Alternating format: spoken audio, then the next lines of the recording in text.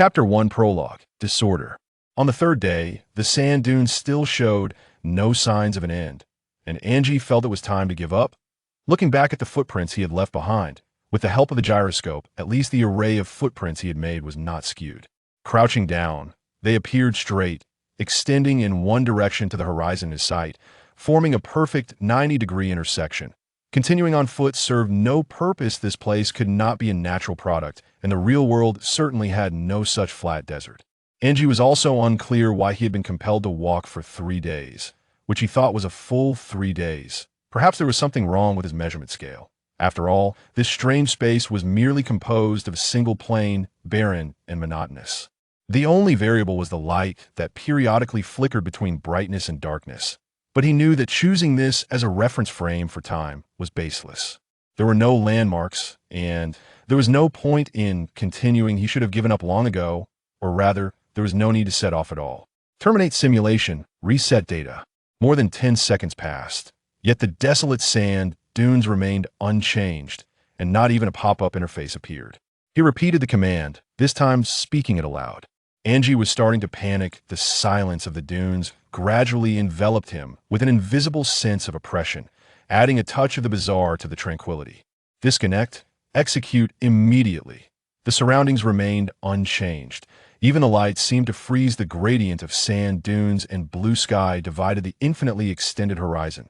The scene resembled a piece of postmodern art, and Angie felt like the most discordant stroke in the picture. What exactly was this place? He seemed to just realize that he really shouldn't have walked so far into an unfamiliar scene. Gyroscope, parameter correction, -180 horizontal inversion. The small white disc floating beside him immediately changed direction. Fortunately, it was still responsive. However, as the gyroscope accelerated, another kind of fear surged from the depths of his heart. That sense of emptiness without attachment. This moment, Angie's feet had left the ground, and his entire body involuntarily began to float. After losing time and direction, he had lost his final support, and gravity ceased to simulate. The wasteland was drifting further away from him. Now, looking up, it was not difficult to catch another piece of information. His row of footprints was not a straight line. In a narrow field of vision on the ground, the eyes were far too easily deceived. In the weightlessness, Angie could only occasionally look down and then up, struggling to track the end of his footprints amidst the spinning. The smooth arc gradually peeled away from the horizon, transforming into an irregular oval, ultimately outlining a familiar silhouette. It turned out to be a woman's face, making her seem vastly enormous compared to his tiny footprints. "Mom?" He almost blurted it out instinctively, and the outline of the woman began to take shape, the wasteland gaining contours with the texture of her face. Angie reached forward with all his might. His mother's image had completely emerged from the sand dunes. It was so vivid that it seemed like she was about to respond to his earlier call. Error. Anonymous command lost. Error data 015340. Suddenly, a series of prompt boxes popped up around him, and the sand dune that formed his mother's face gradually began to disintegrate. Unrecoverable error detected. Disconnect program ready. Execute immediately. After closing all the pop-ups in a flurry, it seemed that the command line function had been urgently restored. He frantically input a series of codes and numbers, trying his best to prevent the sand dune from collapsing. That a square opening appeared not far from the ground, and gravel poured in like a flood, filling the continuously flowing void. But the edge of the wasteland was still gradually shrinking, leaving behind a heap of garbled text in the areas touched by darkness. More square openings appeared, and the gravel collided with each other like waves, endless sand filling in, but his mother's incomplete face could only barely hold on. In the blink of an eye, most of the sand dune had vanished, and all that remained in sight was the void swallowing this space. He realized he had been unable to stop anything. Until the last grain of sand disappeared before him, all light was lost around him. Unsure how long he had been dazed, Angie suddenly remembered something and reopened the command line, searching through millions of entries. This time, the search was surprisingly fast. He pulled out those core codes one by one, rewriting the constants and the formulas, but after several hesitations, he still couldn't bring himself to hit the confirmation button. It was too chaotic. This was just a makeshift script, and there was no guarantee that the simulation engine wouldn't crash. In his hesitation, Angie seemed to see a tiny object floating over in the distance. Almost impossible to catch with a naked eye against the black background it must have been. Something pitch black, IT seemed right in front of him, yet completely elusive. No, there was no relevant data about this thing in the background. Why did it not occupy any computing power? Was it responsible for this collapse? Or was it trying to help? In an instant, a beam of light shot towards his face. The sudden brightness made it difficult for Angie to open his eyes. He reached out to block it, but couldn't help wanting to touch it. It was a cold object, the light concentrated at one end and shining through his fingers like a flashlight. The following jolt brought Angie back to his senses. It turned out to be a flashlight. "Wake up. The old man sent you a message. Hurry up and reply." Angie pushed the flashlight away, the strong light causing a dull pain in his head. He instinctively touched the back of his neck, realizing that the interface had been disconnected at some point, the viscous feel of artificial spinal fluid coming through. "Can't you find another way to call me? Sooner or later, you'll blind me." He half sat up, rubbing his stinging eyes, taking a deep breath to adjust his body. "Taigo, was there still no data flow detected this time? If there was data, it would be a miracle. Do you really think you're a portable hard drive, able to plug in wherever you want?" The brain-computer interface started alarming after less than 3 seconds. "If it weren't for my quick reflexes, you would have probably been smoking by now." "Only 3 seconds? I feel like I had a very long dream, but I can't remember what it was about." Angie looked at his hands, as if a sensation of sand had lingered at his fingertips. "Oh, then congratulations. It means you successfully fell into a coma again." Pang Tai inhaled sharply, pursing his lips with a sneer. "I really want to hand this thing over to the safety committee for storage. Sooner or later, you're going to get into trouble." "But my mother was because..." Angie hesitated, followed by a long silence, his voice becoming very low. "Forget it. Let's pretend I said nothing." Pang Tai lit a cigarette and turned to stand in front of a massive machine, executing a complicated shutdown procedure. This thing didn't seem like a product of the current era. Countless heavy metal tubes surrounded it, yet it had an indescribable mechanical beauty. Pang Tai's movements seemed a bit rough, as if affected by the earlier argument. "Dr. Shun is a very respected scholar and also a great mother. I am willing to take the risk to secretly come and help you with this foolish thing. I absolutely do not wish to see a tragedy repeat itself. I'm sorry, I didn't consider it well. Time is tight. Contact the old man. They are about to start over there." Pang Tai shook his head, quickly changing the subject. "Today, you're quite the big shot, so you better not be absent." Angie raised his arm, and the wristband projected a half-body image. Professor Zhang was currently at a giant square filled with thousands of people. People gradually took their seats around the central round table, with Professor Zhang sitting at the head, in a position not far away, temporarily vacant. "Teacher, sorry for the delay. They'll be there shortly." "It's fine. I know today is special, and you're a sentimental child. But I believe Ms. Shun will definitely be proud of your current achievements. Thank you, teacher, for your understanding. This is all thanks to your nurturing." Angie paused briefly and then whispered, "By the way, after the unveiling ceremony, could you convey that matter to the team for me?" Professor Zhang slightly closed his eyes and let out a long breath. "As long as you have made your decision, no one will make things difficult for you." Angie forced a smile and gently bowed in thanks to the projection. After hanging up the real-time communication, Pang Tai also finished his operations, transferring the 2 sleep pod interfaces to an ordinary home computer. Before closing the hatch, he couldn't help but ask, "Seriously, have you really thought that matter through?" "I don't have any other plans for now." "You wouldn't want to be a lobbyist too, would you?" "Cut it out. I couldn't be bothered to waste my breath on you. I'm just feeling sorry for you." "Actually, Bang! Before the words were finished, both hatches closed simultaneously, and the sleep program began to as a mist of anesthetic gas was released. The glowing brain-machine interface extended toward the back of their necks. Neuronal blockade, 100 bridge, 100. Biological electrical. Signal simulation activated. Life signs stable. Data stream connection initiated. Transmission rate normal. Connecting to the Met network. Server access point. Huazhou Quantum Communication Tower. Time synchronization. June 14th, 2088 East 8 Zone December 21st, 37. Connection successful. Identity verification completed. Good evening, metaverse user. Welcome home. The square is a concave hemispherical shape, spanning approximately 10 kilometers. The crowd has long since erupted, with millions of virtual figures gathered here, a sea of colorful pixelated dots surging together, excitedly jostling and pushing, forming waves. Despite the central live holographic image having a radius of 2 kilometers, many still wanted to squeeze closer to the round table at the center of the square. Of course, due to communication capacity limitations, in order to conduct the ceremony smoothly, this unveiling is limited to 1.5 million attendees. Additionally, there are hundreds of servers with tens of millions of capacities broadcasting live replicas. In fact, the essential difference between being present or not lies in whether one is on the same server. Those replica servers have even more people, making the real-time situation naturally more lively. People were setting off virtual fireworks they brought, and numerous chat bubbles above their heads formed a barrage, like layers of foam rising in the waves. If it weren't for the program promptly regulating the frequency, one could hardly see the giant projection amidst the crowd in the backstage of the square. Angie watched the scene outside through the internal projection, his brow furrowed. It wasn't because he was nervous he didn't actually need to give a speech today, just attending as a guest. But ever since connecting to the metaverse earlier, he had been feeling an indescribable gloom.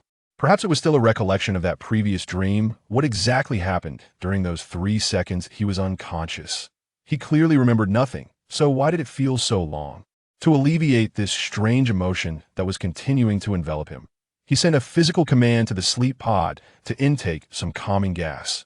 The unveiling ceremony would officially start in 5 minutes. Angie watched the surging waves of the crowd, his thoughts gradually becoming stagnant. And perhaps the calming agent was a bit too much. A wave of inexplicable drowsiness quickly hit him. People were cheering and screaming, going wild for the great project that was about to be unveiled today. Zooming in on the crowd, he could only see a larger mass of small dots moving irregularly. If someone had a fear of crowded places, they might have already activated the number. Blocking feature, as the image got closer, Angie's pupils suddenly constricted. Suddenly, the cheers of the crowd sounded extremely hoarse and piercing, and all the colors before him became strangely distorted, like a photo with exaggerated saturation. At the same time, the ground tore open a crack, through which he could vaguely see numbers flickering. Following that was another crack intersecting with it. Screams erupted, and in an instant, tens of thousands were sucked into the fissured. In just a few seconds, the air began to tear apart, the crack morphing into various irregular geometric shapes that twisted and expanded, gradually forming a massive entity, spanning hundreds of meters, continuously devouring each other and tearing apart the surrounding space. Before Angie could react, numerous black spikes stretched out from the ground's fissure, and anything that came into contact with them instantly turned into a string of garbled code and vanished. Seeing the range of the ground spikes widening, Angie wanted to shout for people to evacuate, but found he couldn't make any sound at all, his entire body unable to move. His consciousness was desperately trying to call up the control console or command line, but there was still no response. Cold sweat broke out on his forehead, rolling into his mouth, bringing a salty taste. Wait, why am I sweating? In the next moment, a large hand patted Angie on the shoulder. As his consciousness awakened, he jolted, involuntarily starting to breathe heavily. What happened? I just saw you disconnect. Pang Tai patted his back again, and the simulated neural signals began to work normally, the feeling of pressure traveling from his back throughout his body. Angie calmed his heartbeat and turned to find the crowd in the projection still celebrating, the pre-ceremony festivities continuing. There were no fissures or collapses around. This world remained as beautiful as ever. Pulling up the control console, all the data and entries were orderly. The frightening scene from moments ago seemed like just a moment of distraction. This was too abnormal. He had never had such a bizarre experience before. How strange. It seems I accidentally fell asleep. Asleep? Is it hysterical sleep? Impossible. Such symptoms only appear in first-time users. We've been using this for over 20 years. Pang Tai said, immediately using his permissions to check Angie's safety log. Your heart rate just spiked to 127. What happened? Right? Could it be an overdose of the calming agent? Let me see. It shows you indeed used 0.3 milligrams of the gas. So why would your heartbeat go wild? Angie sighed. That must be hysterical sleep. I just had a nightmare. What dream? It's hard to explain. Pang Tai lit a virtual cigarette, and the sleep pod released nicotine, mist, and sync. Was it related to Dr. Shin? Angie shook his head, his gaze still focused on the crowd. No, the dream was just chaos. Pang Tai shrugged, not understanding the meaning. Everything was in disarray, yes, chaos. I think you're just too depressed today. How about this? After the unveiling ceremony, you should rest first. Tomorrow, I'll take you to do something exciting. He patted Angie's shoulder again. It's about to start. Adjust your state and get ready to attend. After finishing, Pang Tai's figure suddenly vanished, and the backstage lounge was eerily quiet. The control panel window remained open, with numbers scrolling before him. Angie was familiar with the specific meanings of each entry, but for some reason, they suddenly felt extremely unfamiliar. The total number of entries from millions of people had long exceeded trillions, and every number was in its rightful place, constrained by the enormous invisible power of algorithms. Despite their efforts to jump, there was still no possibility of surpassing. Angie subconsciously turned up the volume of the holographic projection, and the tidal wave of cheers drowned out the silence. Chapter 2. A Celebration for All Humanity. At the moment the projection countdown reached 0, the sky gradually darkened, and the square spanning dozens of kilometers was instantly enveloped by night. The cheers of the crowd were turned down to a minimum by the administrators, quickly leaving only whispers among themselves. A melodious and soothing string piece overtook the discussion, the fervor and waves gradually calming within the sea of people. The round table in the center of the square was divided into 3 layers, with only a few administrative staff present, while the rest of the more than 100 were frontline engineers involved in the firework project. Today's celebration belonged to all humanity, and the credit should go to every dedicated researcher. The innermost round table has only 8 seats, representing the 8 most important technical departments. Among them, 2 seats are occupied by figures in black and white, signifying that these 2 scientists are no longer alive, yet their teams ultimately completed this great endeavor. Among the remaining 6, apart from the young face of Angie, the other scientists, including Professor Zhang, are all in their old age. Among them, 3 are completely frail, with shriveled and twisted bones, unable to adapt to the stimulation brought by brain-machine interfaces. Therefore, they can only attend the unveiling ceremony from their wheelchairs through holographic images. Professor Zhang sits at the head of the table, and the badge window on his left displays several large characters. Zhang Nanmin, Chief Engineer of the Fireworks Project. Below, in countless small characters, are the numerous achievements accumulated over decades. Director of Prism Fusion Engine Development, Chief Designer of Pangu-class Starship, Chief Designer of the Kronos Probe. In comparison, Angie's badge only has 1 line, Developer of Ort's Simulation Algorithm. However, since he occupies one of these 8 seats, his technical prowess and importance are self-evident. As the unveiling ceremony officially begins, the several reporter interview windows in front of Zhang Nanmin are sequentially closed by the system. He instinctively reaches for the water cup usually placed on the table, only to grasp at empty air, resulting in an involuntary chuckle. Seeing his mentor's action, Angie immediately calls up the console to request permission. In less than a second, an old water cup he frequently uses appears in Zhang Nanmin's hand. Angie connects to a private communication invitation from Zhang Nanmin, a small action that shows the harmonious relationship between the two as both teacher and friend. After more than 20 years, I still can't quite get used to it. The future belongs to you young people, haha.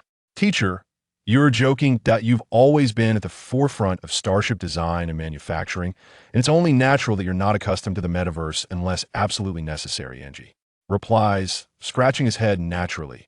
For my generation, we are rather shackled and can't completely leave this place. But it cannot be denied that it is incredibly efficient. Factories prefer to produce here, and people enjoy living here. These are things our generation never dared to imagine. So tell me, what exactly are you worried about? People are always optimistic, sometimes not truly understanding themselves or their group, even knowing full well they don't understand, yet still feeling unwarrantedly confident. Angie lowers his head in thought, but cannot provide a more specific answer. Thinking is always good. People have always just used tools that I remember when I was young. Mobile networks and phones were just becoming popular, and there were worries and criticisms. History has proven that their concerns were not without reason. New things consume many people's time and energy. As they gradually improve and become a lifestyle, discussions will eventually settle down. Angie shrugs and smiles wryly. After all, most people can't live without it. The main point is that it no longer needs to be discussed. We should focus on more subtle contradictions and address things as they are. I remember someone said technology is not guilty. The guilt comes only from people. Zhang Nanmin ponders for a moment and then sighs. Moreover, in my view, the metaverse is not just a tool. It feels more like a choice that people must make in the future. Of course, I'm not referring to lifestyle.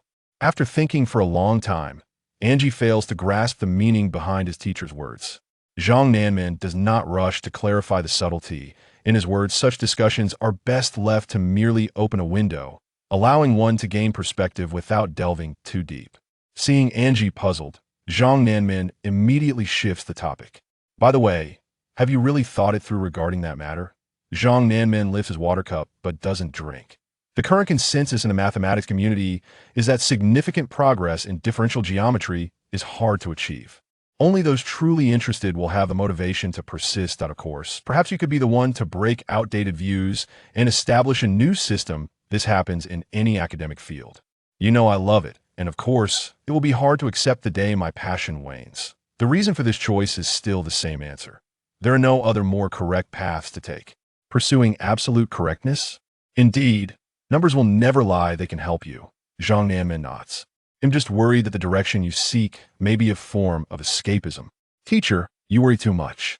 If it were just to withdraw from the fireworks project, I could easily find many convincing reasons. At least no one would believe I'm abandoning participation in the greatest engineering project of this era to study a field with little prospect. Angie shrugs, his gaze fixed on his mentor's badge window. Old age makes one unknowingly verbose. I know you already have a definite answer, but I just haven't fully understood your specific thoughts before. You can always come to me, this old man, to talk about anything. Thank you, teacher. Angie nods and bows again, appearing a bit more relaxed. After a while, as the words fireworks project unveiling ceremony appear on the projection, the square falls completely silent. Zhang Nanmin smiles slightly and closes the real-time communication. Dr. Shun has been deceased for 17 years, making this day particularly special for Angie, whose emotions inevitably dip. It's best not to carry any inexplicable burdens of thought. Similar topics can be discussed later when there's time. The music gradually fades, and stars appear in the night sky. Indeed, this is the same night sky that humanity has been gazing up at for tens of thousands of years. The tranquility lasts for more than a minute, as the entire Milky Way flows in the air, and the giant projection slowly zooms in, focusing on the familiar blue planet in the sea of stars. This is Earth 3 million years ago, with tectonic structures vastly different from today. At this time, a group of running monkeys appears on the African continent, and a magnetic male voice begins the opening remarks. Some say we currently have no way to find a perspective to define the greatness of humanity. Others say that we, who pride ourselves as the primates of all things, have long been far removed from greatness during our evolutionary process. The background narration unfolds smoothly, while the giant projection gradually depicts millions of years of human evolution and thousands of years of civilization. The monkey group leaves the forest, begins to stand upright, uses stone tools, harnesses fire, establishes large tribal city-states, engages in conflicts and killings, builds civilizations, creates art, explores nature, and innovates technology. The deep, resonant male voice alternates between passionate and tender tones, immersing people's thoughts in every era. When the timeline reaches 2025, the projection slows down and the narration changes to a lively yet gentle female voice. The crowd in the square begins to stir again. Anyone with a bit of knowledge about modern history knows what that time signifies. Because the year 2025 is a historical node known as the dawn of the metaverse. It coincides with a harsh financial winter, during which many companies began to band together for warmth. While many traditional industries were willing to split, reorganize, and cut off tails to survive, the global economy lay in ashes, desperately awaiting a chance for rebirth. Meta Corporation invested heavily to acquire crisis-stricken companies like Roblox and eBay, integrating unprecedented online resources, leaving this traditional internet giant almost hollowed out. In September of the same year, the Meta platform officially opened for registration. This is a mobile internet platform built on the most advanced 5G technology of the time, using the Byzantine algorithm as the cornerstone for information interaction, employing hash algorithms to ensure convenience and security, and adopting a UGC model, where users autonomously construct worlds to create content. Its flexible and efficient communication method quickly swept the globe, attracting the first batch of metaverse users. Under its seamless foundational framework, the metaverse finally transformed from a vague concept into a real, operational large-scale online community. Starting from the information industry, media and entertainment began to enter. Then logistics, transportation, and the core drone manufacturing followed, subsequently giving rise to new conceptual industries, and agriculture, its own industry chain, is not large, yet rolled out an era of drones that are a product of this special period. It completely exploded into a new way of life for people after rescuing a stagnant economy.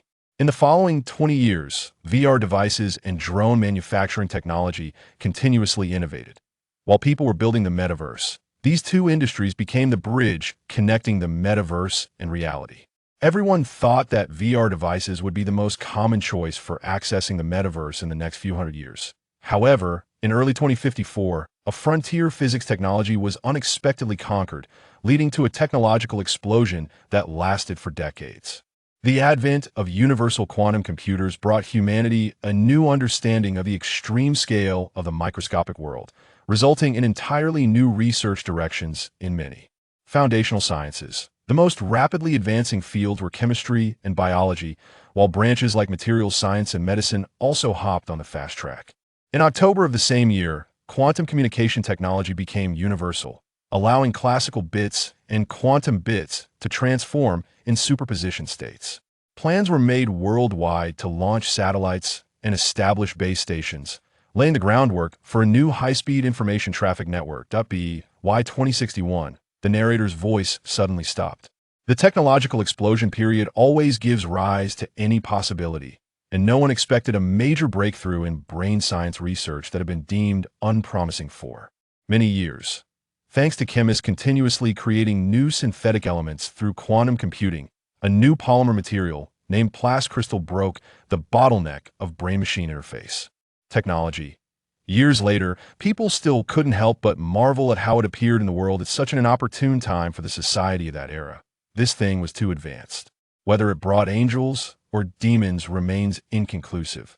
Before this, it was difficult for people to find a material to accurately simulate the information transmission of brain neurons. Countless controllable models could only speculate without being proven until the successful synthesis of crystal, which truly opened the door for humanity to explore new worlds. With just one implantation surgery, one could obtain the key to a new world that, in terms of technology that deceives human senses, crystal achieved perfection after only a few months of debugging. Or perhaps it could be said that human senses are extremely easy to deceive, but there had always been a lack of this medium material before. With the help of algorithms, anyone could become an omnipotent god in this virtual world. As the saying goes, a blessing in disguise, the emergence of crystal, whether it brought progress or downfall, remains unknown. Due to the extremely high cost of brain-machine interfaces, in the initial years, users were limited to the wealthy and researchers.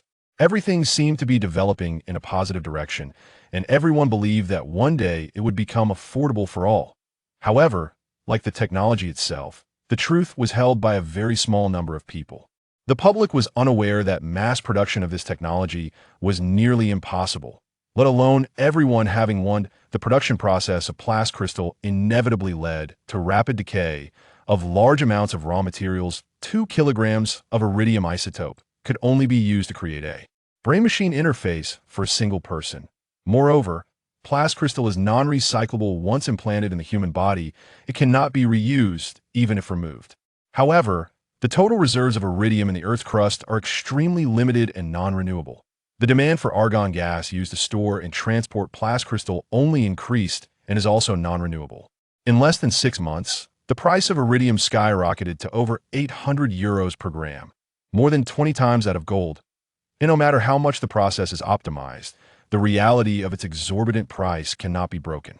The bleak reality is that we pushed the limits of human imagination to create a world of infinite possibilities, with billions working together to build it. Yet only 1 in a billion could obtain a pass. This alone was enough to chill the heart, but the subsequent turn of events caused everything to spiral out of control. After all, there are too many things that people cannot control, including themselves. For example, Capital flow cannot be controlled as Fry Biotech developed a mass-producible integrated hibernation pod.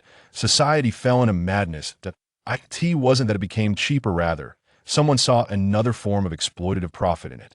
The first batch of hibernation pods was sold for nearly 4 million euros, with Fry producing 100,000 units, all of which were sold out on the day of release. It seemed that the number of billionaires in the world far exceeded that. With the first-hand experience of these 100,000 people, VR devices appeared incomparable. Although some wealthy individuals were still deterred by the price, the 50,000 units scheduled for delivery in 2 months quickly sold out, as people had already learned from social media and massive advertisements that the beautiful virtual world was worth any sacrifice. That'd be why the third batch, although the price of millions of hibernation pods had decreased, buyers were few. Some said that Fry Biotech's marketing department had lost its mind, knowing that most people simply could not afford brain-machine interfaces, yet still produced them. In the same year, Fry Biotech crossed into finance and began offering interest-free loans.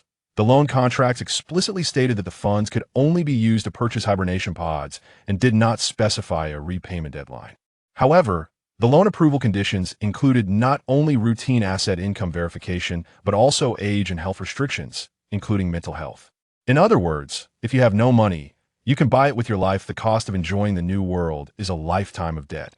Some humorously claimed that the metaverse had fallen into two extremes: endless beauty and eternal darkness. Until the eve of the release of the second plan of the Fireworks Project. Chapter 3: Fireworks Project, Recollection 1. On a clear and refreshing autumn evening, the Purple Mountain Observatory felt quite cool. The lecture had been interrupted for over half an hour, and Zhang Nanmin was still conversing with students who were reluctant to leave the venue. The old site of the ground-based optical observation station had already been surrounded by railings. This antique from the last century had long been listed for protection by the Nanjing Museum. Not far away, a massive array of radio telescopes stood, with rows of giant antennas silently aimed at the sky.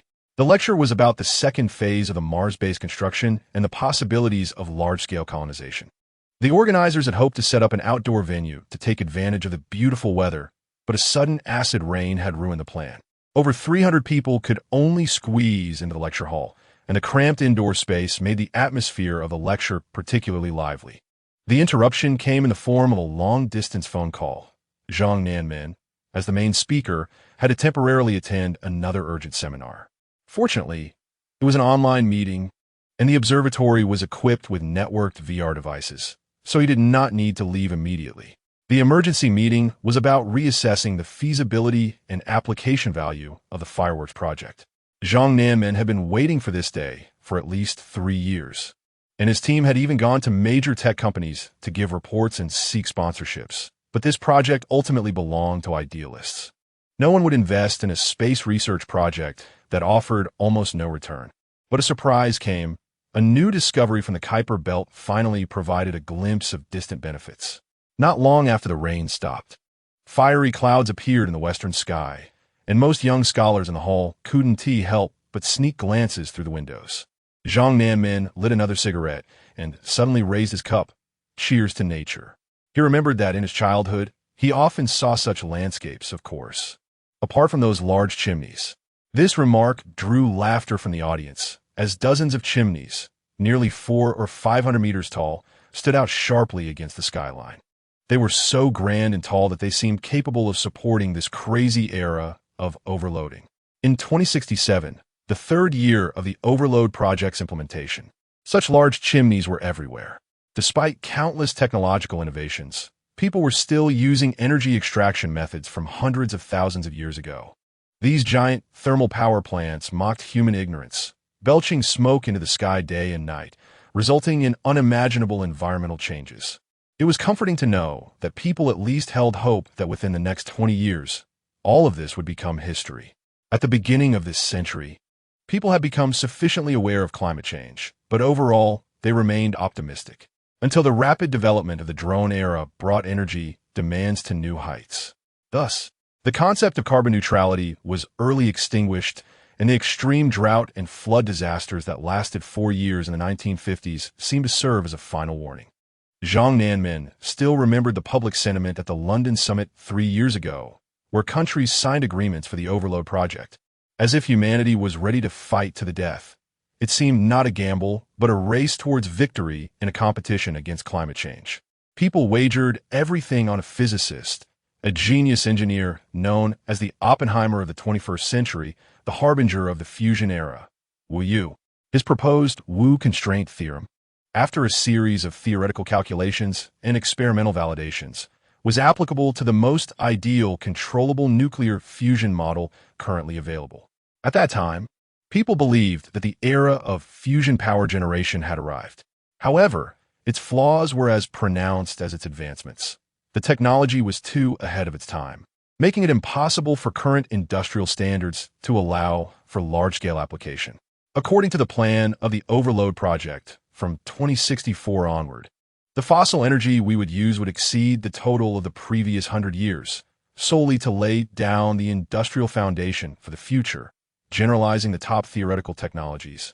And these efforts would bring about the ultimate energy envisioned. It was easy to imagine that this would be as damaging to an already precarious environment as a heavy blow. Yet, it was also a realization of breaking before building. The price of future generations using environmentally friendly energy would be the last frenzy of fossil energy. Those giant chimneys would eventually be replaced by something entirely new. The lecture hall remained silent, as students appeared to be entirely captivated by the fiery clouds in the distance. Zhang Nanmin quietly exited, fetched a set of VR equipment from the staff, and prepared to attend another long-awaited meeting.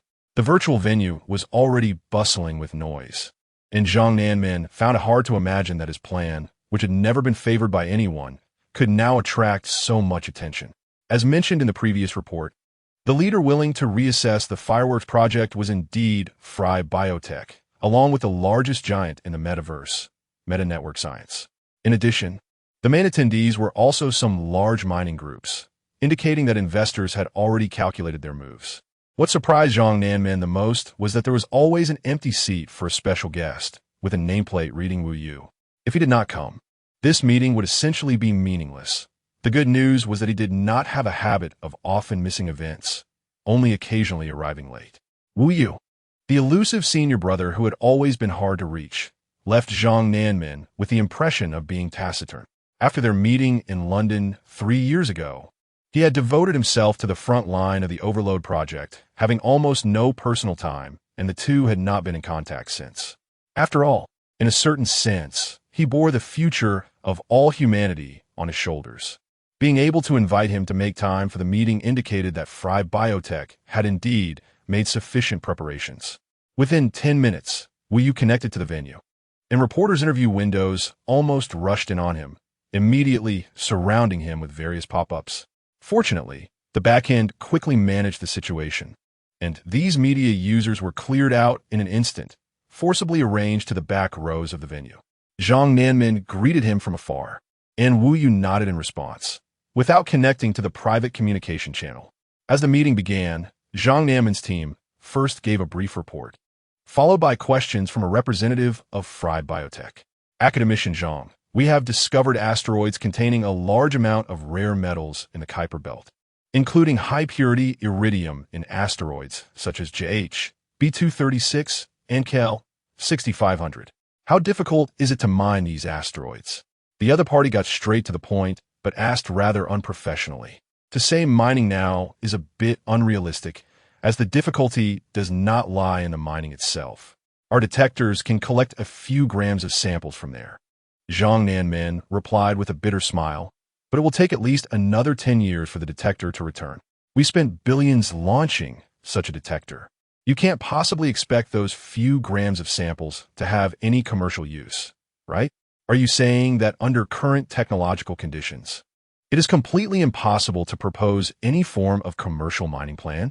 The Kuiper Belt is not as close as the Moon or Mars, and the specific impulse of chemical rockets is too low.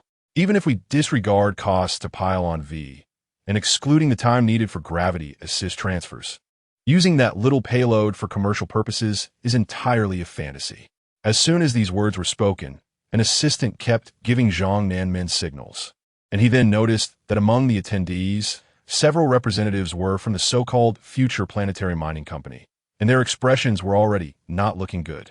It was a name he had never heard before, Presumably just a shell company recently established by Fry Biotech to carve out a piece of the pie in the elusive planetary mining sector. Offending sponsors right off the bat. Zhang Nanmin had no choice but to swallow the rest of his words. In order to give a little room for recovery after the cold water was just poured, the assistant quickly added, "Although Teacher Zhang's words are good, this is indeed an awkward situation faced by chemical rockets.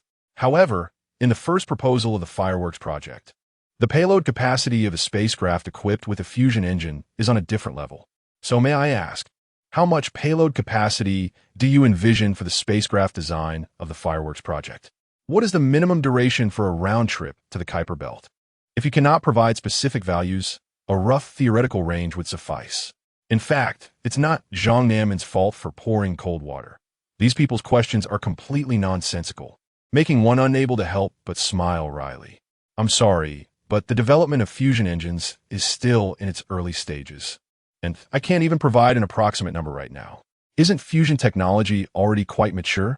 Even though the current process of popularization and generalization is very difficult, there should at least be many theoretical conjectures for its application in high-tech fields like aerospace, right? In terms of energy utilization, current fusion technology has indeed entered the preliminary stage, but to make it practical, we haven't even touched the doorknob yet, and aerospace engineering does not allow for any errors. Any conjectures before development is complete are mere talk. So when do you expect it to be completed? Sorry, that remains an unknown. At this moment, a bit of whispering arose in the conference room, as Zhang Nanmin seemed to be debating rather than seeking sponsorship. Some representatives from mining groups directly disconnected after hearing this. They were only there to join the fun, but now it seemed the situation had become boring, so they naturally lost interest in continuing to listen. Just as the meeting was stuck in a deadlock right at the beginning, a voice suddenly rang out. 20 years. Everyone fell silent as Wu Yu, who had been quietly listening in the guest seats, suddenly spoke up. I will answer this question for old Zhang. He is just a rocket builder and knows nothing about cutting-edge physics, so let us not put him in a difficult position in areas he is not familiar with. The room burst into laughter, and Zhang Nanmin's face clearly turned awkward. Brother, after all these years, you are still the same. Usually silent when you speak. It's always something shocking. Although he called him brother, they were nearly the same age, and during their school years, they only occasionally met in public classes. Back then, Zhang Nanmin was just starting his graduate studies, while Wu Yu was already a teaching assistant. Over 30 years had passed, and they had little interaction beyond that. Professor Wu, are your data accurate? To be honest, the representative from Fry Bio was a bit skeptical because the superload project from 3 years ago was established in this way. At the summit, he seemed to be pressed by representatives from various countries and just blurted out 20 years. That's right. A major proposition concerning human energy issues and future environmental concerns, a project mobilizing the efforts of the entire society. No one knows if it was calculated meticulously. You can think of me as talking nonsense. Then please consult someone more professional. The representative was choked and turned pale, facing this blunt father of fusion. He could only nod. The cold atmosphere of the meeting was eased in this way, and everyone avoided the technical details of the fusion engine to continue discussing mining issues. At this point, Zhang Nanmin also chose to remain silent, letting his assistant do some popular science for the capitalists. As it was clear he was not good at dealing with these businessmen, and even Wu Yu was better at handling this than he was. Just then, Zhang Nanmin suddenly received a private communication request. He initially thought it was his brother mocking him, but the person seemed unfamiliar until he glanced at the name. Elon Besk, the actual controlling shareholder of Meta Corporation. Zhang Nanmin was puzzled, not knowing why he was getting involved. Academician Zhang, you don't need to explain too much to the people from Fry Bio. It doesn't matter if they don't understand for now. Meta Corporation will fully support your plan. Zhang Nanmin was already confused, and after hearing this, he felt even more perplexed. Why would a tech company be so interested in the aerospace industry? Of course, as you can see today, the content of this project may differ greatly from your expectations in the future. Besk suddenly changed the subject. As long as you can convey one message to the public. Asteroid mining is imperative, that is enough. At this moment, Zhang Nanmin could no longer remain silent and immediately responded. You may have misunderstood. The fireworks project is not a mining plan, it's original intention. What does it matter? For the sake of ideals, taking a few detours is not a bad thing, don't you think? Before Zhang Nanmin could finish, the other party immediately interrupted. At least, the name of this project can be kept. Well, Fireworks Project, what a nice name. Chapter 4, Breathing. Zhang Nanmin never expected that a stamping fusion engine could actually be developed within 20 years. The memories of their collaboration in pushing the frontiers of technology are still fresh. However, the person is now gone. Wu Yu did not witness the establishment of the world's first universal fusion power plant, let alone participate in today's grand event. He only left behind a black and white holographic projection at his seat. He passed away from a sudden cerebral hemorrhage in 2081 at the age of 75. Just a year later, the world's first fusion power station was built in his hometown of Chengdu, and 5 years later, in 2086, four Prism fusion engines were officially launched, installed in pairs on the Panga-class starship designed by Zhang Nanmin. Additionally, two smaller versions of the fusion engine, named Mirror, were used as the main engines for the large probe Kronos. 20 years later, the Fireworks Project has become well known, and today's event is the unveiling of these two starships, with the launch date set for the evening 3 days later. However, few know of Zhang Nanmin's frustration. The two starships were not designed according to the original plan. In Pang Tai's words, the old man had always envisioned interstellar spacecraft traveling beyond the solar system, but in reality, they only built two mining ships. Nevertheless, Zhang Nanmin was immensely satisfied with this achievement, as he knew humanity had opened the first door to starship travel, even if it was a slightly winding path. Moreover, he was acutely aware that if it weren't for the enormous profits behind this project, it might not have even started by now. After a lengthy opening, the anticipation for these two starships reached a peak. Although their true forms had long been seen online, today's ceremony could not be replaced by anything else. The projection focused on Zhang Nanmin, who, dressed in a white tuxedo, stood up and greeted the more than 1 billion viewers watching the live broadcast.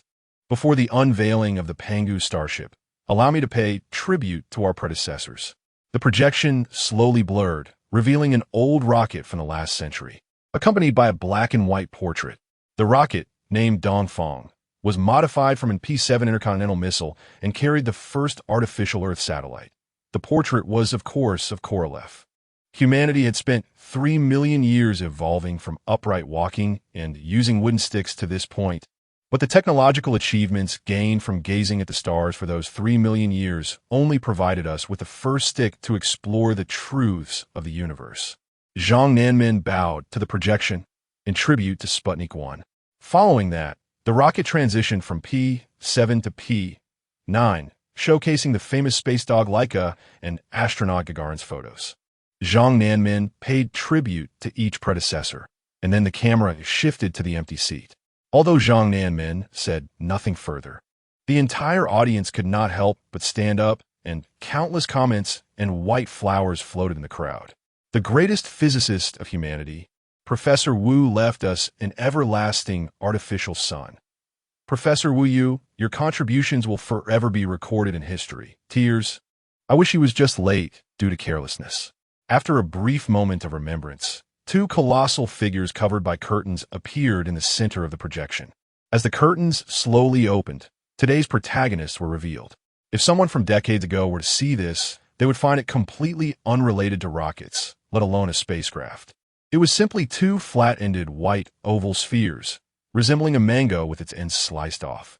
These two giant mangoes, each weighing over 500 tons, not only carried the ultimate dreams of astronauts reaching for the stars and the sea, but also embodied another desire of people in this unique era.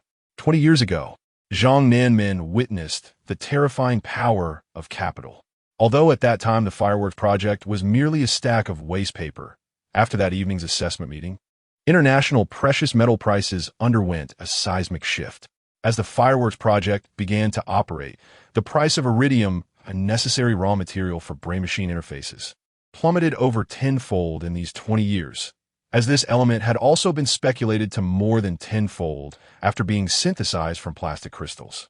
Coupled with technological innovations and countless price reduction movements for brain-machine interfaces over the years, The cost of implanting a set of interfaces by Fry Company dropped from 4 million to over 700,000 euros today. Although this was still exorbitant for most people, at least they saw hope. According to Angie's Ort's simulation algorithm, there were at least 100 billion tons of high-purity iridium deposits in the Kuiper Belt. As long as the raw materials were no longer expensive, one day, all humanity would have the opportunity to enter the metaverse. After the unveiling of the Starship, the square erupted again, with countless virtual figures and comments swirling with screams and crowds, pushing the atmosphere of the ceremony to its peak. It was easy to imagine why people were so excited. After all, the implantation rate of brain-machine interfaces was less than 5% of the global population. Among the more than 1 billion people present, most participated in the celebration using VR devices, 3D projections, or computer screens. Angie had used VR devices and deeply understood the vast difference between the two experiences. Entering the metaverse through any means other than a brain-machine interface felt like a complete dimensionality reduction attack. People merely interacted with the real world through their 5 senses, and when touch, hearing, smell, sight, and taste were all completely deceived, it became another real world. That delicate reality could not be simulated by any VR device. The fervor people had to obtain that key was entirely understandable. Just as the celebration was proceeding normally, Angie suddenly received an urgent message from Pang Tai. Something's gone wrong. Do you want to come take a look? It was quite baffling. Why would this guy choose to whisper at such a time? The celebration was far from over. What could be so urgent? The new Delhi beta server array was under unidentified interference, and it was initially confirmed to be an enemy attack. Angie's hair stood on end. In the real world, this would be called a terror attack. However, since that group of special terrorists was widely recognized as enemies of the metaverse, only they would launch a hacking attack on the metaverse. To distinguish it from real-world terror attacks, it was hence referred to as an enemy attack. What's the situation? It's okay. After all, it's just a beta server, and there are no brain-machine interface users. After the emergency evacuation, there shouldn't be any issues. Pang Tai explained in a nonchalant tone. The news is currently sealed off. The media thinks it's an emergency server malfunction. All right, I'll come take a look. Looks like the terrorists knew you'd be bored and specially found some fun for you. Pang Tai replied with a sly smile. Can you get away from there? Old Zhang is a serious person. Be careful not to make him angry. Stop joking. Enemy attacks are no joke. After cutting off communication, Angie glanced at Zhang Nanmen, who was still patiently explaining the mining plan of the fireworks project.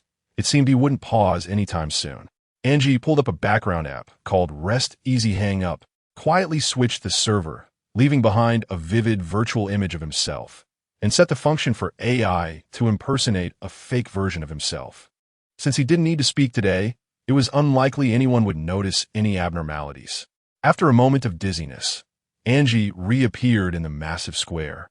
But in stark contrast to the earlier commotion, this place was eerily quiet. In a square that could accommodate millions, there were only a few staff members scattered about, their clothing prominently displaying CMC, indicating that the Metaverse Security Committee had begun an investigation. This subserver was supposed to live stream today's celebration, but the projector in the center only displayed 6 blood-red characters flashing. Don't forget to breathe. This must be the work of terrorist hackers. Breathing? Angie suddenly realized that this terrorist organization seems to have changed its name a few years ago.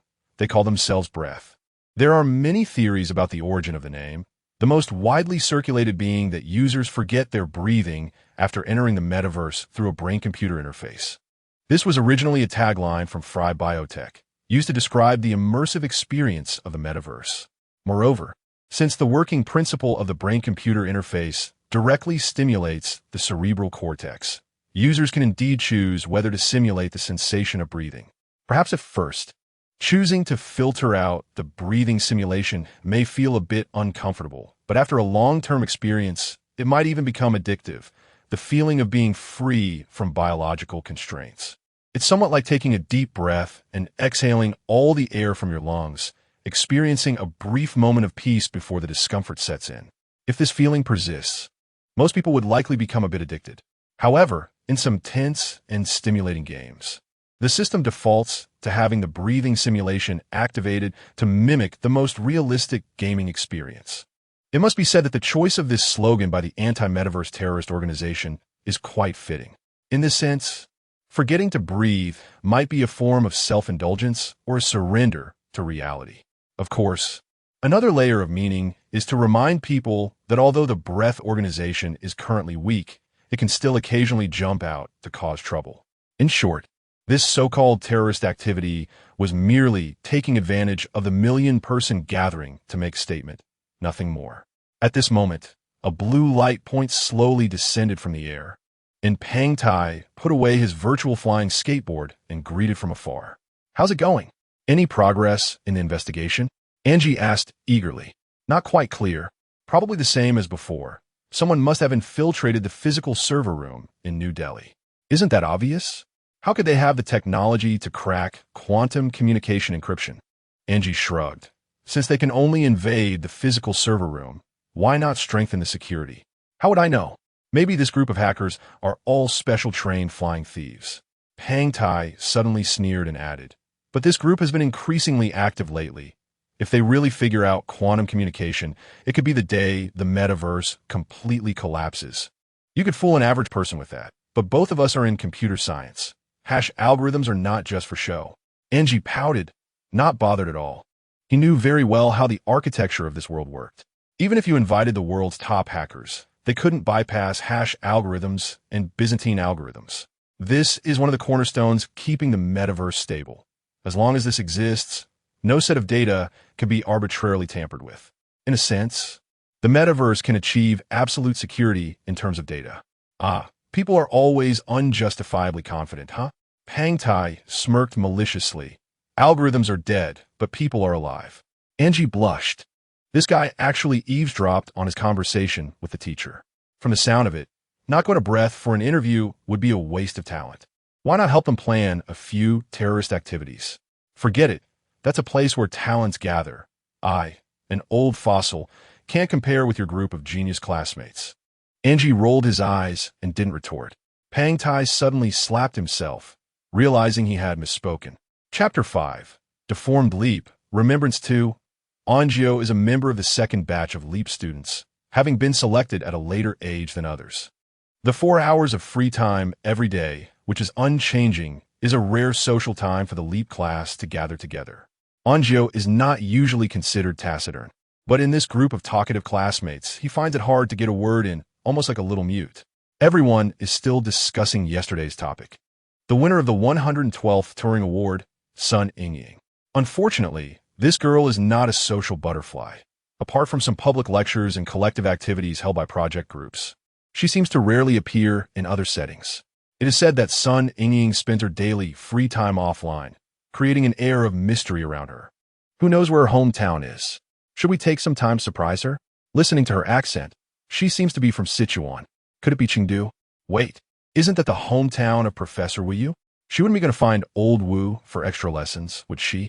The group chattered incessantly about the gossip, and Angio couldn't help but turn his gaze to the equally silent chubby boy beside him. He felt that the person with the most authority to speak at the scene should be Albert. "Why are you just staring? Say something." Angio patted his broad shoulder, making Albert quite uncomfortable. "What should I say? I don't know her." Angio smiled knowingly. This was a classic case of revealing oneself unintentionally. Whenever Sun Yingying appeared, he often saw Albert's attention almost completely drawn to her. "You know, I scored full marks on my observation test last year." Angio coaxed gently. "This isn't bragging. I just want to say I've been observing you lately. Are you sick? What is there to observe about me?" Albert turned his head away, quickly changing the subject. "You should observe Sun Yingying more. In 2 years, there will be no opportunity." "What opportunity?" Angio suddenly felt perplexed. 17, the youngest Turing Award winner in history. Don't tell me you're not envious. Angio was left speechless. Indeed, he had just turned 15, and if he wanted to break this record, he would have to rush to win 2 awards quickly.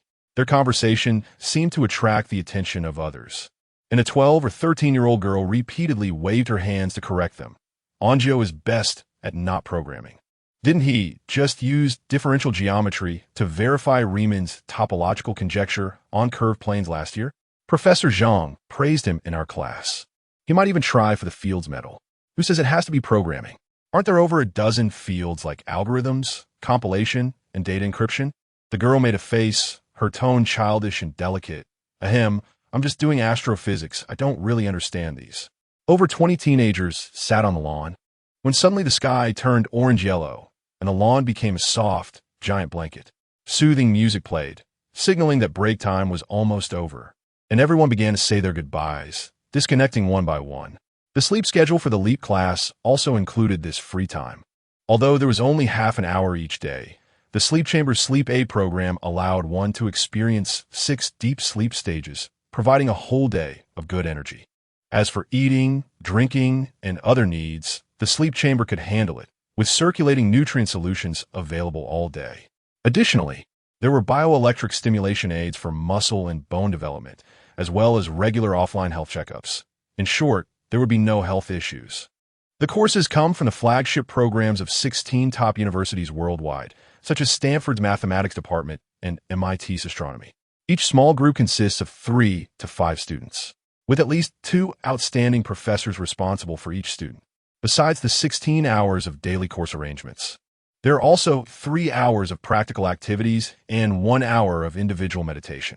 This group of geniuses, with an average age of less than 17, is another super project created by the Times, the LEAP program. LEAP is a physical term. The current technological level is still far from the concept of leap in either space or time. However, someone had a sudden idea that at least thinking can leap. From one point to another, skipping all unnecessary steps, is the absolute genius of a single field.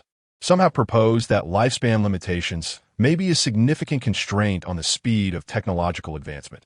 After all, researchers usually achieve their accomplishments only in their 30s, with basic learning time consuming almost half of their lives. In fact, there were related brain science studies in the last century, indicating that ages 3 to 12 are the golden stage for developing brain cognition. Ancient people knew that children learn quickly, and there is a saying, children's eyes are clean. In the era of the metaverse, brain-computer interfaces have created an unparalleled pure learning environment for this genius plan. Initially, the LEAP program was widely criticized. Children hardly see their parents, but are born to study cutting-edge disciplines, completely reduced to emotionless learning machines, which many believe to be unethical. However, in this crazy era of overload, people continually proposed even more shocking ideas. Compared to them, this program seemed trivial. Moreover, these children had been selected through multiple layers and were born as prodigies, their treatment envied by countless people. They would eventually become leaders in their respective fields, and the public's criticisms could at most be seen as jealousy. They are the light of the future, the hope of human technology. Who would truly blame these individuals for pursuing lofty ideals? Until early March 2082, the terrorist attack, known as Black Weekend, struck, marking the metaverse with the most severe attack in history. The attack came from a terrorist organization calling itself Breath. Before this, the metaverse database was considered absolutely secure. Only the world's top hackers could possibly shake this world. Of course, the investigation results were chilling. Those participating in the attack were actually among the most outstanding geniuses in the world. The first batch of LEAP students consisted of 9 people, 4 of whom participated in the attack. 19-year-old Albert was arrested on the spot in the server room. 1 fell to their death, and 2 are still missing to this day. Since then, public outcry surged like a tsunami, leading to the urgent termination of the LEAP program. As for the second and third batches, since they had not yet graduated, they were temporarily sheltered and protected from the influence of terrorists, waiting for the storm to pass before making further plans. Angio was glad he had entered school a year later. The scale and destruction of this attack were unprecedented. It directly led to the scrapping of 2 million capacity servers. Over 100 people suffered nerve damage. More than 10 fell into permanent comas, and 3 lost their lives. The nerve damage is understandable. The servers were specifically designed for brain-computer interface users. Before the servers crashed, they failed to go offline in time. Moreover, the sleep chambers had not triggered their protective mechanisms due to years of neglect, and the excessive chaotic bioelectric stimulation to the cerebral cortex inevitably caused harm.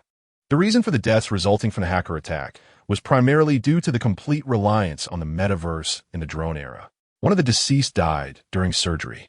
Since the first successful metasurgery in 2068, many precise surgeries have been performed by drones, with doctors controlling them in the metaverse, achieving a precision level of micrometers, which indeed improved the success rate of most surgeries.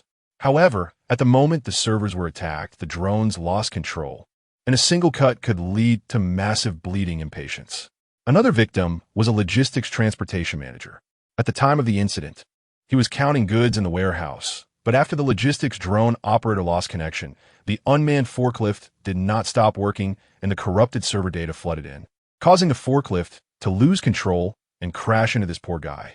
One more victim had even worse luck, falling directly from an automatic cloud ladder hundreds of meters high. After the incident, March 16th was designated as Metaverse Safety Day. Apart from an outpouring of condolences and flowers, the public's reflection seemed to boil down to one conclusion. The LEAP program was ultimately a deformed product.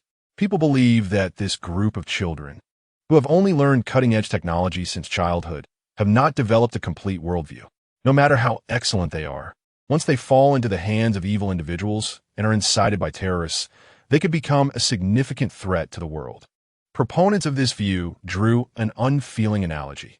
Since the project team never regarded them as human beings from the beginning, these children are akin to nuclear weapons, powerful, but requiring proper management as tools. Otherwise, the consequences could be dire. This perspective gradually gained traction, and the daily lives of the remaining 2 batches of LEAP students were almost under 24-hour surveillance by the security committee. Apart from taking intensive courses on social ethics and morality daily, they had little chance of being entrusted with significant responsibilities, like tools that have lost their meaning. During those years, Angie could only confine himself in an endless ocean of mathematics. Fortunately, most people are forgetful, and 2 years later, the Breath organization was eradicated, gradually fading from public view. Meanwhile, the fireworks project was entering a bottleneck phase, and Zhongnan men eventually dug Angie out from the thick snow. Later, when people reviewed the 3/16 terrorist attack, they finally acknowledged that these inexperienced LEAP students were victims to some extent. The spiritual leader of the Breath organization was a psychology expert, a villain with numerous past offenses for inciting crime, who could easily overturn the cognition of ordinary people, let alone these children. Additionally, according to subsequent investigations, the hackers did not know that there would be real casualties on the day of the attack. They thought it was merely a symbolic deterrent. Although Albert's sentence was reduced to 2 years, he was still under house arrest and receiving long-term psychological trauma treatment. Angie remembered that the last time he saw son Ying was at Albert's home. After his release, many classmates visited him, but most were turned away. Angie was no exception. But that day he happened to run into son Ying at the door, and Albert found it hard to refuse once he opened the door. The 3 sat together in awkward silence, with the 2 occasionally casting unfriendly glances at Angie, who felt somewhat superfluous but still forced himself to chat casually. The security committee had already received joint applications from several professors to lift your restrictions, and Teacher Zhang valued you highly. If things go well, why not consider joining the fireworks project? I appreciate the goodwill, but it's unlikely. Albert pointed to the back of his head. The brain-computer interface has been removed, and he is permanently excluded from the metaverse. That's fine. You can go to the engineering department for offline design work on the flight control system. Forget it. I don't like operating keyboards and mice. To outsiders, this sounded incongruous. Someone who had attacked the metaverse would find it hard to adapt to the real world. About that incident, don't bear too much psychological pressure. You were unaware. Enough, I know what I've done, and everyone has seen the consequences. Albert's gaze clearly shifted towards son Ying when he said this, but she skillfully avoided it. After a few words, the awkwardness seemed unresolvable, and Angie quickly finished his tea and had to take his leave. Out of the corner of his eye, he saw Albert slumped by the fireplace, a slightly plump belly covered by an old blanket, looking like an elderly man in his 20s. Son Ying got up to see him off, and she seemed to breathe a sigh of relief, not saying a word throughout, just like when she received the Turing Award years ago. Her acceptance speech was merely a bow and a moment of silence. To this day, Angie cannot understand why son Ying behind her black-framed glasses, always maintains an inexplicable air of mystery, a feeling that is calm, yet holds profound meaning. Chapter 6: Digital Believers. 1. The 3-hour-long opening ceremony concluded successfully, and Zhang Nanman was once again surrounded by interview windows while Angie waved goodbye from a distance. More than 20 minutes after the attack, the media was still unaware of the truth, with the committee's explanation being server overload. However, after the maintenance and reboot, as individual eyewitnesses began to share their experiences, the incident quickly started to escalate. Despite the administrator swiftly cutting off the server network the moment the attackers took over the Square projection, a few people on terminals with slight delays still saw those 6 words. Don't forget to breathe. This demonstrative approach was unmistakable. The organization had almost become a nightmare memory for metaverse users. But people never expected these guys could be so bold as to launch an attack during such a large-scale celebration. Angie returned to his private space and activated communication shielding mode, slowly browsing the increasing discussions online about the incident. It's simply too rampant. The United Nations should eradicate them completely. Fortunately, this was only on the server. We can't let the tragedy of 6 years ago happen again. Nearly 10 million people were affected. The committee should provide an explanation. In addition to emotional outbursts, some netizens couldn't help but dig up old grievances, discussing the topic of the Leap Life again. Where did these terrorists recruit so many top hackers? Could it be another operation by Leap Life? Didn't T2 escape last time? And no one can guarantee that there aren't new members joining. People are different. This time, the fireworks plan also had input from Leap Life, so don't generalize. If we are to discuss the matter at hand, whether they participated in the terror attack or contributed to humanity, the Leap plan itself has problems. Let's wait for the investigation results. Since 6 years ago, Angie had gradually gotten used to the various voices of netizens. Although he couldn't maintain a bystander's mindset, he could always remain rational and calm about it. What good would it do to be irrational? It wasn't as if he would really run off to participate in a terrorist activity in a fit of anger. Before long, visitor records kept popping up in this private space. There was no need to guess. Only Pang Tai could bypass the private backend. After opening the permissions, Pang Tai appeared with a smile, a cigar in his mouth, waving a golden card in his hand. Sorry for my earlier rudeness. Here, this is for you. Why so much nonsense? If you hadn't been rude, I wouldn't even believe you were a student brought out by Professor Wu. Angie took the card, a hint of surprise on his face. Not bad, really sincere. This time you spent quite a bit. It hurts. This is almost 2 months' salary, but you're generous. Pang Tai grinned. Actually, I prepared this a long time ago to celebrate your successful completion of a task. Stop being so glib. I'm not that stingy. Angie suddenly changed the subject, pointing at Pang Tai's nose. But we agreed, you can never eavesdrop on my communication channels again. Haha. Your channel encryption is more twisted than the Pentagon. I don't have that ability. Pang Tai explained with a wry smile. Besides, I don't have that much free time to eavesdrop on you. Then how could you just now? Angie suddenly widened his eyes, realizing, oh, be careful. I'll go tell Professor Zhang. Don't make a fuss. I was just monitoring the old man's back-end data. He is getting older, and sometimes using the brain-machine interface can cause some discomfort. Pang Tai said, slowly putting away his playful demeanor. Since old Wu left, I've become inexplicably sensitive. Speaking so seriously, it doesn't seem like you. Angie shook the card in his hand, quickly changing the subject. All right, didn't we agree to do something thrilling before? Don't waste time. Pang Tai immediately perked up upon hearing this, pulling out a similar card from his pocket. Let us go. I've been itching to play. As the card unfolded, 2 ancient doors appeared before them, inscribed with 4 large characters. Wilderness Hunter. This was a new online game released this year, themed around survival adventures, where players needed to take on the roles of hunters from various ancient periods and find ways to survive in the wilderness. Due to its focus on real environmental sensory stimulation, striving for the most hardcore hunting experience, the game received unanimous praise from brain-machine interface players upon release.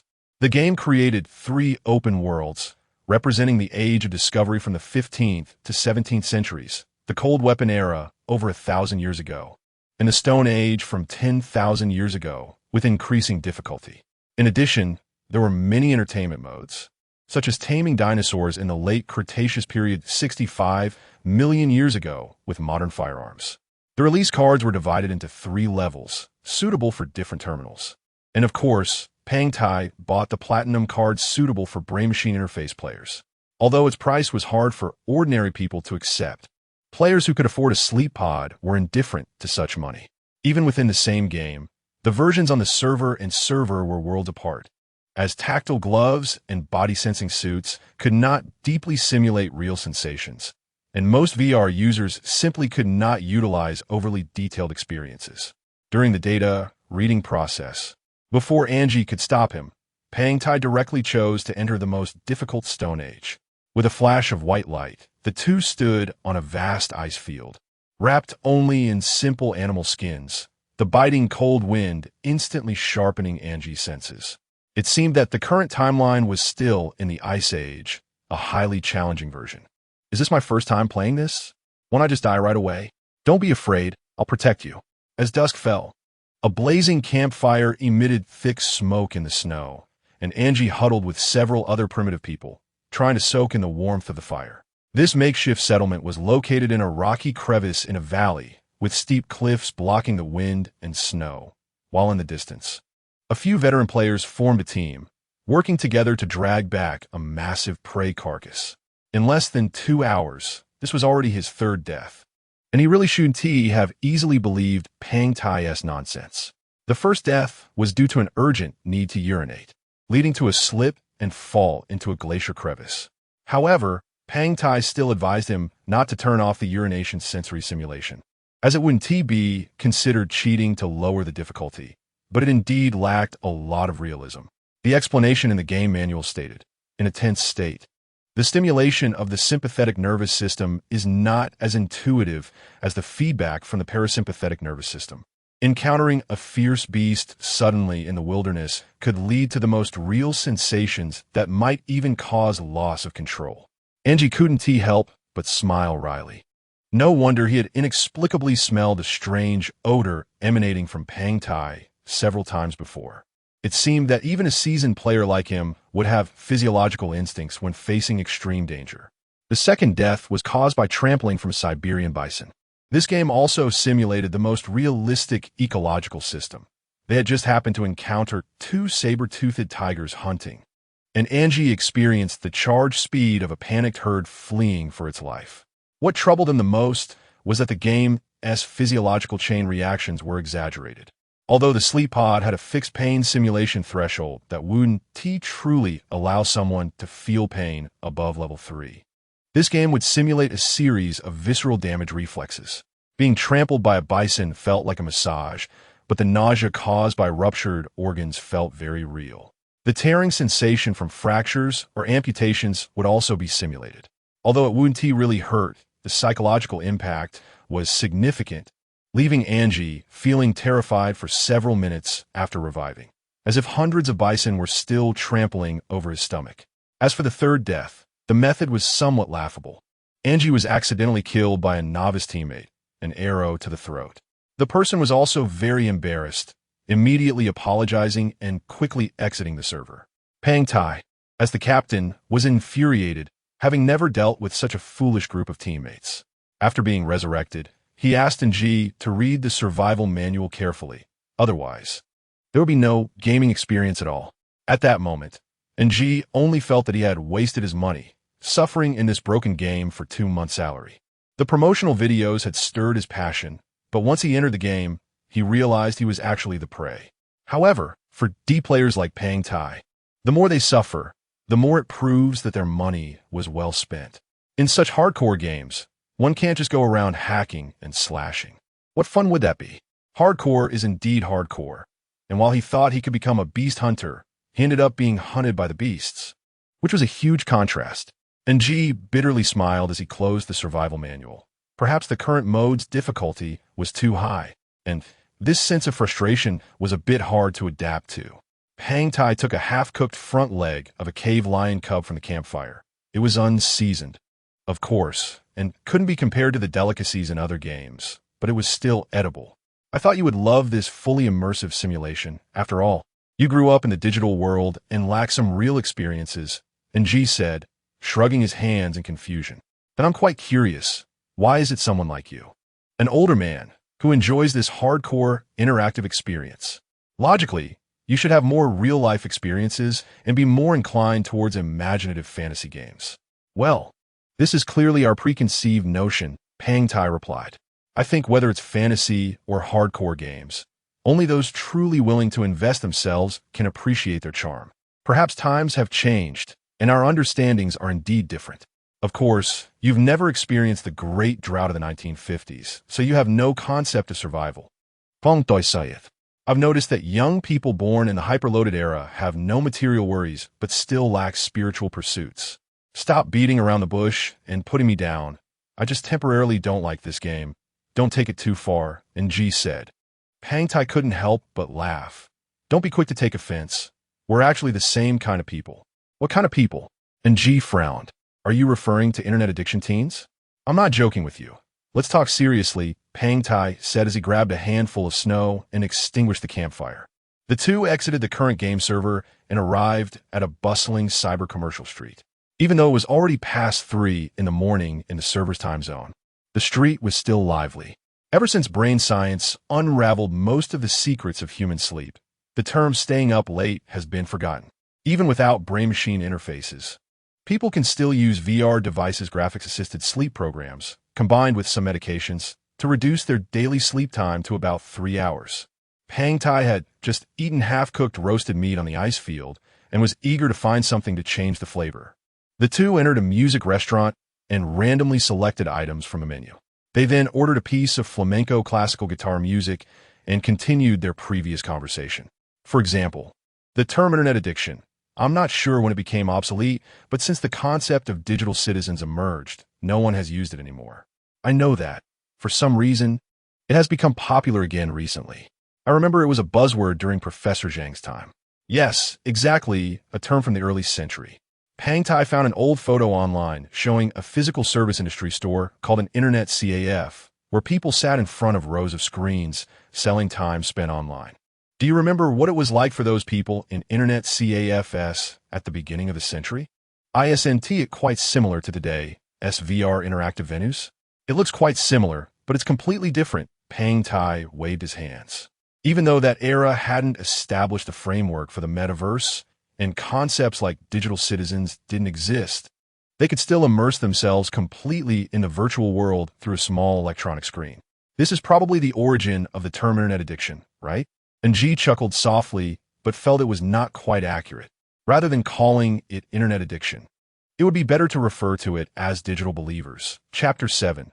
The replacements. The cyber district where the two were located was built by a renowned architect from the real world, who openly stated that his design inspiration came from the works of a historian well-versed in various eras.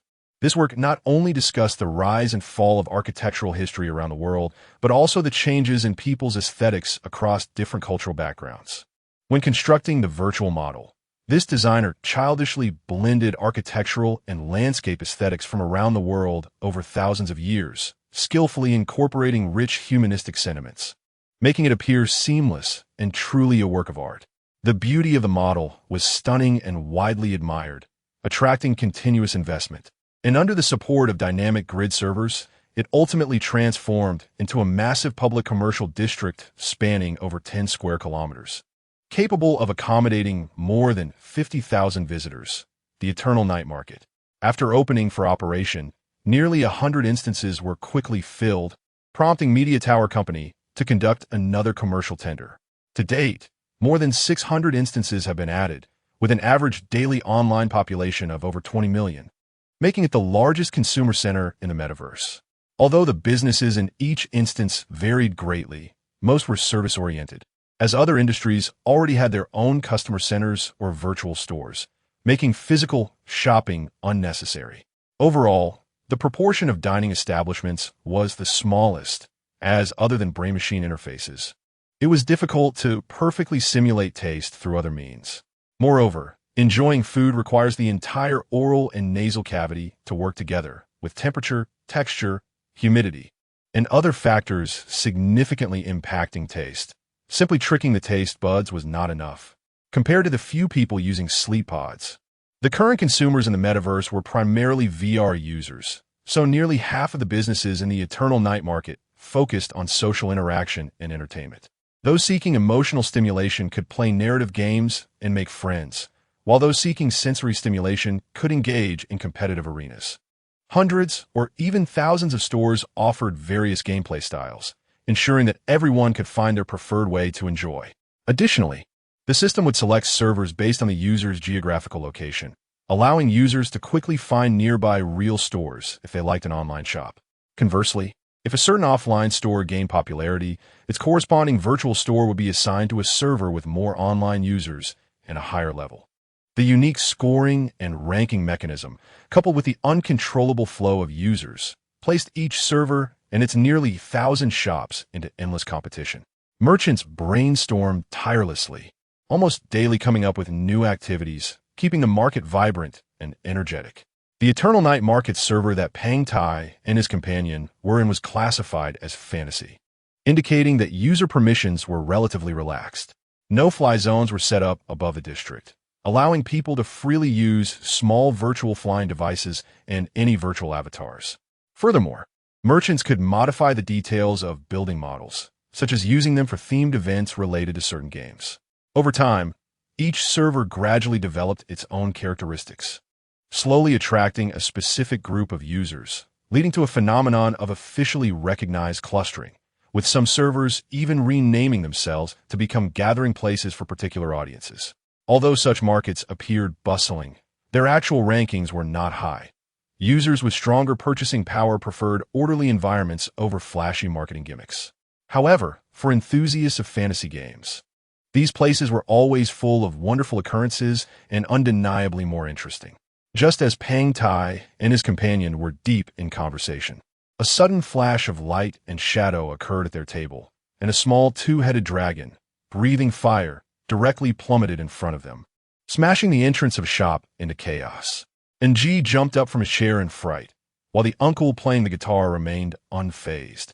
As such events frequently happened in this server, the lobby manager skillfully reset the data to pre-impact status in the background, restoring everything to normal. The little dragon flapped its wings a couple of times and took off, and an anime girl with a slightly annoyed expression suddenly approached G, close enough to feel her breath. "What are you guys doing? I had a hard time finding you." The girl was small in stature, wearing a set of medieval armor, and without a word, she drew a cross sword from her waist and began to question them. And G was momentarily taken aback, feeling a mix of amusement and exasperation. "Ji Jiao, why did you change your appearance again? Ugh, so boring.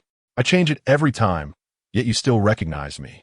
The girl stuck out her tongue, patted her heavy armor, and suddenly transformed into a set of casual clothes, her hair cascading down her shoulders, the cartoonish lines gradually transitioning into a realistic texture, and the vibrant colors dimming significantly.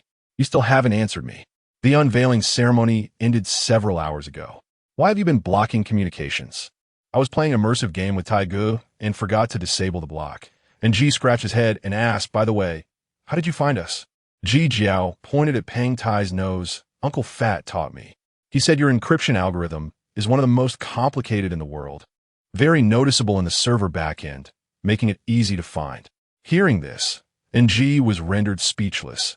He hadn't expected that the encryption he designed painstakingly, originally meant for privacy, had instead become a way for others to easily track him. "Fat bro, why don't you teach her something proper instead of all these shady tricks?" And G couldn't help but complain.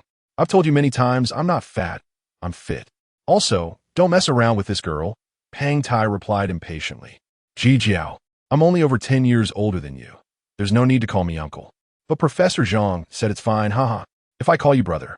"It makes me seem old," Ji Jiao grinned, suddenly opening her mouth wide. "Oh, right, I almost forgot the main thing. I told you, with your gaming addiction, you probably want to soak in the game every day after work. If there was nothing urgent, you wouldn't be in such a hurry to find someone." "Huh, gaming addiction? What's that? Is it a new term?" "It's an old term. To put in your Uncle Fat's words, you could call it digital devotee," and G added. This explanation left Ji Jiao more confused, but she couldn't be bothered to dwell on it. "Regarding your withdrawal from the fireworks project, the teacher has already informed the other team members. However, The higher-ups prefer that the new head of the ORT project still be chosen according to the original plan. And Ji's expression grew anxious. He had never wanted to trouble anyone. But this time it seemed particularly tricky. Ji Yusheng? It's a bit difficult to find him under the current circumstances, Pang Tai shrugged. The situation from last night is still under investigation, but the online public opinion can no longer be concealed. Even now, Ji's identity has been protected. Who want to stick their neck out at this point? If it really doesn't work, let the Aerospace Bureau handle it themselves. You just need to submit your resignation. Ji Jiao tilted her head. It's a matter of responsibility. The teacher chose me initially. I can't put him in a difficult position. And Ji shook his head and sighed. But you're also right. The ORT algorithm's completion level is already very high, and there shouldn't be too much content development required going forward. To some extent, it's just about finding someone to take the position. Why does it have to be Ji Yusheng? It's the same reason. Responsibility, Pang Tai chuckled. This thing was developed by Ji Yusheng. Regardless of whether the algorithm itself has issues, it's always a sensitive topic. The project team doesn't want to bear the risk of public opinion. And Ji waved his hand, signaling that he didn't want to discuss it further. Ji Jiao, if it really doesn't work, why don't you give it a try? After all, you're also our team's project expert. Ji Jiao shook her head vigorously. I'm just an astrophysics researcher. I don't understand computers at all. Even if I were to fill in, I should at least find someone decent. Then keep looking patiently. After all, it's about finding a team leader for yourself. And Ji patted her shoulder. I remember you've always been well-liked since you were young, and your social connections have always been good. You should still be able to reach out to many senior brothers and sisters now. Before Ji could finish, the girl's head suddenly enlarged, and her entire character image transformed into a helpless meme. Even Pang Tai couldn't help but advise. Just let her be. The incident from 6 years ago left everyone on edge. Yes, after the terror attack, the seniors had a hard time stabilizing, and now they basically wouldn't easily change things. Ji Jiao shook her head again, and seeing in Ji's flustered expression, she changed the subject. But actually, I have some unexpected good news. Could it be that you found TSUNAMI? And Ji suddenly looked up. I knew it. You must have a way. Hasn't she disappeared for several years? Pang Tai frowned. But speaking of which, I heard Olbu mention her back then. She was considered one of the top students among you, a genius among geniuses. Perfectly capable of handling the ORT project. It's just a pity that her personality is completely unpredictable. Not to mention getting her to take on the project directly. Even our communication requests have been rejected multiple times. And Ji couldn't help but sigh. I can hardly believe she was a student of Professor Wu. Is that really a problem? If she refuses to talk, you can just crack it, unless you're lacking confidence in your skills. It's clear that you are the one who has truly inherited from Professor Wu. And Ji shot him a glare. We're the ones asking for help. You want to eavesdrop on her private channel right away? Whether she finds out is secondary. What's the difference between this approach and being a pervert? Cut it out. Why be so euphemistic? As long as it works. Stop arguing. There's no need to make it so complicated. I've already contacted her. Ji Jiao suddenly pulled out that crossword again. And Ji quickly asked, by the way, where did you meet her? Ji Jiao playfully pulled out 3 cards from her pocket. I prepared these for you all. Haha, we are teammates now. And Ji sighed deeply, with the situation suddenly changing. He had no mood to play games. But in the next moment, he suddenly realized. Wait, are you sure? And Ji was somewhat incredulous in his impression. Sun Yingying would never be someone who played games in her spare time. Believe it or not, I know you don't really like retro games either. If you don't want to go, then forget it. Pang Tai took 1 card, his tone quite emotional. This is indeed an old game. It could only be played on VR before. And Ji also took another card, but he was still somewhat skeptical. Ji Jiao had teased him plenty in the past. However, as she said, even if she was tricking herself, what did it matter? It would just delay some time. If he didn't go, he would really just forget it. Activating the card, a mysterious blue crystal appeared in front of everyone, with the game title Final Fantasy 39 faintly floating above it. This was the last installment of the series, released in 2060 and still operating today. Initially, it was a console exclusive, but in 2063, the official reboot was released, allowing registrations on the metaverse platform. In short, this game was older than Ji himself, and he really had no interest in it. Similar to its predecessor series, this sequel constructed a fantastical otherworld filled with magic, with an overall style close to the medieval era and the theme primarily focused on adventure. After entering the game, the thick retro atmosphere of the interface made it hard for NG to adapt. The scene's UI design clashed with the immersive experience brought by the brain-machine interface, making it seem more suitable for playing with external devices. This thing was originally designed for VR users. Compared to games from the same period, it might be considered excellent. But to see so many people online over 20 years later was truly hard to understand. NG initially thought he had been schemed against by Ji Jiao again. But what he couldn't comprehend the most was that Sun Yingying was actually in the game. Chapter 8, Reunion. The three of them were crouching in front of an ancient cave, with scattered monsters moving around nearby. The scene and monster models were originally very detailed, but due to the outdated rendering engine, they lost a lot of realism compared to today's latest game graphics. Moreover, the surrounding environment was not well handled, losing the delicate sense of airflow, and the lighting was stiff, making the overall world feel rather rough. Additionally, the agent had enhanced some motion sensing features to accommodate brain-machine interface players, but the original manufacturer did not have this module at all, which backfired and left the sensory experience feeling awkward. Despite being an obviously outdated game, the real-time player count was still considerable. The three of them had been squatting at the cave entrance for more than 20 minutes, and the constant flow of people made Angie feel puzzled. Were these people really the so-called nostalgia players? Besides, Sun Yingying had never liked crowds since she was a child, so why would she come here? However, Ji Jiao was not lying this time. He had already been able to check Sun Yingying's access data from the game server. But as he had previously suspected, Sun Yingying had set up a 3-level encryption for her communication channel, filtering out all communications except for friends, even in the game. The two tried to add her as a game friend anonymously, but all were rejected. It seemed she was completely a lone wolf player, and Ji Jiao couldn't reach her at that moment either. Let's wait a bit longer. This cave dungeon has a high difficulty level, and players usually choose to turn off communications. It might take over an hour, Angie said, feeling bored. I'll try to sneak in. As he spoke, he brought up the console, and an invisible window that only he could see appeared in front of him. He was ready to use some technical means. Hacking into such an old server was a piece of cake. Hey, don't mess around. Be careful not to get sued, Ji Jiao said in a panic, grabbing his arm. Don't worry. If a small action like this can be detected by the admin, then I really need to find this expert and learn from him, Angie replied confidently. Pang Tai pouted, seemingly unconcerned.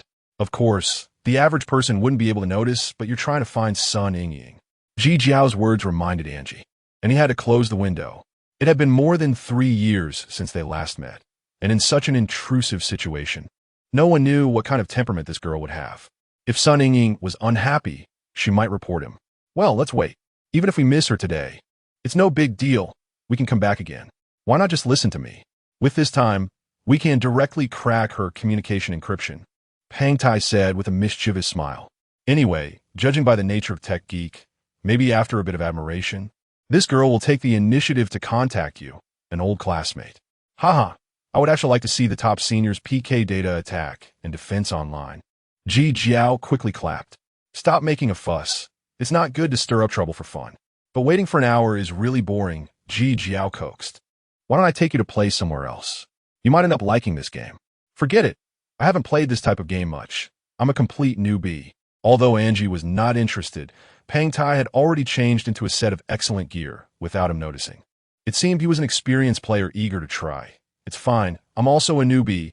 We can look out for each other. And besides, there's a pro here, right? Recalling the various experiences they had in the icy plains, coupled with Ji Jiao's quirky gaze that seemed ready to tease him at any moment, Angie quickly waved his hand to refuse. No, you two go play. I'll just wait here. All right then, bye. Hey, are you really leaving? Angie saw them, not looking back, and instinctively raised his shield to smash it toward them. But they were already flying away on Ji Jiao's small dragon. It should be early winter. The cave entrance was hidden in a coniferous forest next to a Zen temple. Adventurers hurried in and out, their equipment clanging. Angie sat not far from the cave entrance, seemingly in a meditative state, occasionally sliding his fingers through the air. A hidden small program was running in the background. This was a pure math game developed by Angie based on differential geometry. However, due to its high level of specialization, This minigame could only be understood by experts in specific academic circles, and almost no one else could grasp it. As strings of characters and formulas gradually improved, a partial image of a dried leaf appeared before him. This was a surface model randomly pinched from a pile of weeds. In the free mode of the minigame, what he needed to do was create a specific space and use multiple function operations to guide the random model from local to complete. In the era of continuous development in topology, thanks to abundant computing power, this challenge has gradually transformed from rigorous academic research several decades ago into a form of entertainment for mathematicians. Indeed, for Angie, this could quickly immerse him in a state of obsession and forgetfulness, making it a great way to pass the time. However, there were plenty of programming experts in the math community. Similar games were plentiful, although they seemed extremely dull in the eyes of the average person, having only pure mathematical significance. People in the circle often played together and exchanged ideas. Since its development, this game had seen over 200 people attempt it more than 1,000 times, and various records continued to be refreshed when introducing some classic geometric problems. This was very normal, as the academic world was full of talent, each with their own expertise in classic problems. And the same hypothesis could have several groups dedicating their efforts to research it. Among them, the record holder for the shortest time in the two-dimensional free mode was Angie himself, at 48 minutes and 27 seconds, completing the challenge of filling in a small-scale random two-dimensional surface. However, in the three-dimensional free mode, there was an anonymous expert with a record time of 7 hours and 12 minutes. Since then, no one had been able to break the 8-hour record, and Angie still felt it was beyond his reach. Unknowingly, more than half an hour had passed, and the leaf in front of Angie had taken shape. Countless triangular planes flowed into this invisible space through strings of numbers, eventually becoming a part of the overall surface, ready to transform into the next group of derivatives to be calculated. Suddenly, a series of metallic clashing sounds nearby broke Angie's thoughts. It seemed he was not in good form today and had not fully immersed himself. Turning around, he saw a fully armed high-level warrior staring at a shadow beneath the tree, simultaneously making an apologetic expression. Within that shadow, a visible distortion began to form, gradually revealing a human shape. It appeared to be a female assassin. He didn't know how long she had been hiding here, and she raised a finger to her lips, signaling the warrior to be quiet. However, it was clearly a bit too late. The warrior glanced this way. Their eyes met, and he immediately turned to dodge, hurriedly riding away on a warbear. For some reason, this man gave Angie a sense of familiarity, as if he felt very familiar. "Hello. I hope I didn't disturb you," the female assassin said, her veil shrouding her in mystery, but her eyes revealed a hint of an apologetic smile. "I saw you daydreaming just now. Were you playing some background minigame?" Angie scratched his head and responded immediately, "No, I was bored and just waiting for someone here. As a newcomer, you should first go to the newbie village to get familiar with the game world and gameplay rules. Do you want me to take you there?" The female assassin whistled, and a huge hunting falcon descended from the sky. "Thank you for the offer, but there's no need to trouble you. I'll just continue waiting." Angie repeatedly waved his hands. The girl did not leave after hearing this. Her somewhat inscrutable smile became even more intriguing. The two looked at each other in silence, but their fingertips were secretly spinning rapidly, and their gazes kept flickering. In less than 10 seconds, Angie suddenly slapped the back of his head and laughed out loud. "Oh no, senior sister, please don't tease me. It's really boring. I was just thinking of having a good discussion with you, and if I had known, I wouldn't have shown up." Just a moment ago, in a brief 10 seconds, the two had already engaged in 3 rounds of data offense and defense. Angie originally wanted to see what kind of remarkable person this girl was, but after 3 moves, he felt he didn't need to guess anymore. Over 3 years had passed, and he never expected to run into his senior sister here. It was simply too coincidental. "Stop pretending. Ji Jiao has already told me everything." Feeling awkward, Angie immediately changed the subject. "Ahem, I didn't expect my senior sister to be a gaming expert. I heard this cave is quite difficult. I thought I would have to wait for over an hour. Stop flattering me. I'm not soloing. Do you really think I'm some kind of forever solo player? I guess I'm too rigid. I didn't expect you to be a sentimental player in private. Now, it was Sun Yingying's turn to have nothing to say. She had no choice but to stroll over casually and operate in the background. The unfinished mini-game interface that in G had just been on lost its invisibility, revealing a model of a leaf and a pile of data formulas in front of them. If my senior sister is interested in this game, she'll. Sun Yingying did not put her finger to her lips, but directly covered in G's mouth with her hand. A few minutes passed, and she nodded thoughtfully, then shook her head and sighed. No wonder you can't break my record. Your approach is quite novel, but this algorithm doesn't apply to three-dimensional models. You focus too much on computational volume and accuracy. And G felt as if he had been pricked by a needle and immediately opened the minigame leaderboard, realizing the truth. The anonymous player who had always topped the leaderboard in three-dimensional mode was none other than Sun Yingying herself. In an instant, a certain indescribable emotion and speculation surged in his heart. After the first cohort of the LEAP program graduated not long ago, everyone thought Sun Yingying had disappeared, especially after the terrorist attack 6 years ago, when she completely faded from everyone's sight. Some believed she was too sensitive, and the attack made it difficult for her to face her identity as a LEAP student. But Sun Yingying had always been like this. For example, she would regularly log off after classes every day, or when she quietly won the Turing Award at 17, or when she went to visit Albert alone after his release. She would still immerse herself in these old-school RPG adventure games, even occasionally anonymously challenging in G's math game leaderboard. Just like her assassin character's skill, she had indeed vanished from the sight of those who couldn't see her.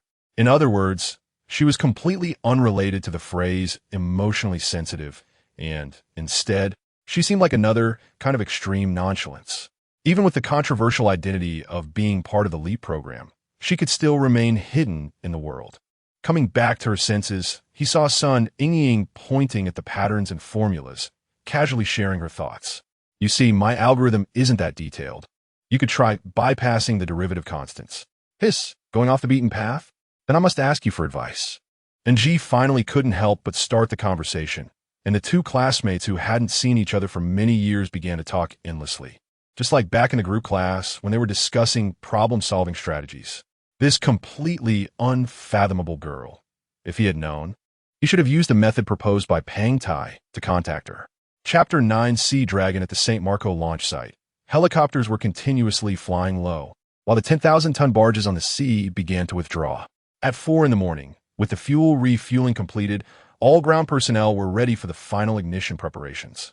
There had been many alternative plans for the launch method of the two Pangu-class starships, although Zhang Nanmen preferred the more technical single-stage orbital method using a rocket sled. The Universal Space Agency ultimately chose the traditional chemical rocket payload. The efficiency and cost of the two methods were not comparable, but in terms of safety, humanity had accumulated over 100 years of experience with chemical rockets. Under current technological conditions, the possibility of error was minimal. Compared to efficiency, agency officials certainly wanted to ensure that their first orbital launch went smoothly, rather than accidentally turning into the most expensive space firecracker in history, as the plan's name suggested. They had waited 20 years. A few more months didn't matter, and compared to the development costs of fusion engines, the manufacturing of any chemical rocket was just a small fraction. Moreover, there were people willing to foot the bill for both expenses. To send these two big mangoes, each weighing over 500 tons, into suborbital trajectory, engineers had to design the most outrageous launch vehicle in human history, Sea Dragon 2. Indeed, Truax never expected that more than 120 years later, people would still recall the rocket concept he envisioned. However, Sea Dragon 2 was not merely an improvement on the original Sea Dragon plans. It simply utilized its engineering principles.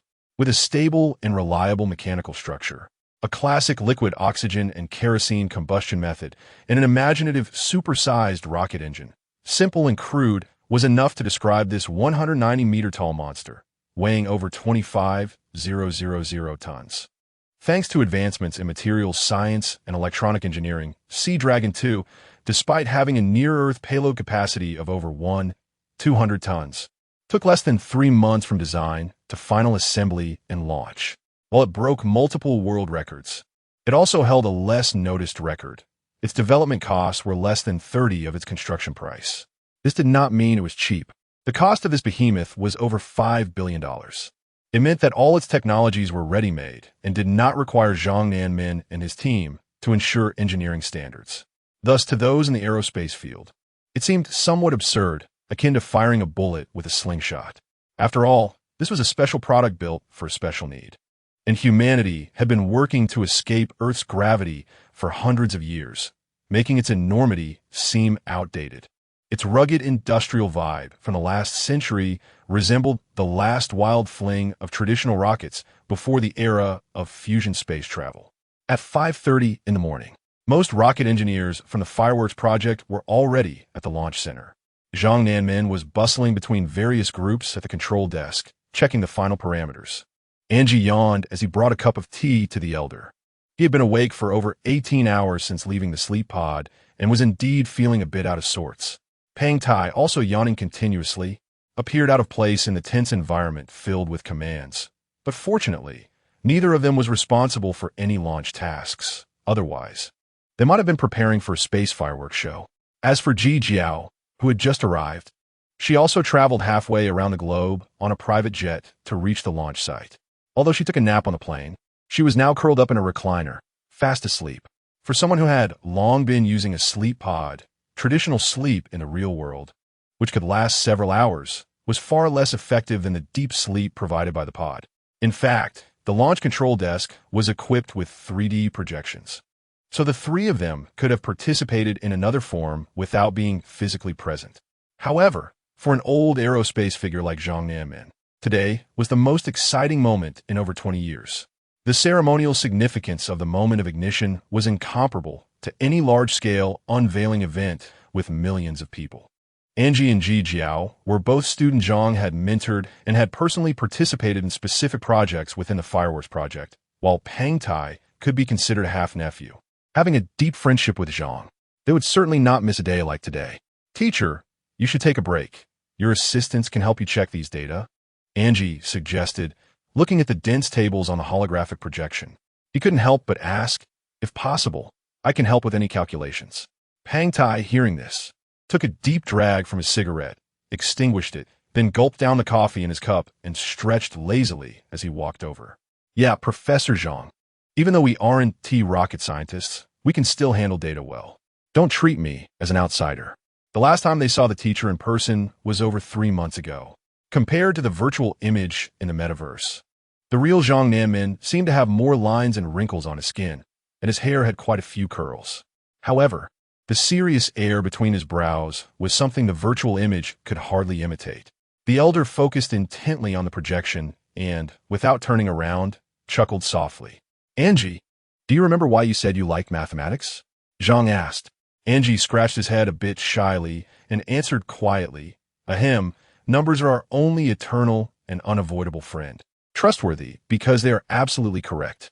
Pang Tai nudged him with his shoulder and laughed mischievously. "Did you really say that? How middle school? That was a long time ago." Angie replied. "Oh, and what about now?" Zhang Nanmin still wore a smile. "I mean, you haven't doubted it since then, have you?" "Of course not. Who would doubt mathematics?" "Right, we certainly wouldn't doubt mathematics. This discipline exists to satisfy humanity's pursuit of correctness. From another perspective, aerospace is the same. It allows for no mistakes, so we must constantly question ourselves, doubt every step we've taken over the past 20 years. Even when we finally see these data pulsating, we must doubt until the last moment." The tables on the projection were gradually being consolidated, leaving behind a real-time image window and fluctuating numbers beside it. In the center of the lens stood a 30-meter-high, white, cylindrical object, which was part of the fairing of Sea Dragon 2. At that moment, a slight breeze stirred the sea, and the cylinder stood unmoved, as if embedded in the seabed like a rock. "But you've already checked this data almost 1,000 times, haven't you?" Pang Tai scratched his head, puzzled. At this moment, Angie seemed to understand the teacher's words, and the two exchanged knowing smiles. The teacher was reminiscing, reflecting on the ups and downs of the fireworks project over 20 years.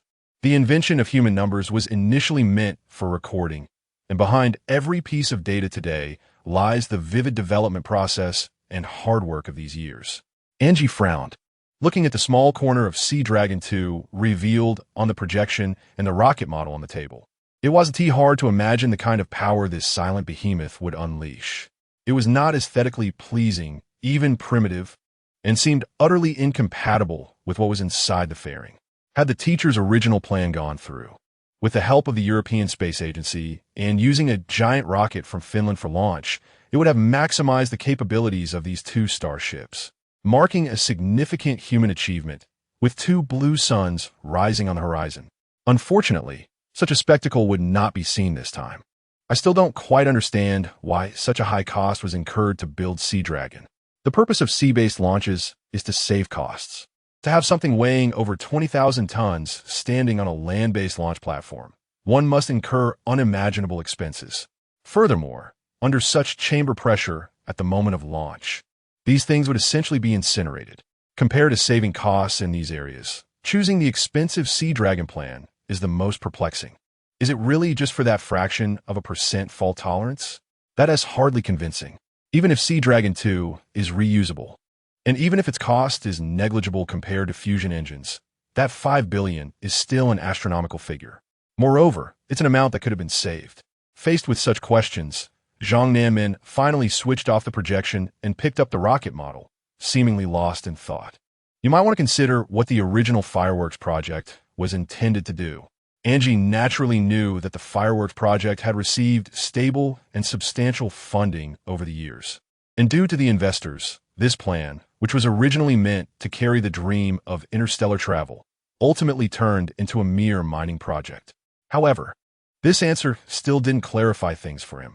This is an extra expenditure of $50 billion. Is the creation of Sea Dragon still merely about profit? It wasn't until Zhang Nanmin opened the star map of the solar system in the projection that he pointed to two completely different locations in the Kuiper Belt. Just like your ORD algorithm, which was initially meant to verify a mathematical model under deep space conditions, it unexpectedly developed completely unforeseen commercial applications. He only remembered after the teacher's reminder that 3 months ago, at the beginning of the Sea Dragon 2 design, the project team temporarily changed the navigation coordinates. This should be a larger asteroid with mineral deposits, based on the current market price of iridium. As long as the Starship's final return load can increase by another 30 tons, the $50 billion can be recouped. This actually counts as a small business secret. Although they can't say much more for now, according to their plan, by escaping into orbit with Sea Dragon 2, the Starship could increase its return load by over 90 tons. Angie suddenly opened his mouth wide. No wonder Sea Dragon was built so quickly. This is nearly $10 billion in profit. Zhang Nanmin couldn't help but sigh and suddenly shifted the topic. In a way, you are both fortunate and wise. Are you referring to my decision to withdraw from this matter? Not entirely. After all, technology exists to serve people. But the process of uncovering its value often comes with unspoken frustrations. Overall, however, your achievements are evident to everyone. The Prism engine ultimately opens a door to the future. But you also know that it is a semi-finished product. Zhang Nanmin shook his head as he spoke and suddenly lowered his voice. Now, I suddenly remember. When Olbu mentioned 20 years back then, it wasn't entirely just idle talk. After all, there are always those who are anxious. At this point, Angie didn't want to ask further. The air in the control room seemed to weigh heavily on his shoulders. Chapter 10. Emergencies. This is a secret that must never be heard by outsiders, and it is also the most helpless choice for Zhang Nanmin, the two Pangu-class starships, which carry the ultimate dream of human space exploration, or more accurately, their fusion engines are only half-finished products. Why is it called a choice? Because the theoretical technology is actually complete. It's just that the most cost-effective manufacturing plan is temporarily used. After all, it is currently only intended for mining purposes, and there are no real plans for so-called interstellar travel. The cost of the 4 simplified engines exceeds $10 billion, and the total R&D expenses have surpassed $100 billion. So, it is sufficient for commercial use. Since the completion of the Starship, several major metaverse consortiums have drastically cut Zhang Nanmin's research funding, making it unlikely for further financial support in the near future. Of course, Zhang Nanmin has applied multiple times to extend the development period, but the outcome is evident. With the funding lifeline being choked, even if he saves on R&D expenses, His team still needs to eat and cannot leave more time. He knows very well that once the starship completes this mission, the team will become nominal, and his hopes will drift away, never to have another opportunity in his lifetime to fulfill his dream. As a space enthusiast with aspirations for the stars and the sea, he looks at the model of the Hai Long No. 2 on his desk, and a terrifying thought flashes through his mind, but it is just a momentary thought. As a rocket engineer, Zhang Nanmin must ensure its successful launch. As dawn gradually breaks, the floodlights on the sea-based launch platform appear dim under the rosy light. There is still more than 10 minutes until ignition, and all personnel and vessels on the sea have been evacuated. The control center is bustling with people. Among them, several hurried Italian officers in military uniforms gathered together, intently watching the projection. According to spectral detection, several small speedboats suddenly appear on the sea from an unknown direction. Angie is unclear why military personnel would be involved in such a commercial space project. But soon, several soldiers with UN armbands also arrive at the control room to relay orders. It seems that some unexpected situation has occurred outside. According to the safety management measures for this launch, before the ignition of Hai Long No. 2, no vessels are allowed to appear within a radius of 2 kilometers, and no personnel are allowed to remain within a radius of 3 kilometers, while military control is enforced within 10 kilometers. Only some data collection instruments are present in the area. At the moment of ignition, most of these instruments will be destroyed in an instant when they transmit data back. The sudden appearance of these speedboats seems to be an uninvited guest well prepared. Why was there no radar warning? I'm sorry, Colonel, but the radar shows no anomalies. However, the sonar system detected movements of a suspected small, unidentified object on the seabed half an hour ago. Did they dive in? Didn't we block the sea area? That's right. So at that time we thought it was a miscalculation and did not report it to you. Damn it. They must have planned this for a long time and have been hiding on the seabed. The argument is interrupted by a sudden urgent alarm. The speedboats have already breached the 3-kilometer warning line. The launch preparation process is forced to pause as a frigate approaches from a distance, and helicopters and rapid response teams are also arriving at the coastline. As the aerial footage zooms in, the letters on the hull make Angie's hair stand on end. He suddenly understands why this launch is being jointly protected by the military and the UN Security Council. It's the breathing organization again. These madmen have long been included in the list of terrorist organizations, a group of enemies of the metaverse. They certainly know the significance of this project to the construction of the metaverse, so they are willing to use any means necessary. What about aerial reconnaissance? There are a total of 5 multipurpose speedboats traveling at 30 knots, equipped with submersible capabilities. It is unclear whether they carry explosives or other weapons. Are there people on board? Preliminary thermal detection shows no one. We are awaiting drone reconnaissance. What? No one. Quickly intercept with firepower. The mustached colonel immediately realizes the seriousness of the situation. If it is indeed a drone bomb attack, it must be dealt with at the first moment. However, before he gives the final order, he glances at Zhang Nanmin. After all, this is a launch site for a spacecraft with precision equipment, and the rocket has over 10,000 tons of fuel loaded. If weapons are used recklessly, unforeseen situations may arise. Zhang Nanmin hesitates. An indescribable emotion suddenly surges within him, as if he is making a difficult choice. The situation is extremely urgent. While Angie is still in a daze, Pang Tai has already calculated the potential threat level of the 5 speedboats. Professor, based on the size of the boats and the type of explosives they might carry, I have marked the destruction range. Saying this, Pang Tai displays the calculation results on the projection, showing different colored spherical areas and distance scales. The one with the largest range, a nitrogen compound nitro explosive, has an impact range of 0.5 kilometers, not including the protection provided by the rocket's fairing. This means the final warning value is about 300 meters.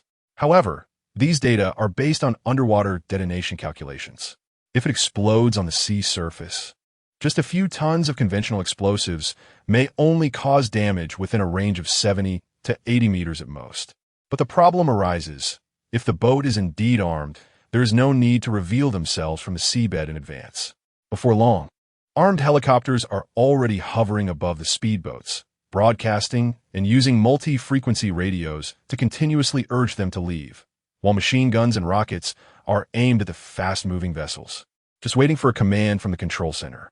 The speedboats gradually close in, yet Zhang Nanmin still does not speak, and the colonel can only clench his fists in anxiety. 900 meters, 800 meters, 700. The colonel can no longer hold back. Based on Peng Tai's calculations, he orders the helicopter to disengage the weapon safety lock and to open fire as soon as the speedboats approach within 500 meters. Even if there is no one on board, even if today they are human bombs, I must take full responsibility for security. After all, before him is a major project with an investment of over 100 billion, and it cannot be intimidated by the tactics of terrorists. Everyone in the control room has their hearts in their throats, watching as the speedboats come into frame with Hai Long number 2, and yet they all come to a halt simultaneously. The 5 speedboats line up, bow pointed towards a certain direction on the coast, where media representatives are live-streaming this launch. Soon, the sealed hatches of the boats suddenly open, and several large banners unfold from inside. Everyone breathes a sigh of relief. This is similar to what happened during the unveiling ceremony 3 days ago. It seems that today is still the same. The terrorists are just trying to get attention on this special day. As for the banners, in addition to the slogans they have frequently used before, there is an additional message. We do not intend to stop the progress of history, but we hope everyone opens their eyes, do not fall into the abyss of despair, and do not add bricks to the edifice of evil. Of course, this scene was not broadcasted. At this moment, the media viewing platform has been sealed off by local military and police, and their photographic equipment and digital devices have been temporarily confiscated, awaiting the arrival of tow boats to clear the launch site before reopening. In less than 5 minutes, the frigate drives away the speedboats with high-pressure water guns, and the huge banners drift chaotically on the sea's surface. After the military thoroughly checks the site, the launch procedure can proceed as usual half an hour later. What just happened felt like a farce, and order has been restored in the control room, although several armed patrol teams have now been stationed at the entrance. As preparations are underway, the colonel suddenly returns to the control room with his deputy and translator, looking as if he has just concluded an impromptu operational meeting. Professor Zhang, our suggestion is to cancel today's launch and plan for a later date. This sentence deeply surprised Zhang Nanmin. The earlier farce had not stirred any waves at all, and now the rocket fuel had already been fully loaded, entering an irreversible stage. If they really wanted to postpone the launch, it would incur a considerable cost. Why terminate it? Before Zhang Nanmin could respond, Peng Tai was the first to question. Your task is to ensure the safety of the launch, not to withdraw at the slightest disturbance. We suspect that the speedboat earlier was merely a ruse by terrorists. So we need to conduct a thorough investigation of the air and sea space near the launch center and verify the identities of the personnel on site. How long will this take? Very quickly, one team missed the window. He gestured, approximately 8 to 10 hours to complete. That one team work, at most a 90-minute delay. Zhang Nanmin suddenly spoke up, indicating that this was already the technical bottom line. Colonel Big Beard seemed a bit confused. He felt this was putting him in a difficult position. Don't worry, Professor Zhang. Just a few hours, this thing 1T get damaged sitting in the water. It's not a rocket issue. It's an air-ground coordination issue. Zhang Nanmin shook his head. This time, it's an unmanned launch, and the 4 astronauts are already positioned in low Earth orbit. After the rocket launches, it will conduct a suborbital docking. I understand this. It's just adjusting the orbit. It's better to let them circle a few more times and wait for another 90 minutes.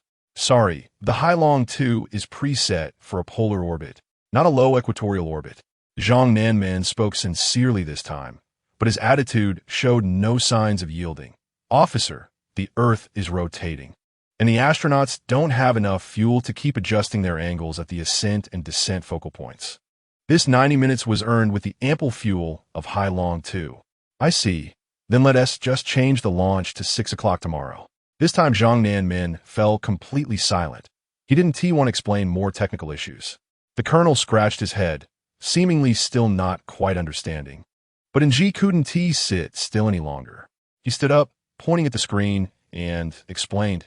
In other words, we've used nearly $400 million to recover the cost of the second stage rocket to buy you 90 minutes.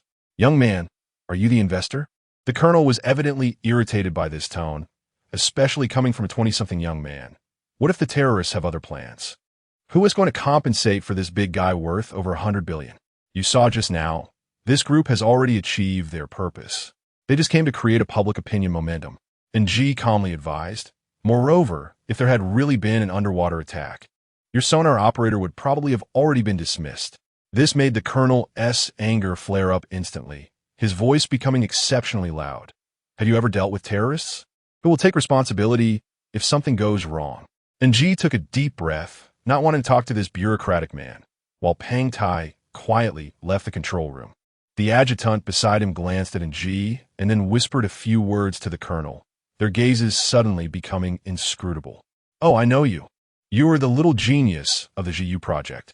You're not feeling nostalgic, are you? He suddenly sneered twice. With this time, instead of sparring with me verbally, why don't you go talk some sense into your terrorist classmates? If it weren't for them causing chaos everywhere, this launch might not even need my protection. And G was stunned, his mouth opening without knowing what to say. This made Zhang Nanmin turn his head sharply. Officer, watch your words. The atmosphere became extremely awkward. And at this moment, Pang Tai brought in an official from the Universal Aerospace Agency, along with senior executives from Metagroup, who seemed more adept at handling such situations. After a while, the colonel was finally persuaded, and after a round of handshakes, they all left the control room smiling. With a 90-minute pause, Zhang Nanmin finally had a moment to breathe. He took out his teacup and poured some into an GS cup. Try this, a specialty from my hometown, Beishan Wuhua. And G smiled faintly and took a couple of sips. I've noticed that those from the military tend to have a bit of a rough quality. Old Wu used to be a soldier too, and sometimes his words can drive me crazy. Zhang Nanmin lit a cigarette, shaking his head and sighing. My son graduated from the PLA Engineering Academy and had the chance to serve in the military, but at that time, I was only focused on my academic work and didn't pay much attention to him. At this moment, Ng suddenly looked up. He knew what happened next. Teacher, you've guided me. Sometimes one must learn to let go. Haha, wasn't it me advising you? How did it turn into you advising me? Zhang Nanmin sighed deeply. I just occasionally brought it up. Soldiers can sometimes be single-minded, obediently following orders, but their desire to protect others is genuine. Don't mind it. I've long been able to see through such things and wouldn't blame others. Zhang Nanmin nodded, patting Ng on the head twice. In August 2059, Zhang Nanmin's son, Zhang Yu, had just graduated and was preparing to enlist. That year, there were devastating floods, and the young man participated in his first disaster relief operation, but it would also be his last. Chapter 11. The madness across the sky. According to the plan, the launch was postponed to 7:30 and the ignition procedure was about to start. Hey, the terrorists are gone, and you're still sleeping. Pang Tai shoved Ji Jiao, causing her to roll off the lounge chair. Huh? What terrorists?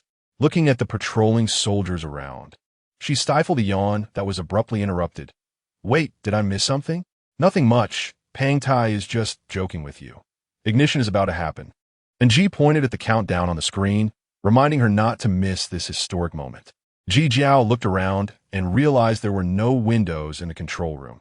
In this completely sealed environment, the only way to watch the launch was through the holographic projection, not quite used to this semi-transparent 3D projection. She hurried to the work area to grab a few VR glasses. Teacher, use this to view the real-time footage and data. It's clearer. Zhang Nanmin saw her shake the glasses in her hand and quickly waved his hand. At such a moment, as the chief engineer overseeing the situation, he had to maintain his composure and couldn't act like a mere spectator. Pang Tai and Ji gladly accepted. As facing such a spectacular scene, it was best to choose a familiar way to watch. Connecting to the metaverse community, several live streaming instances were already packed, and unlike watching live, the streaming scene had been finely modeled in real-time 3D, allowing custom camera angles for all-around tracking. Compared to the ceremony 3 days ago, this time the number of viewers wasn't as large, but the participation methods were more flexible. Viewers could even interact with the rocket before the launch for keepsakes. Hundreds of thousands of users riding their virtual flying props had surrounded the Sea Dragon 2. And only 5 minutes before the launch countdown did the administrator set up a 2-kilometer radius air barrier, quickly turning the crowd into a dense sphere. the hope of the metaverse, the light of the future. Hurry up and make a wish. I hope to use a cryopod within 30 years. Hey, don't just focus on brain-computer interfaces. The Panga Starship is also humanity's hope for deep space. Stop pretending to be noble. Ask yourself honestly, don't you want to use a cheap cryopod sooner? Isn't that the truth? Those lofty aspirations have nothing to do with us. I just want to afford an interface in my lifetime. Yeah, I just want a chance to truly enter this dream world, just like the dense audience. Countless dialogue bubbles floated above people's heads, and the giant beast poised to launch in the sea seemed to carry the same proposition in everyone's eyes. Indeed, the total amount of iridium in the Earth's crust is less than 1 billion tons, only 1/8 of the gold reserves. The current total extraction efficiency is nearly 100 times that of many years ago, yet the yield is still less than 50,000 tons per year. Since the first cryopod was introduced over 20 years ago, almost 99% of this metal has been used for commercial manufacturing of crystal plastics.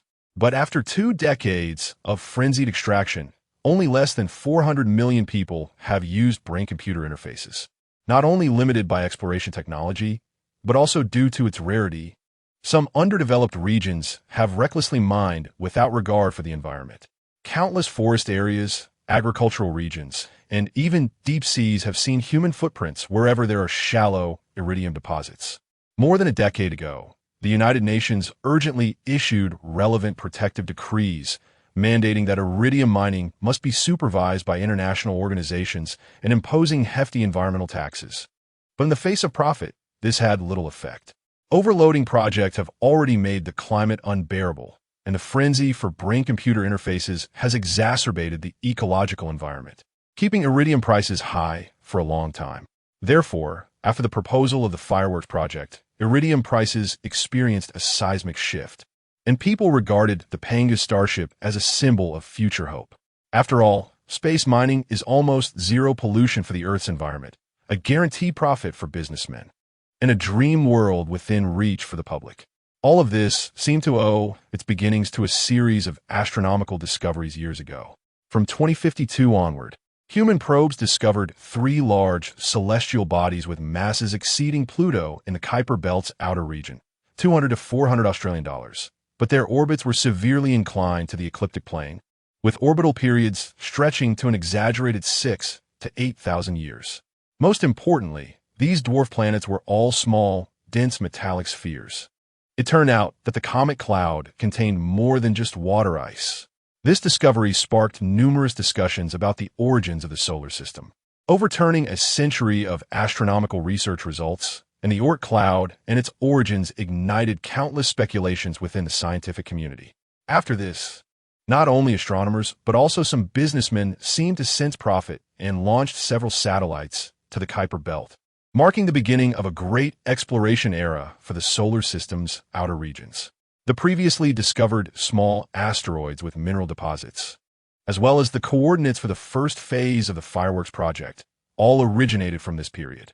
According to Ng's Oort algorithm, the Kuiper Belt holds vast high-concentration iridium reserves, and the unfathomable Oort cloud contains even more, enough iridium for humanity to use for 10,000 years. When 2 starships cut through the sky, it marked the dawn of the universal metaverse era. As the launch entered the countdown phase, everyone's emotions were stirred, and millions of people counted down in unison. 5, 4, 3. And G quietly removed a corner of his glasses. The control hall was still filled with various commands, and everyone was busy processing important data, clearly too occupied to join the countdown. However, Zhang Nanmin slightly opened his mouth, silently counting down in his heart, his gaze beneath his gray hair resembling a child seeing their favorite toy. 2, 1. The rocket in the frame did not lift off the ground because the seawater instantly boiled, erupting into an orange-red explosion in the blue deep sea, with a giant wave gradually expanding, initially covering the fairing and then raising dozens of meters of towering waves. Amid the rolling waves, the Sea Dragon 2 revealed its white tip, followed by a deafening roar. From ignition to the entire Sea Dragon 2 surfacing. This largest rocket in human history took 11 seconds, propelled by a massive fireball with a thrust of 32,000 tons, achieving an initial thrust-to-weight ratio of 1:4. When it fully emerged from the sea, the tail flame caused a massive explosion that reached over 300 meters high. The cheers of the crowd were completely drowned out, and everyone trembled at this astonishing power.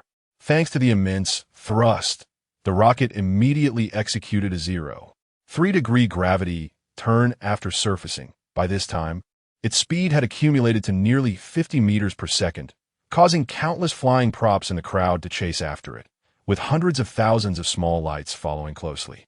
Despite the blinding flames spewing from the combustion chamber and the gray smoke nearly shrouding the sky, it couldn't diminish people's enthusiasm. But within half a minute, most of the props could no longer keep up, and after a minute, no one could chase after it all. The giant figure gradually disappeared, leaving only that glowing light. After the first stage separation at 50,000 meters, the flames gradually vanished, and people could no longer capture it with the naked eye. They could only watch the optical tracking projection of the launch site. It wasn't until more than 5 minutes later, when the Sea Dragon broke through the atmosphere and separated the fairing, that the two big mangoes appeared in everyone's view. Contrary to what people imagined, the two starships did not immediately separate, but maintained an overlapping docking form. After more than 10 minutes, following several attitude adjustments, the space shuttle of 4 astronauts captured the starship at its orbital apogee, with less than 200 seconds of safe transfer time remaining. The process went smoothly, and the astronauts reported their status. Taiyang Starship, status good. Wanwu Starship, status good. Flight posture normal. Prism fusion engine can be activated. Zhang Nanmin tightly gripped the microphone, repeatedly responding to commands, and finally shouted with great momentum, "Prism engine, activate." After issuing this command, everyone watching the sky instinctively put on their goggles. Even though the starship was now close to the North Pole, nearly a quarter of the Earth away from the launch site, the two connected starships completely detached from the Sea Dragon and discarded the small solid boosters used for emergency orbital correction. At first, a faint white light appeared at the tail of the starship, gradually increasing in intensity over the next 3 minutes, ultimately turning blue-green.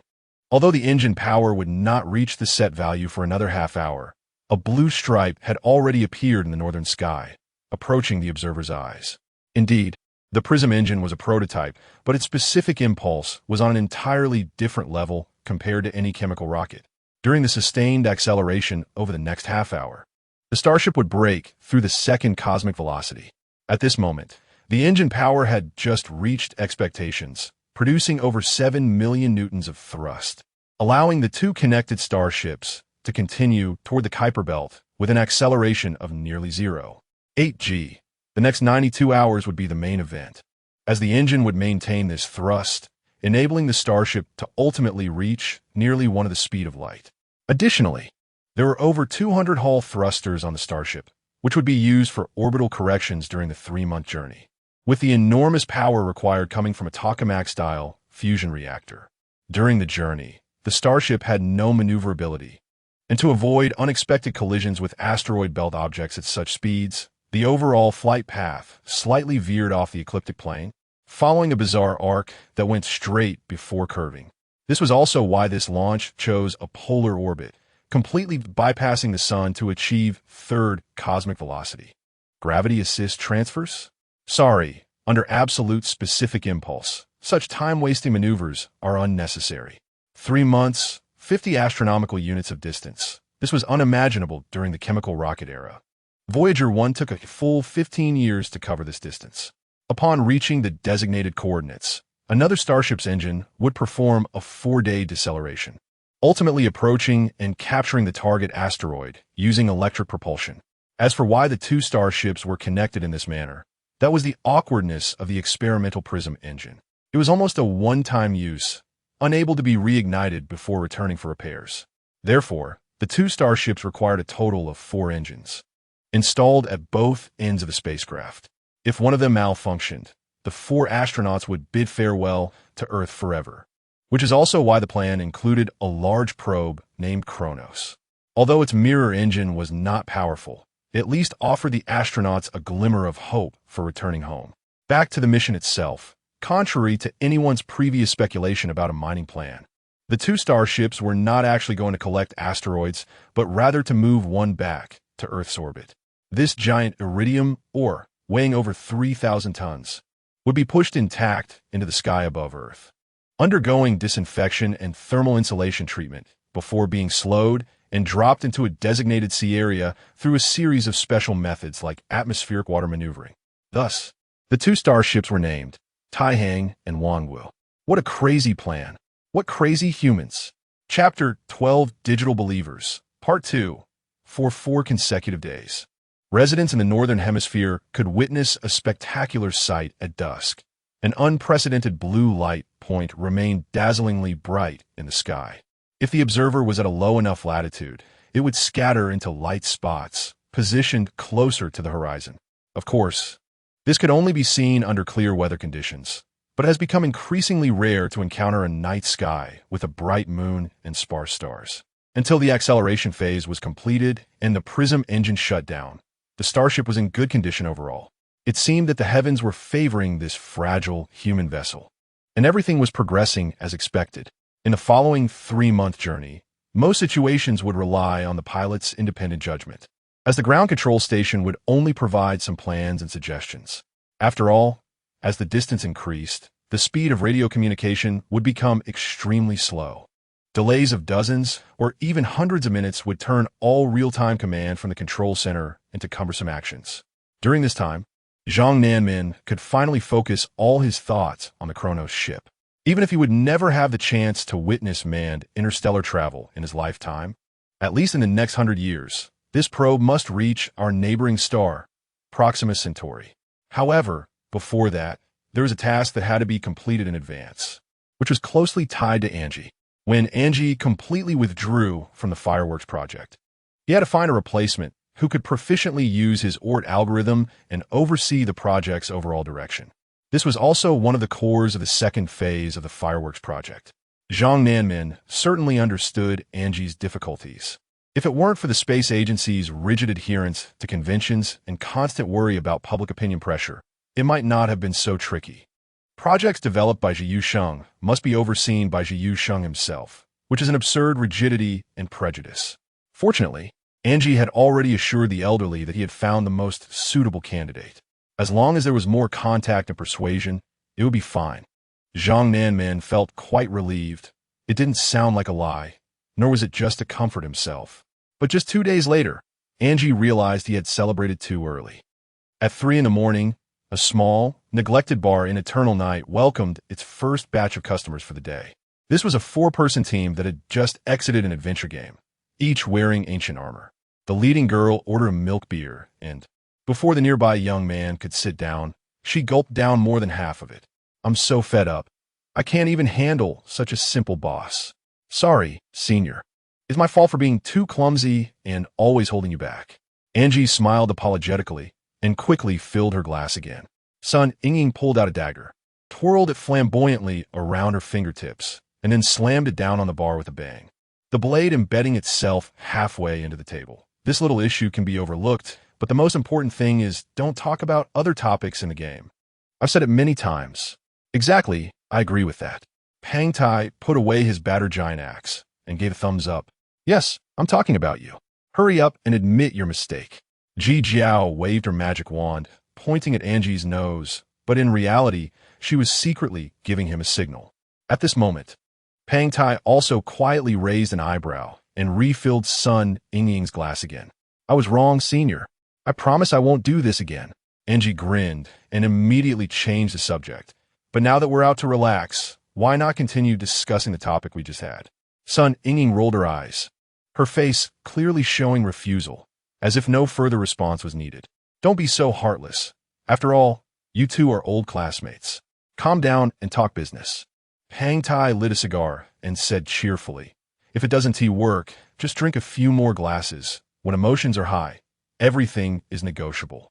Angie chuckled a couple of times, just about to stand up and pour more wine for Sun Ying, but was blocked by Ji Jiao. "Oh, are you annoying? You're not sincere at all. If I were the senior, I wouldn't agree so easily.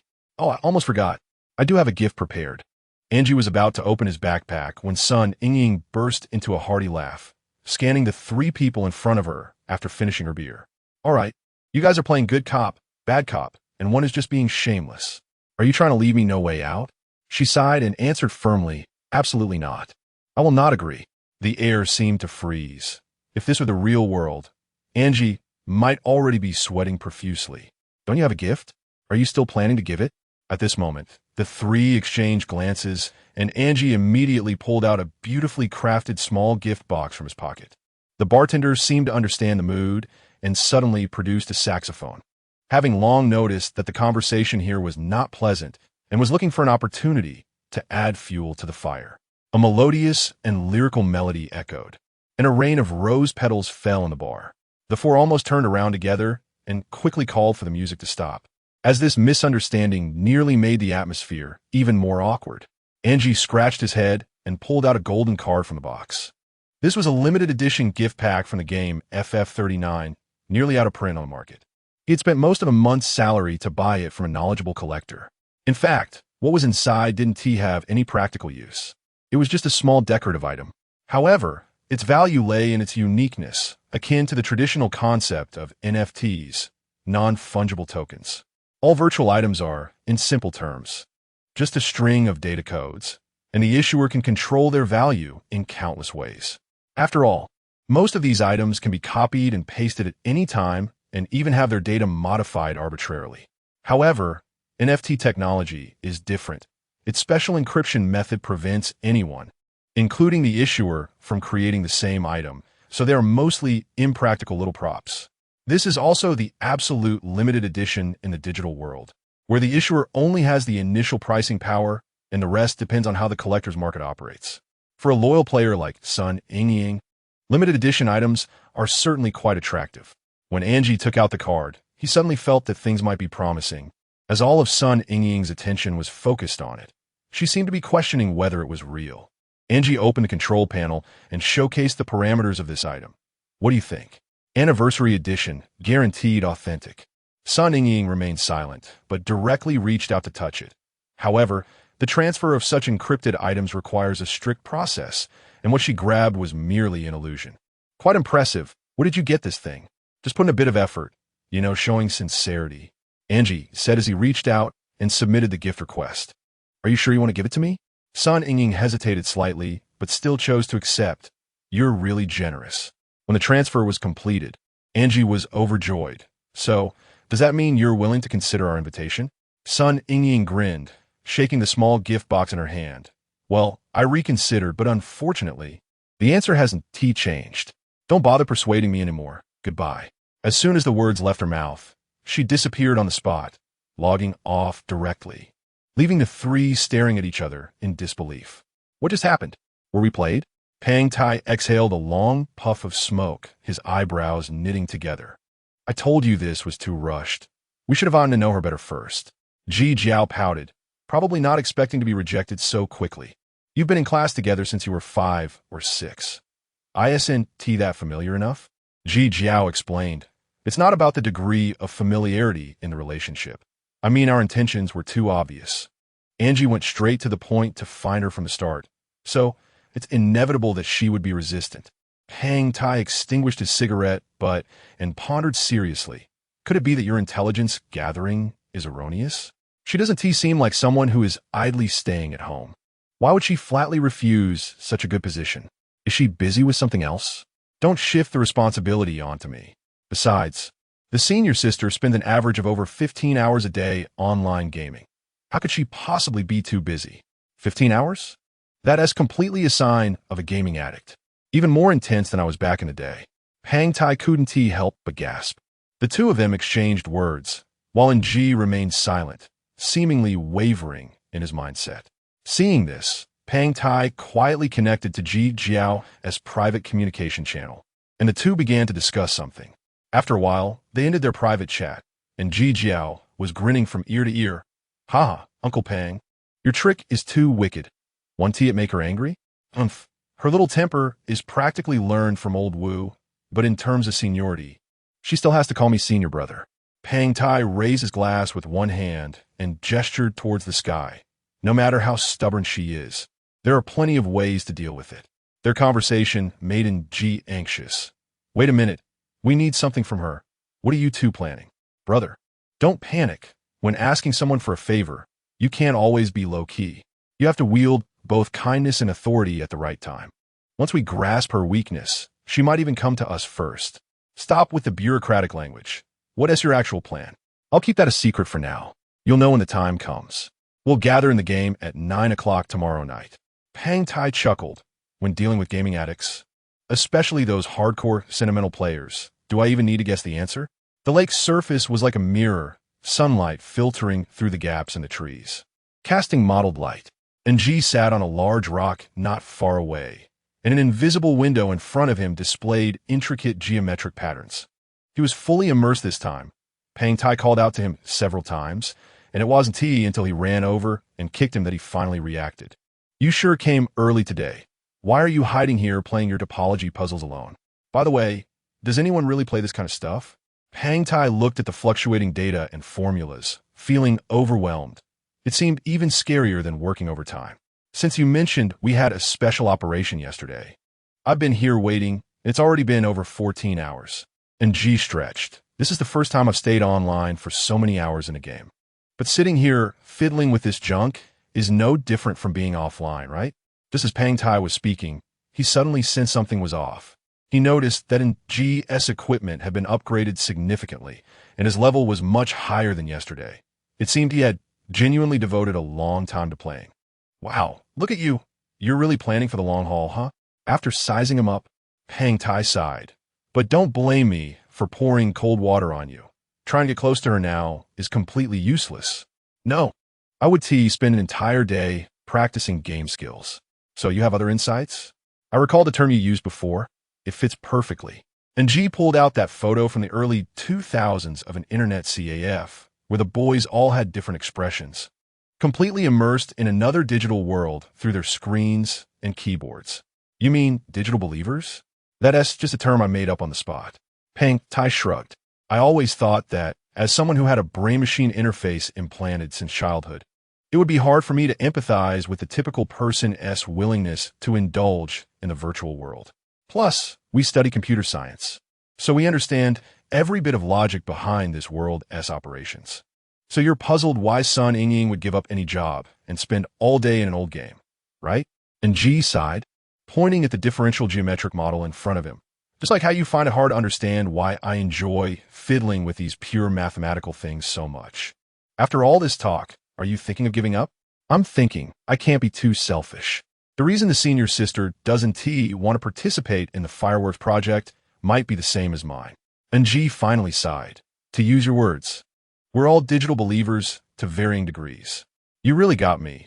That term was just a joke of mine, yet you took it so seriously. So I've been waiting in the game, worried you and Ji Jiao would cause some trouble. And Ji sighed. If I'm not mistaken, you're planning to hack Sun Ying's game account today, right? Exactly. For a player like Sun Ying, who has been around for 20 years. Everything in the game represents accumulated memories and records. I'm not sure if she has more important things, but at least this account is an absolute loss she can't afford. But I don't understand, what method do you plan to use to hack her? Even if you do hack it, she can always recover it. Of course, a direct confrontation won't work, but you probably have an idea. There are many ways to implement something like this, and the goal is to make her feel threatened. Pang Tai chuckled, and Ji finally shook his head. However, let's stop this matter here. His decision didn't actually surprise Pang Tai. The reason for keeping it from Ji yesterday was to give himself some time to think. After all, this kind of thing is really too cruel. And the final decision would still rest with Ji. Fine, it's your business. You get to decide. The two exited the game, thinking this matter had come to a close. And Ji was also considering how to contact other classmates, not intending to disturb Sun Ying's peaceful life anymore. But then new news suddenly came from Ji Jiao, saying that Sun Ying had important matters to discuss with Ji. Everyone logged back into the game, and unlike her usual solitary self, Sun Ying was accompanied today by a large man riding a war bear. It was the same person who had walked out of the dungeon with her that night. Let me introduce you to this person. Before Sun Ying could finish, the warrior had already removed his iron mask, and Ji widened his eyes in shock. It was Albert. Chapter 13, The Cost of Losing Control, Recollection 3. Early winter. Noon, dense clouds. An acid rain is about to arrive, but the rancher is not in a hurry. as natural grasslands have become rare in this era. And livestock farming is completely different from decades ago. The animals he raises are all in high mechanization drone pastures. The huge mobile board houses on these plains seem completely unrelated to the word ranch. Only when you get closer can you hear the sounds of pigs, cows, sheep, and other livestock. But what can be seen are just pipelines interconnected, leading to an unreachable skyline, transporting various chemicals, hydroponic fine feed, as well as water, biogas, and a whole host of other things. In one of the board houses, there are no livestock sounds, but rather faint cries, children's cries. This is not a sensational event. It happens quite often here. 300 sheep lie sprawled on the feeding platform, and a group of 13 or 14-year-olds stand in front of the isolation window. The crying child is Angie, with several classmates standing beside him. The others seem to be calm, as this incident is primarily the responsibility of Angie's group. The special education system of Zhiyusheng requires them to be exposed to theoretical practice early on. After finishing basic courses, they are arranged into various industry practical fields around the age of 10. Groups of 3 to 5 children, with 4 to 6 project cycles a year. These kids have not only mastered academic knowledge that is difficult for ordinary people to touch, but also understand the most cutting-edge technological processes in various industries. This project is an automated ranch, and these 300 sheep are jointly managed by 4 groups. The biology group is responsible for genetic experiments. The engineering group is responsible for drone improvements. The agricultural science group is responsible for writing feeding plans. And the computer group, where Angie has to write the entire automation process. For these gifted children, it seems like a piece of cake. However, similar practical tasks not only test professional knowledge, but also challenge the children's ability to collaborate. After all, before this, Angie and his group members had no opportunity to interact with these fluffy creatures and were completely clueless about how to raise sheep. The 4 groups must work together. If any group drops the ball, it will cause significant trouble for the others. This incident originated from a drug study conducted by the biology group. With the help of the agricultural science group, their drug formulation proposal was completely fine, but the issue arose from a data error, specifically a misplaced decimal point. In the automated feeding program, a slight shift of a decimal point means a tenfold difference in dosage, and the final drug formula was far from the experimental standard, turning it into a lethal weapon. The mentors of each group brought everyone to the scene to check each step for errors and quickly found the problem. Faced with such an absurd mistake, Angie couldn't help but burst into tears, thinking that if he had double-checked, perhaps this result could have been avoided. In front of the mountain of corpses, the mentors asked everyone for their reflections on the matter. Angie, sobbing and choked with tears, couldn't say a word. Most of the calm classmates expressed the need to learn from the lesson and to be strict with themselves regarding data accuracy. But he still remembers Albert's response. "I only see tragedy and cruelty." A girl from the biology group laughed and whispered to her companion, possibly saying that if this little boy went to a dissection class, he would probably wet his pants. For a long time after the incident, Angie found it difficult to concentrate in class. He remembered when his mother passed away 6 years ago. He seemed to have never been this listless. Perhaps it was because he was very young then, 6 or 7 years old, so his memories of his mother were too vague. Finally, during a higher math class, the teacher noticed something was off with Angie. The person who gave Angie his mathematical enlightenment was Zhang Nanmin, who personally taught all of Angie's math courses until he was 13. Although Zhang Nanmin was busy preparing for the firework project at this time, he insisted on being online for 4 stable hours every evening, teaching Zhiyusheng 2 classes in a metaverse classroom. After class, he stayed behind with Angie, preparing to tell the child the story. "You should know about the Selene, right? The lunar exploration ship launched in 2034. Angie nodded, although he didn't know much about these matters. There was a little girl named Ji Jiao who liked to chatter about space stories during their after-class time, so he remembered some of it. It seemed to be the lunar ship with the most exploration projects to date, and after the L1 base at the Earth-Moon Lagrange point was established, it was all explored in batches.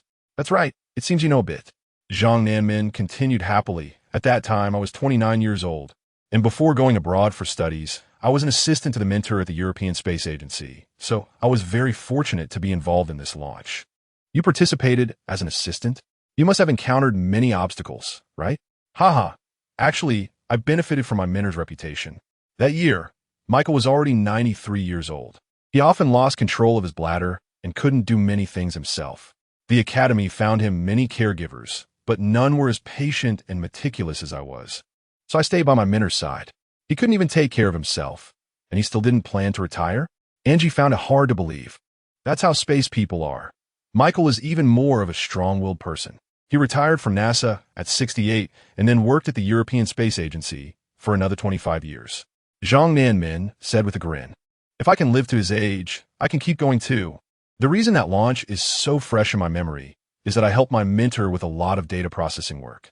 In rocket engineering, I learned more in those few months than in the previous 30 years combined. It seems Mr. Michael valued you very much, and you indeed contributed a lot. Guess what happened next? Zhang Nanmin smiled meaningfully, pulling out a piece of jet black stone from his pocket. This unknown material looked like charcoal, very ugly. Angie scratched his head, ultimately smiling apologetically. This story seems familiar. I heard someone mention that on the day of the rocket launch, you recalculated the data and temporarily eliminated a significant engineering flaw, and later received recognition from the European Space Agency. Haha, that's the version circulating outside. They might as well have put me in the Hall of Fame. Zhang Nanmin laughed heartily, but then fell silent for a while. Actually, what happened then was not as beautiful as the rumors suggest. This quickly piqued Angie's curiosity, and he hurriedly asked, what was the real situation? I did recalculate before the launch and reminded my mentor about a seemingly insignificant issue. After all, I was just a small assistant. Although Michael was a design consultant, he had no real power. We tried every means to get this message to the control room, and then there was no further response. I remember that launch was very successful. Was it because you made a calculation error? Angie frowned in confusion. Rocket engineering, while it's a field that cannot afford any mistakes, what we can do is continuously pile up error tolerance and increase insurance measures, turning it into a probability problem. So many times, even if the spacecraft encounters a series of failures in space, the mission can still be successfully completed. But sometimes, a loose screw can lead to unimaginable disasters. So, was the error you pointed out confirmed later? After the rocket debris was recovered, it was confirmed that I indeed made a mistake. That part had no issues at all. Then why did the European Space Agency specifically commend you for it? Was it to reward this spirit of rigor? The old man sighed softly and shook his head. The one who deserves the recognition is, of course, my mentor, Michael. This meteorite, excavated from the lunar soil, is also a testament to the achievements of the European Space Agency in honoring him. The reason he gave me this stone wasn't solely for this spirit. Zhang Nanmin said, unable to help but express his feelings again. It's truly a coincidence.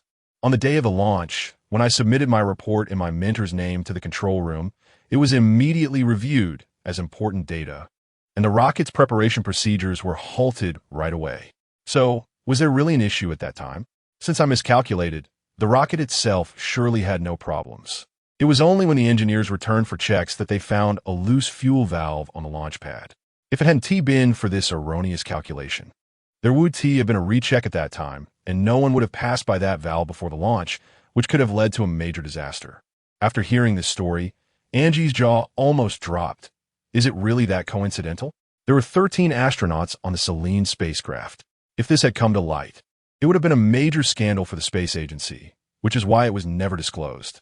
Zhang Nanmin said, shaking the black stone in his hand. They gave such a precious gift to Michael, making him feel undeserving, so at the end of his life, he quietly passed it on to me. My goodness, I didn't expect there to be such an unexpected story behind this. In our era of space engineering, it was always like walking on thin ice.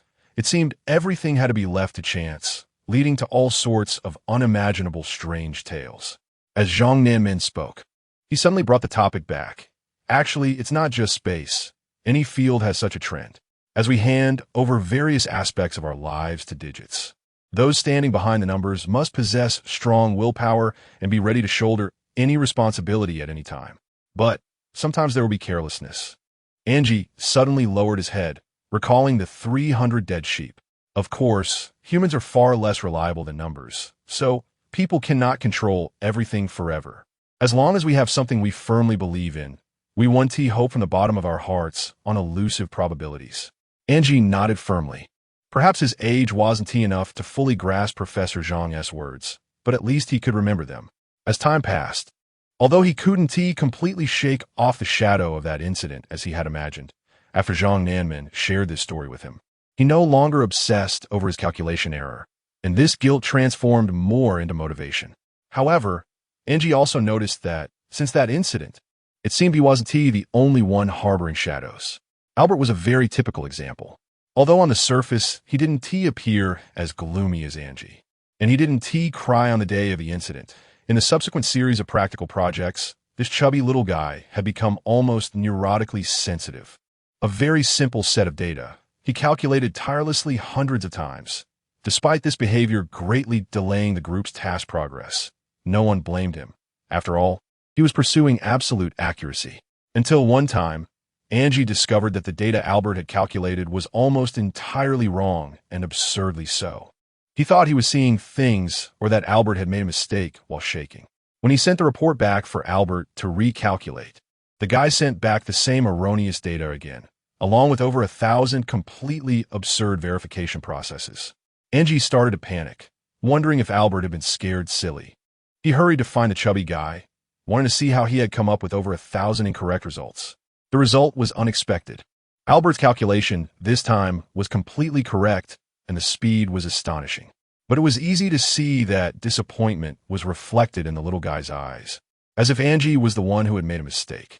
"Buddy, can you teach me? How did you originally come up with that absurd data?" This joking remark was taken seriously by Albert, who immediately became interested and opened the back-end controller. "I knew it. No one else can understand this algorithm besides you." Albert sighed. Have you ever doubted that binary is actually an extremely backward and error-prone calculation method? This statement completely confused Angie.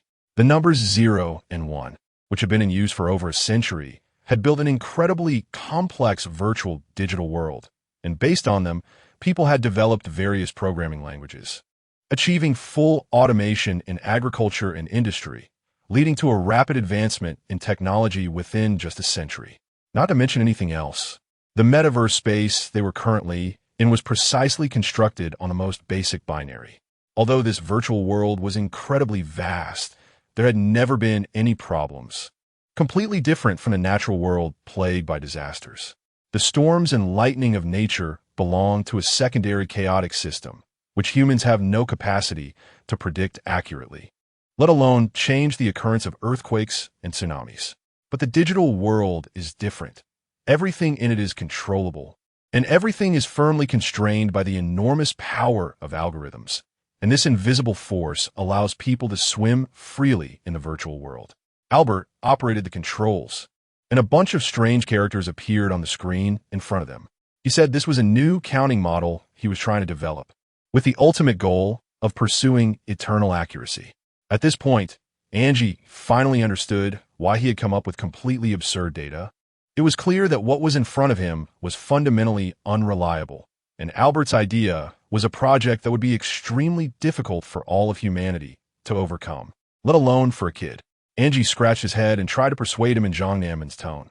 "Oh, your intentions are good, but after all, people can't master everything." Albert shook his head and spoke the second half of the sentence he hadn't dared to finish that day at the farm. "I only see tragedy and cruelty, just like the shadows of people's future." Chapter 14, The Condemned Man. 3 years ago, when he left Albert's house, he was slumped by the fireplace under that old blanket, looking as dejected as a prisoner sentenced to death or a terminally ill cancer patient. Angie thought it would be a long time before they met again. The groupings in the jump class were generally based on major fields, but no group would have more than 5 people. Angie remembered that before the age of 8, their group was full with 5 members. But after several rounds of selection exams, only Angie remained. When a mentor was unavailable, he often found himself assigned to the first batch group, attending new classes with Albert, and sometimes reviewing old lessons with the third batch group. Logically, having been classmates since childhood, they should have become very good friends. However, strangely enough, despite having almost no disputes or conflicts, they had not established a deep friendship. It felt like a cup of lukewarm water. leaving only classroom memories and a few casual jokes between them. Perhaps both of them just had that kind of personality, unlike Ji Jiao, that mischievous girl, who was friendly with everyone. If it weren't for the terrorist attack 6 years ago, maybe they would have quickly become colleagues. At least after breaking free from heavy academic burdens and having more free time, their relationship could have progressed further. But precisely because of that incident, the jump students were forcibly turned into an inseparable part of a whole, like a magnet, existing simultaneously as a unified whole of binary extremes, at least in the eyes of the public. As for how the jump students viewed it, beneath that scar was a temporary resting place they would never revisit. Now, seeing Albert again was surprising. The dejected image from 3 years ago was completely unrecognizable in the young man before him. And for some reason, Angie saw in him more of the lively, quick-thinking little chubby boy from his childhood memories, and he couldn't help but reminisce about their classroom days. As if this guy always found answers in unconventional ways. Just like now, he appeared in the most unexpected manner. It was hard to imagine what had happened to him in the past 3 years, and what kind of force could have revived a dying seed. "You fatso. How did you lose weight?" Angie almost rushed over, forgetting how long it had been since he felt this excited. "Hey, long time no see, did I scare you?" Albert patted his chest, showing off the strong muscles of a warrior. "Turns out you also play the FF series. To be honest, I'm quite surprised." Sun Ying didn't expect Angie to recognize him at a glance. It was actually one of Angie's little tricks. He used a filter he developed, under which all virtual characters would be restored to their real user images. That's why every time Ji Jiao changed to a new anime character, he could still recognize her. Watching Angie suddenly become so excited, Pang Tai and the others were confused. Wait, could this be? Ji Jiao frowned, thinking for a long time, until Sun Ying reminded her, and she suddenly let out a sharp scream. Wow, senior, it's been 8 years. Indeed, as a third-batch jump student, Ji Jiao was only 15 when Albert graduated. As for Pang Tai, he had no impression of him at all, only knowing that he should be another junior of his. Angie looked Albert up and down, and suddenly recalled something. A doubt arose. "Hey, I remember, you weren't prohibited from accessing." "That's right, permanently banned from the metaverse. Not only had the brain machine interface removed, but I couldn't log in with other devices either." Albert shrugged, his tone as relaxed as if he were telling someone else's story. This answer made Angie unable to help but speculate. Could it be that he came in through some black technology? Considering this guy's abilities, it was hard not to raise related suspicions. You wouldn't. But he didn't have time to voice his guess before a large wooden club came crashing down on his head. "Just catch up properly. Why are you overthinking?" Sun Ying put away the club and explained with a smile. "To reiterate, this game is multi-port synchronized. Don't think too much." In the era of the metaverse, being permanently banned was indeed a severe punishment, equivalent to information house arrest, completely isolating over 80 of internet content. The iris scans of VR devices, fingerprint locks on phones, and facial recognition on PCs all protect each account's usage rights, with accounts specifically tied to individuals. Although these measures were practically useless for Albert, who could hack into the system and fabricate an identity to re-enter at any time, he seemed to have chosen not to do so over the past 3 years, instead accepting the ban punishment honestly. Fortunately, this was a game that had been around for over 20 years, and he could still play with a game console and simple devices. Albert said, taking a couple of steps, and Angie finally noticed something was off. His movements were very stiff. Aside from his facial expressions, his limbs moved mechanically like a marionette, clearly using motion simulation rather than real-time capture. This meant he was not using VR motion sensing equipment. He was likely controlling his character with a controller or even with outdated methods like keyboard and mouse. As for facial details, he probably added eye tracking or expression scanning devices in front of the screen to prevent his character from appearing completely stiff. "How have you been these past few years? Has it been tough out there?" Angie leaned in, slinging an arm around Albert's shoulder, his archer's thin character looking like it was hanging on Albert. "The first few months were completely unbearable. Ever since the brain-machine interface was removed, I couldn't sleep all night, and I relied on nutrient solutions, only managing to regulate my endocrine and gastrointestinal functions with a lot of medication." He finally sighed, reminiscing. "How should I put it? It felt like a bird suddenly had its wings clipped, or a fish was taken out of water, completely stripped of its pulse. Albert had originally intended to describe it as stripped of breath, but that sensitive term was difficult for him to say out loud. But later, it got much better. Once I got used to it, everything was fine. There was a moment of silence, and Angie didn't know how to comfort him. But seeing Albert's current state, it seemed he didn't need any comfort at all. All right, have you two big men been mushy enough? Sun Ying's patience wore thin, and she directly opened a portal to a high-difficulty instance. Let's go fight while we chat. Senior, didn't you say we shouldn't talk about other topics in the game? Angie scratched his head and laughed. Considering you brought gifts, this time is an exception. Any form of team cooperation could quickly warm up relationships, and after a thrilling battle, everyone became familiar with each other. Angie didn't expect that Albert could still perform incredibly delicate operations with a controller, the difficulty completely different from using a brain-machine interface. And it was clear that he had fully adapted to the real world. Despite the high difficulty of the instance, having an expert to back them up meant Angie could afford to lag a bit. In their casual conversation, they learned about Albert's experiences over the past few years. It was hard to believe that in just 3 short years, his life had taken such a tumultuous turn. In fact, it wasn't just 3 years since his graduation. Albert's experiences seemed to have become a mystery, including how he got involved with the Breath organization, how he was brainwashed and used by them, and his subsequent imprisonment, all of which formed a stark contrast to the smooth and steady path during his school years.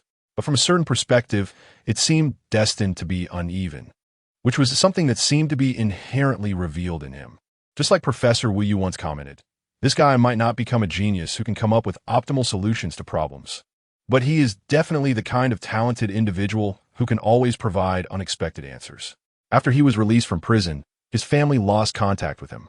Although his parents were wealthy merchants, they adopted an almost abandoned attitude, only sending him a bit of living expenses periodically and completely intending not to engage with him. Being imprisoned as a terrorist, indirectly causing casualties, and being a destroyer of the metaverse, even though the incitement aspects of the incident were later investigated and clarified. Such a crime is nearly impossible to clear for a lifetime. During this darkest period of his life, Albert encountered a benefactor, an old friend. This person did not, like those life coaches, put on airs to make him open up and forget the past, but instead gave him an old gaming console and a bunch of discs. Aside from eating and sleeping, the only way Albert passed the time was with these things, until he repeatedly completed the games, immersing himself in various stories and fantastical worlds. A doubt arose from deep within. Is the metaverse he grew up in really that hard to let go of? Why do these old discs still provide similar shocks? Although these questions were not directly answered, they lingered in his mind, as if the gaming world allowed him to appreciate the beauty of reality. What matters is not how the world is, but how the soul is. Just a year later, Albert had become proficient in using controllers and keyboard and mouse, even reaching a high skill level, something he had never imagined before. Because the brain-computer interface directly reads the bioelectrical signals from the cerebral cortex, its information transmission rate is highly efficient. In contrast, using a keyboard and mouse requires extensive training to develop muscle memory, and proficiency is directly related to training time, which is entirely different from his previous experiences in the metaverse. However, he gradually discovered that, as long as one puts in the effort, there is nothing one cannot get used to. In the second year, Albert began to engage with the outside world, starting with some online games. During this time, he did consider regaining access to the metaverse. After all, hacking into servers is trivial for a genius. However, after some time of playing, he felt it unnecessary. Perhaps his spirit had become strong enough. By the third year, Albert traveled far and settled in a small, unknown place in a foreign country. He began to socialize normally, learn a new language, make more friends, and even open a small repair shop with the help of friends. Today, Albert has rekindled his interest in academics, diligently studying computer theory and learning about cutting-edge foundational technology every day. Of course, he also spends his leisure time with friends, continuing to explore the gaming world. Until last night, when a friend asked him to be online on time the next day, saying that some old buddies wanted to see him. The group gathered at a tavern in the game, sitting around the table, listening intently to Albert's story. But what piqued their curiosity even more was the identity of the friend who had been helping him for 3 years. By the way, who exactly is this friend of yours? Ji Jiao was so curious that she couldn't help but blink. Right, I think this is simply an angel sent by God. Albert smiled shyly, involuntarily glancing at a corner, but quickly withdrew his gaze.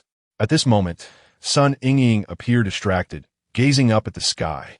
Pang Tai took a deep breath and exhaled a series of smoke rings. Isn't the answer obvious? Perhaps Albert's experience evokes sympathy from most of the jumpers, while a few others harbored deep resentment. After all, his crimes directly led to the burial of most of these 3 batches of geniuses, and no one dares to use them to this day. As the saying goes, adversity reveals true feelings. People often do not realize who will ultimately lend them a hand. Who has been quietly giving up work after graduation? Who spends over 10 hours online gaming every day? You all can chat, but don't drag me into this. Sun Yingying grinned. Although I don't deny doing that, it was purely out of boredom. Since there was no place to apply my skills, why not pull in a loyal partner for long-term gaming, right? This was said very lightly, but a hint of avoidance appeared in Albert's eyes, as if he didn't want to bring up the details of this matter. After all, he was already a waste of space at that time. So one can imagine how much effort Sun Yingying put in. But to be honest, I think not only Albert has changed. And Ji stroked his chin, looking at Sun Yingying with curiosity. Do you remember the day you won the Turing Award? The reporters at the award ceremony were dumbfounded, thinking you were a little mute. Who would have thought that the quiet girl who said nothing back then has now turned into a hot-headed big sister? Before he could finish, Ji was hit again, but that was self-inflicted, and he accepted it willingly. At this moment, Pang Tai suddenly gave Ji a wink, and he finally remembered not to forget the main topic. By the way, do you have any short-term plans or career aspirations lately? And Ji tried to steer the conversation. Since you never forget to do academic work every day, you surely want to be working long-term in a repair shop, right? Albert did not answer, but looked at Sun Yingying, seemingly waiting for a confirmation. This feeling made Ji feel strange, even a bit eerie. Sun Yingying coughed twice.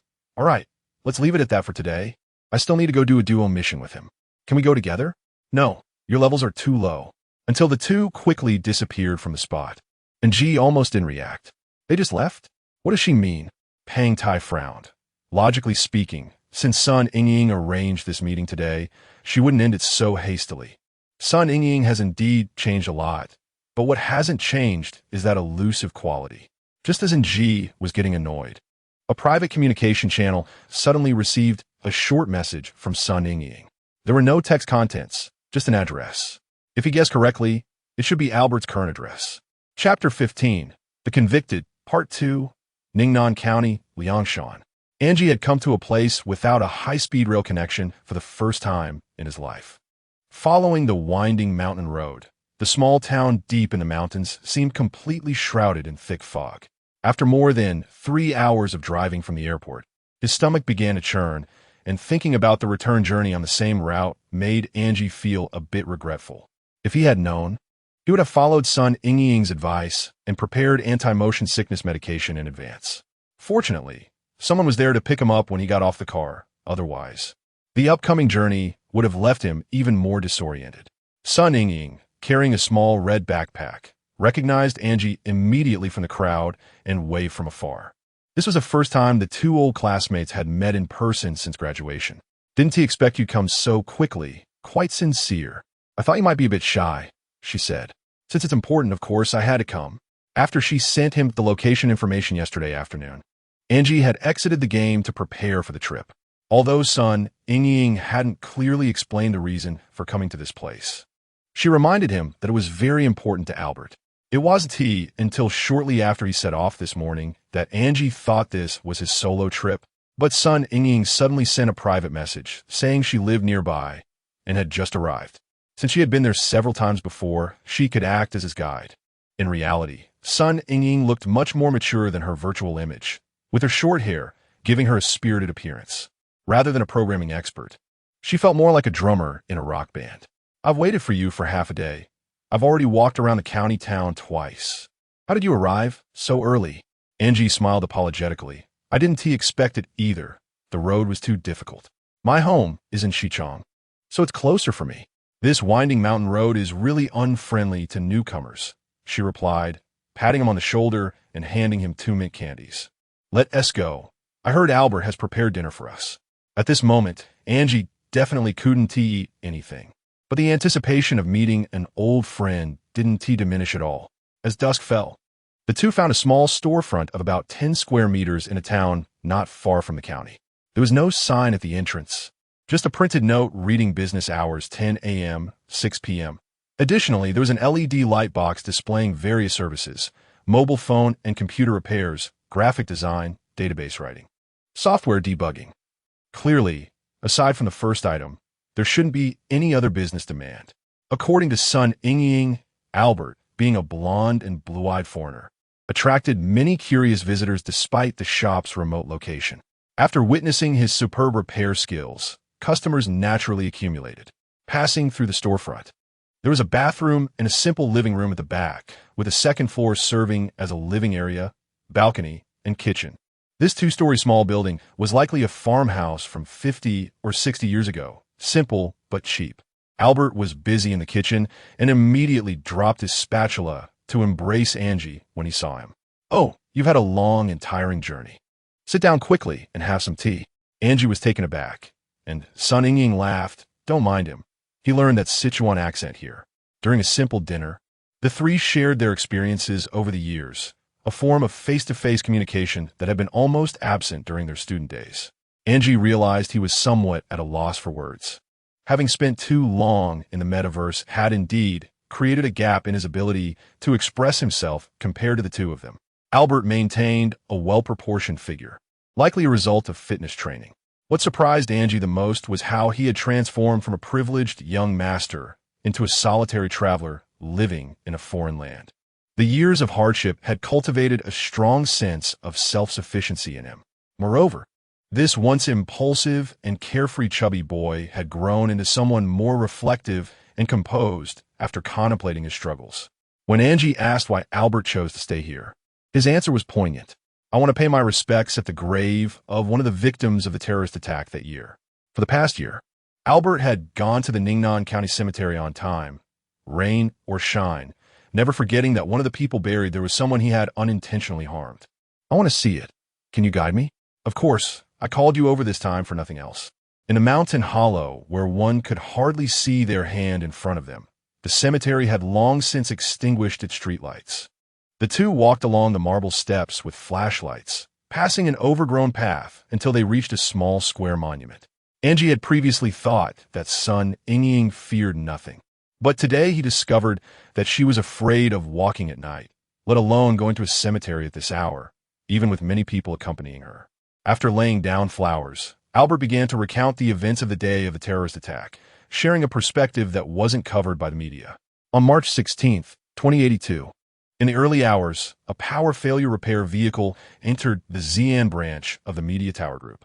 However, the people inside the vehicle were not employees of the Power Bureau, nor were they holding tools for repairing lines. These young men and women wore insulated suits, black masks, and large hoods that completely concealed their faces. Minutes earlier, surveillance drones and the monitoring network had completely failed, successfully delivering this group of young people to their destination. A towering cylindrical building, the largest metaverse server array in the Northwest region. Not only were there security guards patrolling outside the server building, but there was also an impenetrable network of surveillance alarms and a swarm of drones on guard. Due to the importance of the server room, these guard drones were equipped with powerful, non-lethal weapons. Such tight security measures became a fatal flaw in front of this group of geniuses. They didn't even need to carry weapons for self-defense, only to control the swarm of guard drones, which created a breakthrough point in the interconnected security. Their mission had two main objectives.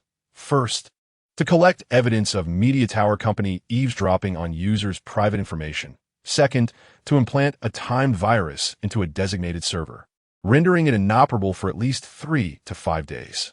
The operation progressed smoothly, and to this group of young people, the plan seemed to represent justice and a verdict against monopolistic behavior. After all, both tasks were merely deterrent in nature, causing more benefit than harm to those outside the monopolists. As the saying goes, The greatest evil often disguises itself under a dazzling facade of nobility. Just like the name of this organization 6 years ago, Tide Rising. The emotions of the youth were always like tides, easily stirred up, capable of unleashing devastating power. They didn't realize that their fervor had completely clouded their judgment, and their values had been fully exploited. If today's incident succeeded, it would become the most widespread terrorist attack in history, because they were not just targeting a server. In fact, there were 2 servers involved. Due to the extraordinary trust people placed in automation during the drone era and their excessive reliance on the metaverse network, they were unaware that this plan would put over 100 lives in danger. It wasn't until the virus's activation program began to operate that the young people realized something was terribly wrong.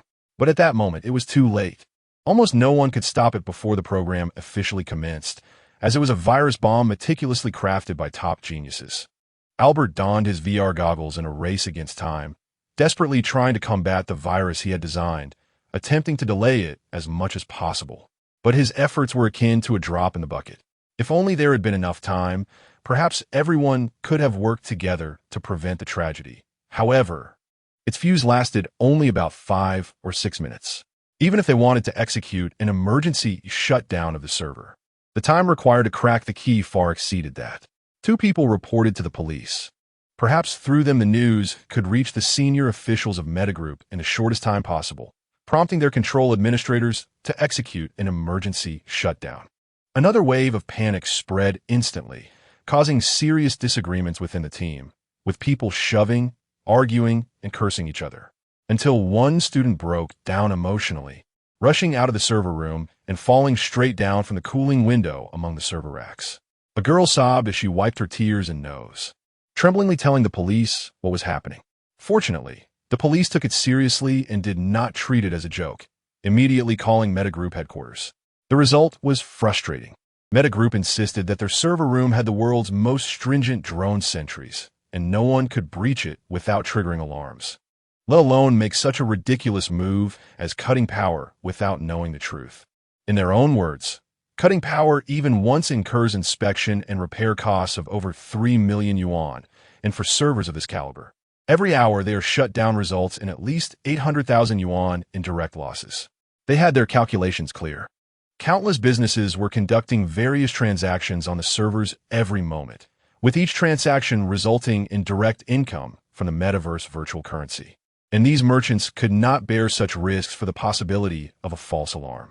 Everyone fell into despair in the stifling server room with temperatures exceeding 60 degrees. The insulation suits became almost ineffective, yet the cold sweat on everyone's back never stopped. The police, of course, acted immediately, and police drones from nearby neighborhoods flew at top speed toward the server building.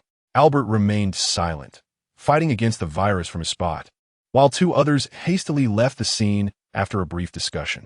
The last girl who called the police walked step by step, sobbing, toward the 50-meter-high, cooling window. Albert was left alone in the server room. He knew he could not create a miracle, but he remembered Wu Yu's assessment of him. Although he could not be the best, he was someone who could always find unexpected solutions by taking detours. Since he could not control the outbreak of this viral bomb, he would minimize its impact. The so-called train dilemma was not suitable for leisurely discussions over tea. When it came to the most critical moment, people would act on the judgment hidden deep in their consciousness beyond rational control. Albert completed a simple operation, using a method similar to a bait-and switch, transferring the virus from one virtual machine to another server in the server room. But this one had less than 1/10 of the user capacity of the previous one. It was like the passengers of the most famous Flight 93 during the 9/11 event, who chose to bring the plane down in a field rather than crash into the densely populated Washington, D.C., sacrificing the least to save more lives. When the SWAT team rushed into the server room, they found only one young man standing there in a daze, the one who bore the sins, Albert. After he was imprisoned, he confessed every detail of the incident. Many years later, people were puzzled as to why a terrorist who committed such a serious crime only received a mere 2-year sentence. Even if he was incited, it seemed too lenient. The media was unaware of the remedial measures he took that day, and this confession was sealed as a confidential document. At the same time, There was a major reshuffling of the high-level management at Meta Group and undisclosed exorbitant safety fines. During this prison term, Albert had signed multiple confidentiality agreements. Decision-makers knew that sometimes stability was more important than the truth. This was a major incident that nearly cost hundreds of lives. If details of the event were disclosed, it would not only cause panic throughout society, but could also trigger a series of chain reactions, potentially leading to economic problems and ultimately sparking another major riot. After being released from prison, Albert had been collecting information about the victims. Among the 3 deceased, a man in his 40s drew significant attention. He had been battling illness prior to this, but as the family breadwinner, he concealed his condition while caring for his wife and daughter until the day he collapsed. Fortunately, this incident gained public attention, and with donations from numerous netizens, he was able to travel from his hometown in Ningnan to a big city, where he underwent the highest success rate metasurgery with the latest technical support. The lead surgeon was a neurosurgeon from the Air Force Military Medical University, and the surgery was going smoothly until the server crashed, causing the surgical cabin to fail to trigger the protective device, resulting in uncontrolled information flooding in and the surgical knife cutting into a fatal area. At this point in the story, Albert was already in tears, and Ng approached him for a long embrace. Suddenly, he noticed a terrifying scar on Albert's back, which looked fresh. This is what I deserve. The mother and daughter lost the most important person, and this is hardly compensation. It turned out that earlier this year, not long after Albert arrived in Ningnan, he encountered the grieving widow at the grave of the deceased. At that time, the widow did not recognize him, but Albert knelt before them, confessing his identity. The woman grabbed the axe from her backpack, and Albert did not flinch. Fortunately, nearby villagers who were also visiting the graves quickly came to stop her. Otherwise, he might have indeed died on the spot as an offering to the wrong souls. After listening to his account, Ng bowed deeply at the grave, a wave of indescribable pressure hitting her. I understand now. This is not just your own heart knot, but also your chosen way of atonement. No, this is not atonement. Ng frowned, unsure of what he meant. In fact, the night before last, Ying had already told me. Albert took a deep breath. I'm sorry I turned you down 3 years ago, but now I promise to go with you to participate in the fireworks project. Ng placed her hand on his shoulder, feeling that this person before her was 100 times more reliable than herself. So, you choose to do something more meaningful? But Albert shook his head. Do you remember what happened on that ranch back then? Ng was even more confused. Why bring this up all of a sudden? I feel like it's becoming more similar. Chapter 16. The eve of the tide, early the next morning, Albert quickly packed his belongings, handed over the shop to a local apprentice, and mentioned that he would return every March. To catch today's flight, he had to leave the station by 6:30 a.m. Due to insomnia the previous night, Angie was almost chased out of bed by son Ying with a feather duster. Strangely, he had always felt exhausted if he left the sleep capsule for more than 10 hours, but after his conversation with Albert in the cemetery last night, he found himself tossing and turning, unable to sleep. He never quite understood why Albert compared people to sheep, even if such a comparison were to be made. The leaplings who had been confined in sleep capsules since childhood, growing up on nutrient solutions and hormones, seemed to have a survival state more akin to a sheepfold. As for most people, even a high-quality VR motion sensing device was a luxury, let alone a sleep capsule. Angie believed that unlike livestock, people were always making choices and could never truly be trapped in a pen like those little lambs, at least not as long as thought and free will existed. He didn't dwell on this further, as bringing in more terrifying speculations would inevitably lead to a melancholic disposition over time.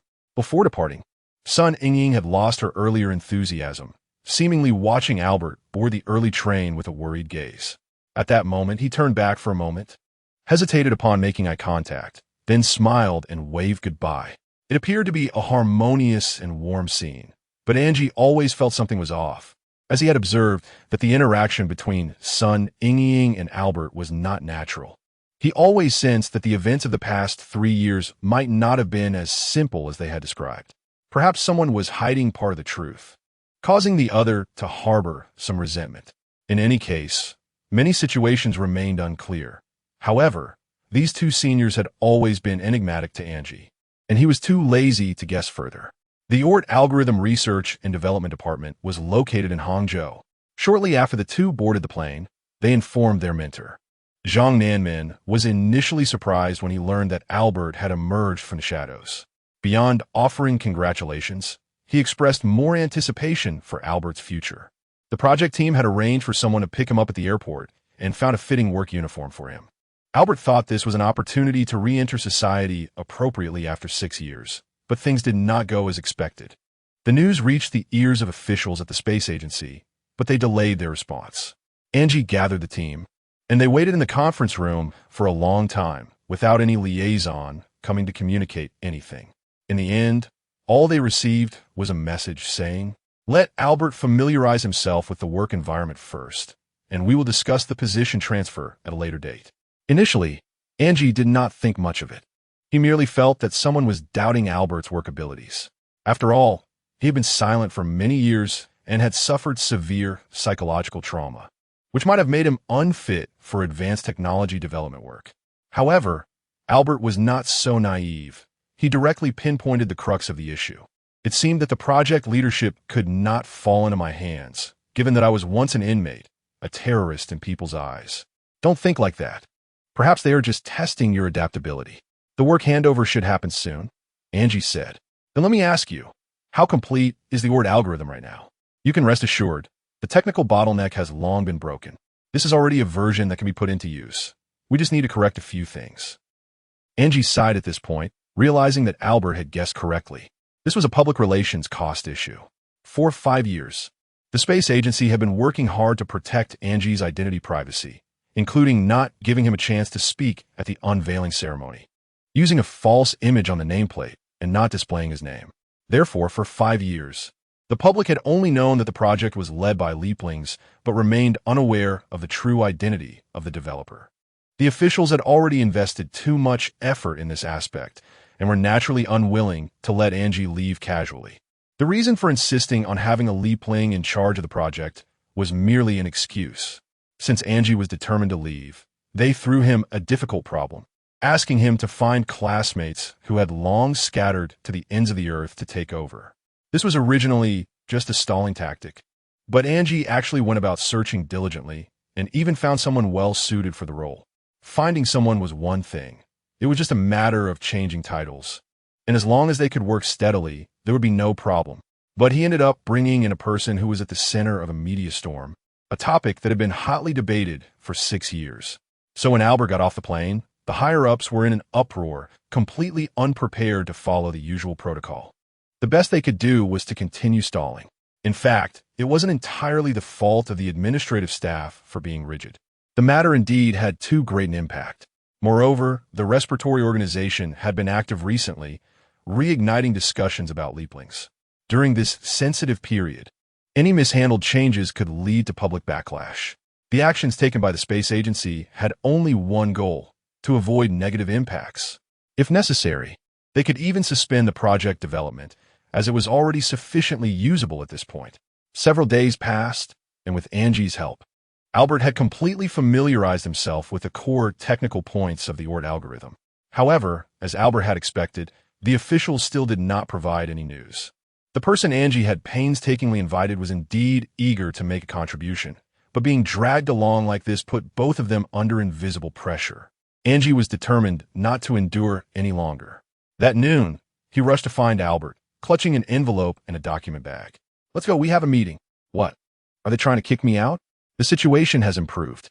Let's have a small meeting first. Maybe today you can officially take over." Albert couldn't help but frown. He couldn't understand how this guy had convinced those old fossils, until he saw the resignation letter in Angie's hand. It seemed he was planning to use both soft and hard tactics. Indeed, if they couldn't reach a consensus today, Angie would resign without hesitation. In the absence of anyone else available, the project team would have no choice but to appoint Albert as the only suitable candidate. In the conference room, the three-dimensional projections of several senior representatives appeared on the table. Shortly after the real-time communication began, Angie laid down his cards, which were his only cards. "Recently, I have met all the requirements set by the space agency and found the most suitable person to lead the project. After a few days of handover, Albert is fully capable of assuming this position, and I hope to complete the transfer process as soon as possible. As Angie spoke, he spread out the resignation letter on the table. I'm grateful for everyone's continued attempts to retain me, but I still have other ambitions and do not intend to comply. He thought this statement might have some effect on the officials, as he was indeed in the right. However, after hearing this, the officials didn't even furrow their brows, responding immediately. We are also very grateful for your outstanding contributions to the fireworks project. The ORT algorithm is a project you personally developed, so we hope the final outcome can belong to you and not just to the space agency. Do you understand? This was a bribe, indicating they could relinquish part of the patent rights, using a sugar-coated bullet to keep him on board. This is not my achievement. It is something we all built together through hard work and should not belong to any individual. The officials exchanged glances and continued. Indeed, this is an achievement of all those in the aerospace community. But now that the ORT algorithm is nearly complete, are you sure you want to give up participating in the development of the final version right now? This was a threat. If Angie really resigned now, once the ORT algorithm was fully developed, he would either be at the bottom of the list of developers for the final version or have his name bracketed, or even possibly be removed from the list entirely. Although this approach is shameless, the confidentiality work of the space agency is indeed in place, and up until now, no one outside knows the name Angie, which is enough to pose a threat to him. Its development is nearing completion, but improvements in application areas seem far off. I sincerely hope this will be a good beginning, rather than just an ending.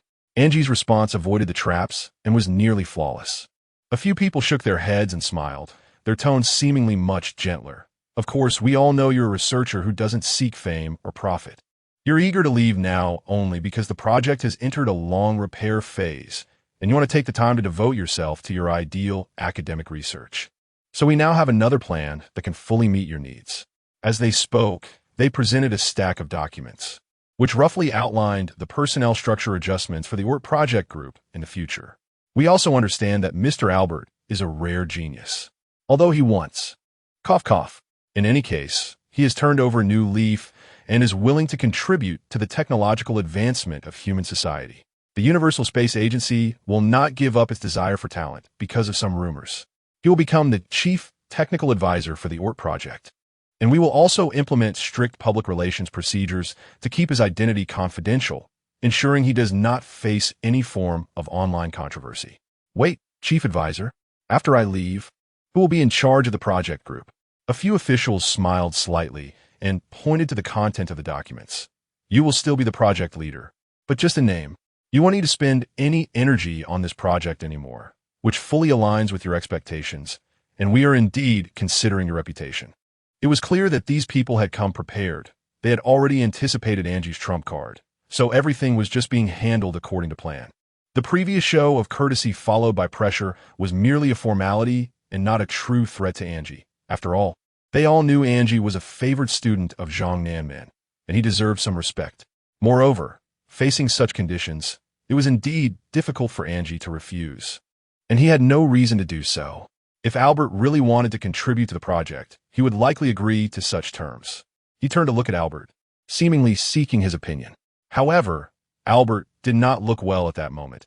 A look of indescribable disappointment was evident. I'm sorry, let's pause the meeting for a moment. We need to have an internal discussion.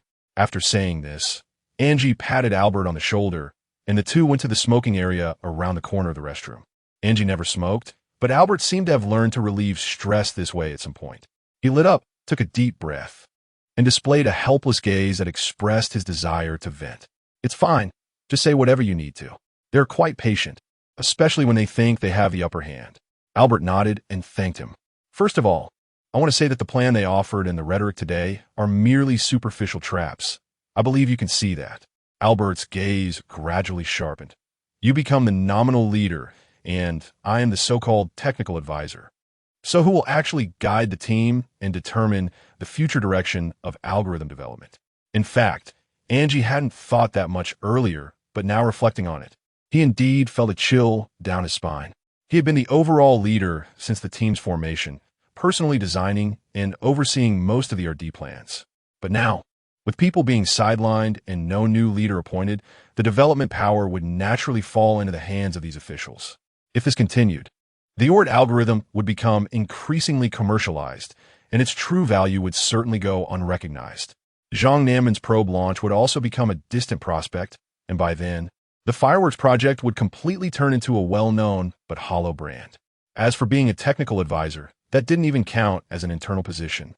Both would be sidelined and have no place to voice their grievances. I understand. This proposal cannot be accepted. Angie forced a bitter smile, rubbing his temples incessantly. Do you have any suggestions? I'm really not good at dealing with these people. I have no suggestions. Neither of us is skilled at this. Albert sighed. I can only say, don't get caught up in their conversational rhythm. Don't use their rhetoric, and also be prepared for both courtesy and pressure. After hearing this, Angie felt even more helpless. Although he had never liked the way these officials operated, he had never been mentally prepared for direct confrontation. Watching his senior exhale smoke, Angie couldn't help but reach out to him. Want one? Albert smiled bitterly and handed over the cigarette pack. In less than 10 seconds, a violent cough caused him to crouch down, curling up.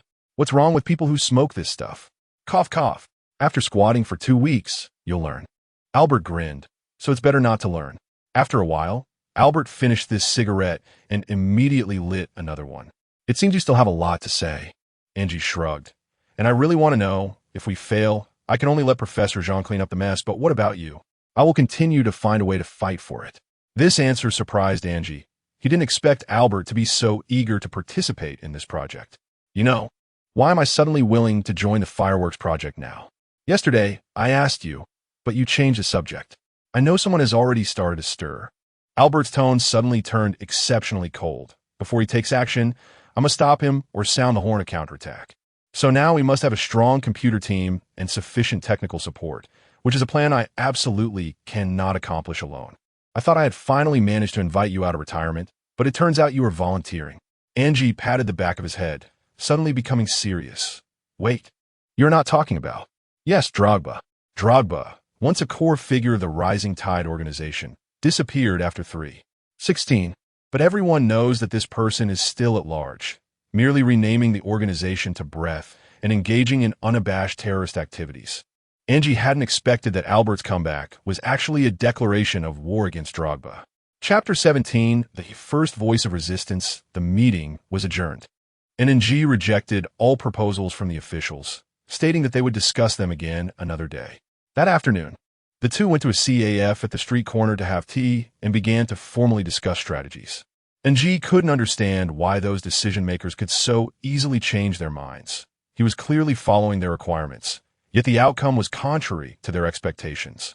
It was only now that he realized that the most difficult part of working in such a large organization was not overcoming technological challenges, but rather dealing with people. Albert also found it absurd. After 3 years of being in hiding, he thought he could gather strength to prepare for an anti-terrorism operation, but unexpectedly, the first challenge was not terrorists, but a group of rigid bureaucrats. The entire afternoon turned into a venting session, and by the end, they had no solutions to propose. After all, neither of them had any fighting experience, and facing those seasoned veterans in direct negotiations was hopeless. Ultimately, Angie thought perhaps he could seek advice from his mentor. After all, Professor Zhang was the chief engineer of the entire fireworks project. And if he could get his help, maybe the process wouldn't have to be so difficult. After contacting Professor Zhang, Angie did not disclose the full truth.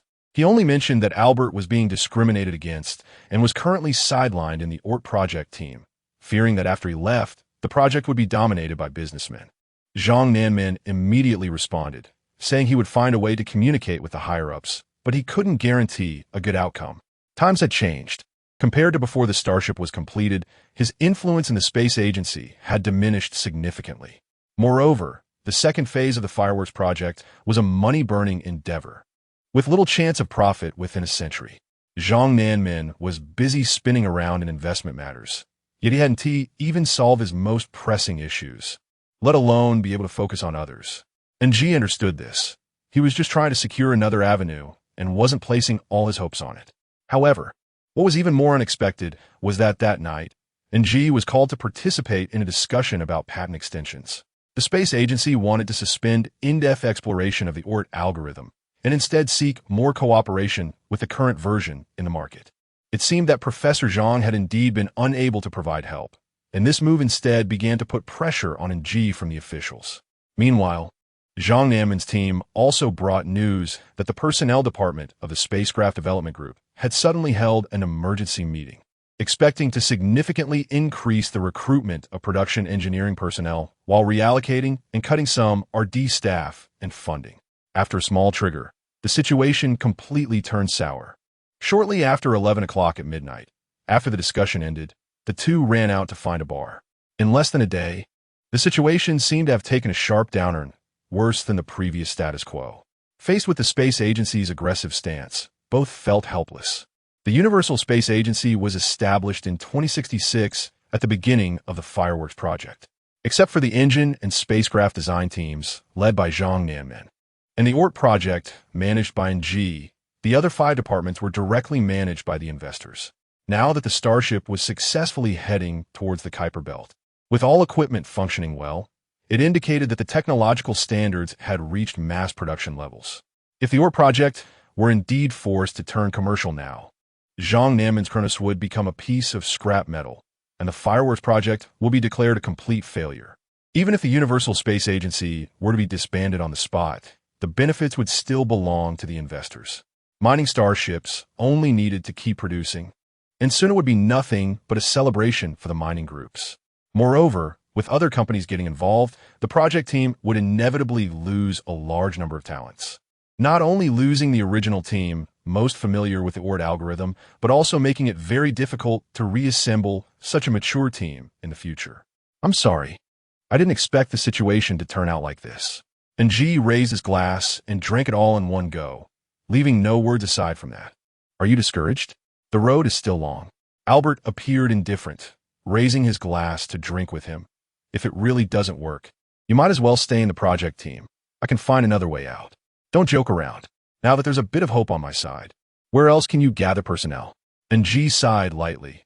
Besides, compared to my little troubles, your situation is the most troublesome. And G was right. Albert was the only person arrested during the 3/16 incident 6 years ago, and he had become the most typical terrorist in the public's mind. Plus, people misunderstood the truth, and a mere 2-year sentence made everyone feel it was far from enough. He was even more detestable than the mastermind behind the incident, the elusive leader of the Breath organization, Droba. Currently, there were only 2 official organizations worldwide still fighting against Breath. One was the Metaverse Security Council, but their nature was similar to that of security guards, focusing on defensive technological measures.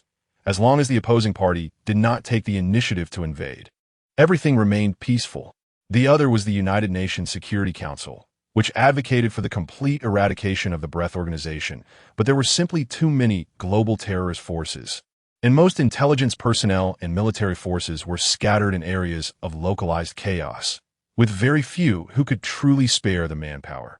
Although the activity frequency of Breath had been increasing recently, it mainly relied on ineffective propaganda, and such minor skirmishes were widely seen as unable to stir up significant trouble. The organization's current nature resembled that of a cult. Even if Albert went to warn the Security Council, no one would truly believe this former criminal. Moreover, Albert couldn't present any evidence. As long as he couldn't prove that the Breath organization would take significant action next, the Security Council wouldn't spend funds to upgrade security comprehensively, nor would they choose to take the initiative. How about this? We agree to keep the morning's proposal and strive to maintain the project team's structure unchanged. And G patted Albert seriously. As long as I can still lead the team's technical direction, we can secretly achieve your goals. Haha, you're still as naive as ever. Just like when you were a child who always cried. Albert smiled wide. But all your self-touching only seems ridiculous and incompetent in their eyes. Don't hold any illusions about these people. Now that they have laid their cards on the table, it means they don't plan to give anyone any face. You must have heard the saying, when the rabbit dies, the hound is cooked, right? So what you mean is, are we already powerless? Wrong. Now is definitely not the time to sit and wait for death. I must take action. I'm leaving Hangzhou tomorrow. Albert raised his glass to him and slowly advised. As for you, If you feel tired, just leave. These people are indeed hard to deal with. But if you feel aggrieved and are truly willing to do something for the mentor, the best option now is to stay in the project team and effectively use public opinion as a trump card, uniting with Professor Zhang to ensure the team doesn't fall apart, ultimately helping him get through this tough spot. Wait, are you really going to leave? And G frowned. I'm really sorry. In the end, not only have I not solved my own issues, but I've also dragged you and Professor Zhang into this. The one who should be apologizing is me. Perhaps if I hadn't shown up, the situation wouldn't have deteriorated so quickly. Albert lit a cigarette and took a puff, consuming nearly a quarter of it. You don't need to worry about me. Professor Wu's student won't give up so easily. Albert quickly finished one cigarette and was about to reach for another when his cigar was suddenly stuffed between his fingers. That's right. If it were old Wu's temperament, he would have probably already started fighting with these guys. And G suddenly turned around to see Pang Tai had appeared behind him at some point. If I encountered such a situation, I certainly wouldn't just walk away. Although he wouldn't charge in, he would at least make a scene in court. They must pay a price. How do you know about this? And how do you know we are here? For some reason, after seeing Pang Tai, he always felt a surge of power rising from his heart. Although he often sabotaged himself in the game, in reality, he was a reliable man who made people feel absolutely at ease. Ji Jiao told me that old Master Zhang was dejected all day. His project of over 20 years was likely coming to an end. Pang Tai said this while putting on a metal detector, suddenly reaching into Albert's collar and pulling out a small object, casually tossing it into a cup of beer. Besides, they never intended to treat this brother as one of their own after you got off the plane. The clothes were indeed work clothes prepared for Albert after getting off the plane, and this was naturally a small tracker, which likely also had eavesdropping capabilities. No wonder the other side could always get a leg up at the negotiation table. They had long raised the vigilance of the legal department. Who is this? Albert was unusually surprised. After all, he had only seen his virtual image in the game before.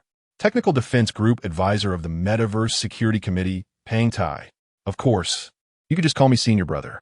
Pang Tai raised his glass, and the two immediately clinked their cups. Moreover, you don't need to introduce yourself, Genius Albert. Indeed, only Wu Yu had ever referred to him that way, creating an inexplicable sense of familiarity. But what Albert was more concerned about at this moment was Pang Tai's identity. Wait, you're from the security committee? Don't hold out any hopes. You know that a position like an advisor is nothing, especially in the technical group. And Ji chuckled bitterly. Besides, he is a prickly one. He hasn't even seen what the leader looks like until now. Otherwise, I would have found a way to contact him long ago. Now it was Pang Tai's turn to be puzzled. What? Junior brother, have you encountered any other troubles? The three of them kept drinking for several rounds, recounting everything that had happened earlier, eventually turning into deep sighs. I really didn't expect you to have suffered so much and still be willing to continue fighting against Drogba.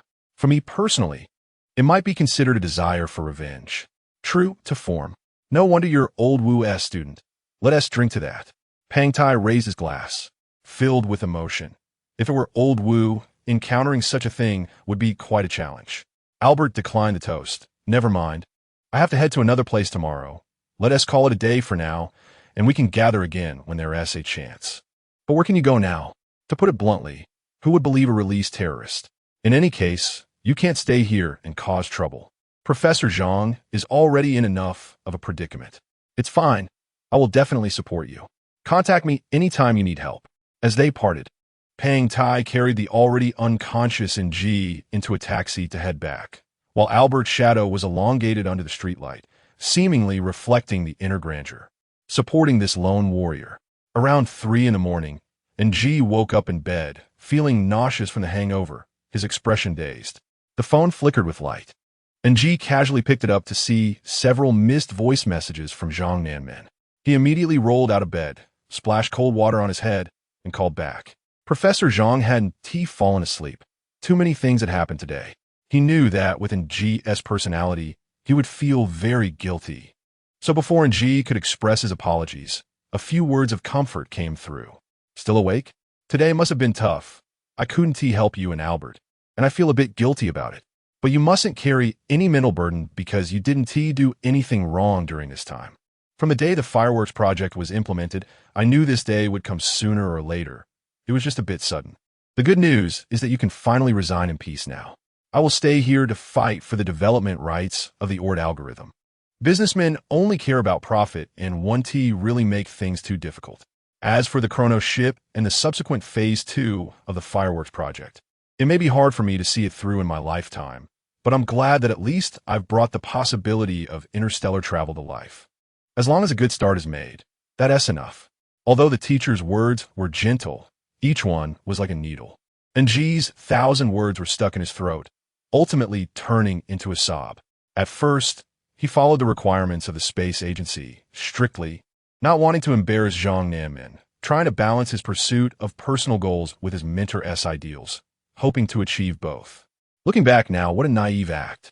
Even though, as the teacher said, he hadn't done anything wrong throughout the process, he still ended up with this conclusion, as if it had already been predetermined. Teacher, I'm sorry. Good child, I've said there's no need to apologize. Just make sure you know the path you want to take in the future and don't be confused. A long silence followed, and neither side seemed to want to hang up. And G's thoughts were racing, recalling what Albert had said. He must not sit idle. He must do something about it. Teacher, if Professor Wu were still here, what would he do? Haha, you're talking about old Wu. He would definitely resist. It's just that I really can't think of what method he would use. Resistance. That word felt too ethereal to Ng. Since birth, it seemed to have only appeared in various literary works, and he had never experienced that feeling himself. What would he do if he were Albert? Ng tightly closed his eyes in the darkness, wanting to shout loudly, letting all the grievances in his heart vent out for everyone to hear. Everyone? Shout? Public opinion? He suddenly opened his eyes, as if a bold and unconventional plan was forming in his mind. The Universal Space Agency was established because of the fireworks project, and his ORT algorithm was also created for this plan. His identity as a jump leaper was a trump card that could stir up public opinion at any time. And G knew what to do. He was ready to make his first cry of resistance. Chapter 18, The Victory of Rumors at 4 in the morning.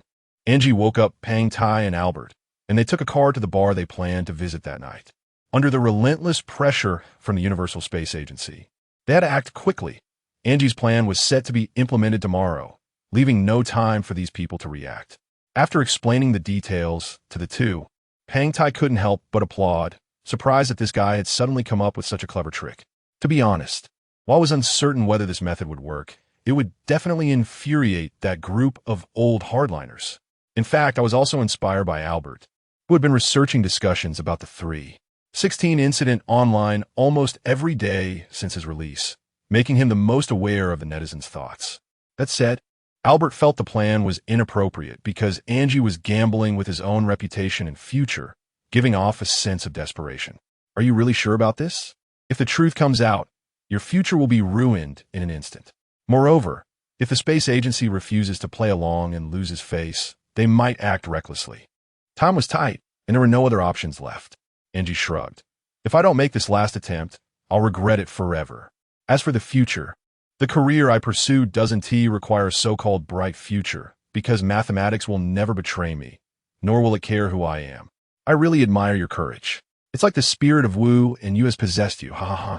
Pang Tai shook his head and added, as the saying goes, it takes only a mouth to spread rumors, but it takes running to refute them. If the plan goes smoothly, they'll have enough to deal with tomorrow. Until dawn, the three of them searched through a pile of garbage behind the bar with metal-detecting glasses and finally found what they were looking for, a small tracker. It seemed the space agency was about to be thrown into chaos. At around 8 in the morning, Albert went alone to the ORT project, RD department. As usual, he walked to his workstation, and within half an hour, he submitted a resignation letter to the designated spot and began packing his things to leave. Meanwhile, Pang Tai put on a mask and a wig, bought a short-distance bus ticket at the passenger station, and left. The space agency was bustling with activity, and the new day proceeded as usual, the only difference being that an important meeting today was missing someone. Angie did not accompany Albert to clock in for work, nor did he log into the metaverse workstation. In the conference room, someone questioned Zhang Nanmin about why this usually punctual student was late for such an important occasion. Zhang Nanmin's response was filled with sarcasm. My student is very soft-hearted and cannot bear to see such cruel scenes as the rabbit dies and the dog is cooked. Professor Zhang, There's no need to speak so harshly. Every group must move forward and inevitably undergo some structural adjustments. The young man's impetuousness is understandable, but I hope you won't spoil him too much. A middle-aged man, who was rather overweight, suddenly stood up, signaling for the meeting to start early. Besides, hasn't Angie been insisting on resigning? Since he wants to leave, there's no need to force him to stay. The person presiding over the meeting had just been transferred from the Media Tower Group, and most of the representatives attending were from the investors of the fireworks project, indicating that the Universal Space Agency was about to fall into a state of nominal existence. During the meeting, explosive news quietly emerged in the metaverse network, with related discussions and reports skyrocketing in numbers, reaching the top of the trending charts within less than an hour. The first message was sent at 1 o'clock last night from the account of a local resident in Hangzhou, featuring a photo and a piece of text. The photo showed Angie and Albert drinking their sorrows at a bar, and the text read, "I just ran into the legendary former member of the Breathing Organization. Is the person on the right the one behind the 3/16 terrorist attack, Albert?" Seeking verification from the experts. This post was made in a forum about the Breathing Organization, and initially, it garnered little response until someone found Albert's prison photo and a school photo of Angie and Albert this morning, which sparked significant attention. "We haven't seen Albert, but we know that young man. Isn't he the project director who attended the fireworks project unveiling? Just not sure of his name." Exactly, looking at this screenshot. Although the virtual avatar has some disguise, it can be identified after analysis. One of the more popular comments was a speculation post, detailing what they were most likely doing in Hangzhou, concluding that the two should be working at the Universal Space Agency, which aligns with some public records. The agency had acknowledged hiring students from the LEAP program, and all clues matched perfectly. As the event continued to ferment, by 7 o'clock this morning, an anonymous surveillance video screenshot reignited the post. Albert was spotted at a breakfast shop near the space agency, confirming the netizen suspicions. With the discussion heating up, media attention quickly followed. Around 8 o'clock, a local entertainment reporter, claiming to specialize in catching celebrities in affairs, volunteered to use his Hummingbird drone to film inside the space agency and verify the rumors. This post quickly dominated the trending section, attracting countless viewers. At 8:10, a live broadcast lasting over 5 minutes made this incident the focus of the internet, with views and shares reaching nearly 10 million and still climbing. There is never calm before a storm. The thunder's wrath is hidden in the clouds, just that people cannot hear it for now. No one expected this was just the beginning of a major revelation. Angie had used only half an hour to completely obliterate the 6 years of public relations and confidentiality efforts of the space agency. Soon after the meeting began, a representative from the Media Tower Company received an urgent message and quickly informed everyone to pause the discussion. The reason was simple yet sufficient. A major confidential leak had occurred, and all efforts must now be concentrated on cooperating with the Public Relations Department to refute the rumors. The entire building suddenly descended into chaos. No one anticipated such an event, which seemed entirely like an unexpected accident, not something deliberately orchestrated. At this point, the first step of Angie's plan was considered a great success. Of course, the post was made by Angie, and the photos were staged by Pang Tai at around 5 in the morning. Angie used a virtual account and hacked into the server to modify the posting time. In addition, some key photos and replies were also intentionally arranged by Angie, performing step by step to convince the public of this fact. After altering the back-end, like counts of the messages, this series of seemingly insignificant posts gained inflated view counts overnight, attracting even more visitors. As for the live broadcast this morning, it was also manipulated by Albert, who operated the drone to stage the shots, specifically selecting several key moments from entering the workstation to leaving the space agency, then edited and sent to Angie to allow the video to go viral online. "Where is Angie? Hurry up and contact him." The meeting host was frantic, shouting, he must not appear at the space agency today, including Albert, especially not him. Unable to reach him, the communications were unresponsive. He must still be sleeping off last night's drinking. Then let us go find him at his residence. We must hide him. The reporters should be arriving soon. Just as everyone was searching for Angie, another bombshell suddenly dropped. The content of a resignation letter handwritten by Albert was extracted by netizens using technical means. It was indeed a resignation letter, but the information contained within was a mix of truth and falsehood, with some fabricated details enough to dump the blame on the media tower company. The content of the letter roughly expresses gratitude towards Meta for spending a huge amount of money to help reduce the author's sentence and for entrusting them with important responsibilities over the past 3 years. However, the company has repeatedly used this as a threat to force the author to stay at the space agency. Although the author has endured this behavior without complaint, they have now received intelligence that Drogba is secretly plotting new attack activities, so they must leave and find talented individuals to collectively resist potential risks. The letter, long and detailed, conveys 2 main ideas. First, it portrays Meta as a profit-driven machine without any moral bottom line. Second, it hints at the risks currently present in the metaverse while slightly clearing Albert's name. This approach serves a dual purpose, as it is a clever solution devised by Angie. Due to the tightly woven logic of the entire matter, people no longer doubt the content of the letter. Once it spreads online, Meta can no longer sit idly by and begins to delete posts and control comments. However, because the incident is so popular, this approach has the opposite effect, with the trending topic reaching new heights, and everyone is now targeting Meta instead of focusing on Ji Yusheng. Some media outlets have also rushed to the space agency for interviews. This time, online opinions are no longer polarized, with discussions becoming diverse. Some focus on criticism, believing that Meta's actions are excessive. Others are curious, wanting to know if there are more secrets being hidden. And some are concerned about whether the attacks Albert mentioned are real. Of course, some mention Ji Yusheng, but this time it is with sympathy and tolerance rather than malice. When countless passionate crowds gather at the space agency's entrance, and reporters and drones completely block the doors, the situation smoothly transitions into the second phase. Don't look for Angie. Hurry up and find Albert for me. Notify the police to search the entire city. This is completely defamation. Faced with a series of unfounded accusations, the representative from Meta is completely frantic. They just want Albert to clarify everything in the interrogation room. Found him. The tracker shows he's on the highway heading to Nanjing. Are you sure? This isn't another trick, is it? No problem. The station has already been consulted. A masked blonde foreigner entered the station this morning, and he used his own ID at the entrance. Then hurry up and intercept him. Wait, don't go. Let the police handle it, or it will just complicate things. The officials didn't expect that the movements of the two would be like whack-a-mole, completely unpredictable as to who would throw out the next bomb. Soon, when they began to use various technical means to search for Albert, Angie suddenly appeared, directly at the entrance of the space agency. In just a few seconds, Angie was surrounded, reeking of alcohol, with serious dark circles under his eyes, looking exactly like the photo that circulated last night. That's him. That guy. In an instant, various microphones and drones crowded around Angie's face, and he pretended to look very surprised. Excuse me, are you Ji Yusheng, the director of the ORT project at the space agency? Did the space agency spend a huge amount of money to bail Albert out of prison? Is Albert also working at the space agency?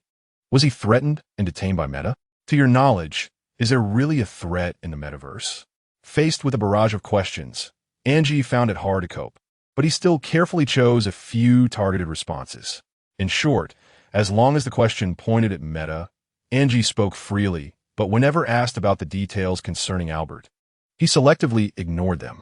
In less than 5 minutes, the interview video online set a new record for views, and even deleting posts could not contain the crowd's emotions.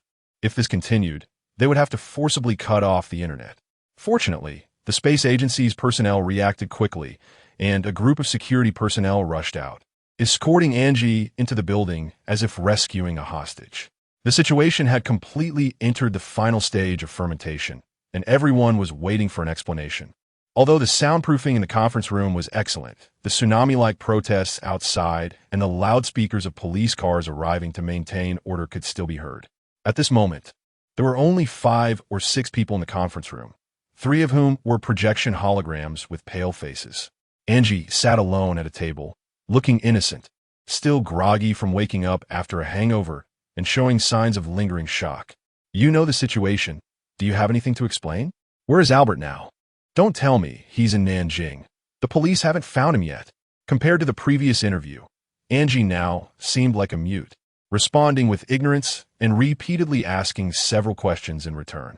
It seemed the situation was completely at a standstill, but the representative's expression, like the rising influence of the event, changed completely every minute. Eventually, this guy received a phone call and slammed the table with all his might. Angie, we all know you and Albert are computer geniuses. If this was indeed your doing, I admit you won.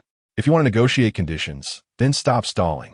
Yet Angie still maintained an innocent expression, though his gaze shifted to the meeting recorder. I drank too much last night and just wanted to go to the bathroom, Angie said as he left his seat, giving the fat man a look that meant, don't play tricks. Let's go to a place without surveillance and talk slowly. At this point, the truth finally became clear, and the representative's facial muscles began to twitch, realizing that it was indeed these two who caused the trouble. In the end, public opinion triumphed, rumors prevailed, and the truth emerged victorious. Chapter 19 Oasis. Half an hour ago, Pang Tai got into the car wearing a wig and a mask, then took off the wig and coat when he got out. At this moment, he was in a small hotel on the outskirts of Hangzhou, constantly refreshing online comments with Albert. This was certainly not just for fun. While browsing, the two of them did not forget to hack into the back-end system to push favorable comments to the forefront. Unlike the media group's method of controlling comments, deleting posts only incites public anger and leads to a more intense backlash. However, Pang Tai's method of placing strong comments in prominent positions would naturally stir the waters further. It must be said that the imagination of internet users is truly rich. The series of events that unfolded today was too sudden, making many feel that there were deeper, more inscrutable forces at play behind the scenes, along with dark secrets that could not be revealed. Some said that there were undercover agents from the Universal Aerospace Agency infiltrating the Breath organization, and the current situation of the starship was precarious. Others speculated that the fireworks project was a complete scam just to control the price of synthetic crystals, and the act could no longer be sustained.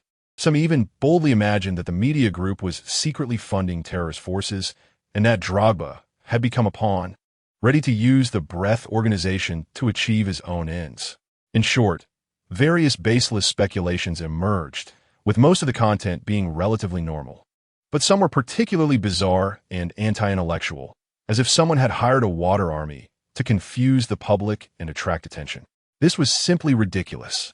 The media group funding Drogba had driven some people to madness. In fact, there were quite a few internet users like this, some of whom specifically posted bait posts to incite conflict. Haha, let's boost it and see what kind of reaction we get. At this moment, Pang Tai took a malicious pleasure in it, laughing as he added over 100,000 likes and shares to the post, causing it to stand out among countless comments. Take it easy. There's no need to make the situation too chaotic. Angie is negotiating right now. Don't let him lose face. Oh, come on. The internet users should have some intelligence, and it should be quickly buried. As expected, the comment only stayed on the hot list for less than 3 minutes before being bombarded with insults.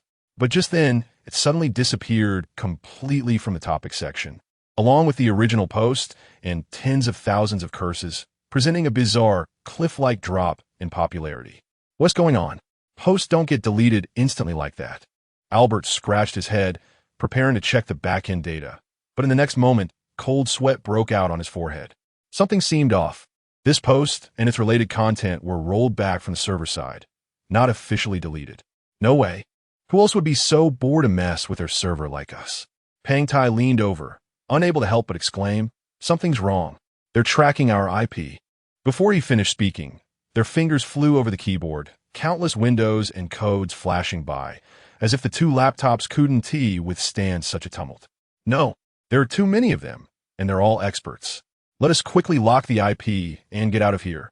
If this goes on, we'll have to run. Pang Tai couldn't help but pulled back a corner of the curtain, a chilling sensation creeping up his back. After shutting down the computers, the two looked at each other, truly baffled as to who would go to such lengths over an anti-intellectual bait post, suddenly going mad to track them down and bringing in so many experts. However, they didn't pay too much attention to it. After all, talents often emerge from the grassroots, and it might just be a misunderstanding. Perhaps the media group discovered someone was pushing posts in the back end. So it was normal for them to suspect identities. For some reason, I still feel like something is off. Don't worry, good news will come from Angie soon. Don't be too sensitive. Meanwhile, at the men's restroom door of the Universal Aerospace Agency, two figures, one tall and one short, stood facing each other, forming a stark contrast, just like their expressions at this moment. Angie put on a pair of metal-detecting glasses, surveyed the surroundings, and then began to scrutinize the chubby man in front of him. Ahem, self-awareness. Angie pointed to the fat man's pocket. The man, suppressing his anger, took out a small recording pen from his pants, casually tossed it into the toilet, and was so furious that he nearly smashed the restroom door with a punch. Is it okay now? Have you had enough fun? After looking around again to confirm, Angie finally breathed a sigh of relief. It seemed there were no problems this time. But his first words were not to make demands, nor were they mocking. They were three sincere words. I'm sorry. What do you mean? Literally. We were also forced by circumstances. We caused everyone trouble. Saying this, he slightly bent his waist in a bow, appearing completely sincere. Do you really need to be so hypocritical? Do you know how much time and money it will take to resolve the terrible impact caused by today's incident? The conference representative gritted his teeth, almost pressing his nose against Angie's face. Since you're a mathematician, this account should be easy to calculate. Ahem. I think we should negotiate now. There's no need to discuss public relations costs. If we continue wasting time, the situation may worsen. This statement left the conference representative speechless. He could only smile bitterly and spread his hands to present his own conditions. As long as you hand over Albert and clarify the facts, we can suspend the commercial development of the ORT algorithm and consider restoring the team authority of Jiangnan. It seems they have always been very clear about what they took away, yet at this point, they still maintained a superior attitude. Naturally, Angie shook his head continuously, feeling unsatisfied. I think your sincerity is acceptable. I hope you can fulfill your promises. As for the conditions you proposed, I'm sorry. We cannot let Albert appear in any form.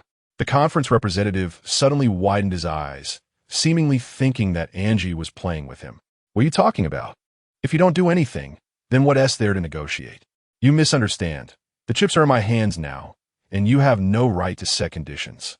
If you don't want to negotiate, we have more interesting and explosive content to reveal, which could expose your company to greater public relations risks tonight. You used to be a part of the company. Is it really necessary to be so ruthless now? I'm just a data scientist. My methods are nothing compared to yours. If I do as you say today, who can guarantee that you won't go back on your word like before? Angie shook his head, feeling that this person was indeed stubborn. It seems you are determined to go against the aerospace agency. I just can't stand a media group's methods. Isn't that contradictory? You know very well that the media group is the main investor and controlling party. So my suggestion is to completely sever the administrative ties between the aerospace agency and the media group and let the three research departments operate independently. Angie held up three fingers: the ORT project team, the engine development team, and the spaceship design team. The conference representative suddenly smiled without humor, as if Angie was telling a huge joke. That's completely unrealistic. This involves the company's core interests in space mining investments. Then you can go look out the window at the group of frenzied, zombie-like reporters outside. Or call your boss right now to see what conditions he would prefer to accept. After a moment of silence, the person finally showed a hint of wavering. He certainly understood his boss's bottom line. Now that the situation outside was escalating, he could only prepare the conference room and invite Zhang Nanmin back in to sign a new cooperation agreement. The meeting was not as carefully worded as one might imagine. After all, more people are paying attention to this matter every minute, and most of them didn't even consider the favorable conditions for the research project. They just hurriedly agreed. After ensuring that these individuals made complete and legally binding commitments, both parties immediately completed the signing. The representatives of Media Tower Group, along with the row of angry holographic faces on the table, were practically ready to kill Angie with their eyes. Now it's our turn to be the weak side in the negotiations. Are you satisfied? Then I hope you can also keep your promise and go out to face all the reporters, explain the situation properly, and ensure that Albert disappears from public view forever. This is certainly not a problem. Angie bowed again. Thank you all for your understanding, and I sincerely apologize for what happened today. Around 9 o'clock in the evening, Angie returned to the apartment, dragging his extremely tired body. After freshening up a bit, he went to the suburban restaurant he had arranged to meet at. The regulars here were mostly elderly vegetable farmers and traditional craftsmen, completely uninterested in the metaverse and the latest internet topics. And at this hour, there were hardly any customers left. After a night of heavy drinking, first invading the metaverse server to create false evidence, then confronting the representatives of Media Tower Company, and spending most of the day under attack from reporters, Angie nearly collapsed into a chair after such an intense day. Pang Tai habitually handed him a bottle of beer, but Angie didn't want to reach for it. However, he turned to look at Albert, who was also raising a glass, and finally couldn't help but take a sip. Congratulations on today's great victory. I really didn't expect the situation to develop even beyond our expectations. Of course, we can't do without you two Oscar winners. In any case, from now on, we must absolutely keep this matter confidential, and Albert must stay away from here. Any breach of contract could lead to severe retaliation. The three clinked glasses. Although everyone was already very tired after such a day, at least this drink was uplifting compared to the helplessness of last night. The most clever part was that letter. Although it hasn't been taken seriously by the officials yet, some users in the metaverse have already begun to be wary of potential attacks that could erupt at any moment. Albert couldn't help but pat Angie on the shoulder. And the most unexpected thing is that less than half an hour after that letter was published, I really received contact from a group of like-minded individuals. No way. It worked so quickly. Angie stretched his neck, feeling a bit incredulous. It's probably just the influence of today's atmosphere. Pang Tai was calmer. These netizens are just a flash in the pan. Today they're making a huge fuss. But maybe tomorrow they'll quiet down. Indeed, even if his fabricated resignation letter caused a huge stir, the touching content made it hard to distinguish truth from fiction. But Albert, after all, had been seen as a despised figure, and under normal circumstances, it wouldn't be so quick for genuine supporters to rally. However, Albert shook his head, explaining that this group was not ordinary. They were his former comrades, who all had beautiful shared ideals before the 3/16 incident. What? Your comrades?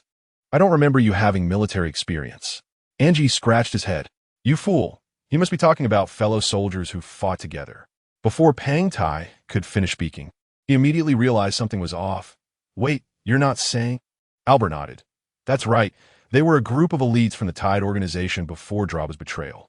In the eyes of the public, the Tide organization is the predecessor of Breath, but the reality is not like that. This is a group of people with different ideals, but due to similar contradictions and common goals, they came together. Pang Tai couldn't help but ask. I heard that the internal structure of the Tide organization is complex and has been reorganized many times, initially formed by many grassroots organizations. Which specific group are you talking about this time? It can't be said to be a specific group. In fact, they came from a reorganization. Albert explained. Some are advocating for environmental protection, some are calling for the protection of personal privacy information, and some just want to settle scores with the Breath organization. Before the major terrorist attack, the organization was indeed very complex, but ever since Draba led the betrayal, the other factions appeared to disintegrate in panic during the anti-terrorist crackdown, while many elites secretly regrouped and formed a new organization. So, everyone is now leaderless, just waiting for someone to raise the banner. Angie frowned and felt puzzled again. But everyone has different demands, and many of them still hold a negative attitude towards the metaverse. Can such an organization really come together? You're right. If it were 6 years ago, everyone would indeed be fighting their own battles, and the entire organization would be like a pile of loose sand. That's why Draba was able to gather his loyalists to rebel. We were merely his pawns at that time. Albert concluded. Now everyone has a clear goal. Draba must be brought to justice, and the members must be vindicated so that everyone can continue to stand in the sunlight and pursue their ideals, rather than living forever in the shadow of terrorists. It seems you already have reliable support. I sincerely wish you could catch that guy soon. Although Angie was already tipsy at this point, he still couldn't help but raise his glass. By the way, what is the organization called now? Oasis. Chapter 20. Under the pretense of justice, the vegetable restaurant in the farmhouse had long closed, and the three of them drank just enough to feel slightly tipsy. Albert was about to embark on a journey, and given that he had completely severed ties with the metagroup, he would naturally become a hidden card in this negotiation, disappearing from the public eye forever. Therefore, this farewell might be the last time they would gather. However, in this era, cyber citizens had no real concept of parting. Distance was merely a string of numbers, and everyone could meet again in the metaverse at any time, unlike the difficult separations of ancient times. The reason they lingered this night was due to caution. After all, everyone enjoyed the freedom of speaking face-to-face, allowing for unrestricted and bold topics. Moreover, so many events had transpired within just one day, not only breaking the pattern between the space agency and the metagroup, but also altering the life trajectories of Angie and Albert. Perhaps the two had previously felt lost about the uncertain future, but after today, they would pursue their convictions and clarify the causes they wanted to devote themselves to. Until after 2 a.m., they continued to sit at the table, basking in the rare moonlight of the night, dreaming about the future. Can you tell me more about the Oasis? How were they able to contact you so quickly? Albert replied, it was a coincidence, or perhaps a misunderstanding. Earlier this morning, while manipulating the comment trends, a group of highly organized hackers attempted to trace our IP addresses. I initially thought the metagroup had caught on, so I quickly went into hiding. Pang-Tai suddenly looked enlightened and exclaimed, what? All this time, they were allies? Exactly. I didn't quite believe the metagroup would respond that quickly, so I was always suspicious of their identities, Albert explained. Moreover, what happened this morning was rather strange. Do you remember that outrageous post? I can't recall the exact reasoning, but the claim was absurd. It said the metagroup was funding the respiratory organization behind the scenes, which is utterly ridiculous. Pang-Tai shrugged and smiled wryly. But most online remarks are just for attention. There is no need to take them seriously. The content was obviously nonsense, but the post's originator was a member of the Oasis organization. He just wanted to join the excitement of today's major public event, but didn't expect to end up trending. Albert spread his hands, feeling that everything seemed predestined. Actually, after I got out of prison, I tried to contact those old friends, but as you know, ever since the terrorist attack, everyone who had dealings with Drogba has been on edge, hiding themselves well. Is it really that coincidental? Pang-Tai lit the last cigarette in the pack and couldn't help but reflect. No wonder they organized a large number of hackers to delete posts immediately. They mistakenly thought you were with Drogba. So, I created a few accounts and attempted to contact them with different IDs. After some in-depth communication, we gradually guessed each other's real identities. As Albert spoke, a smile involuntarily appeared on his face. Finding like-minded individuals in such a short time was indeed a pleasant surprise. This way, Albert wouldn't have to fight alone, and the main members of Oasis were all old acquaintances of his. They now shared the common goal of bringing down Drogba.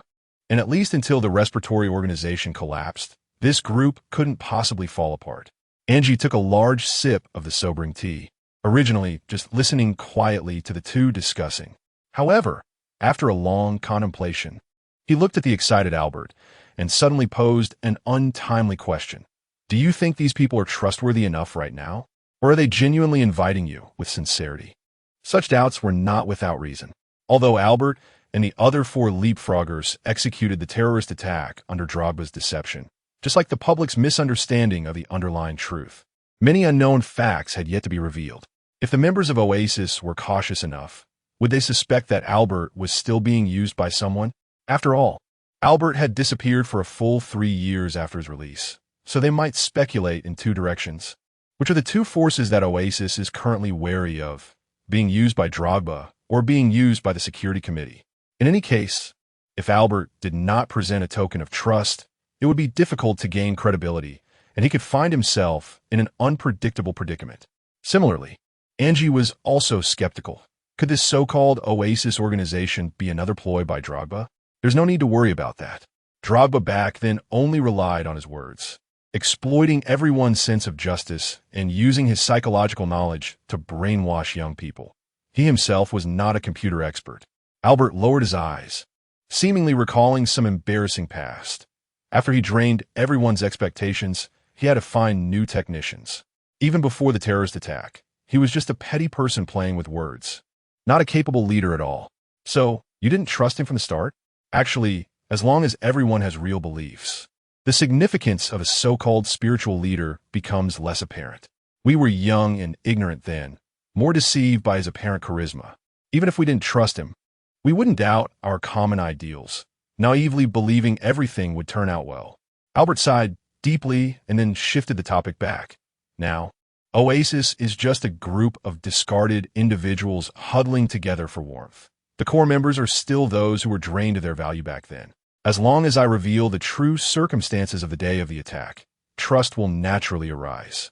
Indeed, if Albert hadn't insisted on staying in the server room to prevent the virus outbreak that day, the terrorist attack would have endangered hundreds of lives. For these hackers, explaining the real situation was easier than for ordinary people. On the other hand, what happened today serves as proof of my identity. And just as you cleverly planned, I am now an invisible bomb that cannot be touched. As long as the new public opinion doesn't backfire, I can hold the meta group's public reputation in my hands. So overall, this incident is enough for them to accept me. As for the token of trust, nothing is more convincing than betting one's own future. Everything that happened today is the most authentic evidence. It seems I was worrying for nothing. I don't have your rich experiences. So sometimes it's hard to judge the situation and people's hearts. Haha, being cautious is certainly good, but unfortunately, we were all hot-headed zealots back then. The two raised their glasses again, substituting tea for wine. In any case, thank you for your concern. I know very well how to carry this banner now. In their banter, Angie could see the genuine strength welling up from within. Although Albert was full of confidence in his former comrades, Angie felt a different kind of inexplicable worry. The current situation was becoming increasingly complex, with various forces related to the metaverse developing different degrees of vested interests. With a controversial yet monopolistic world giant like the Meta Group, there naturally existed extreme opponents like the Respiratory Organization. With defenders like the Security Committee overseeing the situation, there were also organizations like Oasis surviving in the cracks, always holding high the banner of decentralization while being labeled as invisible threats. Unfortunately, the billions of users in the metaverse would inadvertently shape the course of history. While they were deeply immersed, they could also be swayed by various events at any time. Under the influence of information cocoons, what drives people to think is not the events themselves, but various ideological factions. Although most people believe they do not take sides intentionally and think they can represent justice, it is ultimately the voices of a certain group that have the most influence. Just like the farce that happened today, which was initially orchestrated by Angie and brought to light through manipulation behind the scenes, becoming known to the majority. However, as public opinion evolved, it became increasingly difficult to control, with various speculations and fabricated truths gradually seizing control of the narrative, to the point where even Metagroup could not resolve it through technical means. They could only rely on extensive public relations efforts and hefty spending on comment moderation, ultimately fading as time passed and interest waned. This made Angie inevitably recall the trigger of the terrorist attack that occurred 6 years ago, a major social event referred to as emotional theft. This incident was the largest privacy breach in the history of the metaverse community and remains the most scandalous affair that has impacted Metagroup to date. It caused Metagroup's stock price to plummet and nearly led to a major reshuffling of the Metaverse Network Consortium. The origins of the incident can be traced back over 20 years to a technology launched by Fly Biological, the deep development of brain-computer interfaces, which allowed for accurate reading of users' real-time emotional states, even their subconscious emotional affiliations. For example, when users see two equally beautiful pieces of clothing and struggle to choose, the interface can analyze their subconscious preference. This is just the tip of the iceberg, as it reads the most genuine emotional inclinations of individuals, and after extensive statistical validation, the data has proven to be applicable to all subtle emotional fluctuations, ensuring absolute authenticity and effectiveness. After a long period of development, this technology was later expanded into more practical fields, such as harmless truth serum combined with corresponding lie detectors, which could read the true thoughts of non-brain-computer interface users with an accuracy exceeding 90. However, this technology, which could have benefited humanity, was naturally seen by businessmen as a source of immense profit. Meta Group secretly installed reading programs in the sleep pods of brain-computer interface users without their consent. For businesses, this meant saving countless advertising costs, as the moment users see something, they would immediately generate positive or negative feedback, making the subsequent advertisements highly targeted, almost all tailored to what they wanted to buy. Additionally, the new VR devices produced by Meta Group quietly incorporated a physical application of this technology, achieving similar results through AI calculations like pupil and facial recognition. Although the accuracy was certainly not 100% effective like the brain-computer interface and could not discern subconscious thoughts, it could at least estimate people's preferences or aversions to certain things. Thus, over decades, people unknowingly had countless emotional information read from them. No matter how they pretended or consciously presented themselves, their true thoughts were completely grasped. Through this method, Meta Group completely defeated all competitors over decades of competition, achieving absolute dominance in numerous fields. Not only did they sit at the top of the metaverse enterprises, but they could also manipulate capital flows at will, turning all industry secrets into rows of tables in their database, becoming an omniscient entity. Before the scandal exploded, people always felt that Meta Group provided the most considerate customer service, almost reaching their souls. However, after the news broke, the previous glory was met with vehement disdain and scorn. The nearly 6 months following were the lowest periods of user activity in the metaverse, which also directly led to a collapse in the virtual economy, triggering a massive earthquake in the real financial world, causing multiple industries to nearly collapse in the drone-led era of the metaverse. During this weakest period for Meta Group, Drogba stepped forward again, not only seizing the public opinion narrative, but also preparing an evil plan to make the glory of the metaverse community a thing of the past. His slogans were widely circulated online, all centered around keywords like safety and privacy. Once more evidence of user information theft could be uncovered, and it could be proven that the metaverse was not absolutely safe, the entire operation of society would be completely overturned, and the metaverse could be subjected to the strictest international regulations, potentially ceasing to exist. By waving the banner of justice, he managed to rally countless like-minded individuals, igniting the passion of young people yearning for the truth. As the old saying goes, it is often those who think their good intentions lead people into hell. However, his plan ultimately failed. This terrorist attack not only exposed his true intentions, but also gave the metaverse a chance to breathe, as the greatest contradiction had shifted to him, making it a case of losing the rice while trying to steal the chicken. Moreover, all the efforts made by the passionate youth for truth and justice were rendered meaningless due to this betrayal. From then on, those who genuinely held beautiful visions were labeled as terrorists, and the evil did not manage to reap the fruits of victory. The metaverse was severely weakened, marking a war with no victors. What Angie feared was, of course, the repetition of history. After all, people do not learn lessons, but instead sigh heavily at the future time and again. Chapter 21: The Best Student in the Era of the Metaverse.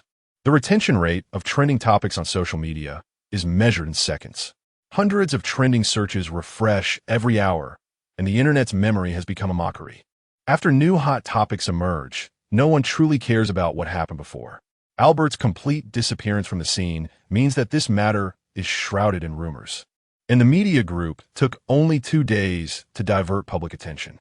After personally stepping forward to dispel the rumors on the day of the incident, the impact of the event began to gradually diminish, eventually fading from the public eye. After all, this revelation was orchestrated by him, and the so-called evidence was merely a product of the imagination of internet users. There were no real victims in the incident itself. Although the public sentiment had a tremendous influence, almost all metaverse users were aware of it, yet they could all selectively forget about it in a short time, as if it had never happened. This is a hallmark of the current era. On the 5th day after the aerospace agency scandal broke, its 3 foundational development departments announced a reorganization, completely separating from the media group to become independent technical entities, with Zhang Nanmin as the legal representative, leading future research directions and obtaining full patent rights. As for the Panga Starship and its ramjet fusion engine, the technology was bought out in one go by the Universal Aerospace Bureau, and Zhang Nanman's technical team would only be responsible for regular maintenance and refurbishment. However, the agency would no longer receive continuous financial support from the media group. This outcome was considered satisfactory for Angie, as Azure algorithm would only be sold for usage rights, while subsequent development work would mainly be handled by Zhang Nanman. However, maintaining the original development team to explore the algorithm's value while paving the way for the Kronos to interstellar travel would certainly incur significant expenses. Since the funding sources for the fusion engine's development were the media group and some mining companies, who enjoyed the majority of the patent rights even before the Aerospace Agency's reorganization, this technical buyout only involved a symbolic payment, which was far from enough to sustain the operational expenses of the technical agency. Zhang Nanman had no choice but to find ways to solicit sponsorship from the whole society, as if returning to the starting point of more than 20 years ago. The only silver lining was that, with Wu Yu's help, the fusion engine had at least transformed from a dream into reality, and relevant technologies for interstellar travel had finally opened a crack in the door within his lifetime. To avoid talent loss and ensure that the upcoming research could keep pace, the new agency aimed to retain most of the research equipment, and the core personnel were almost the same as before. Although there were not many changes within the three research teams, their external appearance was entirely new. To save costs, Zhang Nanman sought connections to write applications, temporarily moving the headquarters to the campus of Southeast University, and had no plans to rent office space outside. As for the name, Zhang Nanman collected suggestions from internet users and named the research institute Starry Sky, after finishing a series of preparatory and handover tasks. This elderly man in his 80s handed over the remaining trivial matters to his assistant and rarely took half a day off for himself. Angie met with his teacher at the library of Southeast University, unsure why Zhang Nanman would take time out of his busy schedule to meet him in person.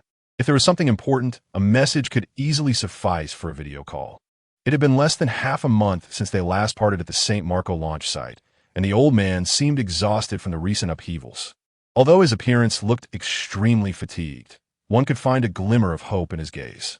Zhang Nanman held a brand new small teacup. His old white rocket-shaped commemorative cup from the European Space Agency, which he had used for decades, had been accidentally lost during the recent relocation of the research institute. "You must be very busy lately, but I believe they won't trouble you anymore after this incident." The old man set down his small handbag and patted Angie's shoulder. "Thank you for making the trip. I originally planned to come to Hangzhou to find you, but I still have some matters to settle here at Southeast University, so I only have half a day free.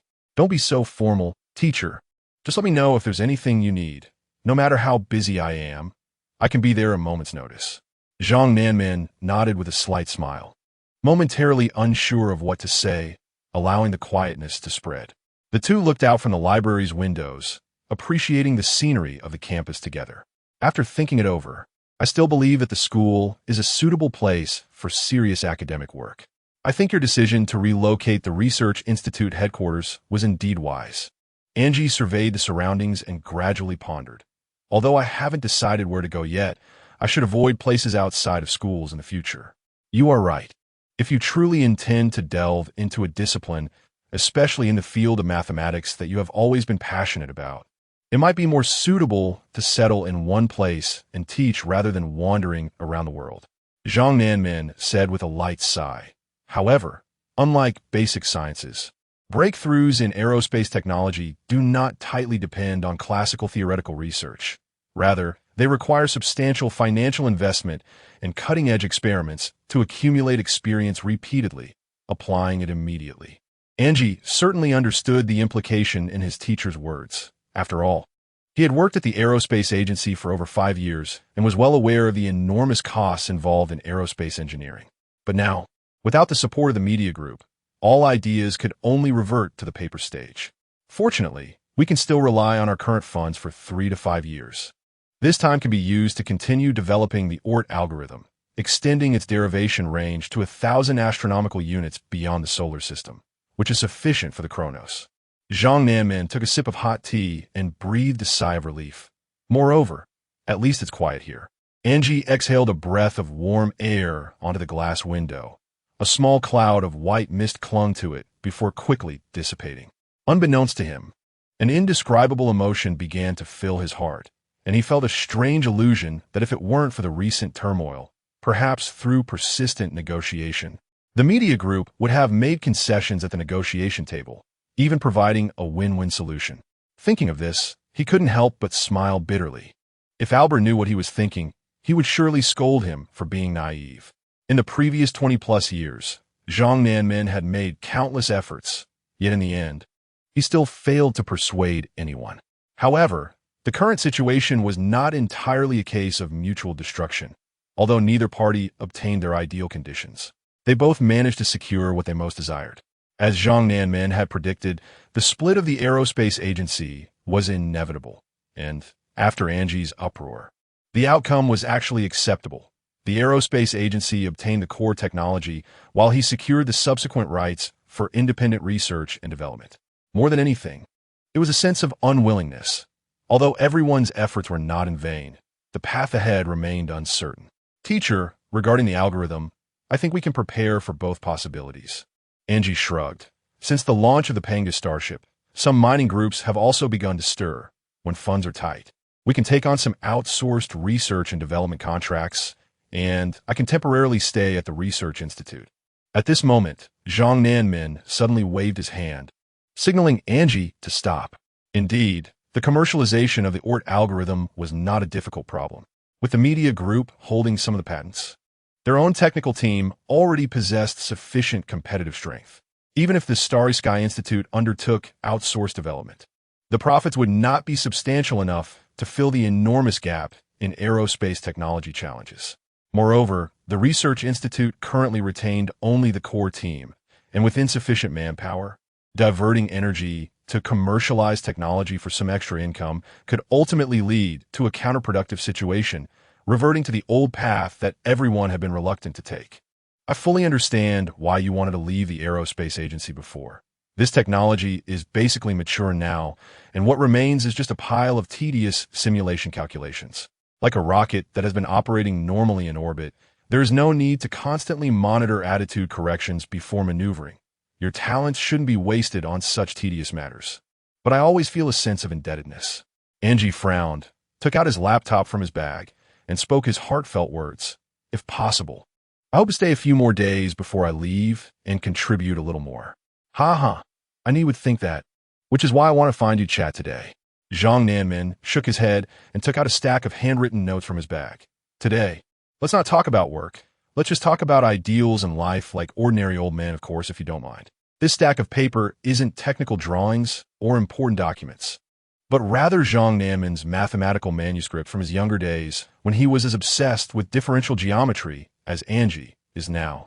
Just like art students love to copy classic works, there's an immense yearning and pursuit for ultimate beauty. Perhaps, from today's perspective, they're just a pile of waste paper, but when I was young, I loved to verify my teacher's manuscripts. This process allows one to explore the thoughts of their predecessors along the path they once walked. As Zhang Nanmin spoke, he slowly spread out the yellowed papers. Sometimes, it's just a coincidence that Michael also likes to study these things. The creases on the paper are almost similar to his cheeks, and the dense handwriting and two colored annotations feel like a close spiritual connection between two generations of teacher and students separated by decades. Thank you, teacher. I will definitely treasure this. Angie meant it. He felt like a child seeing their favorite toy, unable to hide the excitement in his eyes. Zhang Nanmin smiled at Angie, then took out a small box from his bag, rubbing it back and forth in his hands, seemingly lost in a memory, and the box remained unopened. After a while, Zhang Nanmin broke the silence. Angie, do you know what my greatest achievement in life is? After some thought, Angie ultimately dared not draw a conclusion lightly. Since the teacher asked this, I think it must not be the Starship or the Prism fusion engine. In a way, it could be considered, but that's a public perspective, not my own. If I'm not mistaken, it should be the Kronos probe, right? Although there is no launch plan yet. In the near future, it will undoubtedly carry humanity's purest space dream to Proxima Centauri. Zhang Nanmin laughed again, but still shook his head. You truly are my student. You understand what I'm thinking. The old man slowly lit a cigarette, and Angie felt a bit puzzled. The teacher had quit smoking for over 10 years, so he wondered why he would pick up a cigarette today. If this had been half a month ago, this would have been the answer I accepted, but not anymore. Zhang Nanman took a deep breath. The tar stimulation made him feel a bit uncomfortable, but he held back from coughing.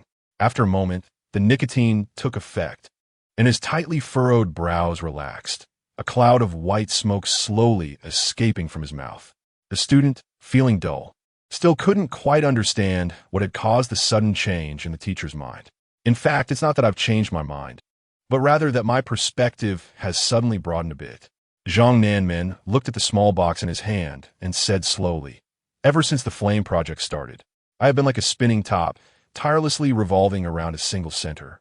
The Pangu starship has almost become my entire life. It is the meaning of my existence." But after its successful launch, a sense of loss suddenly made me realize. It seems that for more than 20 years, I have been blinded by a bit of complacency in front of me. The smooth development of the starship has created a feeling of losing sight of the bigger picture. Upon hearing this, Angie was even more confused about what the teacher was saying. But it cannot be denied that the starship is indeed the culmination of your life's work, a project you have poured your heart and soul into. As he spoke halfway, Angie paused slightly and sighed. Despite this, these two spacecraft have not turned out as you originally hoped. Let's not mention that, regardless of how people view it, it is ultimately just a half-finished product, and I have no opportunity to see it completed. Zhang Nanmin switched the topic again. Actually, in the past half-month, I have been reminiscing about the bits and pieces of my youth and my journey of learning. Are you referring to the spirited and eager-to-learn version of yourself when you were young? Angie scratched his head, unable to think of what the teacher meant. But that can't be considered an achievement, right? Zhang Nanman revealed a profoundly meaningful smile. Almost, you're very close to the answer. A few bird calls came from outside the window, and a gap opened in the distant rain clouds, allowing sunlight to pour through. The old man finally opened the iron box and took out a piece of black stone, which was the lunar meteorite Michael had given him back then, and he had carefully preserved it all these years. I always thought that Michael was inadvertently preventing that space accident due to my calculation error, and thus gave me such a precious item as a token of gratitude. Zhang Nanmin solemnly handed the stone to Angie. Only now do I slowly understand that after the successful launch of the Selene, his and my current state of mind is remarkably similar. Angie was stunned for a moment, suddenly realizing what the teacher meant. No, teacher, I can't accept such a valuable thing. Valuable? Not really, at least for me. It is no longer the most important. Zhang Nanmin finally closed Angie's palm. I'm very grateful that 10 years ago, I took the time to participate in the teaching task of the Leap-born, otherwise I would have spent the rest of my life in regret. My greatest achievement in life is actually having taught a group of students, and you are one of the most outstanding among them. Chapter 22, The Devoted One, Recollection 4. At the age of 9, a dreamlike age, even someone as intelligent as Angie felt this way. Originally, the rigorous curriculum of the LEAP program had no holidays, but that spring, he unexpectedly got 3 days off. The last time he saw his mother was on the day he passed the final assessment of the LEAP program. Shinyan couldn't cook, so she took him out for a big meal. He remembered that on that day, his mother and father were not happy. There was even a bit of a quarrel. It seemed that his mother was not willing to celebrate this occasion, or perhaps she was reluctant for her son to participate in the program. For years later, they met again at the funeral home, but his father was not there on this important day. Angie was very sensible, so he shed tears that day, but his real impression of his mother was as vague as a print, with only the outline of her face and her voice when she was scolding him remaining. At the memorial service, there were many people he didn't know, and the fear and anxiety far surpassed any faint sadness. It was only through an introduction by a middle-aged man claiming to be his uncle that he recalled who his grandparents were, who his maternal grandparents were. These people almost only existed in the most secret corners of his memory, not to mention a whole bunch of completely unfamiliar uncles and aunts. Fortunately, Angie finally found the only familiar figure in the crowd, his math teacher, Professor Zhang Nanmen. Professor Zhang was talking to another disheveled old man when the man came over, smiled, and pinched Angie's cheek hard, causing him to nearly burst into tears from the pain. Old Wu, mind the occasion. We didn't take care. And after putting away his smile, he turned and left. Zhang Nanmen looked at the mark on Angie's face and cursed inwardly. This old guy, so rough-handed. Angie didn't pay attention to the pain on his face. He felt oppressed in the towering crowd, gripping Zhang Nanman's clothing tightly throughout the memorial service, not really noticing what the MC was saying. So, he later learned from the news that his mother had sacrificed herself for science. It turned out that his mother was also a researcher. Angie had always thought she, like his father, was just a teacher at university, and didn't he know that Dr. Shun was also an important member of a brain-machine interface research team. After the memorial service ended and the body was sent for cremation, Zhang Nanman found Angie again and told him many stories about Shun Yun during her lifetime. His mother was such an outstanding brain science expert, things he had never heard of, just as he was unaware that his father was also a rising star in the field of quantum physics. In her 40s, the two outstanding figures in different fields appeared so young and accomplished in the realm of scientific research. Shun Yun and An Hua, as a highly envied scientific couple, were always in the spotlight, regarded by netizens as an imagined couple of immortals. But no one could understand why An Hua did not attend the memorial service today. "Mr. Zhang, why didn't my dad come?" "Your father. He is a very emotional person. This event has hit him too hard for him to accept such an occasion. You have to understand him. But today he didn't come to see mother for the last time. There won't be another chance. Angie, although you are still young, you are a very sensible child. You should know that your mother sacrificed herself with great courage in pursuit of truth." Zhang Nanman sighed heavily, changing the heavy topic. "Your father, An Hua, is also an outstanding theoretical physicist. He certainly understands that this path is accompanied by thorns, but no one could predict such sudden grief and separation. If you truly believe that your mother's sacrifice has value, you should inherit her will." Zhang Nanman continued to say a lot of comforting words, but Angie could hardly remember them. His mind was filled with doubts about how his mother had sacrificed herself and why his father was avoiding it. In the 2 months following Shun Yun's death, An Hua was almost in a state of disappearance. And there were even rumors that this deeply emotional physicist could not bear the pain and chose to quietly end his life, until he reappeared from a secluded basement, carrying a large pile of burned data files, and then went to a remote county school near his hometown to become an ordinary math teacher. For many years thereafter, he refused all interviews and gave up all academic research, living in obscurity for over a decade, ultimately disappearing from public view. Initially, there were many rumors in the outside world, including some absurd speculations. But after all, this matter was too heavy, and people's discussions stopped at the level of lamenting his plight, thinking he was just a heartbroken person who could not move on from the shadow of losing his wife, and there was no need to disturb him over this matter, repeatedly poking at his wounds. In those more than 10 years, An Hua had once actively sought out his son during a holiday, but that meeting only consisted of small talk, and both of them tacitly avoided mentioning Shun Yun's sacrifice. However, the seed of doubt always took root in Angie's heart. He searched online for all the information about the incident. However, the media knew very little about it, and rather, the uninformed netizens had many strange speculations, which were certainly completely unreliable. Until after graduation, Angie went to that county, opened the long-buried box of memories, wanted to know how his mother had had the accident back then and why there was no trace of him at the memorial service. He initially thought this would be a futile meeting, but unexpectedly, his father did not remain silent this time. Instead, he poured out everything that had happened to the public. The matter seemed somewhat absurd. Only researchers could slightly understand.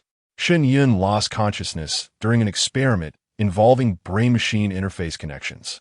This experiment had not gone through safety approval and was entirely conducted by the couple on their own, with almost no one else knowing except for a few trusted colleagues.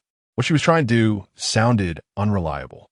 She wanted her husband to compile a programming language that would allow the brain-machine interface to be applicable to universal quantum computers and attempted to connect the human brain. Even someone who knows nothing about computers knows this was merely a brave attempt without a foundation. Although universal quantum computers have been updated and iterated several times, allowing qubits to be perfectly converted between superposition states and classical bits. The amount of information transmitted by brain-machine interfaces was astonishingly large and could not be applied to the current quantum computing methods at all. The experiment was too far-fetched and had no practical significance, accompanied by completely unknown risks, so it naturally did not pass the approval.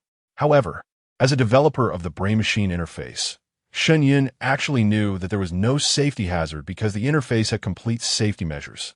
Even a slight, strong, biological electrical stimulation would trigger protection. After being called to a halt, the experiment was conducted secretly, but as previously anticipated, there had been no substantial progress for a long time. No matter how simple the programming statements Anhua wrote, the connection process always yielded no feedback, as if the interface were plugged into a pile of mud. Not to mention generating any effective data, even the current monitoring showed no response. The prolonged, ineffective experiments severely impacted their confidence, and Anhua began to persuade his wife to abandon the project until later, under her husband's guidance. Shenyun learned many compilation methods and began to consider an experimental approach without observers. On the day of the incident, Anhua was attending a conference out of town. He did not anticipate that his wife would stop breathing alone in the laboratory. In fact, the entire connection process was still unresponsive, and the brain-machine interface certainly did not trigger a meltdown. Shenyun, however, closed her eyes forever in the sleep chamber, looking as if she were peacefully asleep.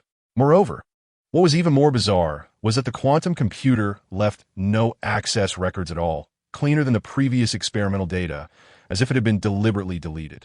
After the incident, Anhua moved that quantum computer into a basement and prepared over 2 months' worth of food for himself. He certainly wanted to get to the bottom of the accident.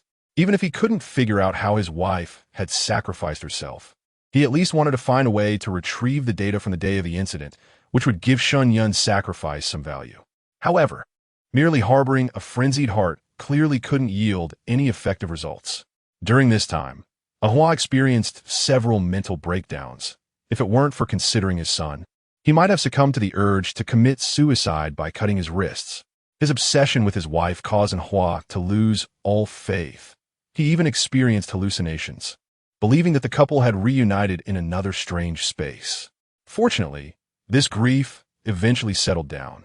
After regaining his composure, Anhua resolved to face reality, hoping only that Shenyun's spirit would not blame him for not being able to see her one last time. When Anhua told his son the entire story, he also made sure to compile all the experimental records from that year into a document and handed it to Nji in one go. Perhaps still not having given up on his fantasies, Anhua could not bring himself to believe that his wife had simply left this world. He preferred to imagine a non-existent space, but for now, people had yet to find the first key to that world. Although Nji was a computer expert, he knew very little about quantum physics. The data was still too difficult for him to digest, so he could only keep it for now and wait to study it in depth later. For many years afterward, Nji almost forgot about the incident until the research institute where his mother worked underwent reorganization. They found some overlooked remnants in Shenyun's laboratory. Among these remnants, Nji discovered some mathematical manuscripts from his mother's student days, including some calculus problems that had been his introduction to advanced mathematics as a child. In addition to that, there were several seemingly inconsequential notes that appeared to be his mother's notes while learning about computer voice compilation. This unexpected discovery seemed to give Nji the courage to try. Perhaps his mother had inadvertently found a key that could allow the mind to access the quantum world. However, he ultimately knew very little about quantum theory. Although he had plans to try, he had never put them into action. Coincidentally, 3 years ago, Pang Tai was preparing to publish a paper on quantum computers, and he borrowed the machine that Nji's mother had used, knowing that there were professionals around. Nji began to entertain the thought of giving it a try. At first, Pang Tai firmly refused, as no one wanted to see a tragedy repeat itself. But he couldn't resist Nji's repeated requests. Moreover, Pang Tai had some research on the subject, and this was merely a project born for delusions, with no real feasibility and thus not much risk. The first attempt was 2 years ago, and Nji only remembered sleeping for a long time. And the result was just like the hundreds of ineffective experiments his parents had conducted before, yielding no data at all. The subsequent attempts were similar. The connection lasted only a few seconds before the port emitted an invalid alarm. In Pang Tai's eyes, this had completely become a way for Nji to reminisce about his mother, as it had never posed any danger. However, something unexpected happened. In recent experiments, the interface began to produce uncontrollable surges of electricity, and NG even experienced a state of unconsciousness. Fortunately, Pang Tai was quick enough and managed to disconnect him with the help of the interface protection mechanism, despite the high level of danger and the completely unknown reasons. This could be considered a significant discovery compared to his mother's hundreds of ineffective experiments. However, NG was certainly worried that if one day this electric surge became completely uncontrollable, he might also become a sacrifice for the sake of science. Thus, the two of them hadn't dared to conduct similar experiments for a long time. Pang Tai had, of course, asked him many times why Shenlong, as a brain-machine interface expert, and Hua, who could be considered an authority in the field of quantum physics, would take such an unknown risk to conduct what seemed like a meaningless experiment. How can G know such things? Even if he asked his father, he might not get a definite answer. But he did share some stories with Pang Tai, some he had heard from others, such as the origin of his name. When I was in my mother's womb, my dad initially wanted to name me and he because I was the result of two lives added together, so he would represent the final value. But my mother countered that addition was too superficial, and it would be better to call me and G, which represents the final value of two lives multiplied. This was indeed more fitting. They hoped I could completely surpass the older generation. After hearing this, my dad joked that it was inappropriate because if either of the two had a value less than 1, or both were less than 1, wouldn't the final result be even smaller? My mother laughed and thought it was even more fitting. It was like both people had flaws, and their son would inevitably magnify those flaws, so the final value couldn't depend solely on the two parents, but would also need to incorporate other constants. Later, they discussed a bunch of names with all sorts of bizarre operations, until I got my current name, and G. The concept of G in mathematics doesn't represent a process of calculation. It only takes values separately, and the final expression depends on myself. Although I'm not sure why I was given such a name, I can certainly feel their romance, so I can understand why they would do even more absurd things together. I later also understood why my father would be devastated, yet did not choose to end his life during that period of grief, because their G was still there. Chapter 23, Abyss of Illusory Dreams. The 215 status report. This is the Taiyang. Navigation posture normal. Communication signal normal. Currently 18. 17 Australian dollars from Earth. Orbital speed 2876. 5 kilometers per second. Angle correction 0.0017 degrees per hour. Report concluded. Hello everyone. This is the live broadcast from the Taiyang. After a month-long journey, we have just passed the orbit of Uranus, and it is already difficult to see our homeland with the naked eye from the porthole. Angie stared blankly at the screen. He and T logged into the metaverse for 3 consecutive days. Shortly after leaving Nanjing, he came to Harbin Institute of Technology's Mathematics Research Institute under the introduction of Zhang Nanmin. After taking up his position, he didn't have much teaching tasks, only needing to publish a few papers each semester. Although this was the work Angie had always wanted to do ever since arriving in Harbin half a month ago, he felt like something was missing in his life. This feeling was very strange, like forgetting something extremely important or a certain voice calling him to explore. But he didn't understand why he had such thoughts or how long this feeling would last. Pang Tai said it was depression caused by emotional disturbance. After all, too many things had happened in the past half month, which was indeed hard to adapt to for someone who had lived a life with little turbulence in a sleep pod. So Angie tried to stay out of the sleep pod for long periods. Pang Tai said it was his remedy, perhaps under the continuous stimulation of the real environment. He would have many new feelings to dilute the so-called temporary depression. He was watching the live broadcast of the journey from the Taiyang on an electronic screen. Although it was called a live broadcast at such a distant range, it took at least 2 hours and 22 minutes for the radio signal to reach Earth.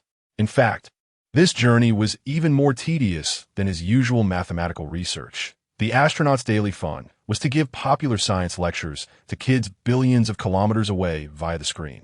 But most of the time they were in the sleep pods maintaining the lowest energy consumption. After all, the round trip took nearly 7 months.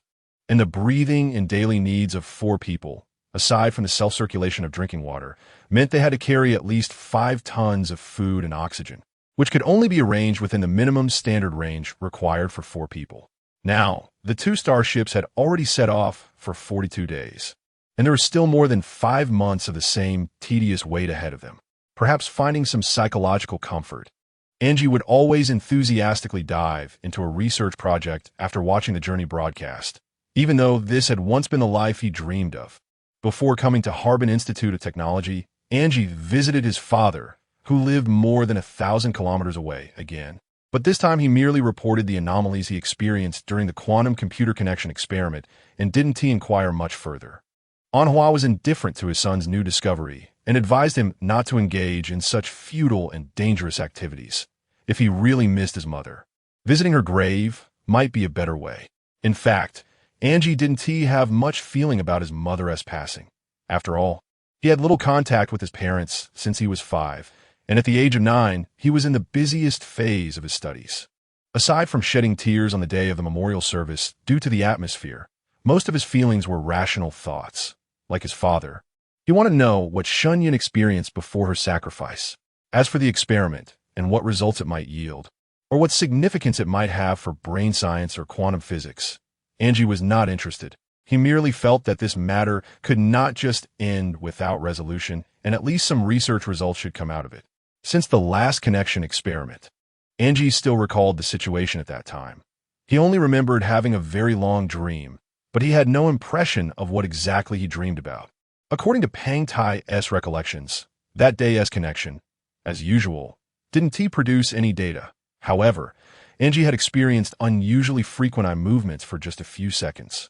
This confirmed his memory that he indeed had a dream during those few seconds, and the content of the dream was quite rich. However, what was most difficult to let go of was the subsequent onset of hysteria. He clearly remembered that before attending the Fireworks Project launch conference that day, he had experienced similar symptoms. This could also be found in the background data of his sleep pod. This was a peculiar symptom unique to brain-computer interface users, generally occurring during initial use of the interface or after a long interval since the last use. Users would fall into a dream after connecting to the computer, and the duration of the dream depended on the length of time before being discovered. If no other factors interfered, the dreams induced by hysteria would continue indefinitely. There had even been cases where patients experienced dreams lasting over 40 hours. If it weren't for the regular self-checks of the sleep pod, perhaps this record would have lasted even longer. Although this was a common symptom, there was almost no research on it in brain science. It was currently believed to be caused by the operational mechanism of the brain-computer interface, as the interface temporarily disrupts the excessively active state of the cerebral cortex before transmitting information. Some users under significant mental stress might experience prolonged hallucinations, because these dreams felt very real and the content could be remembered very clearly. This state was more often judged as being awake rather than a traditional dream. Since it was a hallucination, there were corresponding medications and preventive measures. Later, when people first used the interface, the sleep pod would release a stimulating aerosol to minimize the chance of users falling into it. Due to the effectiveness of this preventive measure, the symptom was quickly forgotten by people, and there had been almost no similar reports for a long time. Because of this, Angie vividly remembered the dream or hallucination from that day. There were 2 dreams. One occurred during the quantum computer connection experiment, but the content was completely forgotten. The other dream was the crazy hallucination before the unveiling ceremony, and he could even recall every detail. It was terrifying. Angie didn't know why he dreamt of the scene when the metaverse collapsed. Fortunately, that day, Pang Tai came over just in time to wake him up.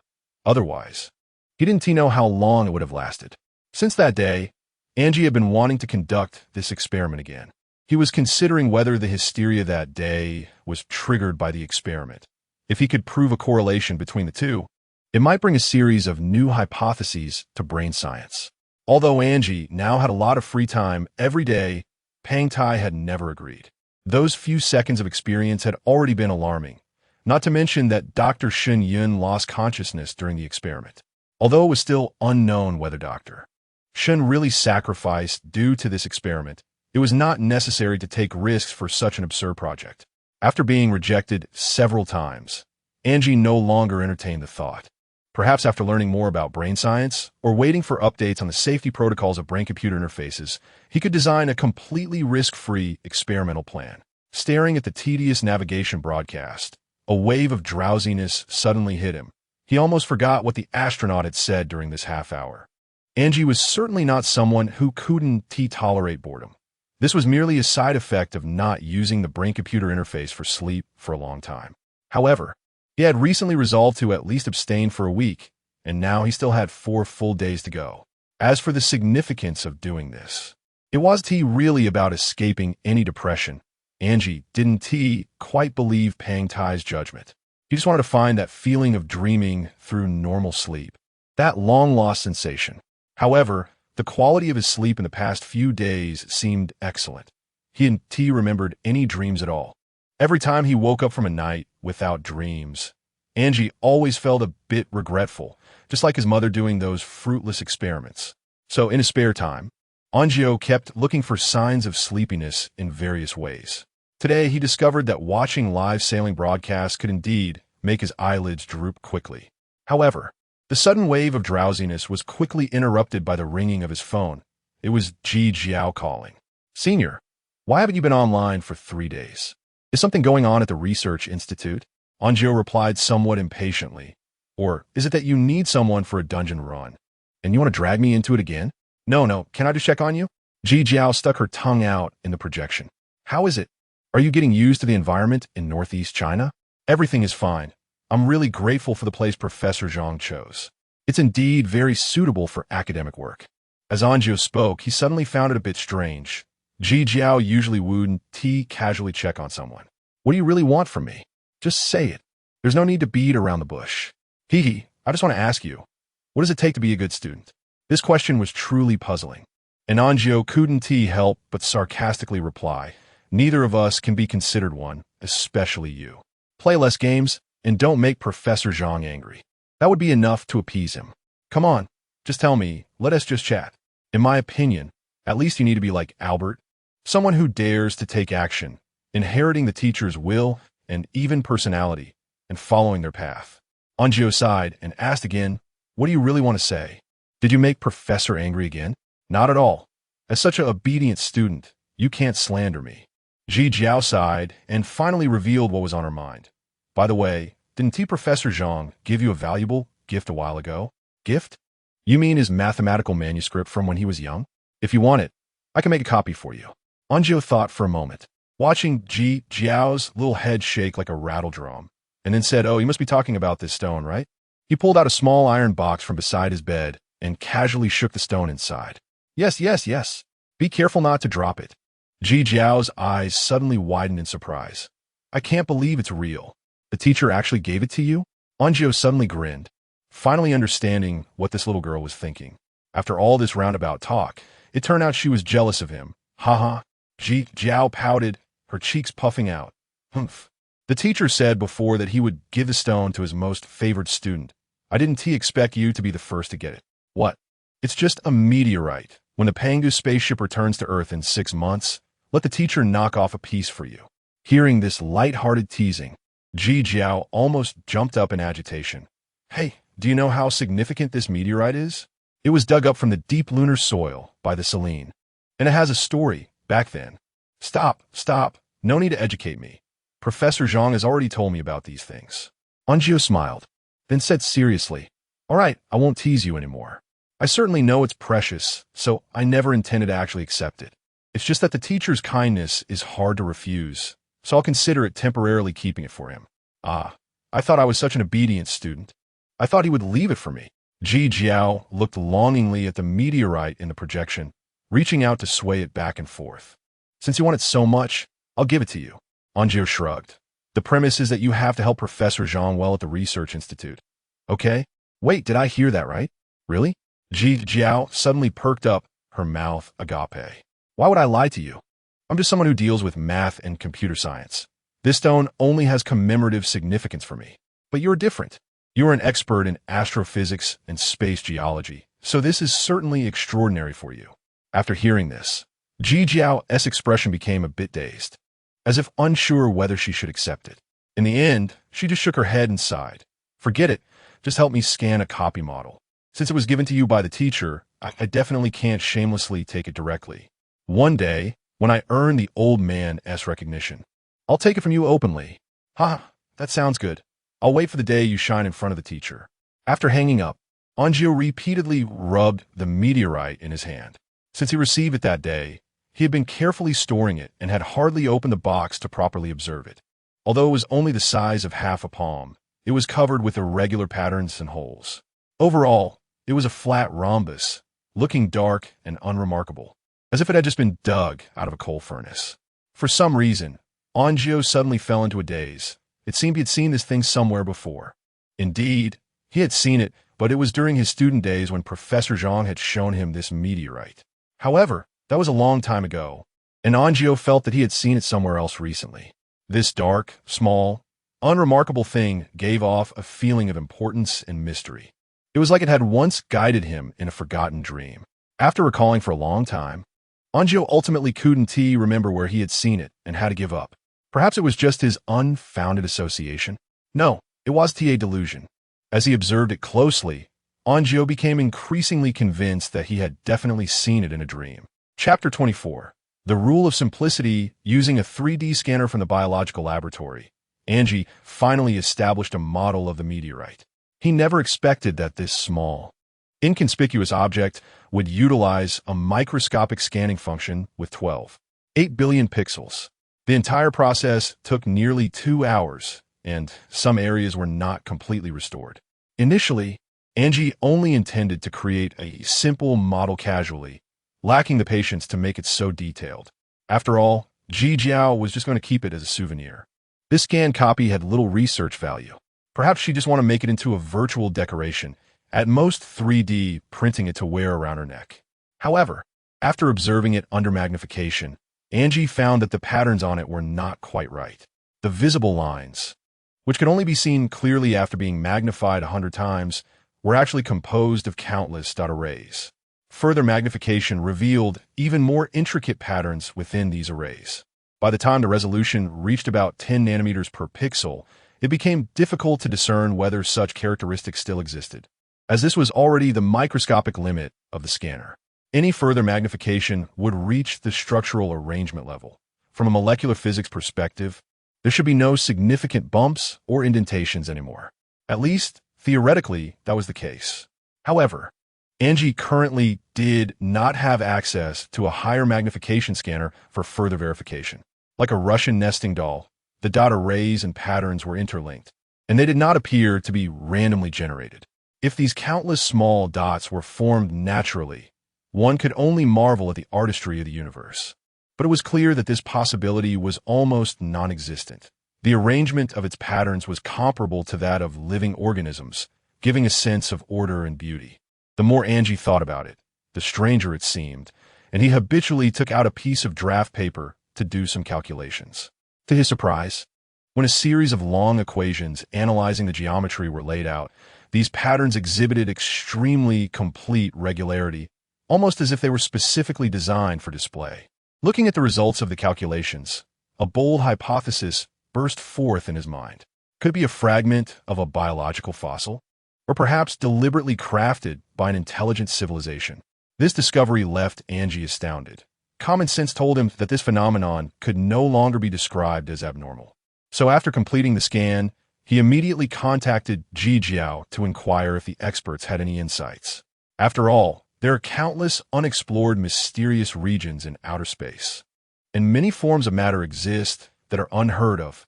Humans can only speculate based on imagination. So situations that seem strange on Earth might not be unusual on other planets. Perhaps he was just overreacting. Moreover, Angie was not well versed in space geology. Maybe the situation was common for professional researchers. After more than 10 minutes, Ji Jiao finally responded. Take the meteorite to the National Materials Research Institute in Qingdao. Book a flight and head out now. See you in the afternoon. A chilling sensation suddenly spread throughout Angie's body. The last time he saw Ji Jiao so serious was the year when the Oort algorithm discovered the existence of crystalline mixed gas clouds in the Kuiper Belt. Unless there was indeed a discovery capable of shaking the academic community, Ji Jiao was usually just a playful girl. From her lack of unnecessary words and direct issuance of orders, Angie knew the importance of the situation was definitely high. He intended to ask a few more questions, at least to clarify whether this thing would be harmful to humans, but ultimately chose to remain silent and set off immediately. Looking at this dark little object in his hand, an indescribable fear spread from the depths of his heart. Around 6:30, Angie arrived in Qingdao ahead of time. It seemed that the news had spread throughout the academic community within half a day. This new discovery attracted the attention of many scholars, who flocked to Qingdao like pilgrims to witness this spectacle. By then, dozens of researchers in dust-free work clothes had already flooded into the laboratory. Some of them Angie recognized at a glance. They were all top experts in various fields, and the lunar meteorite was placed on the highest precision scanning instrument currently available globally. Angie was focused on the densely packed array patterns on the projection. As the image was magnified repeatedly, whispers and soft gasps filled the laboratory. Eventually, as the electron microscope image exceeded 10 million times magnification, reaching 3 nanometers, this characteristic still persisted. The room fell into an eerie silence, with only the faint rhythmic beeping from various instruments. Everyone was fixated on the content of the images. Although Angie did not fully understand material science and molecular physics, he could feel the shock within these experts. He did not know how long it had been when he noticed that Ji Jiao was actually standing beside him. This girl was completely different from her usual bubbly self. Angie didn't even know when she had entered. As the instrument stopped scanning and began precise modeling, the image ultimately froze at an atomic arrangement diagram at 1 billion times magnification. The next process would take at least 20 more minutes, and everyone could only wait temporarily. Just as Angie turned around, the sound of discussion suddenly surged like a tide, and the laboratory became like a swarm of ants moving during a relocation. He glanced at Ji Jiao, whose eyes were filled with excitement and disbelief. Ji Jiao gestured for Angie to find a quiet place to talk, as if she had been brewing her emotions for too long and wanted to share them quickly. Can you roughly explain the current situation? Angie scratched his head, unable to suppress a wry smile. The earlier atmosphere of silence and tension in the laboratory made him take deep breaths. It would be best to explain it in a popular science way. You know I'm a layman in this regard. But Ji Jiao simply took a deep breath and shook her head. I can only say that based on what I've learned. I can't explain it. No way. You're a top scholar in astrophysics and space geology. Angie gasped, realizing that it seemed humanity's current knowledge could not explain why it formed such regular patterns. The Earth is a greenhouse-like delicate celestial body. While there are countless extreme environments in the universe that we have yet to observe or even imagine, it's not surprising what kinds of products they might create. Ji Jiao took a deep breath, carefully choosing her words for a while, and finally sighed.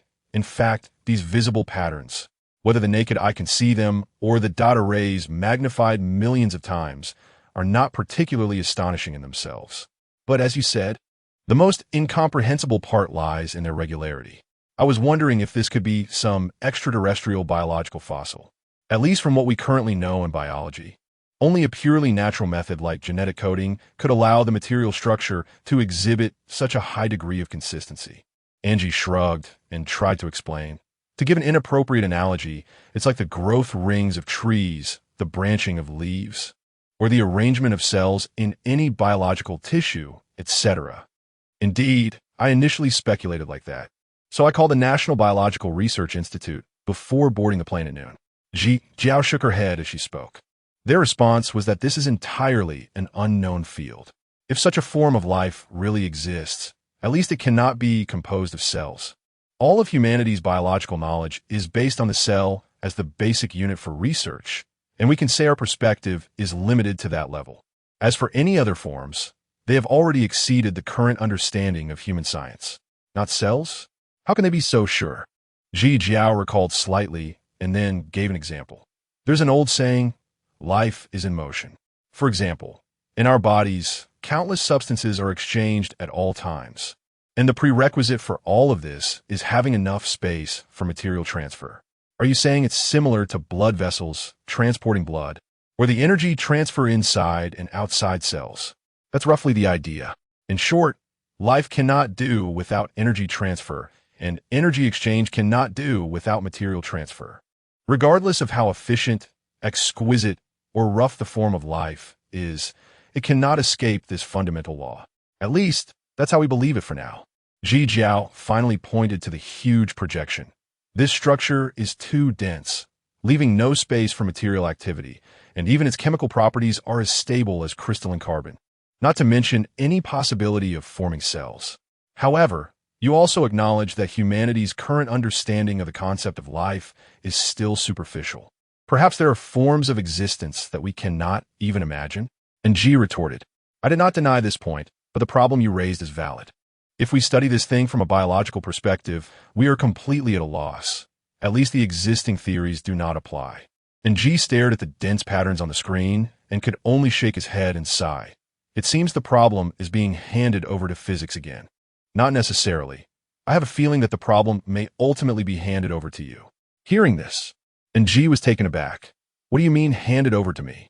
To be precise, it's handed over to mathematics. Ji Jiao smiled slightly, her eyes shining with a strange light. Although I don't understand why this stone has only drawn attention after more than 40 years. The person who first discovered the problem is you. What's that about? Just because I was the first to observe it with a magnifying glass. Does that mean I'm responsible? Think about it carefully. When the selenite brought it back, didn't the researchers observe it closely? But they ultimately deemed it an ordinary meteorite with no academic value, which is why it was given to Michael as a souvenir and eventually ended up in your hands. Ji Jiao raised her eyebrows. Now I understand why the teacher thinks you were his most satisfactory student. In fact, he also noticed the patterns on it, but did not perceive the underlying rules. It's a case of blue coming from indigo. And Ji chuckled awkwardly, feeling a bit shy as he scratched his head. Actually, I just casually listed a few equations because I was bored. So, it's this deeply ingrained mathematical thinking that accidentally brought this mysterious gift to academia. Ji Jiao placed her hands on her hips, shaking her head inexplicably. Thankfully, the old man didn't give it to me. I wouldn't have made any discoveries anyway. But it ultimately should belong to physics research, as it was just a coincidence for me. Hey, at this point, you can't possibly not know what these unnatural pattern lines imply, right? Ji Jiao pointed at the projection, suddenly feeling she was being a bit loud. So she quickly lowered her voice and whispered in his ear. I suspect it could really be intelligent civilization. Looking at Ji Jiao's mischievous expression, and Ji knew she was back to her usual self.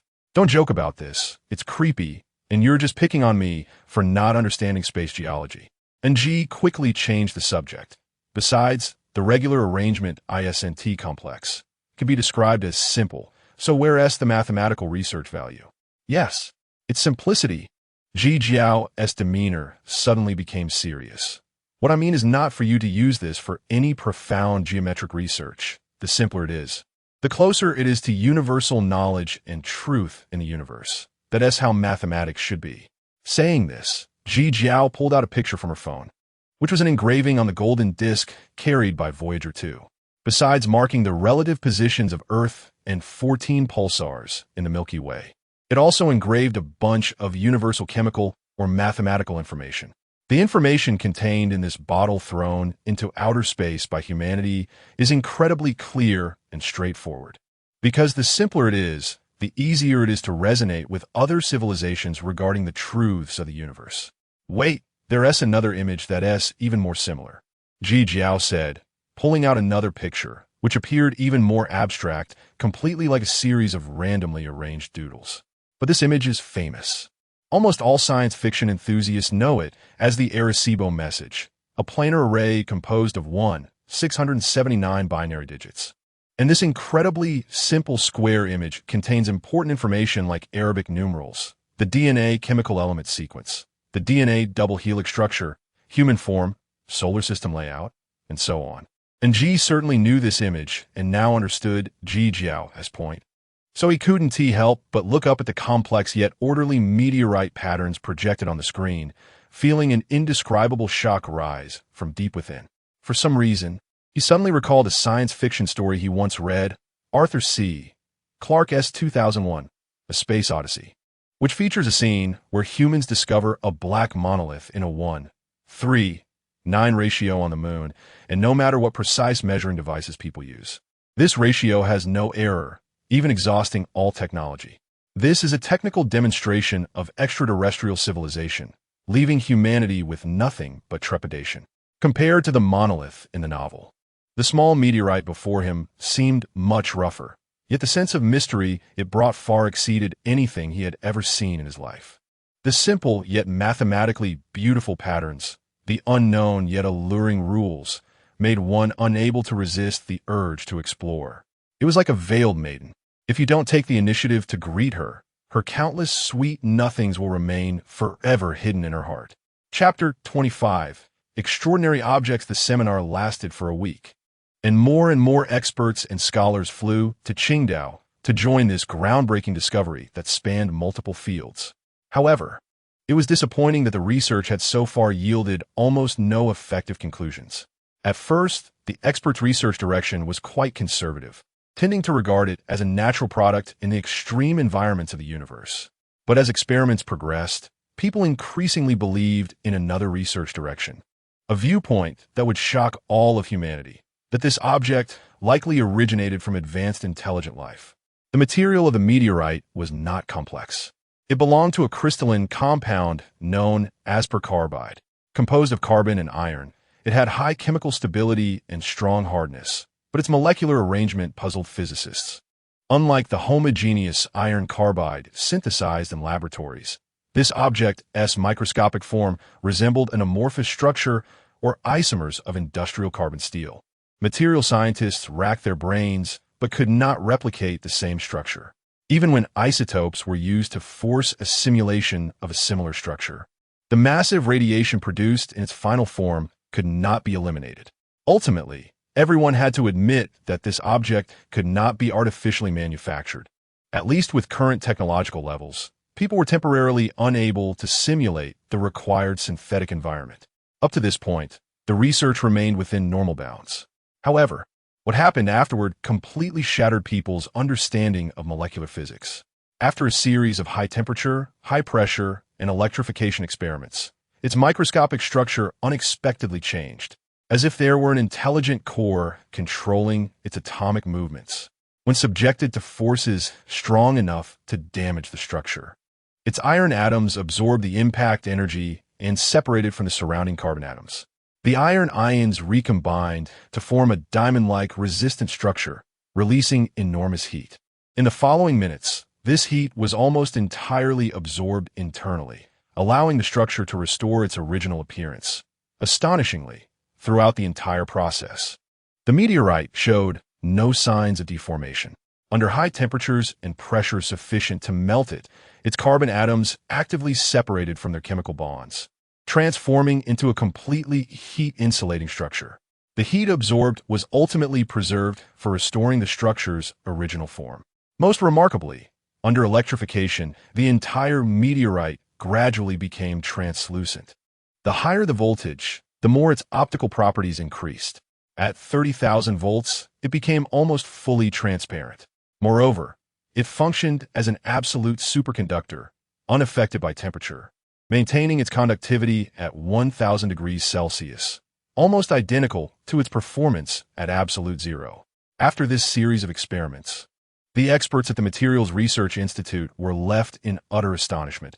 All the properties exhibited by the meteorite challenged conventional physics, although its overall form remained unchanged. It seemed like a living entity capable of responding to various extreme conditions at any moment. Thus, everyone could only temporarily conclude that it was highly likely a synthetic material manufactured by advanced civilizations, containing some sort of special control core, or that it might even be composed of countless nanorobots. Only under such active control could this unassuming, ugly little stone undergo myriad changes at the microscopic level. However, it was clear that such a conclusion would be difficult to make public.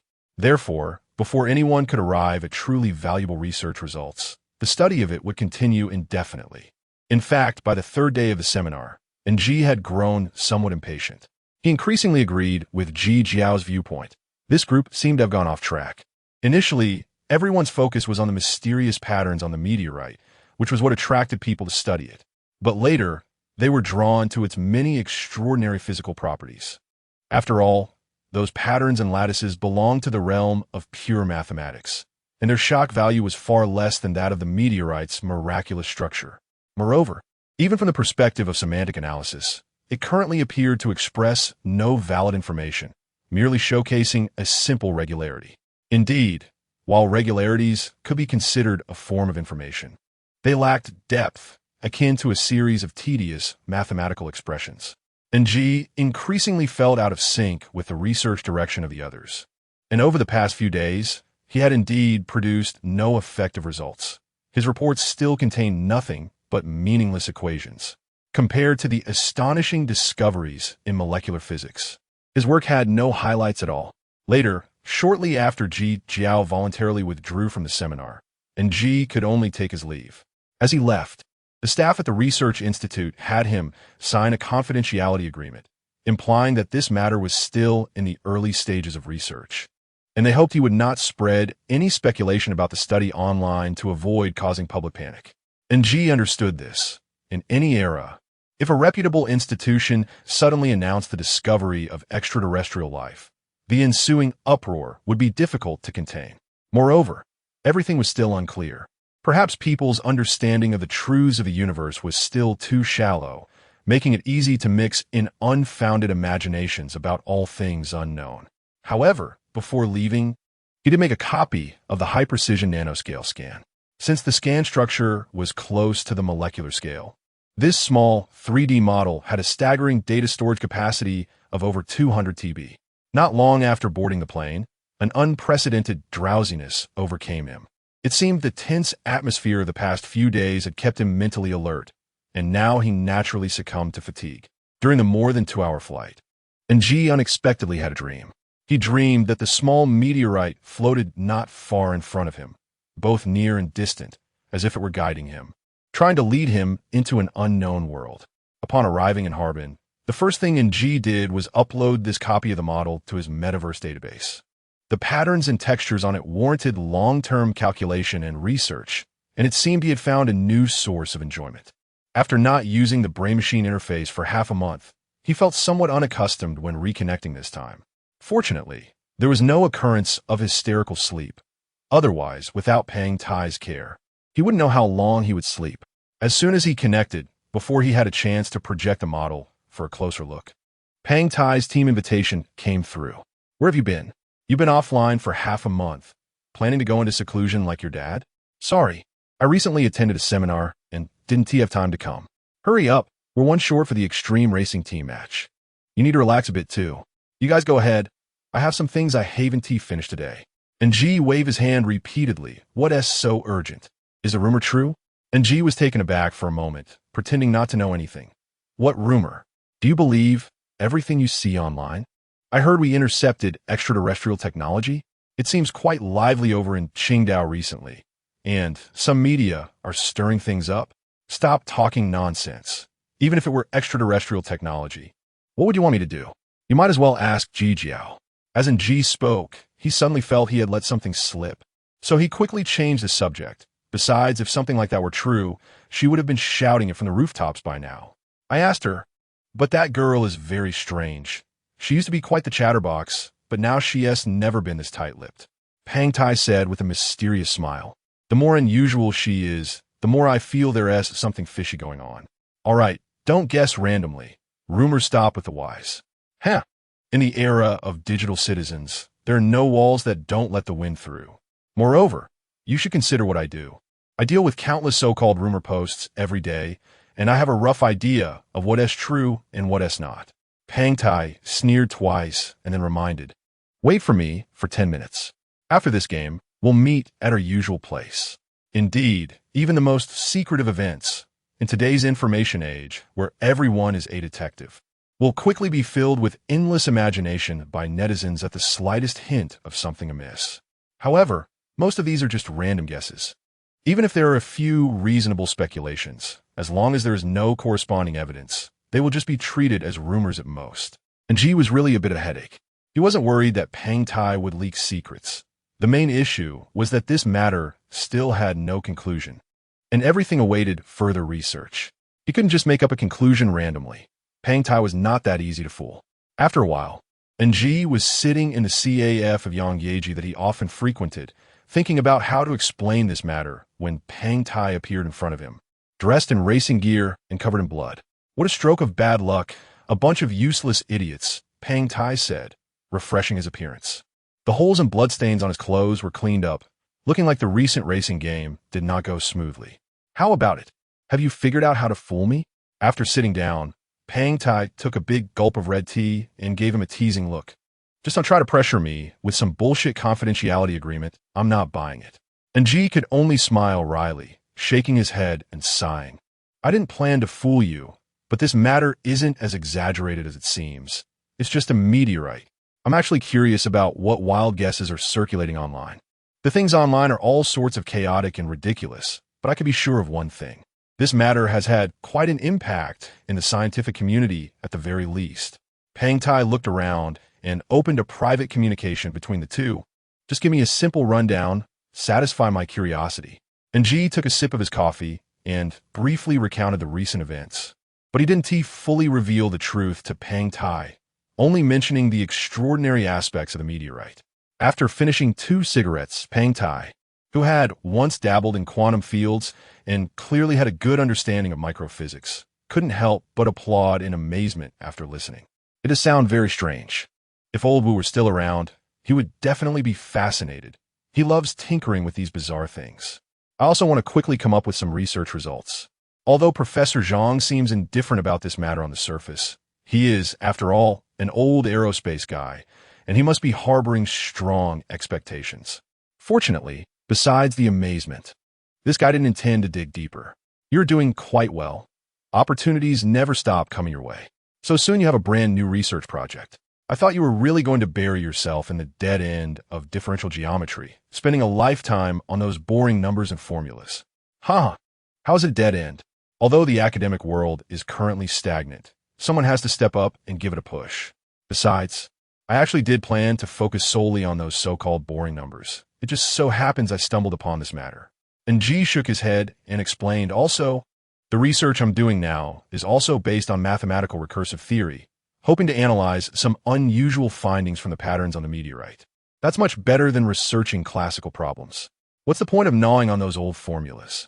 If it really comes from a so-called advanced civilization, maybe this thing can indeed bring a great enlightenment to humanity's foundational science. Pang Tai grinned. As the two chatted after a few cups of tea, Ng suddenly thought of a silly thing Albert did when he was a child. After reminiscing, he couldn't help but bring up the topic of Albert. I remember when he was about 13 or 14, Albert had similar ambitions. He said that human numbers seemed too backward, and various algorithms, including computer languages, were all based on traditional bases, leading to today's numerical programs being extremely cumbersome and bloated, failing to achieve the ultimate goal that mathematics should pursue, the kind of unified, concise, and complete beauty. Ha, a little kid talking nonsense. Does he really plan to develop a completely new counting method? And G grinned. You might not believe it, but he really had that idea back then. Speaking of this, I remember some of the jokes he made back then. What? Now that you think about it, do you actually admire his spirit? Looks like you want to fulfill his dream? Not at all. A project of that level would probably require a few more Professor Wu Yus to succeed. And G sighed and shifted the topic. By the way, since Albert left, he only briefly reported his safety to us. Any news recently? Damn, I almost forgot about this today, Pang Tai said with a mischievous smile. You haven't been online for over half a month, and he has contacted you several times. And G was stunned for a moment before immediately reacting. Although Albert had been removed from the metaverse, with his technical level, fabricating multiple virtual accounts was a piece of cake.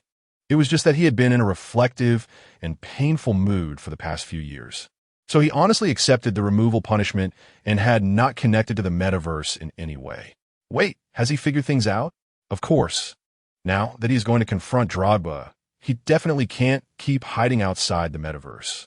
Pang Tai looked around carefully and cautiously provided a string of ID data. Here, at his current ID, this guy's finally come back.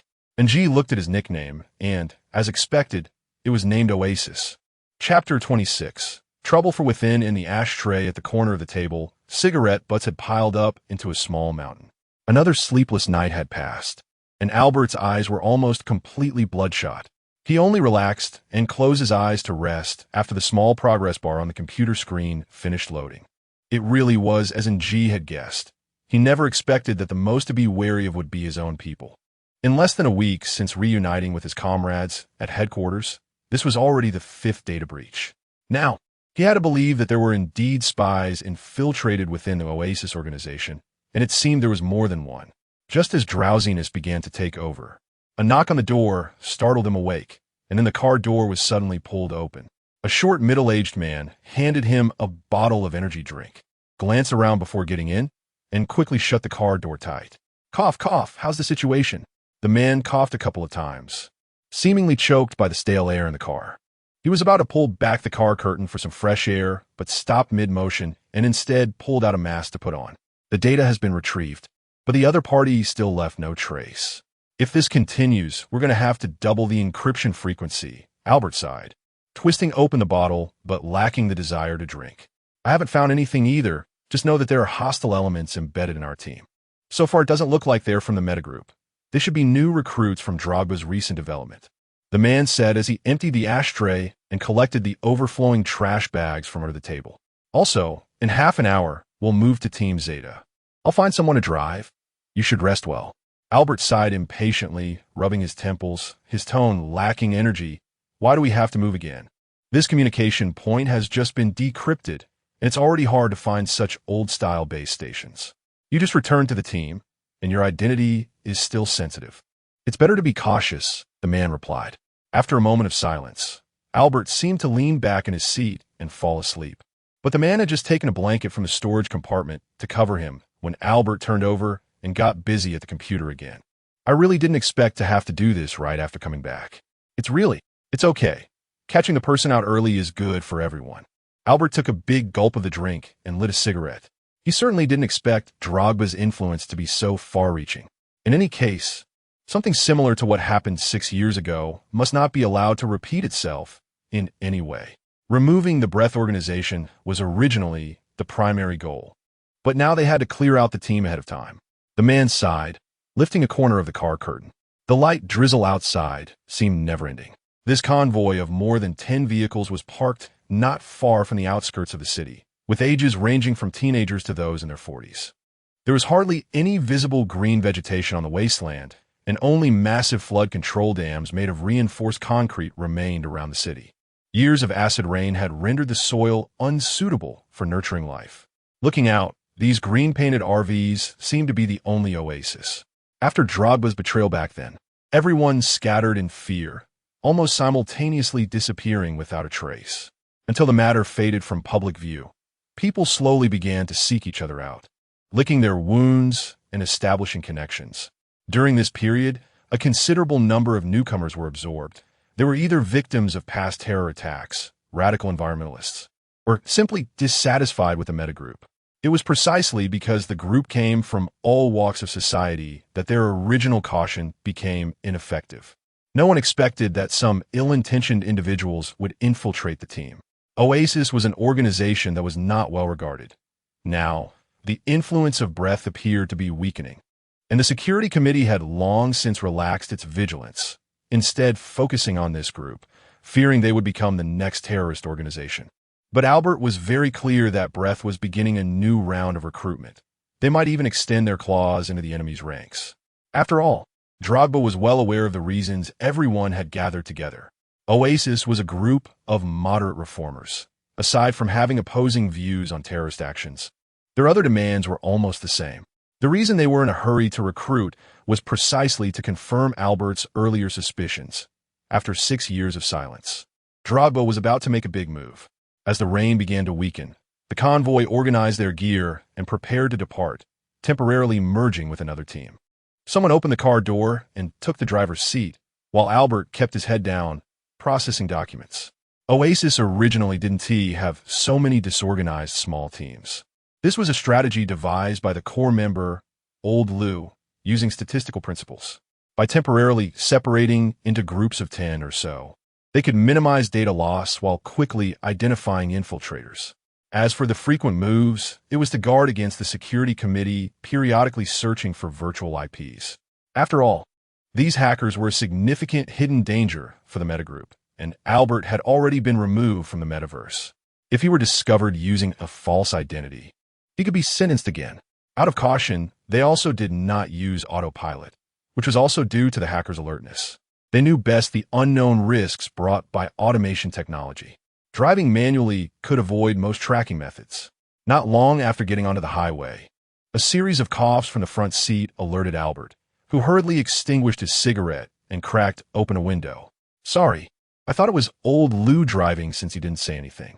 It's fine, I have a mask. You should close the window, though. Be careful not to get caught by roadside cameras." Albert closed his laptop and smiled slightly. "It's okay. I'm not wanted yet. I heard about your story a few years ago. I've long admired your name."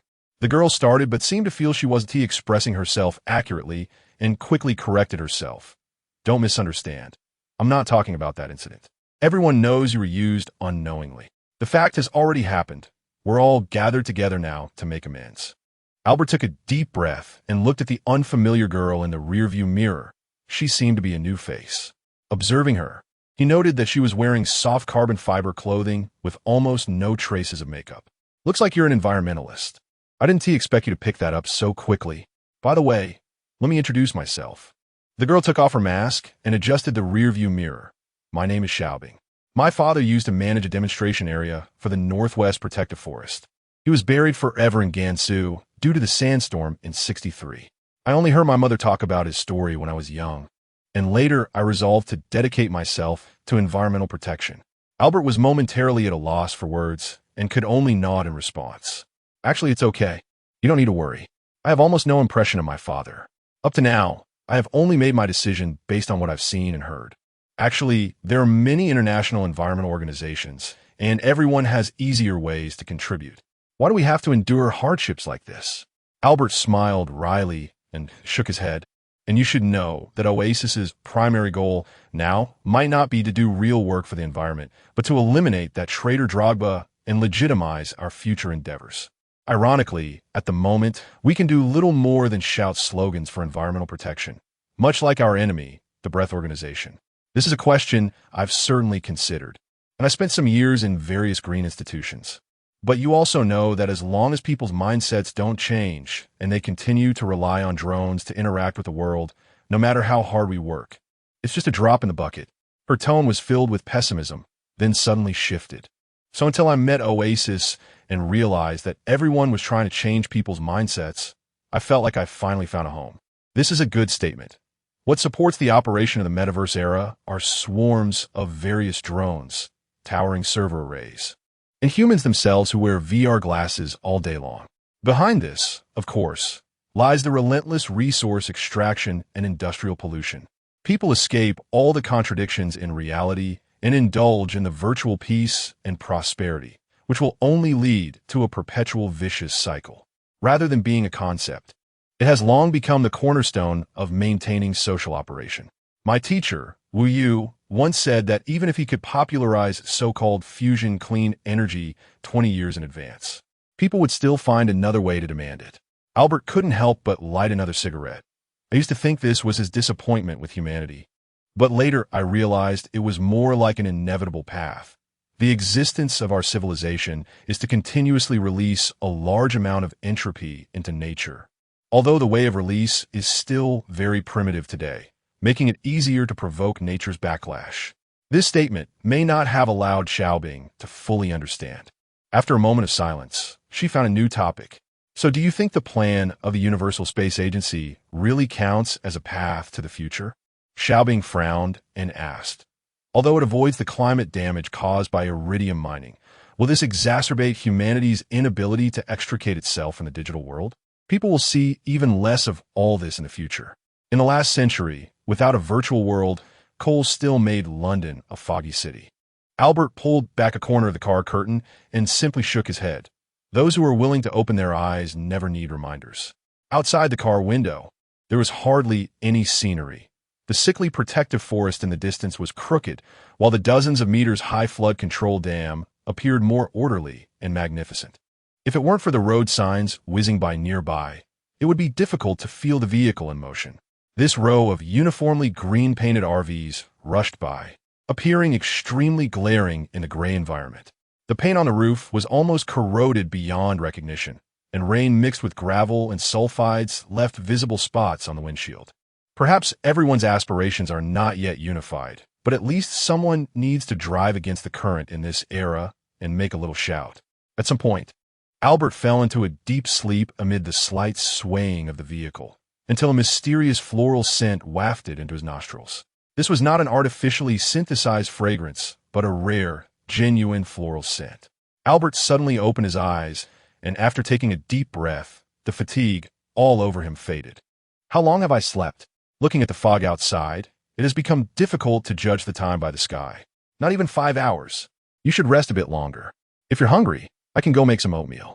Albert rubbed his eyes as the convoy temporarily stopped at a service station, avoiding the smart stations, serving drones, and only stopping at this old-fashioned manual service station. Xiaobing was cleaning his desk, and when she lifted that computer, Albert originally wanted to stop her out of caution, but she only used a linen cloth to carefully wipe off the ash that had long adhered to the corners of the keyboard, the whole process being very light-handed and almost silent. Ah, I've rested enough. You must be tired too. I'll drive after a while. Albert yawned and took out a box of chocolate from his pocket, breaking a piece in half and handing it over. It's fine. I don't feel tired at all. You should rest a bit more. Xiaobing chewed on the chocolate and put away the paper cup of coffee onto the driver's seat. I've been staring at the computer screen for 3 days. Give me a chance to enjoy the scenery. Albert casually took the car keys, seemingly unwilling to yield. In the next 2 hours of travel, Xiaobing quickly fell asleep in the back seat, as if she had also long lacked sleep. The convoy had just arrived in Shurian, and after exiting the highway, it turned onto a dirt road. The Zeta team had already deciphered the recent field base stations. Perhaps unaccustomed to this dirt road, Xiaobing soon woke up from the jolting, and Albert caught a glimpse of her pale face in the rearview mirror. Sorry, can you drive a bit slower? I think I'm getting car sick. He immediately handed over a paper bag, and Xiaobing hurriedly took it and quickly pulled up the curtains between the front and back seats. Ugh, are you okay? Do you want to get out and rest for a bit? I'm fine. Don't delay everyone's trip. Just go slower. Before she finished speaking, another wave of nausea hit, and the sound of the window being opened came from the back seat. Albert briefly spoke a few words into the intercom and then drove the vehicle to the back of the convoy. Fortunately, they arrived at their destination in less than half an hour. The Zeta team had already set up camp outside a village, and the huge communication tower was surrounded by green RVs. After getting out of the car, everyone exchanged pleasantries, and some old friends embraced each other. Albert noticed that Xiaobing's complexion had improved a lot, but her eyes revealed an inscrutable evasion. Around 8 in the evening, more than 20 people gathered for a meal at a farmhouse.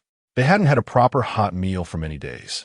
Every day had been nothing but instant oatmeal or biscuits and bread, occasionally switching it up with instant noodles. However, during dinner, old Lou suddenly took a phone call and called Albert away. The two stood in the evening breeze at the village entrance with serious expressions.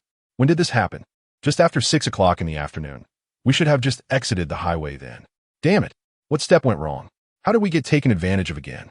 Old Lou punched the utility pole, unable to calm the anger in his heart. Just exited the highway? That's impossible. We hadn't even reached the base station to exchange the key yet, unless it was copied directly using a USB drive. As Albert spoke, his gaze shifted to the RV from today, where a broken drone bracket seemed to be stuck in the wheel. Chapter 27 Singularity. Angie had been awake for over 40 hours without any rest, not even a brief nap, staring at the dense dot matrix in front of him. His excitement never waned for a moment. If these data could successfully yield a recursive analytical formula, it would undoubtedly be a groundbreaking discovery that would shake the entire mathematical community.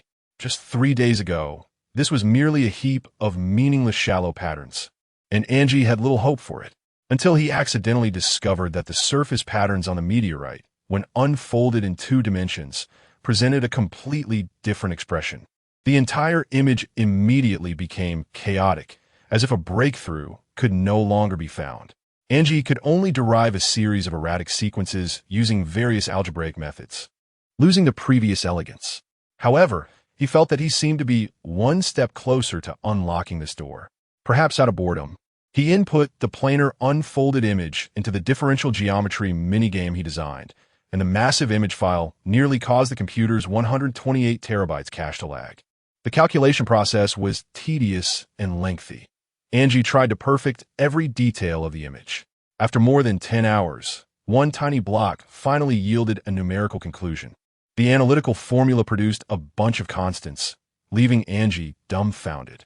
This meant that Ji Jiao's earlier conjecture was correct. It was like a display, a reminder. Thus, Angie completely immersed himself in a state of neglecting sleep and food, trying his best to extend the entire image in an attempt to find a more complete analytical solution. But just like the tense emotions during the seminar a few days ago, if all these calculations could ultimately be perfectly self-consistent, it would also be a discovery that would cause panic worldwide. Even if the meteorite itself contained no magical properties, the beauty of these equations alone was enough to explain everything. Moreover, the expert group still hadn't figured out what that material truly was. He now understood why the material scientists had erupted in astonished exclamations that day. Just as he saw these equations now, the true face of mathematics was indeed astonishing. Angie forgot his fatigue, forgot the time, and even nearly forgot to breathe. From the current understanding of mathematics, it was far too advanced, perhaps for those imagined advanced civilizations. This was the most primitive and fundamental thing. However, once the accuracy of this was proven, humanity would rethink our relationship with the universe and our relationship with other civilizations. We are not only not alone, but have brushed past another level of civilization. One might even have to begin to question the origin of humanity. This was actually dug up from lunar soil. They had once been so close to humanity, not knowing how much longer the calculations would take. Angie decided to take a break. He needed to temporarily step back from his frenzy. Perhaps it would take several days, months, or even a lifetime to get the results. However, throughout the entire calculation process so far, he felt the lack of mathematical tools in various aspects, much like Albert's past sentiments of helplessness. He closed the math game interface, recorded the previous data, and was suddenly hit by an unprecedented wave of sleepiness. But Angie did not directly activate the sleep aid program. This time, he disconnected from the brain-computer interface and wanted to lie down on a real bed for a sleep in a reality he was not very accustomed to before. Angie seemed to have achieved his goal because he fell into a dream once again. He had to admit that he was slowly starting to enjoy the feeling of dreaming, a feeling that was clearly uncontrollable yet delving into the depths of his heart. It was both near and far, as if entering another world. He dreamt of the meteorite again, but this time it seemed completely unmysterious. It was just an ordinary stone, irregular in shape and unremarkable. Because of this, Angie was able to get incredibly close to it in his dream, as if all the magic had been unlocked and there were no more secrets worth uncovering, leading to an inexplicable sense of familiarity. After more than 10 hours of sleep, his entire body felt unusually stiff, and he woke up at 3 in the morning.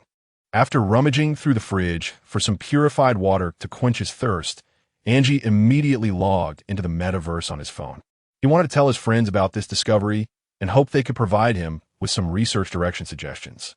Scrolling through his contact list, the first people he thought of were not his mentor or Ji Jiao, although both of them had been concerned about this matter.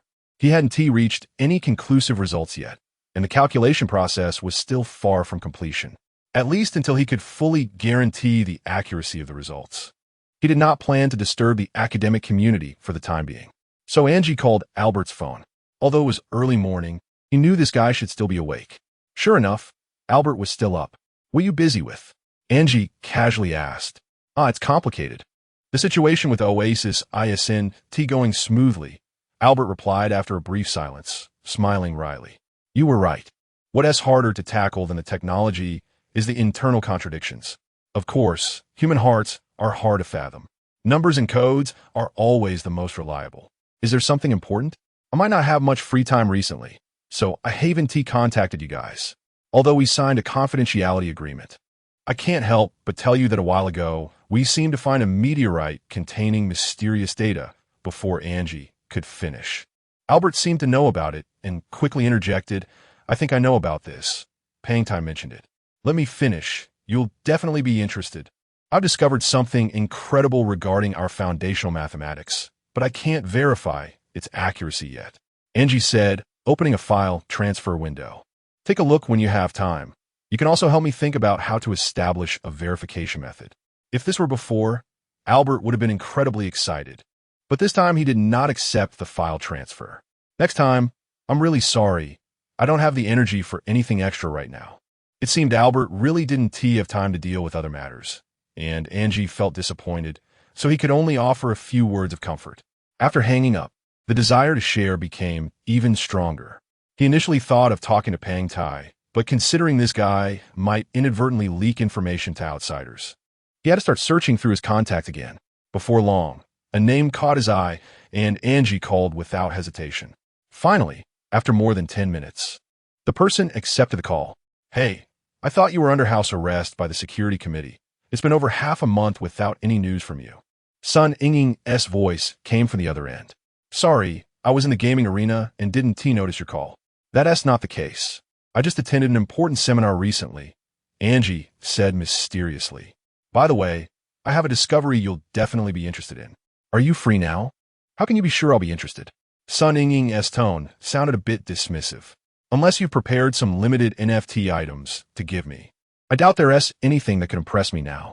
Not only impressive, but if your psychological endurance isn't strong enough, you might even be shocked. Angie explained quite proudly. So, do you want to see it? Mysterious, huh? Are you trying to tease me? What is it? Keeping a secret for now. Just wait for me in the novice village. I'll be there soon. After hanging up, Angie immediately connected to the brain-computer interface and logged into FF39. He hadn't expected Sun Ying would actually be immersed in this old game every day, still battling fiercely in the early morning hours. It seemed she was even more addicted than Pang Tai. Soon, Sun Ying descended from the sky on her hawk, looking exceptionally spirited. Since the last time they met in real life, Angie felt that this girl had become much friendlier, no longer as cold as during their student days. However, it was strange that sometimes she would occasionally revert to that unapproachable state, making her difficult to understand with her fluctuating moods. At times, Angie even felt there were two versions of Sun Ying, with their demeanor and approach to things seeming completely different. No wonder some people describe a girl's emotions as changing like the weather. Could this be the norm for older single women? But such a joke was something he would never dare to make in person. After their meeting, they immediately got to the point. Angie found a corner with no one around and opened his math game backstage. Don't tell me the surprise you mentioned is this thing? Even if it breaks my mental calculation record, there's nothing to boast about. Sun Ying's expression quickly turned sour, but her gaze remained fixed on the projection. Of course not. I can't reveal more at the moment. This is considered a new discovery in the field of astronomy, and I just happened to participate in the seminar. Angie said as he slowly brought up the planar point grid he had prepared earlier. Oh, you mean that matter? I've heard rumors from Pang Tai. Angie couldn't help but shake his head. It seemed he could no longer casually share information with that guy. The so-called secret was almost public knowledge, and fortunately, he had only briefly explained some speculation at the time without saying too much. The entire introduction process lasted over 10 minutes, although he hadn't yet shown the complete image. This massive file had piqued Sun Ying's curiosity. Why create such a detailed scan? Until Angie magnified a certain part 1,000,000 times. Sun Ying finally showed an expression of surprise. The grid had been densely annotated by him, and he had listed the formulas he had summarized over the past few days alongside it. Sure, I just want to discuss the research direction with you for now. This information must not be casually disclosed. If those amateur science organizations find out, who knows what ridiculous rumors they might come up with. TCH, I'm not a blabbermouth. Sun Ying stared at the diagram for a while, her brows furrowed tightly. But it seemed she wasn't puzzled by the formulas. She appeared to have some other concerns. How is it? Shocking enough, right? Current mathematical research pales in comparison to it. Wait a moment, since it's so important, let's find a secluded place. Sun Ying sighed repeatedly, a kind of indescribable worry written on her face. Angie looked around. There were hardly any newcomers in this old game, and aside from the two of them, there was no one else in the entire newbie village. Moreover, only they could see the projection of this game. Even if outsiders appeared in the scene, they wouldn't be able to see the image in front of them. Besides, Even if there really were other tech enthusiasts bypassing the backend to see this scene, they probably wouldn't understand the formula shown in the diagram. All right, let's go to the Eternal Night gathering and find a private space. Ng said as he exited the game, while Sun Ying directly disconnected from the metaverse. In less than a few minutes, the two met again in a chat community. Without saying a word, she immediately took control of Ng's game, her aura seeming different from before. Have you been calculating in two-dimensional mode all along? Are these results based on pure data? The results in three-dimensional mode are quite dull. I figured even if you saw them, you'd find them boring. Before Ng could explain further, Sun Ying switched the display mode directly, and Ng had no intention of arguing. He hadn't planned to continue in the direction of the three-dimensional model anyway. Silence lasted for almost half an hour until Ng started to feel bored. It seemed this girl was completely immersed. Ahem, if we continue with the traditional recursive algorithm, the workload is just too large. Ng implied that it wasn't necessary to get bogged down in the image itself. It would be best to find a way to break free from conventional mathematical thinking. Otherwise, the vast amount of information on it might take a lifetime to decipher. It's your game design that's flawed. Don't blame our way of thinking. Sun Ying said, directly creating a new date file, seemingly intending to update and upgrade the math game Ng designed. Starting from the underlying logic, she rewrote an algorithm that followed the grid pattern, temporarily no longer relying on differential geometry. Are you sure? This might take 3 to 5 days, right? As long as you keep planning to just stand there in a daze, it will only take longer. Ng smiled broadly. It seemed she was just like Albert, a staunch pragmatist. Wait a moment, I'll ask for a leave from the school. Time seemed forgotten by the two. Thousands of lines of code surrounded them, and during moments of intense concentration, they didn't even sense each other's presence. In such a large-scale data compilation, Ng had never entered this state even while developing the ORT algorithm. He later had to rely on the supercomputing system in the school's computer room for assistance. Finally, on the afternoon of the 4th day, they completed this unconventional project. Although the sleep pod didn't simulate muscle soreness, Ng still felt a wave of fatigue wash over him. Just as he was stretching, Sun Ying had already started re-engaging with the grid. First calculation, coordinate range 0, 0, value range 1, 1. Watching the program run automatically, the numeric symbols began to dance. With his heart in his throat, Ng held his breath, waiting for a concise equation to appear on the projection. At this point, Sun Ying had already begun shaking her head and sighing, as if she sensed this was a failed computational process. This value is very conservative. We thought we could derive a certain analytical equation in just a few minutes. However, the result was disappointing. After half an hour of lengthy calculations, they could only approximate a numerical solution using iteration. The absence of an analytical solution meant everything was in vain, and the expected concise equation did not appear. On the grid, only that singularity of the value was displayed, with a tiny dispersal range flickering constantly, seemingly mocking their ignorance, mocking how backward human mathematics was. Chapter 28. Before the storm in the outskirts of Shurian City. The convoy had completely dispersed the night before. Only 2 green-painted light trucks remained under the communication tower, one of which carried a mobile signal transceiver station and a small server. That evening, on the day of their arrival, was the last instance of data theft, after which old Liu had to suspend all activities. Everyone was broken down into small units of 2 to 3 people, with suspects acting completely alone. This time, not only had the other side stolen all personnel composition information of the Oasis organization, but they also obtained the main activity scope and countermeasure plans for the next 6 months. So far, the struggle against Drogba had almost gone to waste. What was most unexpected was that nearly half of the new recruits to the Oasis in recent years had been secretly subverted.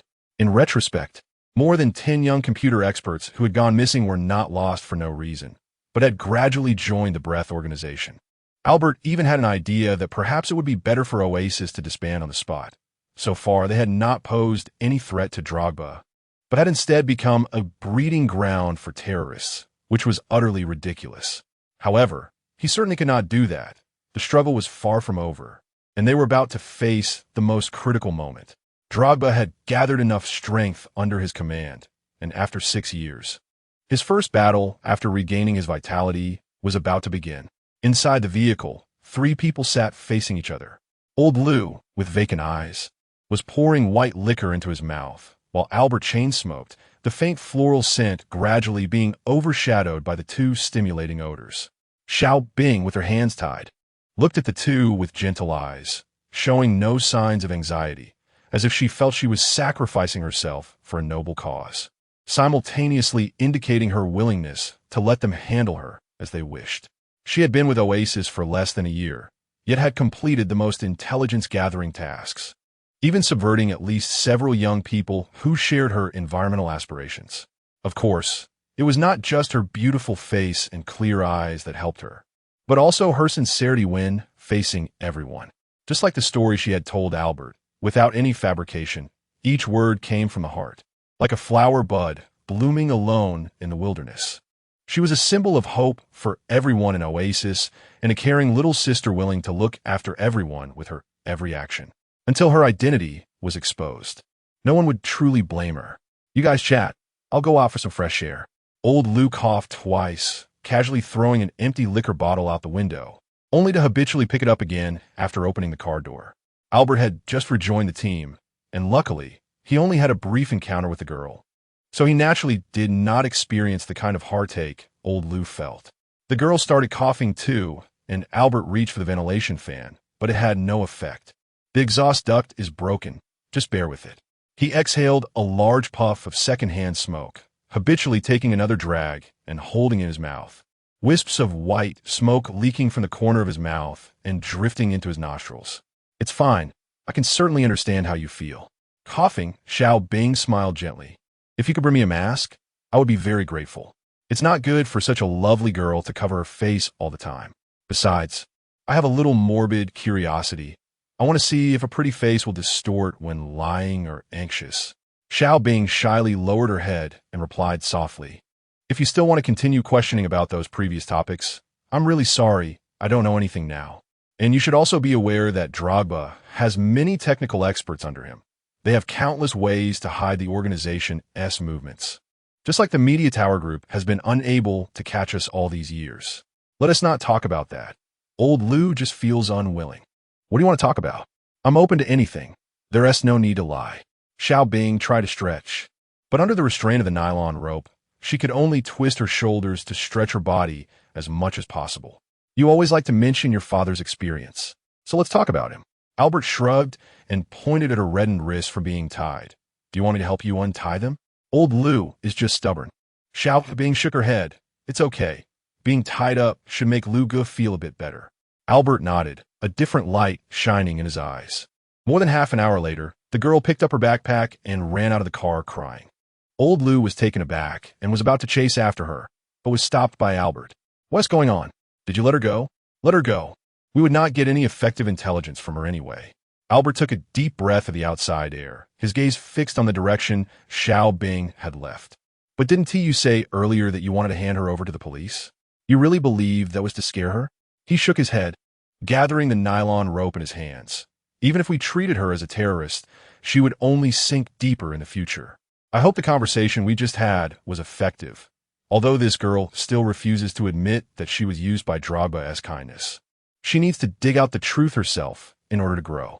"What exactly did you say to her?" "I've never seen her cry like that before." "Exactly, because she used to appear very strong. I guess there must have been something inside her that was always forcing her to hold on. Just now, I was merely helping her reflect on her emotional journey over the years. One day, she will be willing to face and conquer that unfamiliar self."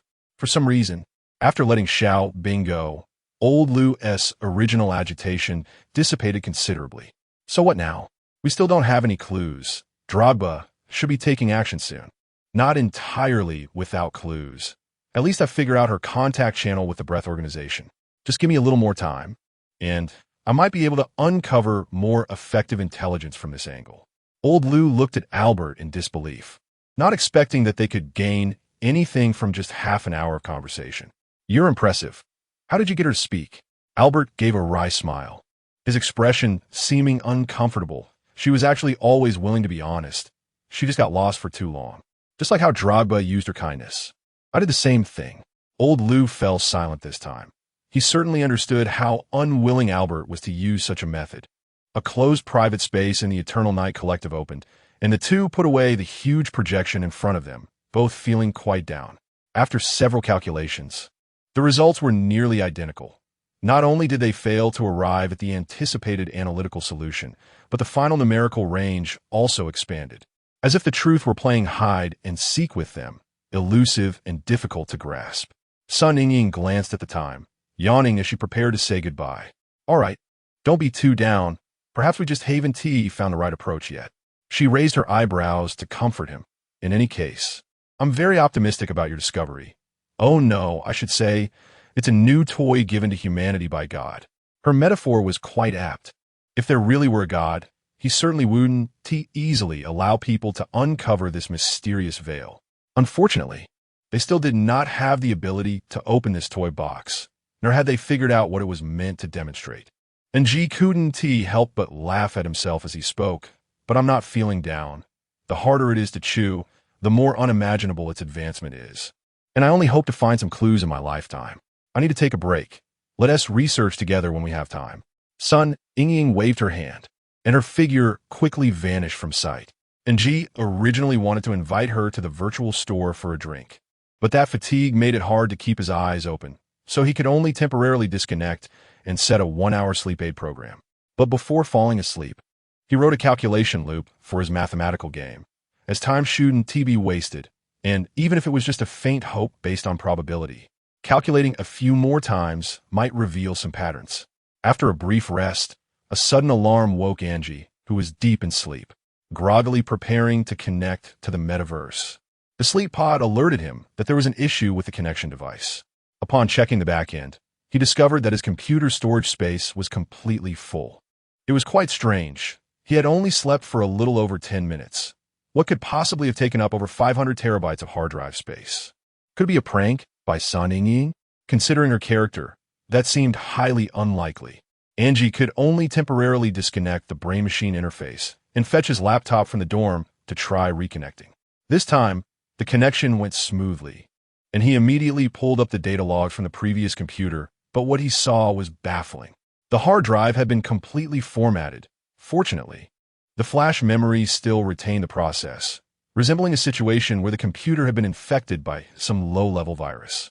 But that was even more impossible. This computer was equipped with a defense program that he had personally written.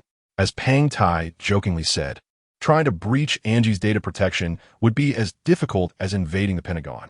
Out of curiosity, he began to carefully review the flash memory logs and soon discovered the problem. It turned out that just before falling asleep, he had set that numerical game to perform a computational loop, and at the moment the final result was exported, the computer crashed completely. An unimaginable amount of data suddenly flooded in, triggering the hard drive's protection program, which continuously deleted newly generated data while refusing any write actions, ultimately formatting the entire hard drive. How strange. Several previous calculations had not produced any valid results, and that range of numerical solutions had only occupied a few KB at most. How could this time computation export such a massive amount of data all at once? For some reason, Angie inexplicably recalled the experimental process his mother once went through. She had attempted to connect to a quantum computer hundreds or even thousands of times, but each time ended in failure, later losing consciousness during an experiment without any observers. Observer? Indeed. This time, Angie had also set an automatic computation loop, and without anyone observing the process, an unexpected result had emerged, but unfortunately, the hard drive triggered its self-protection and failed to record a single bit of data. Could this time's calculation have succeeded? That didn't seem right either. According to his previous conjectures, the correct computation result should be smaller than the numerical solution. Perhaps only a few bytes. After all, he was only trying to export a simple equation. To verify his conjecture, Angie went straight to the school's computer lab and connected a 512 PB hard drive to his computer, which was over 1,000 times larger than the original capacity, hoping this time to retain the computation result. After setting the computation loop, Angie sat next to the computer, waiting for 10 minutes. He even deliberately turned his head away, not looking at the constantly fluctuating numbers on the computer screen. At first, he thought this was purely a psychological effect. After all, this was just classical computation, not using a quantum computer, so whether he looked at the screen shouldn't be a factor, it wasn't a scientific variable at all. And Angie couldn't help but laugh. It was like the famous double-slit experiment, which even attracted hundreds of meditators, almost venturing into the realm of mysticism. But sometimes one has to admit that experimental science, especially applied experiments, often produces some incomprehensible control variable methods. Human science has been explored through countless unexpected accumulations. Sure enough, the alarm rang again, and Angie almost jumped up with excitement. But when he turned around, the result was still similar to last time. The hard drive was cleared again. Only countless zeros lay in the log, uselessly occupying the hard drive. That was fine, as long as it could prove that the observer was indeed a variable that interfered with the results. All he needed was to keep trying. This time, Angie borrowed the school's supercomputer, connecting it to a 128 ZB storage, which could reach the capacity of a small metaverse server, over 10 million times larger than his own computer storage. At the same time, he also set up the hard drive's protection trigger mechanism. As long as the hardware wasn't burned out, it would be fine. The outcome was as usual, since the result was exported instantaneously. The hard drive's write speed simply couldn't keep up. Angie opened the embedded logging software he had specifically inserted, and there were only two astronomical numbers that made him shudder. 2 raised to the power of 299792458 bytes, which exceeded the total sum of all storage methods created by humanity. The export time was 39,121 times 10 to the power of -44 seconds. That is 1 Planck time. No wonder the only result was countless meaningless zeros. Perhaps only a quantum computer could successfully measure effective data. The most astonishing thing, of course, were those two sensitive numbers. The former was the speed of light in a vacuum, and the latter was the absolute smallest unit of time. This was completely beyond Angie's realm of knowledge. He only regretted that he had no research on quantum physics. Otherwise, he would have tried every means to carry out this experiment to the end today. After thinking it over, the only friend around him who had some research on quantum physics was Pang Tai, but Angie held back and didn't plan to tell her for now. However, when he opened his contact list, he really couldn't find anyone trustworthy. Angie prepared to contact Zhang Nanmin.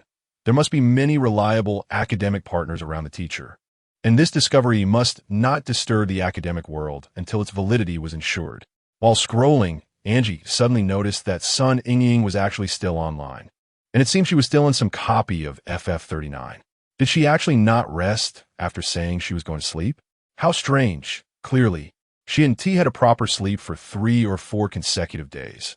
Yet this girl seemed to have endless energy, which could no longer simply be described as an addiction, unless she really harbored some unspeakable secret. Chapter 29. Signs of collapse closer and closer.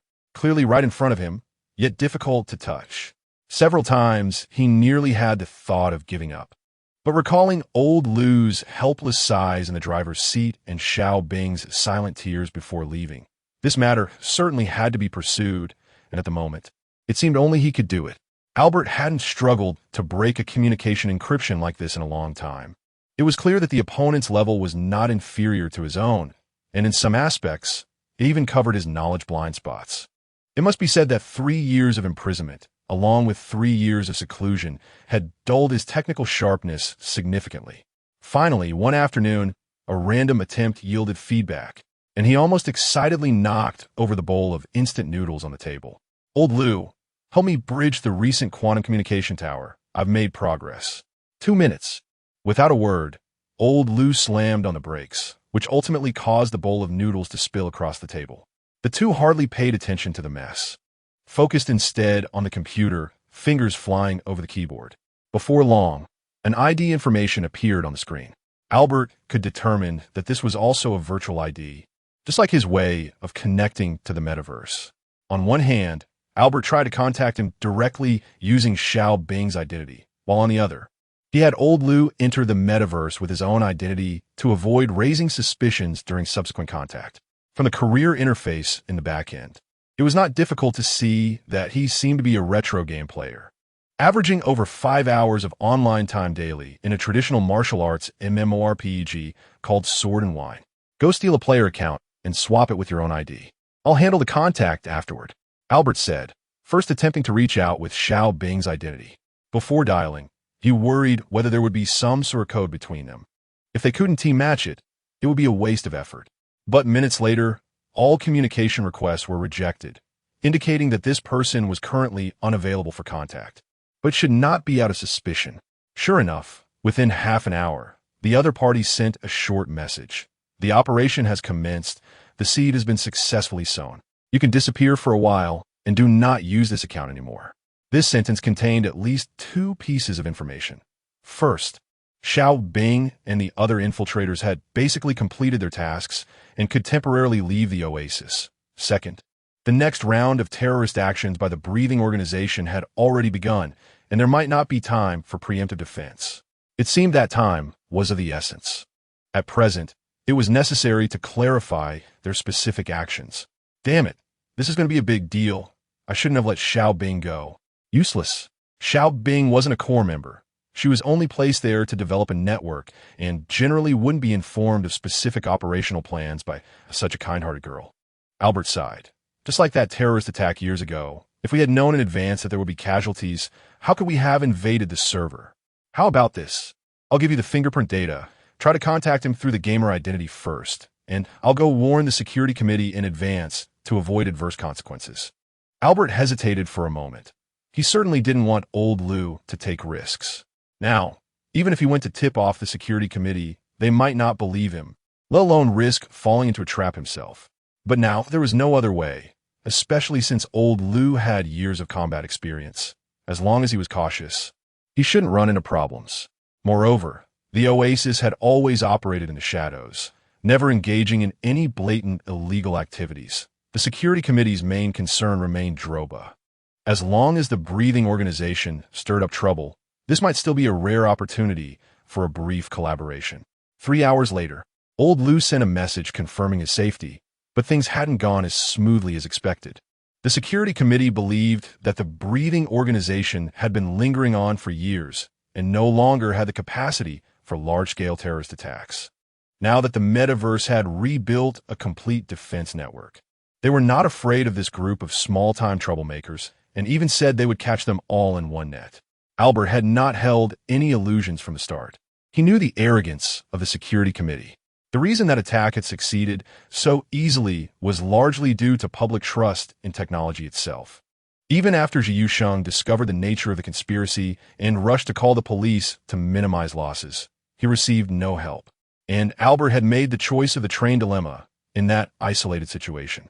On the other hand, the ID he was tracking seemed to have not sent any messages to Xiao Bing again. Perhaps the entire breathing organization was busy contributing to some server and had no time to contact a discarded pawn. Until he suddenly caught sight of the back-end records. This person had just logged into that retro game. Albert quickly logged into old Lou's account and entered the game. For the past few hours, Albert had been familiarizing himself with this game and its related terminology, trying to disguise himself as an old player. But he also knew that in front of a true veteran, too many words would lead to mistakes, making it hard not to expose himself. Therefore, he had to attract this person's attention in a short time, perhaps by showcasing his technical prowess. Failed to add friends in succession was, of course, expected. Albert directly bypassed the internal communication program of the game, wrote a direct connection channel, and immediately started to show off. Oh, so you don't plan to acknowledge me unless I show off some tricks? This sudden greeting caught the other party's attention, but he did not respond directly. After all, it was a critical period for the breathing organization, and caution was always the first priority. For the next several minutes, the two engaged in an intense information offensive and defensive exchange, both trying to figure out each other's backgrounds. Soon, the confrontation reached a standstill, and a mysterious figure finally spoke up. "Who are you? What is your purpose?" Seeing a breakthrough, Albert immediately cut to the chase. "I'm just a homebody. I ran into a senior in a public dungeon not long ago. It seems you also logged in with a virtual ID. Are you planning to raise a small account? With your level, you don't seem like just a simple hacker. Who exactly are you? Big shot. With your high standards, my little tricks must not impress you." Albert continued to tease. Hey, let us be honest. I'm a tech guy for the breathing organization. You must have heard of us, right? You don't come in peace. How dare I deal with terrorists? If you don't leave, I'll report you. Hearing the other party's suspicious tone, Albert couldn't help but smile wryly, but it seemed things were progressing. Come on, I was just joking earlier. I actually want to join them, but they wouldn't have me. Albert continued to spin a lie, but seriously, with my level, what do you think? You're quite confident, but I'm more curious. Why do you want to join a terrorist organization? It looked like the other party was starting to bite. Albert prepared to tell some pre-prepared stories, aiming to tug at their emotional trust. But before he could finish 2 sentences, the other party suddenly said they had something urgent and planned to disconnect temporarily. Are you working overtime? Albert tried to probe. By the way, judging by your technical level, you must be a senior engineer, right? Not really. I'm in a hurry to another game. A friend called me. No way. For something like that? Don't mess with me.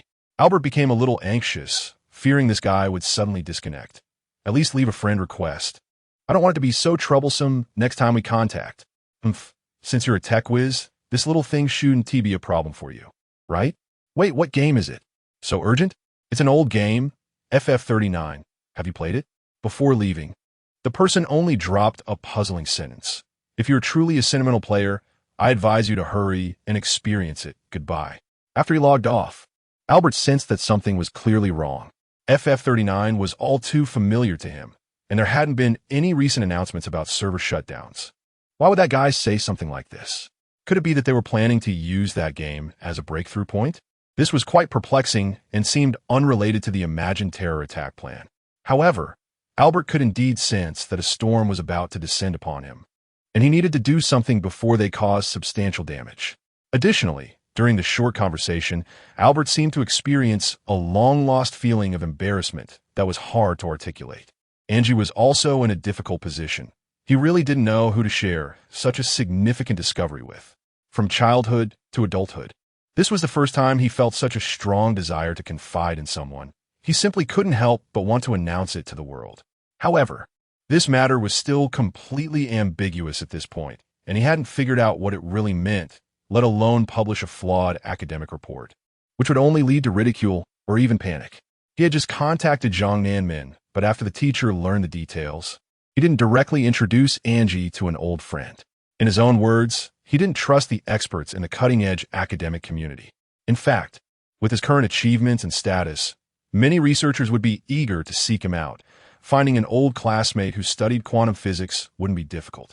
But since Zhang Nanmin joined the Fireworks project, he had almost lost contact with friends in other fields, completely dedicating himself to Starship development work, making it not easy to find someone truly trustworthy. People have a tendency to seek profit, regardless of their profession. Even in the most profound theoretical research, there are distinctions between gentlemen and scoundrels. If Ji Jiao's speculation was true, then Angie's current research could have far greater value than the Fireworks project.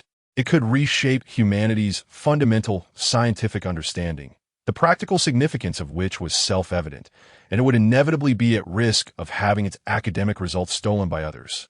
Later, Zhang Nanmin only advised Angie to keep it under wraps for the time being. He would find someone who could be genuinely trustworthy, preferring to delay the results rather than end up being exploited. After all, Zhang Nanmin had learned a deep lesson from the Fireworks project. Despite compromising for 20 whole years, he ultimately couldn't avoid it becoming a mere plaything of capital. After much thought, Angie could only return to the initial starting point. It seemed that apart from Sun Ying, the secret must not be disclosed to anyone else.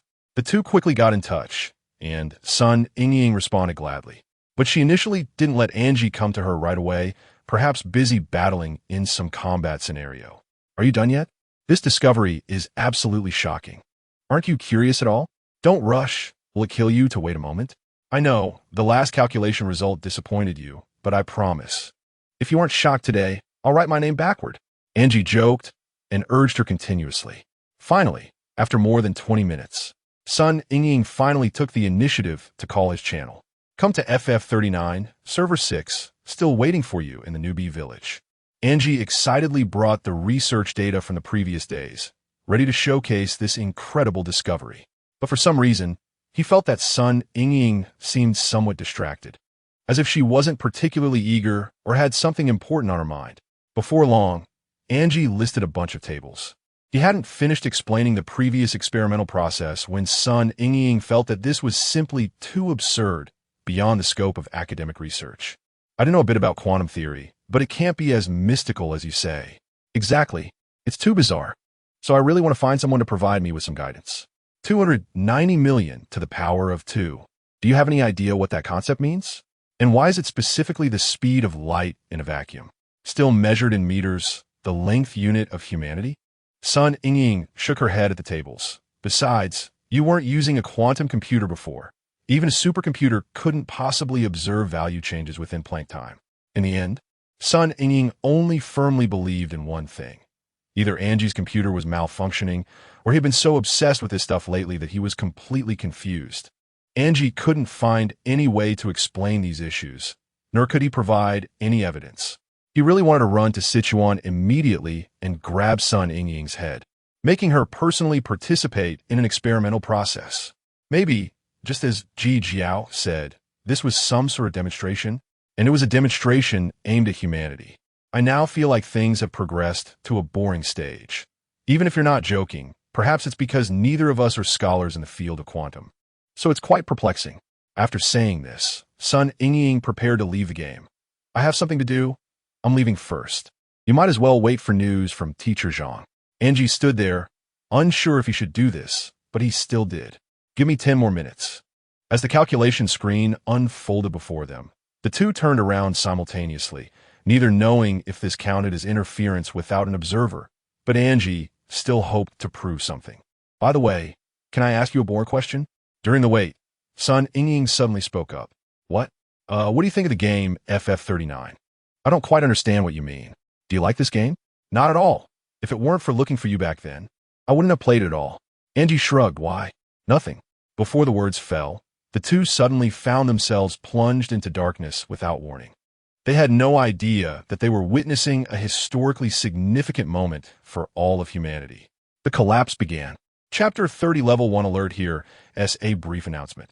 At 9:25 p.m. on August 4th, the Huizhou server array was temporarily shut down for unknown reasons, affecting the following metaverse communities and games. Breaking news, around 7 a.m. today, the Metaverse Security Committee held an emergency meeting. Co-executive Andre pointed out that extreme weather factors cannot be ruled out as a cause of the server failure, and urged all sectors of society to remain vigilant. Meanwhile, the committee has activated a series of emergency plans, and other servers can continue to operate normally. The personnel diversion for the faulty server is ready. This is hot news follow-up. According to reports from frontline journalists, the currently halted Huizhou server array is undergoing troubleshooting by technicians, and users need not panic excessively to prevent secondary chaos.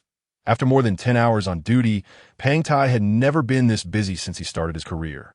However, he found it strange that, as a technical advisor to the committee, he wasn't engaged in frontline troubleshooting, but was instead facing countless media outlets, explaining the reasons for the server failure to the public. Moreover, when facing the cameras, he didn't even need to think too much, as a large prompt board behind the cameras constantly reminded him of what to say and what not to say. Even before the media arrived, the committee had prepared relevant speeches for him, so Pang Tai didn't need to use his professional knowledge at all, as the public might not understand the explanations anyway. Up to now, Pang Tai himself wasn't quite clear about what had been said. Around 1 p.m., he finally freed himself from the media's encirclement, grabbed a quick lunch, and the first thing he did was find a quiet corner to call Albert. Just last night, at around 8 p.m., Albert had contacted him briefly, mentioning that the next round of operations for the breathing organization had already commenced, even earlier than all speculations before Oasis. Additionally, Albert had accurately predicted the area where the attack might occur. Although he didn't present any solid evidence at the time, Pang Tai distinctly remembered hearing the keyword FF39. Pang Tai couldn't help but marvel. It was truly uncanny. Albert was indeed a top student of the Leapfrog project. He hadn't expected that in less than half a month since arriving at Oasis, he could carry out counterterrorism work to such a precise extent.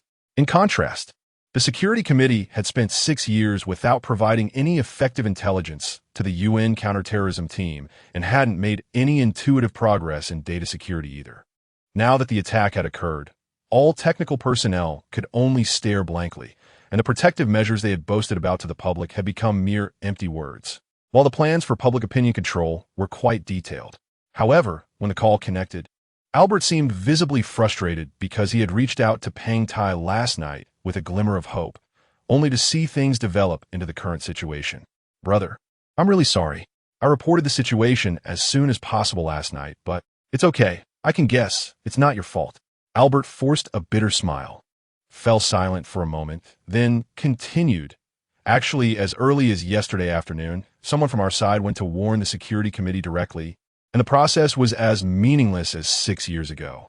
Of course, Albert was not only frustrated about what had already happened. After all, the core of this failure stemmed from a server rented by a gaming company, meaning its shutdown had not caused much actual loss, and so far, there had been no reported casualties. What was truly concerning was that the situation that would arise soon was still completely unpredictable. Given Drogba's personality, this would not be a singular attack. He would definitely have follow-up plans. Albert couldn't help but think of the message that mysterious figure sent to Xiao Bing last night. The seed has been sown. What did the seed mean? And if it took root and sprouted, what level of destruction would it cause? It's a sensitive period. The security committee will likely start checking virtual IDs soon. Let's switch to a different communication channel later. Okay, if I discover anything new, I will contact you immediately. After they disconnected, Pang Tai suddenly noticed he had over 10 missed calls. Since last night, he had cut off all communications, meaning the records were left through some back-end means. Sure enough, these calls were almost all from NG, and they were all made after the incident last night. Could it be that this guy had made his own discoveries? Pang Tai dialed back, but the other party did not answer and instead sent a message. "Yanggeji number 419 server, waiting for you at the usual place." Before long, Pang Tai arrived at the CAF, but waiting for him was not just NG. Sun Yingying was also sitting at the table, looking quite anxious. The two were staring at a blank area in front of them, occasionally scrolling their fingers and discussing something with each other.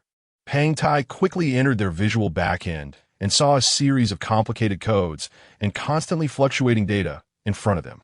"What is so urgent that you need to find me? I have a ton of trouble to deal with today." You finally replied. "I thought you'd be rambling in front of the camera for a while longer." And G didn't look up, his hands still rotating nonstop. "Don't rush. Even if you hurry over now, you'll just be wasting time. Before that, I suggest you take a look at this." Saying this, he pulled up an inconspicuous line of code, temporarily resetting a bunch of surrounding data. As the code began to run, the data surged instantly. Fortunately, this simulation program ran on a virtual machine, generating no actual data files, only recording the occurrence process. In addition, NG opened another window to present the entire operation process in a visual model. Pang Tai looked at the continuously rising line graph, and data was inexplicably increasing exponentially. "What is this?" Pang Tai scratched his head, pondering. Could it be related to what happened yesterday? "What? Didn't you investigate the server flash memory?" "Damn it, don't mention it. Since yesterday, I've been dealing with the media, and Haven Tea had a chance to investigate it all." As Pang Tai spoke, he ordered a latte from the waiter and lit a cigarette, cursing under his breath. NG rolled his eyes in frustration and had to start explaining from the beginning. "Yesterday around 8 p.m., Sun Yingying and I happened to be at server number 6 of FF39, and we basically witnessed this attack." He rolled back the simulation program to its initial state. "This data was preserved in our computer flash memory, so we immediately began researching what went wrong after the incident."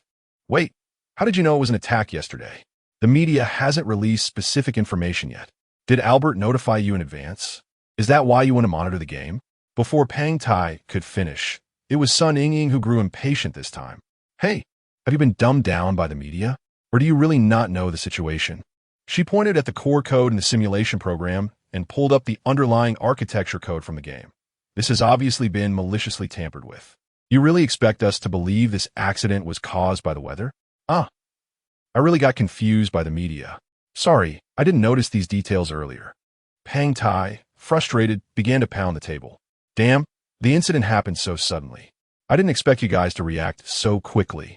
Actually, Albert reminded me about it yesterday. But it's so ironic that as a technical staff member of the security committee, I ended up being the last to get involved in the investigation. With that, Pang Tai sighed and slumped onto the sofa, while Ng continued to explain his findings. Yesterday was purely coincidental. We didn't expect this group of guys to choose game servers as their breakthrough point, and we just happened to stumble upon it. To be honest, I have never seen such a strange method of invasion. It almost relies on the underlying framework of the server, damaging all storage units, and can complete its operation in a very short time. Of course, I've heard that the Breathing organization has been recruiting talent, and their top hacker group is also developing new technologies independently. Pang Tai said while carefully examining the data simulation record in front of him. Fortunately, it doesn't seem to be a network virus, but rather similar to the ground assault method from 6 years ago. If I'm not mistaken, the Huizhou data center was most likely infiltrated. However, Ng suddenly sighed, seeming to disagree with this viewpoint. At first we thought so too, until I transferred the collapsed game files to another computer. Ng opened a video file from a spare laptop he occasionally used during business trips. The data was network transmission, passing through the Huizhou quantum communication tower. But there were significant changes in the file content before and after transmission. Wait, are you saying it upgraded itself? Pang Tai looked at the computer in the video, where the blue screen displayed code content that was completely different from the simulation program in front of them. At this moment, all three fell into silence, as the severity of the situation seemed to greatly exceed expectations. It can currently be confirmed that it is indeed a virus, small in size and capable of spreading through conventional means. And G emphasized, the most terrifying part is that the quantum encryption process allows it to upgrade and distort. After a few seconds of shock, Pang Tai finished his coffee in one gulp and extinguished his virtual cigarette. You two go to the Eternal Night collective server now. 336, and be ready to collect data. I'll withdraw for now. Wait, we haven't figured this thing out yet. We'll talk about it later. Right now, we need to minimize losses. Why are you in such a rush? Is there media looking for you? And G shrugged, expressing confusion. That kind of boring thing can just be brushed off with any spokesperson. This time, I'm the one going to find the media. After Pang Tai said this, his figure disappeared before the two. We must issue a level 1 alert. After Pang Tai disappeared, it was Ng and the others who were left in a daze. They still didn't understand why they had to go to the server number 336 and what it had to do with the virus spread. Just as they were about to move, they suddenly found that the server had been temporarily closed for 2 hours, prohibiting any form of login. After a brief consultation with Pang Tai, he quickly sent them the maintenance code, allowing them to connect as maintenance personnel. Although there were no signs of an attack yet, the security committee had already implemented a closure in accordance with the defense plan. The server itself was not particularly special. It just happened to host an Eternal Night collective used by local businesses in Huizhou, so it had a direct connection to the local quantum communication tower. When the No.6 server of FF39 collapsed earlier, feedback data streams would inevitably pass through, and if problems arose here, it would validate Ng's previous speculation. On the other end, Pang Tai's application for alert status was almost immediately rejected. At this point, the security committee still prioritized stability. Moreover, there were currently no signs indicating that the attack would escalate in the short term. Of course, Pang Tai had his own methods. He certainly wouldn't just sit back and wait. A phone number that had never been dialed before was dug up, one that Wu Yu had left behind. Although it had no practical use before, Pang Tai wouldn't normally disturb this figure. But the person on the other end of the line had the power to influence the security committee's major decisions. The legendary metaverse tycoon, who owned half of the world's virtual assets. The owner of Meta Group, Bex. Mr. Bex, I apologize for the intrusion, but the situation is urgent, and I must escalate this to you. Who are you? To put it simply, I am a student of Professor Wu Yu, currently working at the security committee. If there is something, you can go directly to your superior. Moreover, Meta Group does not interfere in security affairs. I am well aware of that. But I also understand that if this matter isn't brought to your attention, the complete collapse of the metaverse is only a matter of time. And I'm sure you wouldn't want to see that outcome. What will happen to the metaverse is governed by historical laws. It is merely a fleeting form of the era. Sir, I am not here to discuss the future. This is an urgent situation right now. Young man, don't be anxious. I can see that you are very much like Professor Wu Yu, but you should also learn from his composure in handling matters. Excuse me. Cut to the chase. The metaverse is doomed within 20 days. You should know that the metaverse is decentralized. Users are the main body. Meta Group is just a network company that can be replaced at any time, and I am not omnipotent. If it really encounters problems, there's very little I can do. At least you can speak up to avoid casualties before the collapse. My suggestion is a level 1 alert. There was a long silence on the other end of the phone, and eventually just one sentence came through. You wait for a response and prepare the meeting materials. Pang Tai finally let out a sigh of relief. He almost couldn't help but curse. However, this response meant that there was progress in the situation. After all, the impact of a level 1 alert is too significant to be determined through a single phone call. The entire process of entering this state would take 3 to 5 days. It was the last card to play in a desperate situation, almost a precursor to the metaverse's restart. Once this emergency state is activated, 80 of human activities will be halted. Chapter 31 Special Plan. The metaverse has 2 emergency plans in total, one of which was abolished 6 years ago. This version was originally modified from the United Nations Cybersecurity Convention over 20 years ago and had undergone multiple revisions. But it clearly could not keep up with the development of information technology. The terrorist attack back then also proved that this plan was riddled with loopholes and was completely outdated. As a result, the Security Committee gathered opinions from hundreds of experts and developed a more comprehensive and reasonable emergency system based on current technological standards and social tolerance. This system is simply divided into 3 levels.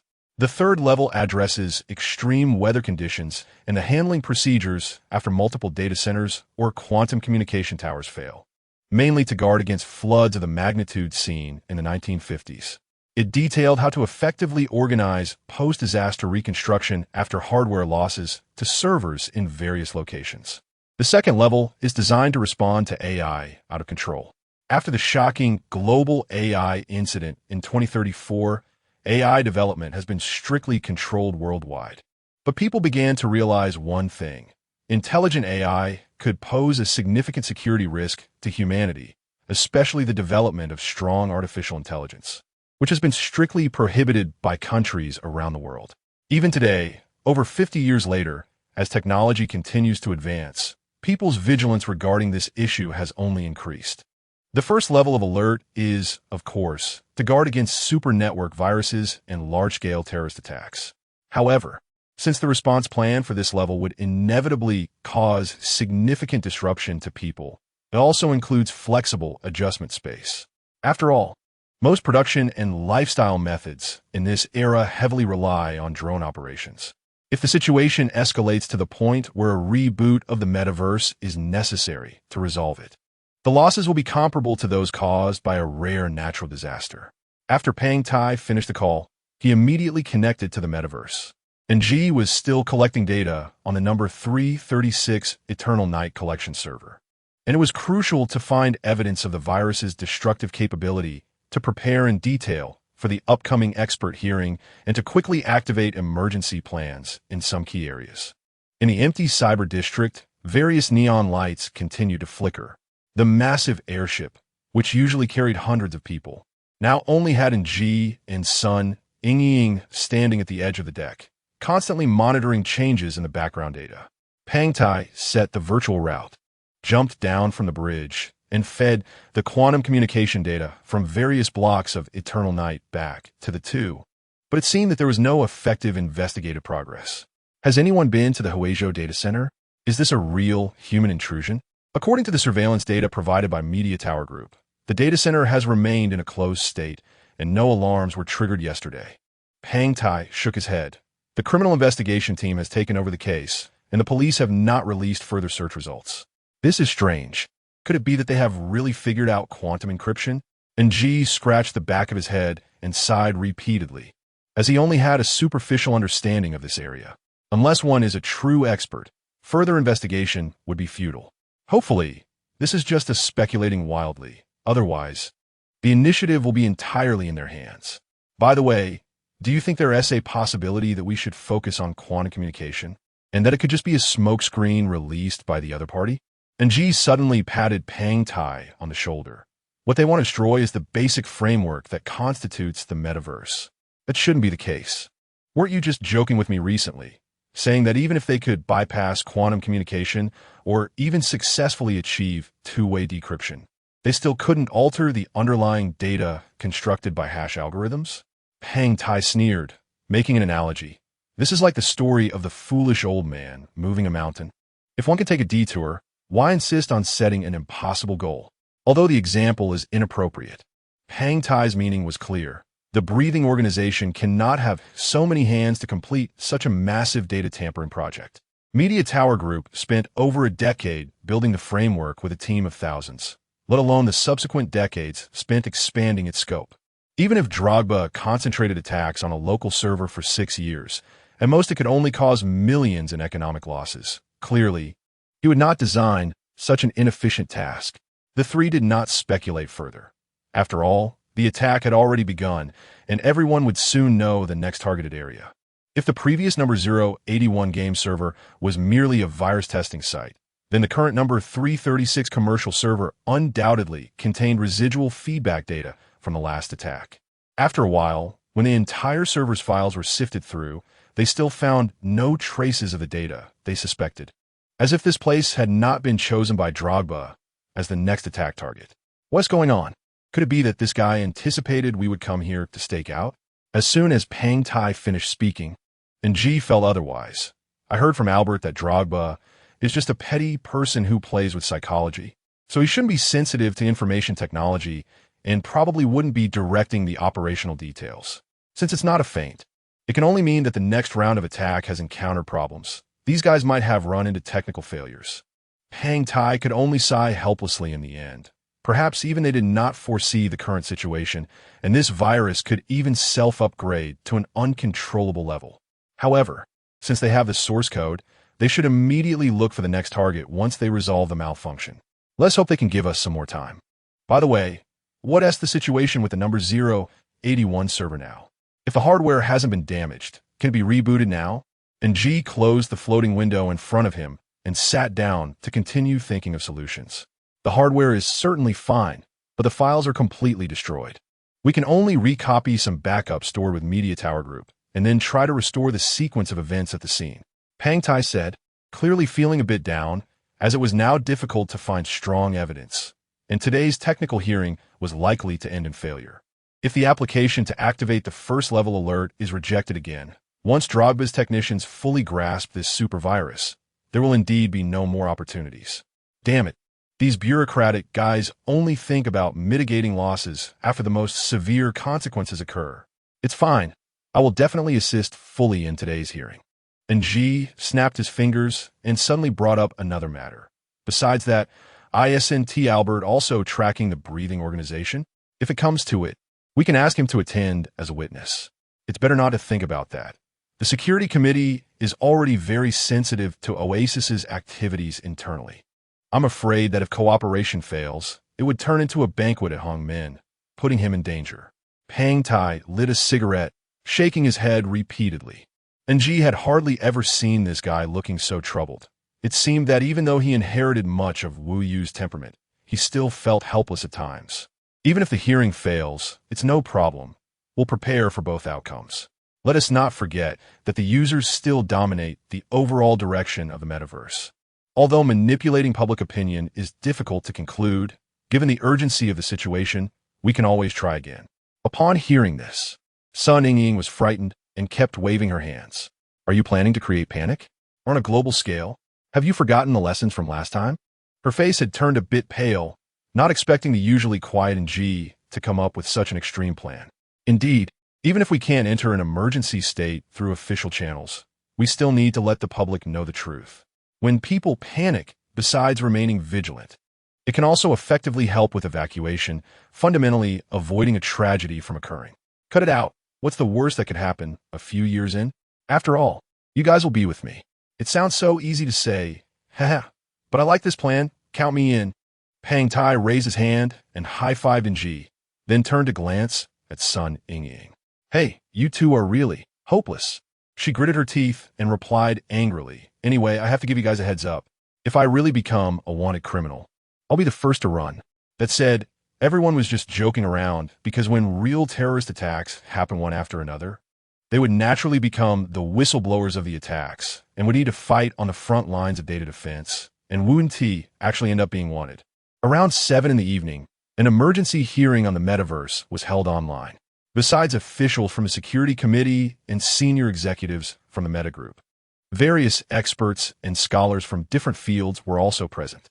Although it seemed that this meeting had no chance of success, as these people would find all sorts of reasons to refute Pang Tai's application, he at least had a trump card in hand, hoping that Bex could truly realize the seriousness of the situation and stand up to speak for himself.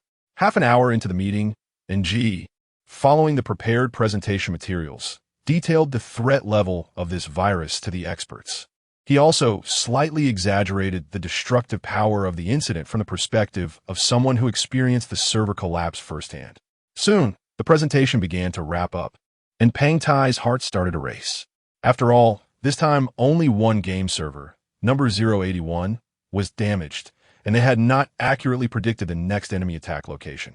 So far, server number 336 remained closed and had not issued any intrusion alerts, but it would eventually be open to the public.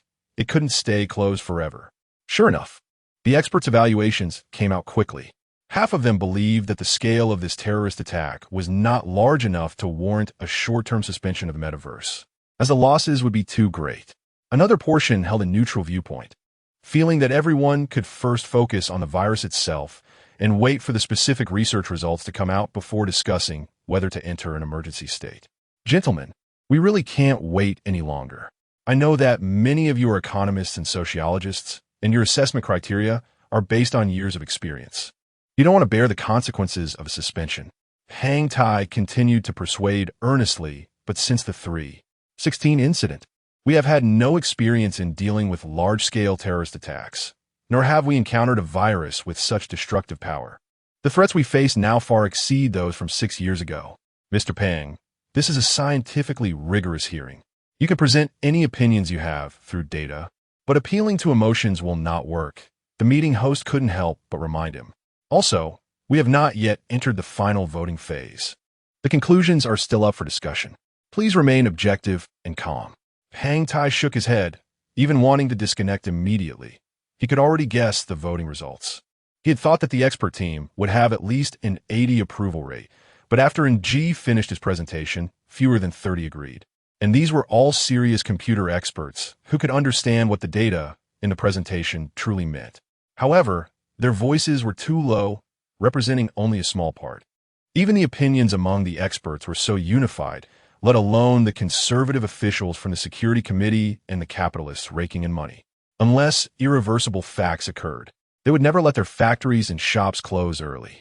20 minutes later, representatives from various sectors finished expressing their opinions, except for the Meta Group.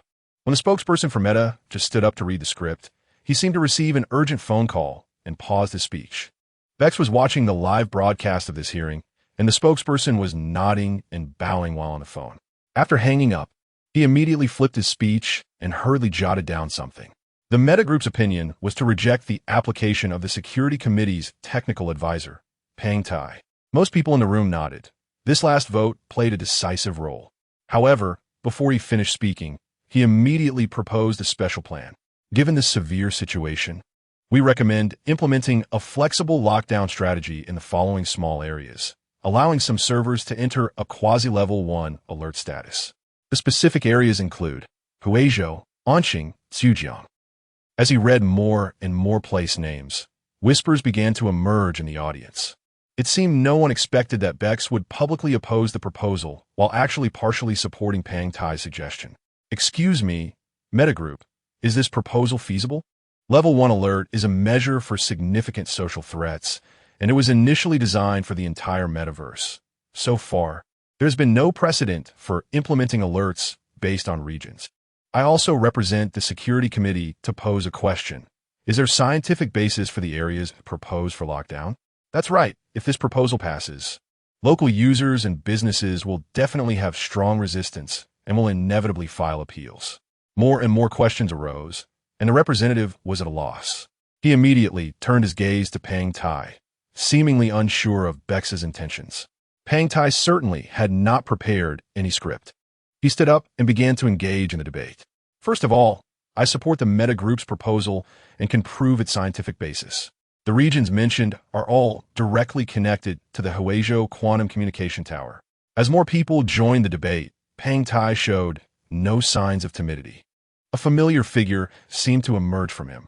Just like before the Supercharged project was announced, he was competing for attention with leaders from various countries at the London summit. Chapter 32.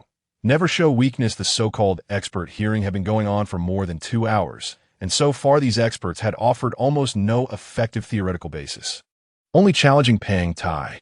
Instead, Ng repeatedly presented accurate calculation data, providing ample support for every argument made by Pang Tai. It seemed these individuals did not anticipate that the metagroup would suddenly switch sides, so they had not made any preparations. Everyone thought this tedious meeting would wrap up in just over half an hour. It was precisely because of Bex's suggestion that Pang Tai had the opportunity to debate until now. Otherwise, he would have been buried under a sea of opposition votes, let alone any effective argumentation. As the debate progressed, the seriousness of the situation finally caught everyone's attention, and some experts began to reconsider the previous evaluation results. Some even joined Pang Tai's side to help refute the committee. As the atmosphere in the room became heated and chaotic, the host prepared for a new round of voting. The meta group held nearly 20 of the voting rights, and other virtual capitalists, for the sake of long-term interests, were willing to turn around and support Bex, even if just to save face. Coupled with the experts who had been persuaded earlier, the voting sides nearly reached a tie, even surpassing the number of opposition votes to reach a 51 state where the count was invalid. Just then, a figure suddenly appeared in the representative seat of the committee, seemingly having decided at the last moment to move from behind the scenes to the meeting venue. He was granted a voting right by the host and unhesitatingly voted against. The counting machine changed from green to white, and before the host finalized the count, several businessmen who had switched sides caused the screen's count to turn from white to red. Pang Tai turned around, realizing why this person had such considerable influence. One person's decision had caused the fence-sitters to flock to him. He was none other than his immediate superior, the co-chairman of the Metaverse Committee, Andrei Nuryevich.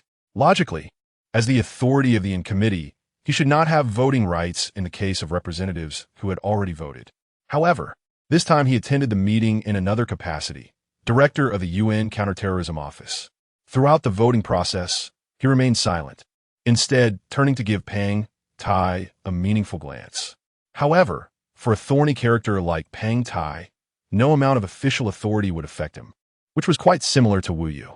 With the opposition vote rate reaching an effective value of 61, the host was ready to announce the results.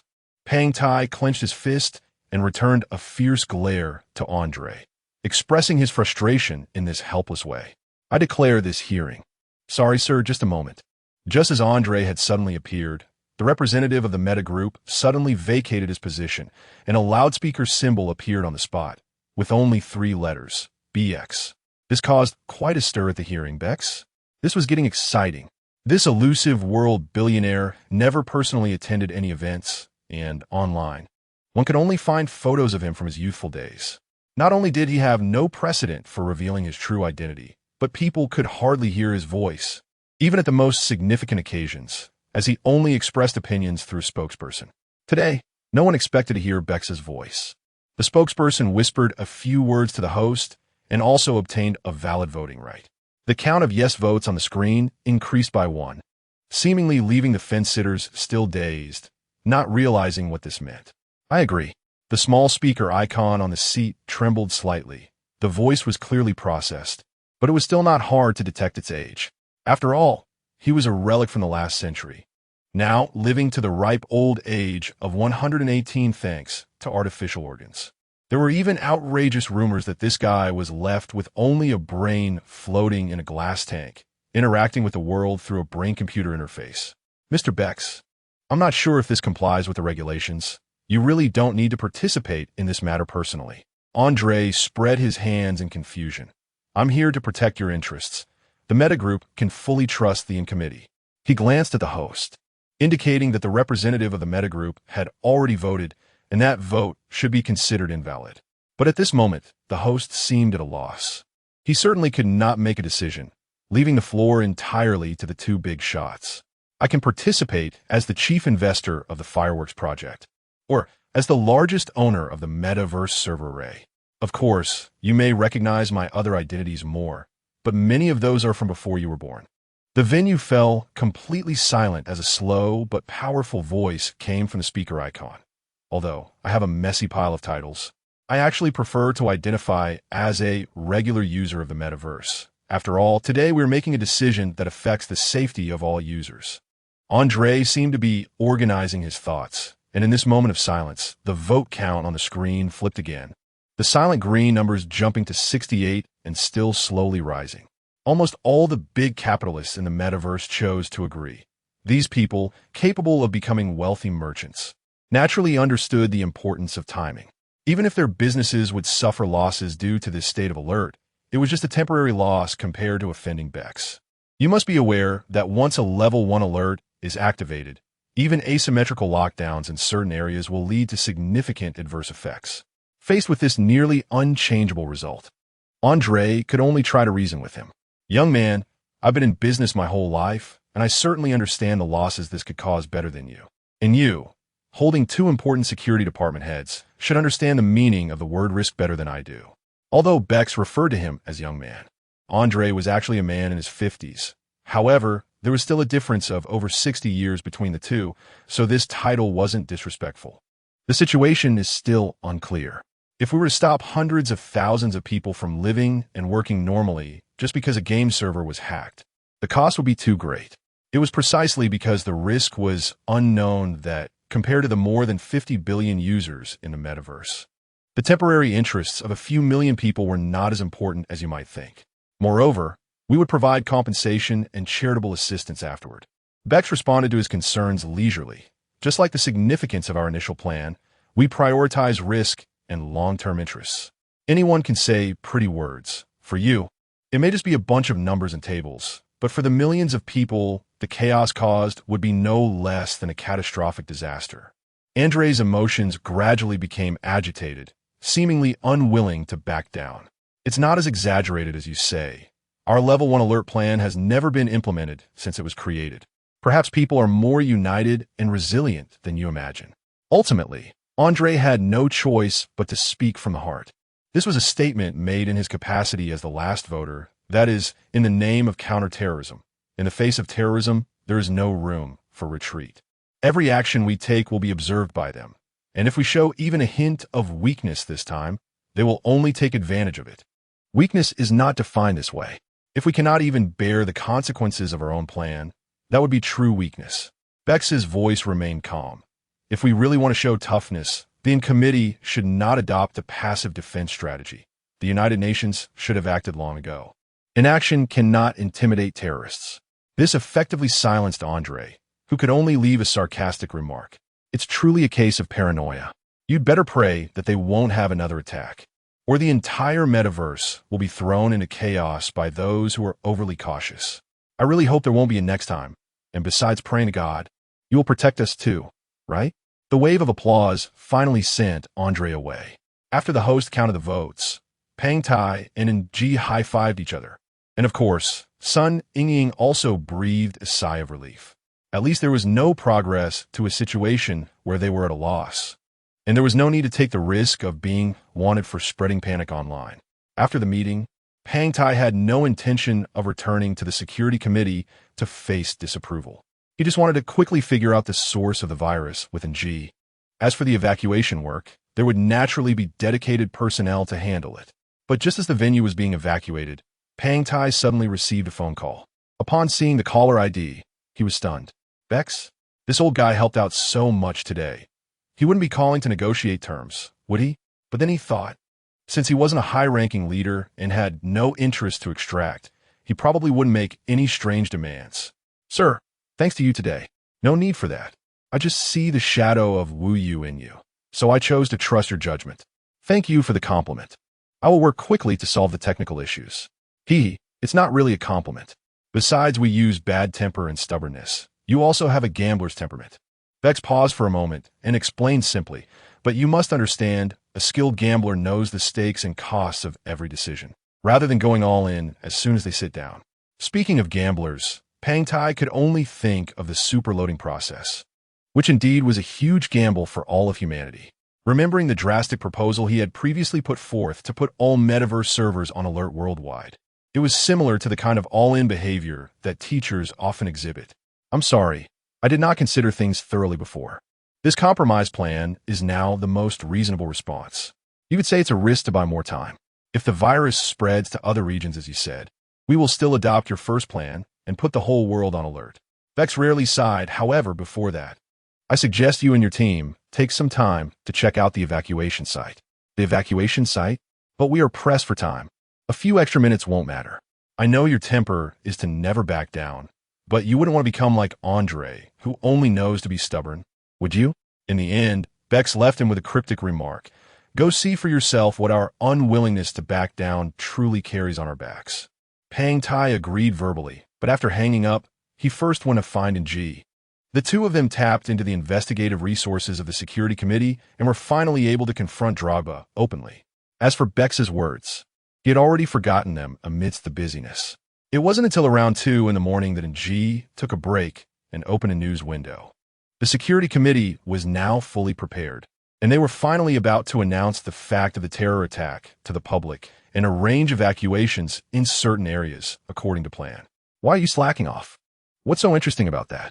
I find it very interesting, especially watching Andre's resolute face reluctantly admit his mistakes in public.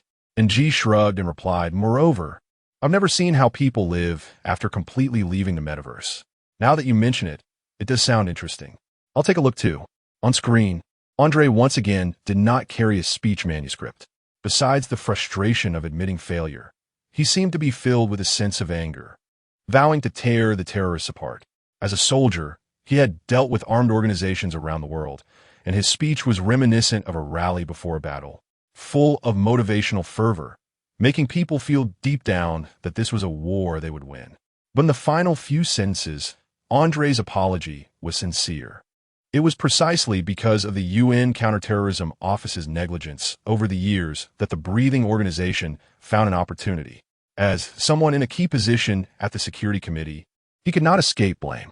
So this guy actually made a life-and-death military order in front of the global audience, leaving the reporters nearby dumbfounded, as he seemed completely unconcerned about the impact on public opinion. Do you think if we fail, he would really commit suicide? Looking at his reckless demeanor, it's likely he means it, but before that, he might just have us killed first. Pang Tai extinguished his cigarette and couldn't help but gossip. After so many years of counterterrorism, I've heard he has over 1,000 lives on his hands. That scarred face is terrifying. It's hard to imagine what he has been through. Perhaps it's the legendary invisible deterrent. Sun Ying shook her head and complained, if I were Drogba and saw that face, I'd probably tremble in fear too. However, as the camera shifted, everyone quickly lost their sense of humor. Frontline reporters recorded the various users of the metaverse emerging from their sleep pods or taking off their VR goggles. Despite Andre's powerful speech moments ago, there seemed to be no spark of spirit in people's eyes, only complaints, pessimism, and helplessness. This half-month-long internet disconnection hadn't even started yet, but it was almost as if it were cutting off people's lifelines. People rushed to train stations and airports like fleeing disaster victims, or perhaps more like addicts rushing to a smoke shop. It's hard to imagine that just moments ago, a resolute soldier was shouting, "Never back down, never back down." Chapter 33 Disaster. 3 days after the evacuation work began, the shutdown process of the quantum communication tower was nearing completion. A total of 5 prefecture-level cities and their surrounding areas entered a state of Level 1 alert, affecting over 5 million people in the disconnected areas. To be precise, they were disaster-stricken individuals, a calamity brought about by suddenly detaching from drones. In the first phase, all members of the basic livelihood support units went offline collectively. Medical, firefighting, security, logistics, as well as some catering, energy, water, electricity, and heating supply units were the first to detach from the drone operation mode controlled by the metaverse, ensuring the normal operation of infrastructure in the disaster area and meeting the most basic living needs. The first to be shut down were the gaming and commercial servers. On the very first day of evacuation, many people immersed in virtual communities and online games rushed to other places to borrow the internet, seemingly unable to leave this wonderful digital world for even a moment. Meanwhile, emergency construction materials from Metaverse Group arrived, and staff would relay temporary optical cables and old radio communication stations within 20 hours to prepare for production handover. In the second phase, production servers were shut down, and agricultural and industrial drones detached from the Metaverse network, reconnecting to the newly laid optical fiber local area network, allowing some workers to operate drones on-site to continue production. Mobile radio stations were used to meet the flexible work situations of autonomous vehicles, logistics drones, patrol drones, cleaning drones, and others that required a larger operational range of local area networks.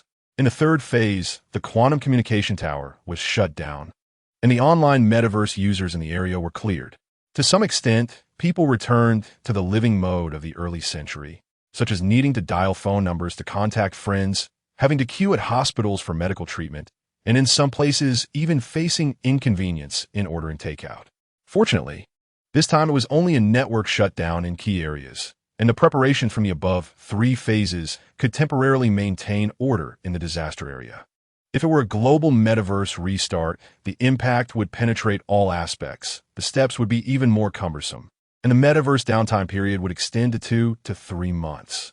Users could only hope for the technical department to quickly identify the virus that caused this chaos, or for the counterterrorism office to capture core members of the breathing organization. Only with progress on either front could the original order gradually be restored. However, it was frustrating that during these 3 days, the safety committee seemed to have made no effective progress.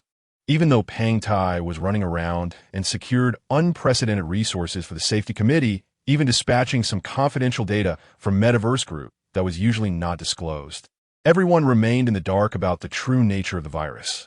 It was like a meteor streaking across the sky, suddenly invading this supposedly safe digital world, only to vanish without a trace. Although most netizens felt assured, given that the United Nations issued a directive for a comprehensive crackdown, what could a group of exhausted hackers possibly accomplish? The truth was rarely grasped, and only those truly investigating on the front lines knew that this thing was not only elusive, but could also be uncontrollable even by terrorists themselves. Therefore, it was highly likely to appear in any unexpected corner at a time when everyone was unprepared, even if the safety committee seemed to be on high alert. In reality, it was virtually ineffective.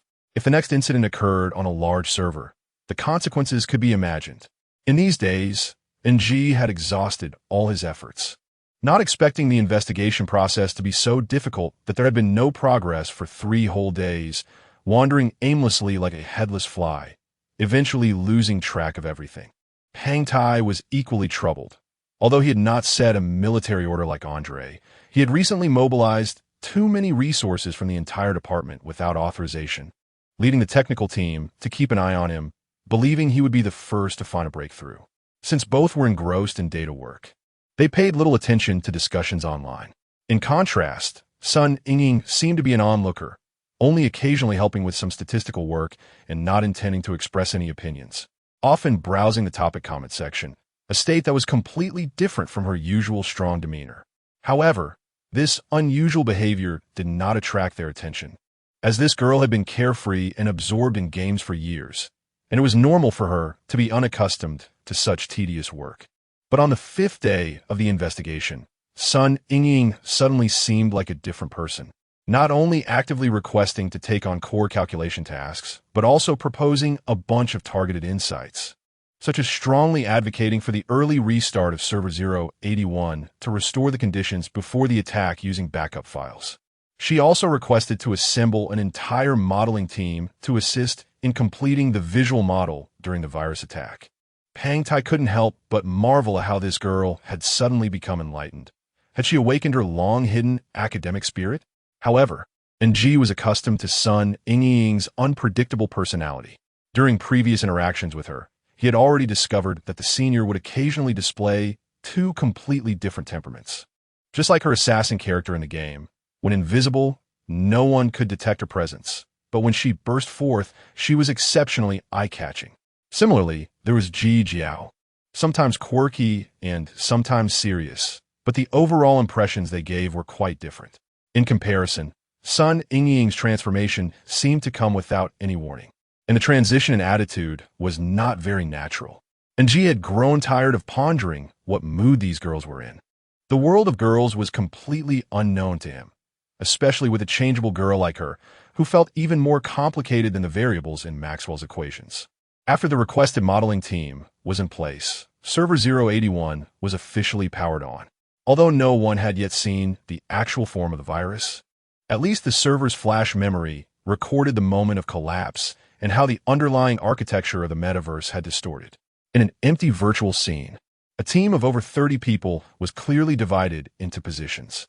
In addition to members of the Safety Committee's defense team, Metaverse Group also dispatched technical backbones to provide support, including game engineers from FF39. Various functions and codes began to be laid out invisibly, and the entire process lasted for over an hour until some visual stable lines slowly appeared around. The game engineers also started to replicate the game scene replica. After all, this was an old game from decades ago, and the scene reconstruction was very rapid, taking less than a few seconds. From the initial white box model to lighting, textures, sound sources, detail rendering, and added physical properties, as the environment gradually restored, this game world slowly transformed into the familiar appearance everyone knew, with the picturesque scene of the novice village coming to life. Sun Yingying nodded to everyone and then pressed the enter key in front of her, starting the simulation of the first attack process. In an instant, everything around was pitch black. Rather than a process, it felt more like something that happened in a moment. The scene structure engineer reset the light source, but without any physical model to reflect, the light source was just a lonely white dot, like a flashlight suddenly appearing in the dark night. The only visible forms were the black and white blocks composed of each other's bodies, abstract like a print. The light source was revoked, and they rolled back to the keyframe before the scene variable burst at 0. 1x speed. A few minutes later, black still occupied the surroundings, but unexpectedly, the entire scene suddenly lit up in the moment everyone was unprepared. Sun Yingying had to adjust the time to 0.001x, even reaching the limit speed of the background performance frame rate. Time almost froze, as the sparrow just flapped its wings. Every feather was clearly visible, and the dew on the leaves was round and bright, hanging at the edge, about to drop. She raised the scene's transparency to 100, and the surroundings seemed to revert to a pre-white box stage, with countless lines of code and functions pulsating once per second, intertwining red and blue logical condition lines forming the foundation of this world. The interactive logic statements were revoked, and the basic framework was highlighted. Sun Yingying issued commands repeatedly, and this world was gradually peeled away layer by layer until only countless tiny zeros and ones floated densely around, subtly transforming and changing, but at least still maintaining an orderly format. However, disappointingly, no matter how much they zoomed in on the timestamp, they could never capture the key frame of the moment of eruption. And G tried every possible way to establish a recursive function that synthesized the drastically different data before and after the collapse, but only produced an incredibly abstract visualization model. This was a bit against common sense. Although it was just a small server, it had a capacity of over 500 PB. So how could the underlying data be rewritten across the entire disk in an instant? And G spread his hands in confusion, not to mention the computing power factor. From a physical perspective, how could its write speed limit exceed 500 PB per second? Even if a miracle happened in the data, the voltage required at that moment would likely exceed the output power of a large thermal power station. Wouldn't that just blow up the server room? What is the point of asking these meaningless questions? The current display is merely a deduction result, not necessarily reflecting the reality. So don't let your inherent perceptions blind you. Now, all they could do was observe. And G sighed, I hope we can find some patterns. Isn't this exactly your area of expertise? You've been busy summarizing some mysterious patterns, so this shouldn't be unfamiliar to you. Sun Yingying looked at the chaotic data around and didn't seem discouraged. Ahem, if you're interested, we can talk about it later. For now, investigating the virus is the priority. And G scratched his head and quickly changed the topic. fearing that Pang Tai would start gossiping again.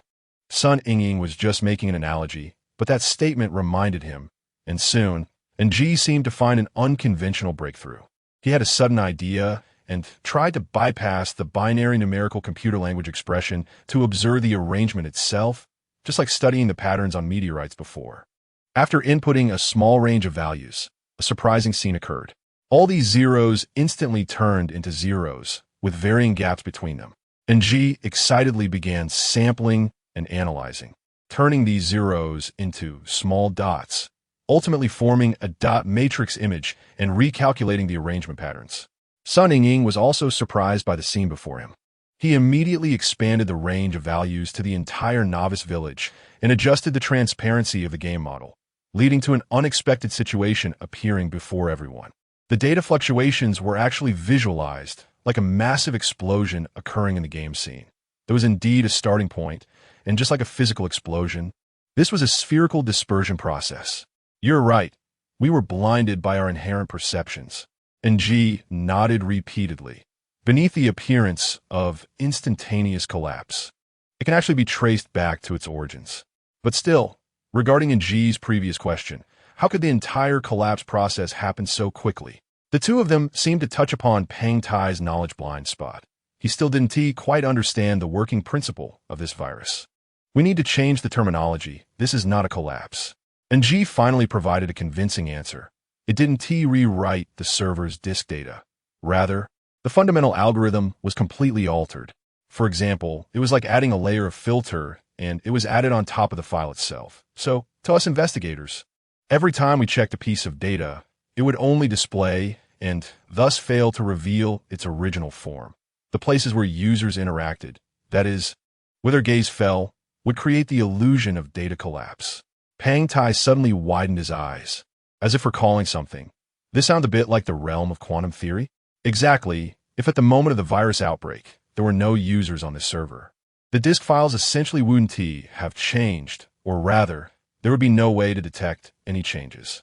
Sun Ying continued to explain, but I can't imagine what level of mathematical genius could develop such an efficient and completely paradigm-shifting algorithm. As the visualization simulation was fully displayed, the model engineer also pulled up the game scene based on the original algorithm, and a visibly massive shockwave erupted from the center of a novice village, with disorderly, garbled data everywhere. Just like in Ji's example, an invisible filter covered the original appearance of the file. And at the very center of the explosion, that dot matrix did not change with the surrounding zeros and ones. Everything around this singularity was no longer under control. It was the calamity caused by this virus. For some reason, Ji thought of Albert again. He had mentioned in his youth wanting to develop a brand new algorithm model that would rewrite the history of human digital information technology. What was before him was so similar to the vision he had mentioned back then, but unfortunately, it was a monstrous thing, completely uncontrollable, and would bring about major disasters. If Albert could fulfill this childhood wish in his lifetime, who knows if it would become another similar calamity? If it truly was ahead of its time, to the extent that humanity could not comprehend it for now, people might instinctively regard it as a great enemy out of fear. I really hope that day doesn't come, and Ji thought, and he certainly didn't want to end up on the opposite side of Albert. Chapter 34, No One in Charge. After a whole day of travel, Albert finally stopped the car to catch his breath. As Pang Tai said, right after the attack, the security committee began screening all suspicious users who logged into the metaverse using virtual IDs that day. After all, the investigation at the Huizhou data center yielded no results, and the police found no signs of intrusion. According to the technical team's inference, the terrorists could only have deployed the virus using a communications tower in a remote area. Although this screening process would be extremely time-consuming, and given Albert's constant movement, it was unlikely they would be able to figure it out. However, due to his special identity, it was best to remain highly vigilant about this matter. Old Liu had already gone to another province, and now all personnel in the oasis were evacuated under his unified command, and they had to wait until the storm passed before making contact. Albert had temporarily become a free agent. Reflecting on the events of the past month, he could only describe it as inexplicable. Upon arriving at the oasis, he had to face internal infiltrators, but before he could root out all the subversive personnel, the attack began without warning. Although he had fortunately obtained the contact information of a core member of the breathing organization during this process, he had never found an opportunity to communicate with them. In the evening, he logged into Old Lou's ID using his fingerprint model as usual and went to stake out in that martial arts game. Recently, he absolutely could not use a virtual identity anymore. Fortunately, Old Lou had no criminal record, and besides that, there was no other way to gather new intelligence. He could only hope to catch the attention of this expert from the breathing organization. However, in this special period, the other party was also very vigilant, and the account they had used previously had not appeared. Albert completely lost the means of communication with them, let alone find an opportunity to infiltrate. Unexpectedly, a stranger's ID suddenly requested to add Albert as a game friend and attempted to bypass the backend to view his metaverse career record.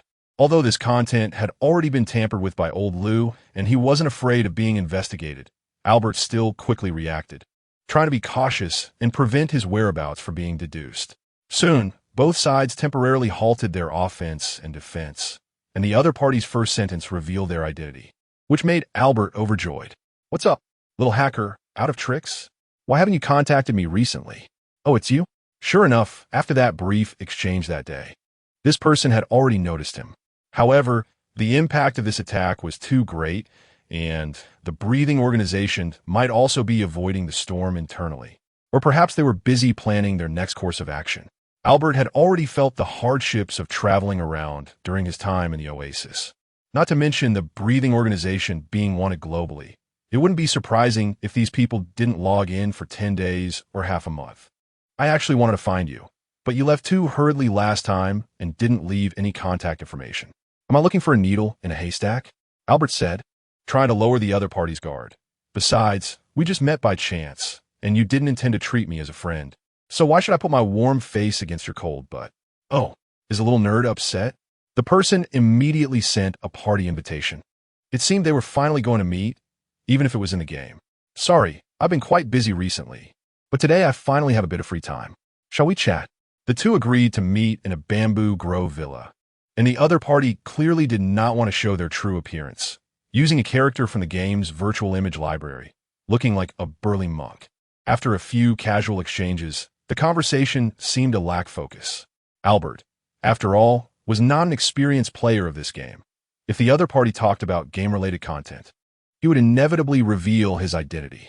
After some thought, he brought up the hottest news at the moment, hoping this internal member of the breathing organization would personally share their views on the terrorist attack. "Bro, do you think this terrorist organization will have any major moves next? The situation in Huizhou is quite serious, but so far, nothing has been investigated. If the next attack targets a large server, is the security committee really going to implement a worldwide level 1 alert? At that time, there might be riots. Weren't you thinking about joining them not long ago? Why are you scared now?" The person replied with a bitter smile. "If they knew you were this timid, they probably wouldn't look at you no matter how skilled you are. Why am I scared? I'm just making reasonable guesses. And I also look down on the security committee from the bottom of my heart. Actually, I think it's still early. Even if order is restored in Huizhou, things won't settle down anytime soon." The person said mysteriously, "And how can you be so sure that this server shutdown was really caused by the attack? Do you just believe the media that much? You're just nitpicking. If it weren't for the attack, how could the security committee spread panic information for no reason? They even forced hundreds of thousands of people offline." Seeing the other party was unwilling to answer directly, Albert wanted to provoke them further. "Besides, why are you in such a hurry to whitewash the terrorist organization? This is also a reasonable guess. Think about it. It's been almost a week since the incident, and the breathing organization hasn't come out to admit to the attack. Don't you find that strange?" After hearing this, Albert felt there was no logic, but he still wanted to know more of his thoughts. Is there still a need to doubt this? They are the only ones opposing the metaverse in the world, and only this group has enough strength to launch an attack. It can't be that another terrorist organization pops up, right? Since the 3/16 incident, the activities of the breathing organization over the past 6 years haven't been frequent, but mostly focused on propaganda. Almost every time, they made their identity clear, so their influence is still there. The person spread their hands and asked, "This incident affected a large area. If it was really done by the breathing organization, logically speaking, they would want to jump out and claim responsibility for the attack. With this, Albert couldn't help but fall into thought, as if the truth was drifting further away from his guess.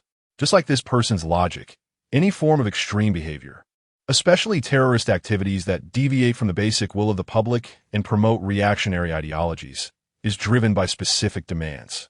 Terrorists are not madmen. Even if they engage in destruction, they intend to convey a certain attitude to the public or gain an opportunity to dialogue with the elite class. Given the influence after the virus outbreak, this attack could be considered successful, and the Security Committee remained helpless until now. No one knew whether a new round of server crashes would occur later. In such a situation, as long as Drogba had a bit of rationality, he would quickly stand up and declare that he had the capability to threaten the world.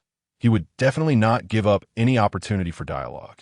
Even if Andre maintained a strategy of never backing down, the breathing organization wouldn't remain silent forever. Even spreading some threatening remarks online would at least let the public know that the breathing organization must be taken seriously. Only in this way could Drogba's ideology spread, and the effect would definitely not be bad.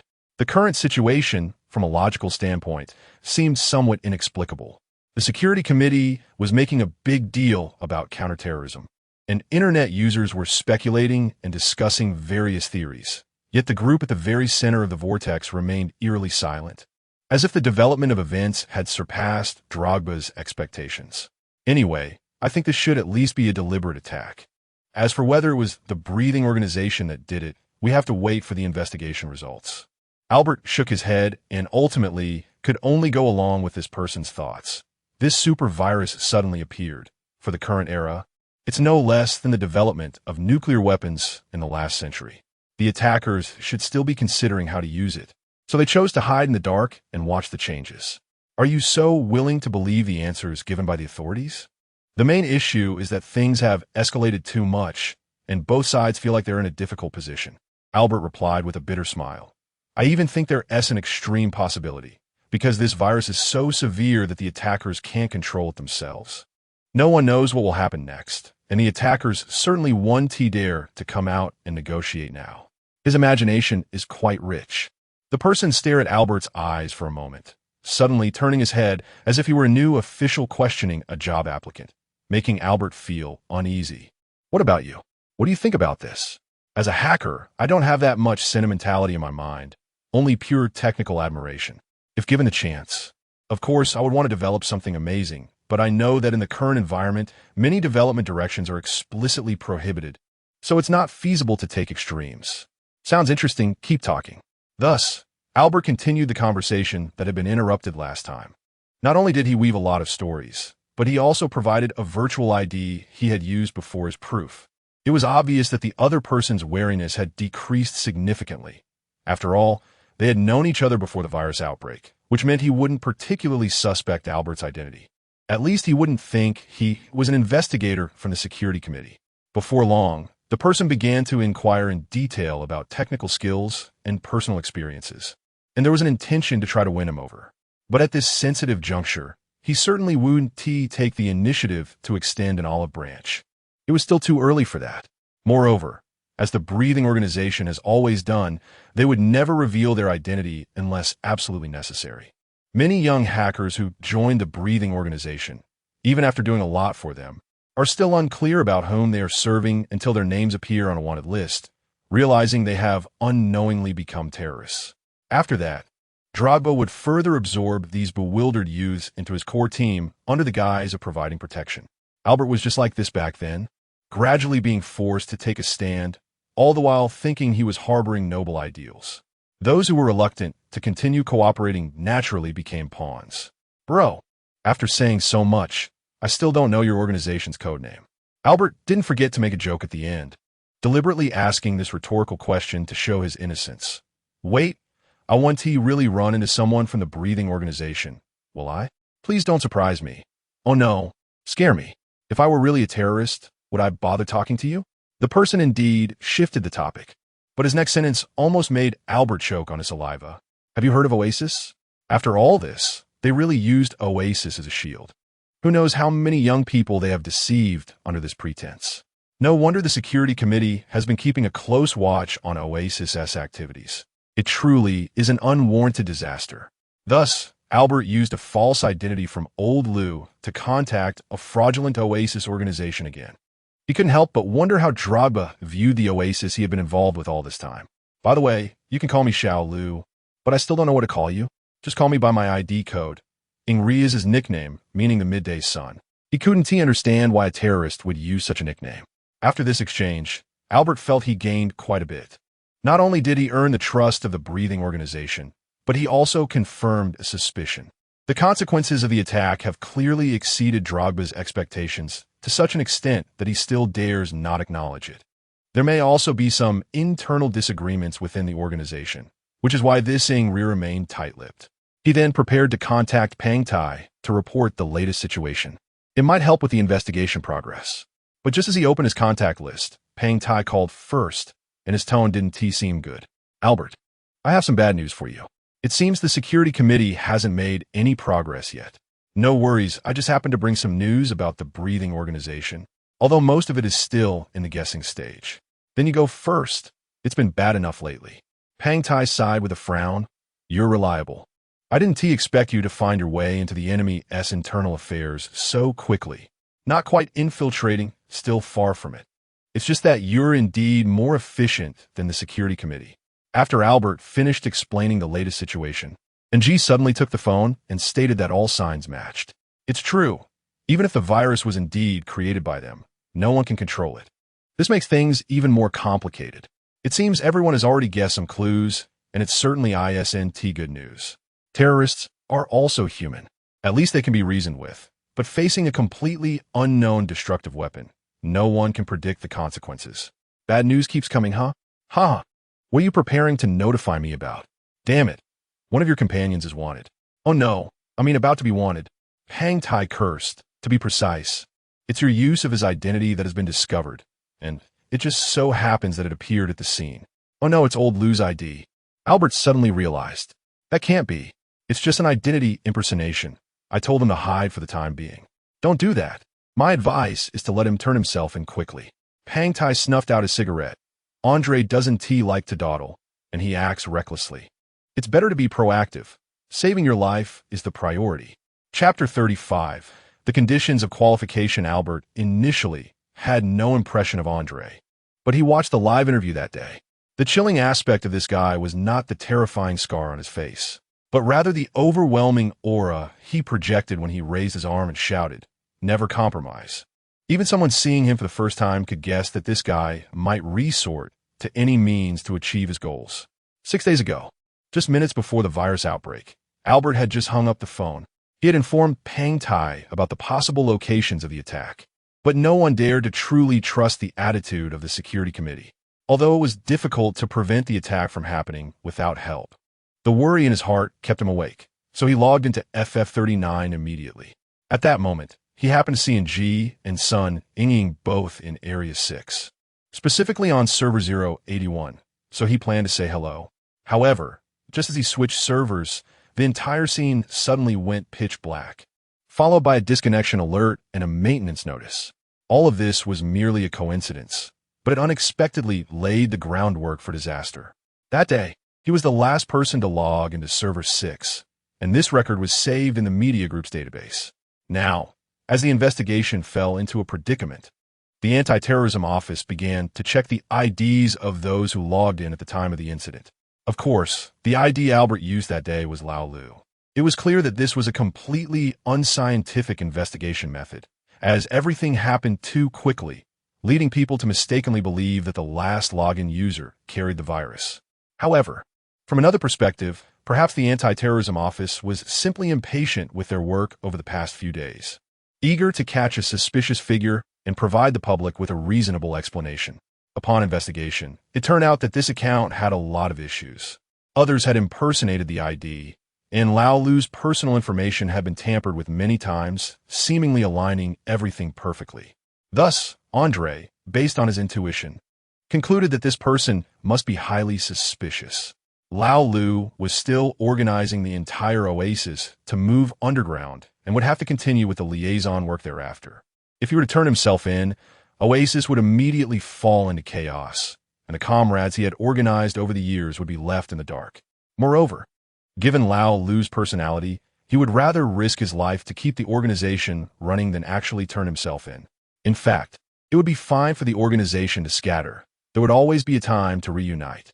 But during this special period, he was worried that without a unified direction, his comrades might take extreme actions or even be used again by Drogba. Furthermore, after turning himself in, the anti-terrorism office would inevitably interrogate those thuggish soldiers who had a variety of questioning techniques, and then everything about Oasis would be made public. Although Oasis had been very low-key in recent years, aside from using private communication towers and creating virtual IDs, there had not been many criminal facts. But now the vortex was growing larger, and the public would certainly not accept such investigation results. They would prefer to believe that Oasis had always been a potential terrorist organization. After much thought, Albert knew he could not let Lao Lu fall into such a predicament. He had to clarify the situation to the anti-terrorism office before the wanted notice was issued and admit part of his responsibility. What? You're going to turn yourself in? And G, hearing his decision, quickly advised against it. Better not. You have a criminal record. If they add up your crimes, you might not escape imprisonment this time. Get out. Stop directing me. I think his line of thought is actually quite reasonable. Pang Tai suddenly interjected, feeling that the situation could be reconsidered. Aren't you about to infiltrate the terrorists?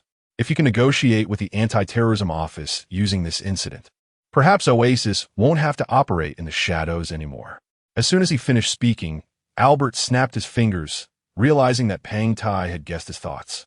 Not only that, I must contact Andre as soon as possible. I cannot let him issue a wanted notice for Lao Lu. Albert explained, I'm currently using Lao Lu's ID to contact the terrorists. If they learn about this wanted notice, my identity will naturally be questioned, and all my previous efforts will be wasted. And G clapped in approval, clearly not expecting the situation to take such a turn. Don't worry. I'll contact the anti-terrorism office right away. They're currently worried about the lack of progress and should consider your proposal. To be precise, I'm not turning myself in. I'm negotiating conditions with them. In short, I won't actively show myself during this time, nor can I cooperate with them openly. All I need is for them to withdraw the wanted notice. This left Pang Tai puzzled. He couldn't understand what conditions a person about to be wanted could negotiate. Although we haven't officially made contact, I suggest you best comply with their demands for now.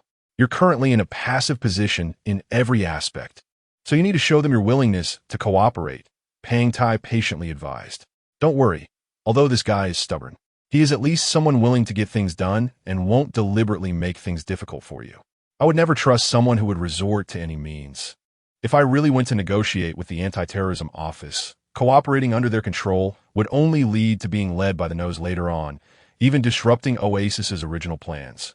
Albert sneered, explaining, even if things go smoothly, I wouldn't dare to guarantee that after everything is over, they won't come back to hold us accountable. Taking down Oasis in one fell swoop. I understand that you don't trust him, but he wouldn't simply frame you with charges. At least Oasis wouldn't be unjustly implicated. The situation is quite complicated, and I can't explain it clearly in a short time. In any case, although these two organizations are temporarily in a hostile relationship, the connections behind them are not so clear-cut. Albert sighed and could only say so much. What should we do then? I really can't think of any way to make Andre obedient. Just as Pang Tai finished speaking, Albert suddenly posed a strange question. By the way, was this Andre also in the security committee during the 3/16 incident? That's right. This person has served 2 terms, and this is his 2nd term. Then that's good. Albert took a deep breath, revealing a cunning smile. No problem. You just need to arrange a private call for us. Remind him that this conversation must be absolutely confidential and can't be known to anyone else. Are you sure? This person is not easy to deal with. Hurry up, I have confidence. Thus, Pang Tai, completely in the dark, reported the situation. As the authority of the security committee, Andre originally looked down on talking to such a suspicious person, just as he repeatedly emphasized his uncompromising attitude. However, as the director of the anti-terrorism office, Andre also understood the significance of infiltrating the terrorists. This was a unique opportunity. That afternoon, Pang Tai connected the two for a private call. Just as Albert had mentioned, this conversation would not be heard by anyone else, and even Peng Tai himself obediently exited the office. Once the call was connected, Andre initially wanted to take a hard line, persuading Albert to turn himself in. If the cooperation went smoothly, there could be a way to redeem himself. However, Albert remained calm, seeming to hold a trump card. If you can prove that you have infiltrated the terrorists, I can withdraw the wanted notice. I'll give you 10 minutes to consider.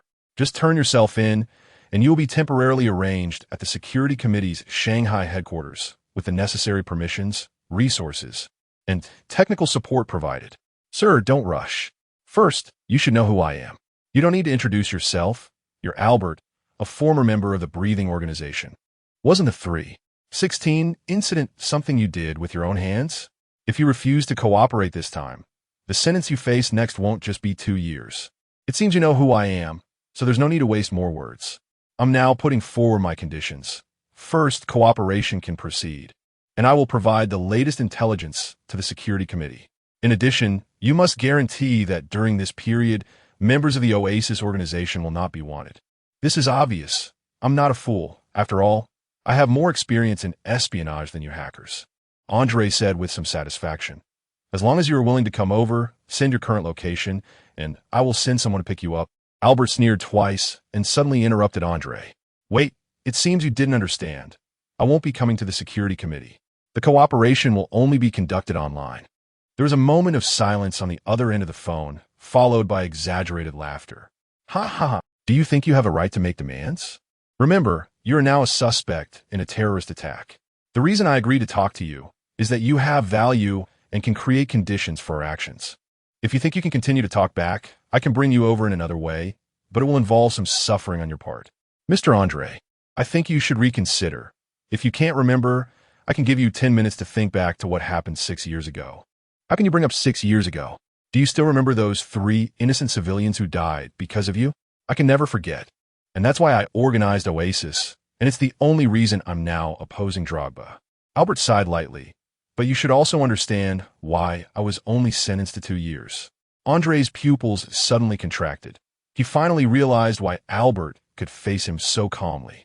Back then, Albert was the first to prevent hundreds of casualties, and the root cause of it all was, of course, Drogba. But the Security Committee's slow response was also a significant reason.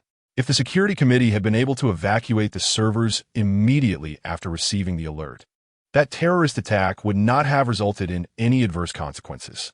To maintain people's confidence in the safety of the metaverse, this secret has never been disclosed to the public, just as the real threat of the current supervirus remains in the hands of a very few.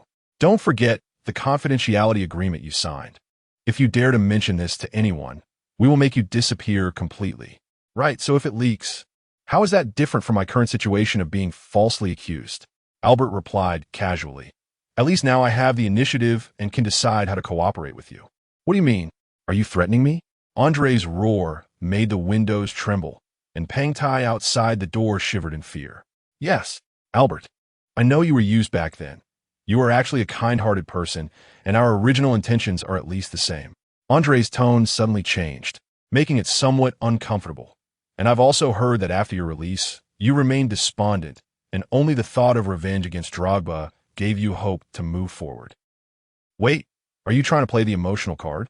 No, I just want to say that whether it was the previous tragedy or this misunderstanding that misjudged you as a suspect, it was all our work's failure and incompetence. Andre lit a cigar. His voice seemed to age considerably, like a steel beam reaching its breaking point. No amount of guilt can make up for the dead. So I do not wish to see terrorists wreaking havoc in the world again. What's the point of saying this now? I've already agreed to cooperate. I won't hypocritically go back on my word. Of course, I know that, so we will provide full support. Andre swallowed and pondered for a moment. To be honest, I am an ineffective counterterrorism leader. My thinking is outdated, and I can only present a so-called tough guy image to the public. My earlier toughness towards you is just a manifestation of rigid thinking, trying to pull you to the opposing side. You can see that the more I shout, the more terrified I become, as if I am covering up my own inadequacy. What exactly do you want to say? I have killed enemies and made achievements on different battlefields, and I have also been in life-threatening situations when attacked from all sides. Although others think I have rich experience in combating various terrorist forces, I have truly never encountered such an enemy. So now I sincerely admire you, and can only hope for you technical experts fighting on the front lines. May God bless your actions. Thank you. After hanging up the phone, Pang Tai opened the door and saw the person in front of him with his head down, almost unrecognizable, like a drooping old lion. Unwillingness and anger written all over his face when faced with guns. Pang Tai stood frozen at the threshold, uncertain whether he should open the door. At this moment, Andre found him an ancient Cuban cigar. "Steward, how's it going?" Pang Tai hesitated to light the cigar. Did he just propose some strange conditions? Sometimes this kid is even more stubborn than I am. We shouldn't rush to a decision. If it really doesn't work, I'll go talk to him. No, it's me who doesn't have a right to negotiate terms with him. Andre suddenly broke into a smile. Intelligence work tests a person's courage and calmness more than any skill. I initially thought this young man wasn't prepared enough, but now I feel reassured. Wait, you guys aren't? Pang Tai was momentarily confused, completely unaware of what had happened. But in the next moment, he caught on to a key point. Could be you. Exactly. I'm just a commander. I have no right to dictate to those doing the technical work. How this battle should be fought is of course up to you to decide. When you told me this matter was a misunderstanding earlier, I never intended to actually pursue him. Andre lit the cigar for Pang Tai and shook his head. That brat has some guts. He really managed to scare me a bit. Now it feels like we might actually be in a fight. Chapter 36. Strategy. Welcome to the morning news. It has been 10 days since the August 4th attack on the Huizhou server. Residents in the regions on alert have gradually adapted to the new living order, and a comprehensive service network has been established in the disaster area. In breaking news, the UN Counterterrorism Office announced early this morning that a technical staff member from the respiratory organization was arrested at home. But this person insists they were unaware of the attack. The interrogation will proceed gradually. The Security Committee stated that according to the current progress of the investigation, the search for the source of the new super virus origin point is steadily advancing, and there is hope to restart the affected region's servers as originally planned. The news projection in the breakfast shop captured Ng's attention. He hadn't had a proper meal in the real world for a whole week. In the round-the-clock investigation, like other technicians, everyone was relying on nutrient solutions to keep their bodies functioning. Just 2 hours ago, Pang Tai announced the Security Committee's new notice, stating that since there were no leads on the virus, the focus of work would temporarily shift to the Counterterrorism Office. Sun Ying hadn't played games for several days. She planned to catch up on sleep and then have a good battle. Pang Tai also advised Ng not to waste his efforts and to wait for progress from the Counterterrorism Office. Indeed, research on this virus had yet to start, and even the virus files hadn't been found. The entire world was trying to gather information about it, let alone analyze its source code. Without the source code, it would be impossible to understand how it mutated and upgraded, and there was no hope of thoroughly investigating its mode of action. At this rate, the plan to restart the servers in early September was nothing short of a fantasy. After all this time, they hadn't even seen what it looked like. The server disks had been turned upside down without leaving any clues, as if playing hide-and-seek with a ghost. Ng complained while drinking soy milk. It's a good thing Andre still trusts us. It looks like we're going to disappoint that guy. Don't be too discouraged. At least we VE figured out the danger of this thing by restoring the scene. As for Andre, I really didn't expect him to be so open-minded, and he has already captured a terrorist hacker. A former member of the respiratory organization even turned himself in out of fear, which indicates that there is indeed some progress. Well, we can only hope they can get some results from the interrogation. If Drogba gets a hold of the virus characteristics first, he could use it to threaten the whole world. Ng continued to watch the news projection while chewing on a pan-fried dumpling. So far, the technical department had made no progress. The news continued to claim rapid research advancements, not only to provide confidence to the public, but also to relieve pressure on terrorist organizations. The virus was dubbed Origin Point merely based on the impact on servers at the time of its outbreak. In truth, no one knew what it actually looked like. You just came out of the sleep pod. Your stomach isn't used to it yet. Avoid eating too much oily and hard food, Pang Tai advised. After this meal, I have to return to Harbin. I already have a lot of work piled up, so let us communicate online afterward. Both of them felt somewhat dispirited, especially Ng, who yawned several times in a row, seemingly having lost all confidence. whether it was this virus or the previous meteorite research. They had put in a lot of effort but gained nothing. And G felt overwhelmed by these thoughts, sensing that nothing was going right for him lately.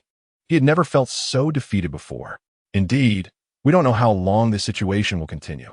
Staying in Shanghai isn't a solution, Pang Tai said with a wry smile, pointing at the news projection. But don't take these things too seriously. If you have questions, just ask me. I'll notify you if there is a breakthrough. By the way, how is Albert doing? I haven't heard from him in a while. His situation is special, as you know.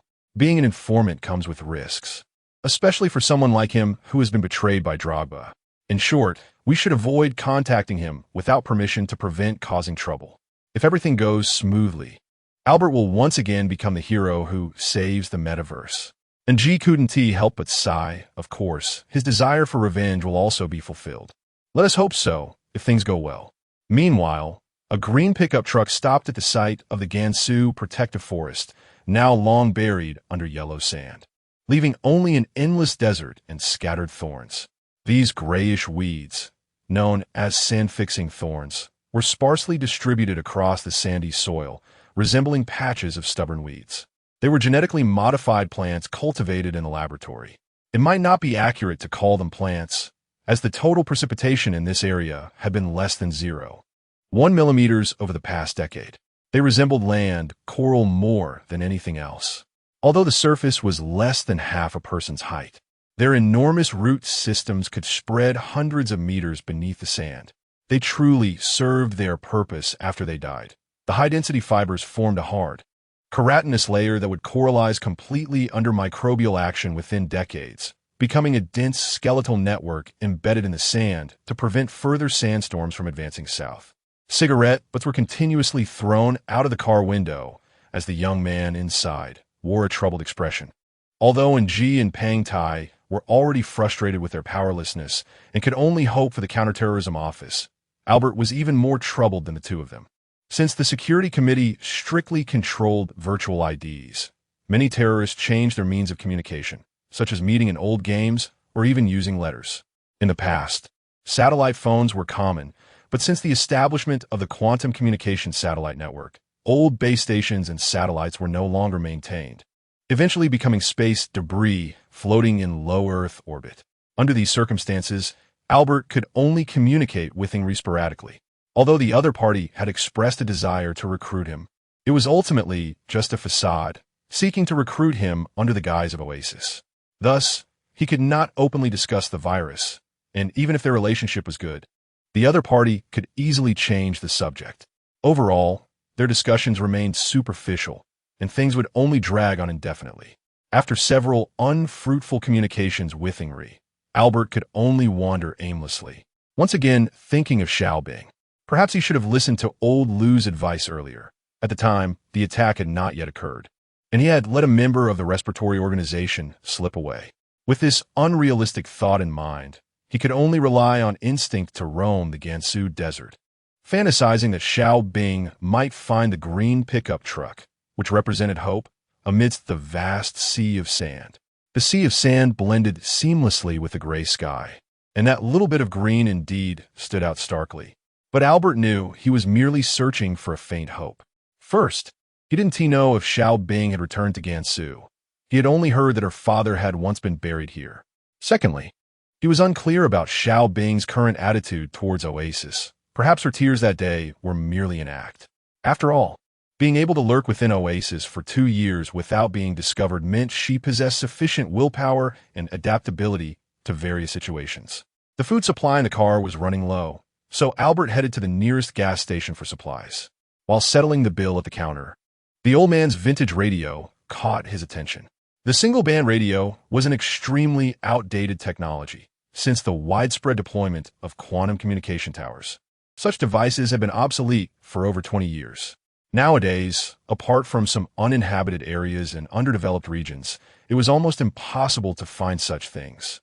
Unlike the early 2000s when people could listen to radios everywhere, the number of public radio stations worldwide had now dropped to less than 100. Albert casually asked the old man and learned a shocking fact. It seems that in this desert, someone has set up a private radio station that broadcasts information on sandstorm disaster prevention from time to time. In this era and in such a place, how could anyone engage in such a boring activity? There are probably no more than a few dozen people within a radius of several hundred kilometers using radios. Who exactly is this broadcast for? Albert originally wanted to buy the old man's radio, but the old man was unwilling. He had to take matters into his own hands and use the navigation components from his car to quickly assemble a wideband receiver, allowing him to listen to various radio signals and even pinpoint the location of the station. After all, with technology from the last century, the entire process took less than 10 minutes. Once he activated the monitoring, his curiosity was quickly replaced by excitement. It was Xiao Bing's voice. This girl had indeed returned to her old place to continue her father's unfinished business.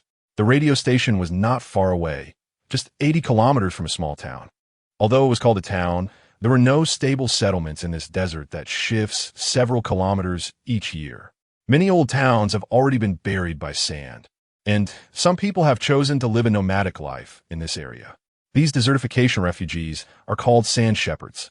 Perhaps such a fluctuating administrative area can't even be found on a map, but there are indeed people living here. As Albert hurried to his destination, he became increasingly conflicted. He did not know how to face Xiao Bing. Since this girl had returned to the desert, it indicated that she had at least gone through a period of reflection and might have long since distanced herself from the Breath organization. If that were the case, there would be no need for him to disturb her life. On the other hand, what if her tears that day were feigned, and she had rejoined the organization immediately after he let her go? Could there really be a hidden outpost of the Breath organization in this deserted desert? Going there recklessly without knowing the other party's true intentions might lead to a trap for himself. The radio intermittently transmitted her gentle voice, and as he got closer, the signal gradually stabilized. The broadcast content was similar to what the old man had said, and besides promoting sandstorm defense techniques and environmental protection concepts, it also sent out goodwill announcements to travelers in the desert. Dear travelers and listeners, this is the House of Sand. Welcome to hear the voice from the desert. If you have lost your way or are in a difficult situation, please feel free to contact us. Although the living conditions here are not very complete, it is enough to serve as a temporary refuge. It turned out that above these cold sand dunes, there was such a sand shepherd angel continuously broadcasting to the wilderness. Her goodwill suddenly inspired Albert to devise a strategy, a way to approach that would satisfy both sides. Regardless of whether there truly was a Breath organization outpost ahead, this method would allow him to have a way out while also eliciting a reaction from the Angry, who was always posing as a member of the Oasis. Albert worked out the details of his plan and proactively contacted Andre, knowing that this was a gamble he was willing to take. More than 10 hours later, the small truck, which had been heading toward the center of the desert, suddenly stalled about 20 kilometers from the radio station. He dialed the emergency number on the radio, identifying himself as a wanted criminal, Albert. The rescue team arrived within 10 minutes, and Albert saw that familiar petite figure stepping out of the convoy. Xiao Bing removed her veil and smiled at the man who had once let her go. Albert could still smell the fragrance of the plants, and he felt a bit regretful for having repeatedly questioned this girl that evening and having blown secondhand smoke in her face. Welcome to the House of Sand. Don't worry. It is absolutely safe here. At this moment, at the Shanghai Security Committee headquarters, Pang Tai impatiently knocked on Andre's office door. He was very puzzled as to why Albert had suddenly been wanted across the internet overnight. Hadn't they been cooperating well before? How could he suddenly go back on his word without any warning?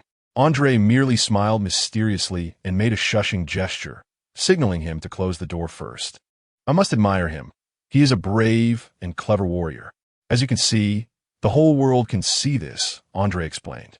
Could this also be part of the plan? Pang Tai furrowed his brow, still feeling confused. Do you know he is currently acting alone? This could lead to completely unknown risks. Just like you and Professor Wu Yu enjoy gambling, Albert is also a product of the same school, Andre whispered. Yesterday evening, Albert suddenly contacted me and voluntarily made this request. What? He requested to be wanted himself? What about the previous infiltration plan? Won't that raise suspicions? Pang Tai felt his mind was a bit muddled. Things were developing too quickly. He had previously used Lao Lu's ID to contact the terrorists, and this wanted notice was only targeting Albert. not representing the Oasis. If he guessed correctly, this Ingri probably had not discovered any issues with Lao Lu's ID, which was why they claimed to be members of the Oasis to lure newcomers into the game. Wait, I still don't quite understand. What is the significance of doing this? Albert has discovered a location suspected to be a Breath Organization outpost, and he is now preparing to go deep into the Tiger's Den. Suspected? What if that place is not an outpost? Then he can take the opportunity to further communicate with that Ingri. This is definitely a topic that can be exploited. Having said all this, Pang Tai could roughly sense that Albert was devising a desperate strategy. Chapter 37.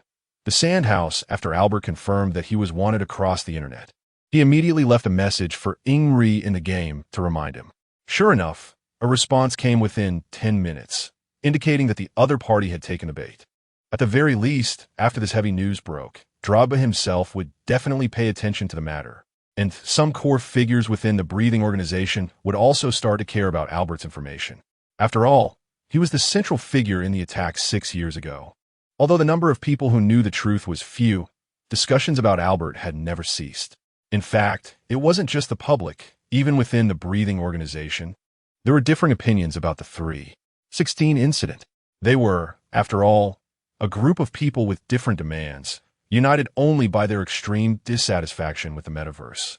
This distorted organization had always relied on the words of its core members to sustain itself, with about 30% of its members believing they had joined a grassroots organization called Oasis. Moreover, Drogba needed to constantly brainwash them like a pyramid scheme leader. In summary, its structure wasn't as solid as one might think, especially among the elders of the Rising Tide organization back then. They did not fully support Drogba's extreme ideology. However, after the incident, out of concern for their short-term safety and long-term goals, they had no choice but to board the pirate ship. Ingri first asked about their attitude toward the 3/16 incident before bringing up Albert. Do you believe the news reports about that incident? I'm not a fool. Although I don't know exactly what happened, I'm sure at least 80% of the inside story has been concealed. It seems you have some brains after all. At least you're not rushing to express your opinions like most people. Ingri sighed. I never expected that a few years after his release, he would still be targeted by the authorities. I admire such talent and hope I get a chance to achieve something great like him. But unfortunately, the world isn't very suitable for standing out right now. Clearly, Ingri looked somewhat disdainful of this attitude. He seemed to be struggling with whether to reveal more information. Xiao Lu, you're still too young. Why are you always so interested in standing out?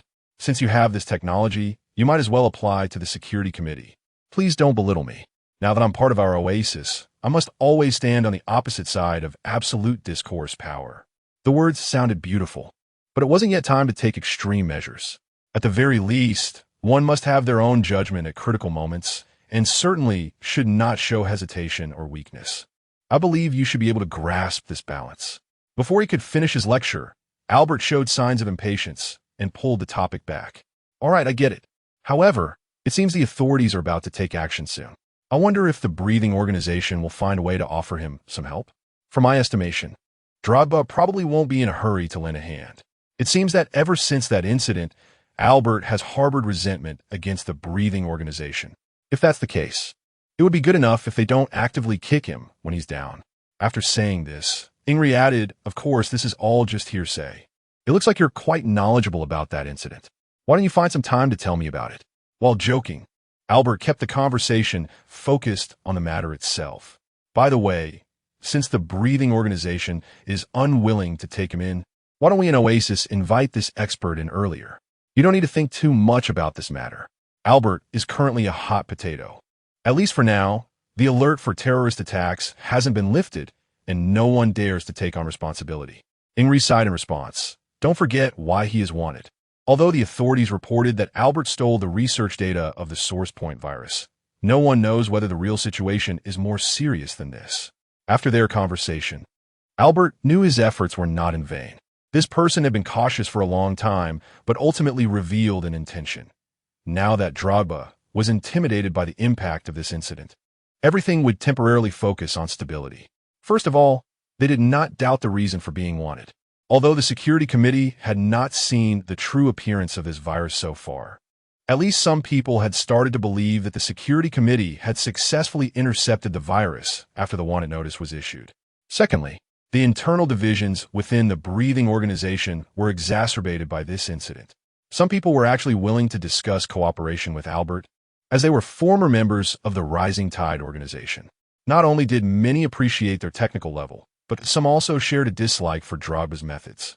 However, due to the current situation, these elders had not had the opportunity to fall out with him. Ultimately, after the wanted notice was released, the security committee gradually regained some control from certain perspective. Although the source point virus was the core of this contest, no one had been able to handle it so far. So the breathing organization had always dared not admit to the attack, and the security committee could only boast. As a free man, Albert became a significant variable in this game. On the other hand, if Xiaobing's base truly belonged to the breathing organization, he could use a fake virus as a bargaining chip to test the other party's bottom line. If things went smoothly, he could even try to pretend to compromise and cooperate from within to take down this base in one fell swoop. By then, even if the security committee couldn't obtain the virus's source code, they could follow this lead to find Drogba's lair. Of course, all of this was based on the most ideal circumstances. However, that evening, he realized he had guessed wrong, and quite absurdly so. When Albert arrived at the RV camp in the desert, it had been less than 2 hours before he knew he had completely knocked on the wrong door. This place was not a breathing organization stronghold. It didn't even resemble a rescue team.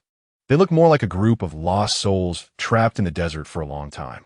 Dilapidated vehicles, limited food, incomplete equipment, and rough skin exposed to the wind and sand for a long time. At first, Albert thought these people were seasoned in disguise, but after a little interaction, he realized that the complete confusion and helplessness in their eyes couldn't be faked. Apart from the concerning living conditions, these people were mostly elderly, weak, sick, or disabled. And he couldn't find many who understood computers, let alone build any communication-based stations. Their only way to connect with the outside world was through an antique single-band radio, which relied on weak satellite television signals and an LED display that was almost no longer in use in this era. Aside from gathering survival supplies, their most common activity was planting sand-fixing thorns at the edge of the desert. As for rescue operations, this cursed place hardly saw anyone in a year. So whenever they encountered tourists trapped in the sand sea, everyone would mobilize. The convoy consisted of 19 people, among whom 3 middle-aged men were the main labor force and the foundation upon which this group relied for survival. The others were survivors found in the desert over the years. They were either stubborn elderly people unwilling to leave their hometown, swallowed by the wind and sand, or fugitives unable to find a way out, preferring to suffer here rather than lose their freedom. There were also some disabled individuals abandoned during their escape. The 3 men were former colleagues of Xiaobing's father and were true environmentalists willing to take root here. They had come here with passion and, along with thousands of others, confidently built the largest windbreak forest in Asia 20 years ago. However, in the face of harsh weather, this forest could not create miracles, and many witnessed the sacrifices of their companions and the ruthlessness of natural disasters. The 3 were the last remaining guardians. After their initial enthusiasm faded, they once considered escaping southward. However, as this small group grew larger, they had become inseparable, living a life of huddling together for warmth while resisting the wind and sand. The Yearway Daxing was buried by the desert. Her mother was fortunately visiting relatives in the south, so Xiaobing grew up in the south. Since she was young, she had heard countless stories about the desert from her mother. It wasn't until she was 17 that her mother was hospitalized due to a mental disorder. After dropping out of school, Xiaobing came here with a heart full of fantasies, finally having the chance to meet the people who had lived in those stories. In fact, half a month ago, when Albert heard about these past events from Xiaobing, he did not think that these volunteers could live such a hard life. Previously, he had only seen those flag-waving groups on environmental forums, along with various charitable donations and climate summits. It was only when he witnessed everything with his own eyes that he got a glimpse of every humble grain of dust beneath the grand narrative. Albert found it hard to imagine why, in such circumstances, Xiaobing could calmly tell herself, "It's okay, you're safe," in a vast desert that had devoured countless lives. He also did not understand why such a girl had once encountered Drogba and had been exploited by him. After resolving all doubts, Albert felt somewhat relieved. After all, he finally knew that Xiaobing's tears that night were not fake, and that was why she chose to return to this place. The evening bonfire illuminated the area within sight, with vehicles forming a circle to block the cold wind. The yellow sand obscured the sky, making it unclear what time the sun was setting. As dusk fell, the temperature dropped by more than 20 degrees. The elderly, unable to bear the cold, hid in the cars, wrapping themselves in blankets and doing some handicrafts that were within their ability. After dinner, Albert still felt unsettled, but for some reason, an invisible force seemed to reach out from the sand and slow him down. He had only been at the camp for less than a day, but had nearly forgotten that he bore a special mission and everything related to the metaverse, superviruses, and the breathing organization. All he could see was endless grayish yellow, a place too suitable for forgetting the past. He was still somewhat surprised. He never expected to meet you here again. Albert tossed a dead sand-fixing thorn into the bonfire, and after a crackling sound, only a small flame emerged. I think it must be fate. Last time you let me go, and this time it's our turn to help you, Xiaobing replied with a smile. And I also want to thank you. That night, you guided me, otherwise I wouldn't know when I could find my way back. I'm really sorry for being rude to you that day, Albert said, feeling a bit flushed. He certainly could not tell Xiaobing that he had always doubted her and had specifically traveled hundreds of kilometers to find the so-called breathing organization hideout. No need to apologize again. The one who should be sorry is me. That incident must have hit Brother Liu hard.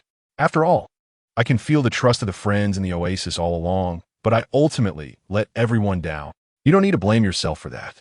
In the future, I will explain everything clearly for you. And you should know that 6 years ago, I was almost exactly like you, easily trusting someone who was good at scheming. But compared to you, my mistake is unforgivable. But you managed to move on and want to make amends, right? Xiaobing handed over a bottle of distilled water, the faint scent lingering on it. Just like what I want to do now, I hope to atone with actions, even if it's just a little. Albert opened it and took a sip, swallowing back a sentence. He knew that Xiaobing and these so-called sand shepherds were doing something futile. Just like the thousands of ambitious afforestation teams from years ago, whose achievements, even their bodies, were buried beneath the yellow sand. Actually, I'm quite curious about what Drogba promised you, or what nonsense he said to make you lose your mind for a moment, Albert said, not forgetting to reassure her. Of course, if you don't want to talk about it, you can treat it as if I never asked. It's okay, we can talk about it, Xiaobing nodded. But her expression was clearly uncomfortable. When I left Gansu back then, I really didn't want to see everyone fighting alone in such a place. So I hoped to gain even a little attention and support. But my efforts also attracted the attention of the breathing organization. There were quite a few environmentalists among them, which made me mistakenly believe I had found a sense of belonging. With just a few simple sentences, Albert could already guess the whole process, even predicting what Drogba might have said. He was too familiar with this guy's tricks. Xiaobing did not have any profound skills, nor was she a deeply resentful misanthrope. But it was precisely this little flower blooming in the sea of sand that could evoke sympathy from others. Drogba knew the girl was innocent and had lost her complete family since childhood, so he deceived her from beginning to end, allowing her to find that long-lost warmth, unaware that behind this facade of warmth was nothing but naked value exploitation. So when she saw like-minded people in the oasis, she would genuinely feel a sense of affinity. No one would doubt this real emotion. It was the best candidate for infiltration. Albert could guess that, despite the countless twists and turns in Xiaobing's heart over the past year, as long as Drogba continued to brainwash her, she would always fall deeper into the illusion. Xiaobing, are you willing to do something for the oasis and for more people? I'm not sure if I can do well, but now I can live a fulfilling life every day, even if my strength is insignificant. It's okay, I'll help you. Starting today, I'm also a member of the House of Sand. Albert extended his hand, and Xiaobing smiled and gently shook it. But the way I provide help is a bit different, and before that, I need your help. Okay, we're family, as long as I can do it.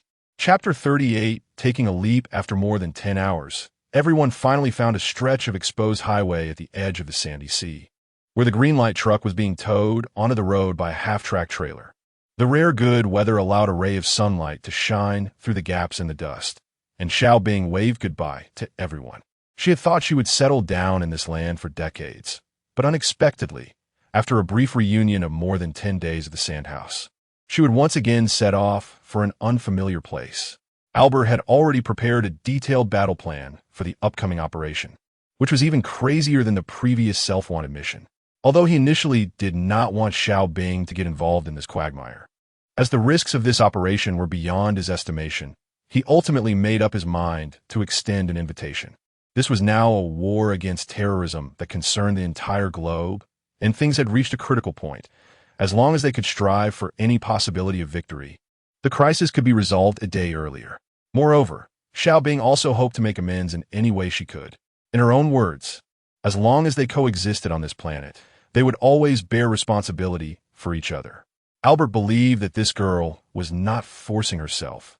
As an environmentalist who had been working quietly for many years, her words were sincere. Before finding the Sandhouse, Albert had to impersonate a little hacker using old Lou's ID to try to extract information from the core members of the breathing organization. But now that they were united on the same front, and given that the previous wanted notice from the security committee had been effective, they could completely change their tactics. Initially, Albert had discovered Ingri's game ID through Xiao Bing, and her special identity meant that she had the opportunity to make direct contact with Ingri, rather than approaching a pretender oasis with a false pretense. According to Xiao Bing's recollection, while she was undercover in Oasis, although Ingri was her operational leader, there was no fixed communication channel. He would only send emails when issuing orders to discuss the next contact method. On the contrary, Drogba often provided her with psychological counseling and instilled many extreme ideologies, frequently confirming whether she was still worth utilizing. Drogba? Does he often talk to you directly? Albert wanted to ask if Xiao Bing still had this guy's contact information, but upon reflection, he realized that it was impossible for him to use the same ID for a long time, which was also why the security committee had never been able to track him down. Moreover, the urgent task now was to find the source code of the virus. Even if they could contact Drogba directly, or even capture him, they wouldn't be able to extract any valid information from him. It had been a long time since he had received a voice message from him. The last time was last year. Xiao Bing explained. However, 2 years ago, it was often like this. At that time, I had just come into contact with Oasis and had not yet officially started my undercover mission. He had been advising me to create a truly effective environmental cause and promised to provide help. Just like what you said before about those concepts. To gain trust, he must have deceived you by saying that as long as large-scale production of drones and hibernation pods stopped, the environment would improve. Xiao Bing nodded, then began to shake her head, as if she were reflecting on why she had been unable to extricate herself from others' thought processes. Actually, his words were based on some facts. Upon careful consideration, it was hard to find anything wrong. For example, the annual increase in the metaverse server array, with at least 15 to 25 large data centers added each year, and the entire industrial chain caused by the manufacturing and maintenance of these hundreds of meters tall large servers. Albert initially did not want to interrupt her narrative, but he couldn't help but recall how Drogba had once incited him in his youth. Ultimately, he couldn't resist switching to autopilot, turning to explain. Of course, I know he must have mentioned the threshold of Moore's law, the exponential growth in drone demand, the pessimistic trajectory of humanity's future, etc., even saying how people were unwilling to look up at the sky again. Right? Exactly. Even now I can't help but think, why would such a person stand against all of humanity? He is entirely composed of secrets. A conspirator would never reveal their true feelings to anyone. Albert replied with a cold smile. Perhaps only by making him completely despair and locking him up for deep reflection would he be willing to speak the truth. Just like our environmental efforts, the essence is to prevent our home from collapsing. This cause is not about how many contemporary people it can influence or how much understanding it can garner. Ultimately, it's about giving back to life itself. If we forcibly use some means to compel everyone to give up their lives, it not only reverses the essence of the matter, but also violates the original intent. Xiao Bing couldn't help but sigh. Thankfully, I can reflect on this now. If I really became a sinner, my Father in heaven would surely not forgive me. It's okay. What we need to do now is to prevent such collective tragedies under personal extremism. Albert finally reassured her. No matter how he packages this matter, history will naturally provide an answer. The dirtier the conspiracy behind him, the more he will use these beautified ideals to cover it up. People have already learned too many lessons from various grandiose excuses. Albert, thank you. The desert behind the vehicle gradually receded, and Albert took out the disguises he had prepared in advance, such as fake wigs and beards. These were originally used during his time in hiding in Liangshan, but unexpectedly, they were now used to evade a wanted notice. However, just having these items was far from enough for the journey south. When facing the drone checkpoint, Albert could still respond through technical means, but he also needed the security committee to find a way to give him a green light.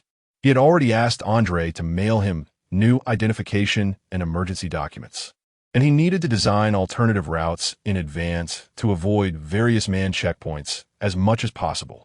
Before executing the specific plan, Xiaobing wanted to stop by Nanning to visit her mother, not only because this operation was very risky, but also because it had been 2 years since they last met. In the 5 years since she dropped out of school, Xiaobing had only seen her mother twice.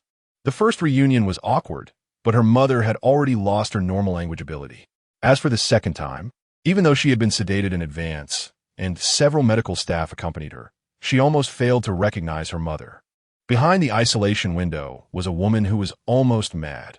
Her hair had been completely shaved, her hands and feet firmly bound to the hospital bed, and her mouth was equipped with an anti-biting device. She struggled and twitched as if electrocuted. Even though her daughter stood right in front of her, she remained fixated on the ceiling, her eyes unable to focus on her. Since then, Xiaobing had never returned to that hospital. She only occasionally inquired about the situation from the responsible doctor. In fact, regarding whether to visit or not, Xiaobing was still hesitant. No one wanted to see their biological mother suffering day and night in such a place. When living became a torment, did this mean that life had turned into a binary choice? Perhaps she had long wanted to end her own life, but no one had the right to help her make such a decision. At the entrance of the mental hospital, Xiaobing could not take that step. She turned back to look at Albert, hoping for some advice or support. Albert did not directly encourage her, but instead sat her down on a bench at the entrance and suddenly began to talk about his parents. It's embarrassing to say, but unlike your parents, my family is among those that environmentalists despise the most. Why do you say that? Xiaobing smiled wryly and shook her head. I guess I know a little. You are the son of a coal tycoon, but in an era without escaping fossil fuels. It remains a necessity for survival. So don't misunderstand. Being an environmentalist doesn't mean we have to push people back to the Stone Age. However, the pollution it generates is also the most severe, and this is undeniable. Albert sighed and continued. My parents are in a business marriage. Their original families controlled a large part of the coal industry. After their marriage, they formed the largest coal mining group in North America. You could say that their union had a simple purpose. This massive joint mining operation is their true offspring, while I am merely a byproduct. Albert joked, but although the Superload project has brought enormous profits to both families for 20 years, it also means that the end of coal is imminent, and people will eventually rid themselves of this energy source. Since they know their original line of business cannot continue, they must have found a way to transition, right? Of course, their minds are always sensitive to the flow of capital. Moreover, in this current era, even a fool can guess what is most profitable. Oh, I see. So they would go to any lengths to send you to become a jump student. Xiaobing tilted her head and replied, I remember someone saying that mastering algorithms is like mastering the password to wealth. Exactly. Truly holding the core technology in hand and then operating through capital means money will flow continuously. At this point, Albert suddenly lowered his head, as if struggling with something quite embarrassing. Furthermore, the selection criteria for jump students are very strict. No amount of money can buy a spot. Everything must go through layers of exams and screenings. So, I guess your family is quite lucky. I heard the selection ratio back then was over 1 in 100,000. Yes, that's correct. Albert took a deep breath and finally said, after all, it's hard to control matters of probability. Do you want to say something else? Xiaobing frowned slightly, seeming to keenly sense his emotional shift. Sorry, I got a bit off topic.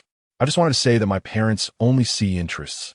After my incident back then, it was impossible for me to help them expand into new fields, and thus I lost all value. No way. Blood is thicker than water. Isn't familial value worth something? Let's talk about it next time.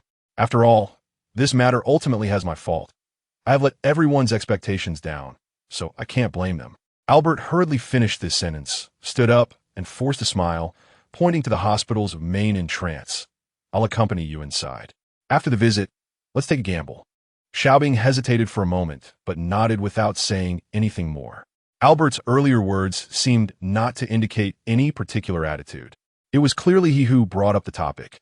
Yet for some reason, he was now eager to evade it. Perhaps he wanted to say that compared to Xiaobing's situation, being ruthlessly abandoned by his well-off parents was not much better. Or maybe there were other parts of this matter that had not been mentioned. Fortunately, Xiaobing's mother's condition was overall not bad. Compared to her previous hysteria, at least she could now lie in bed quietly without moving.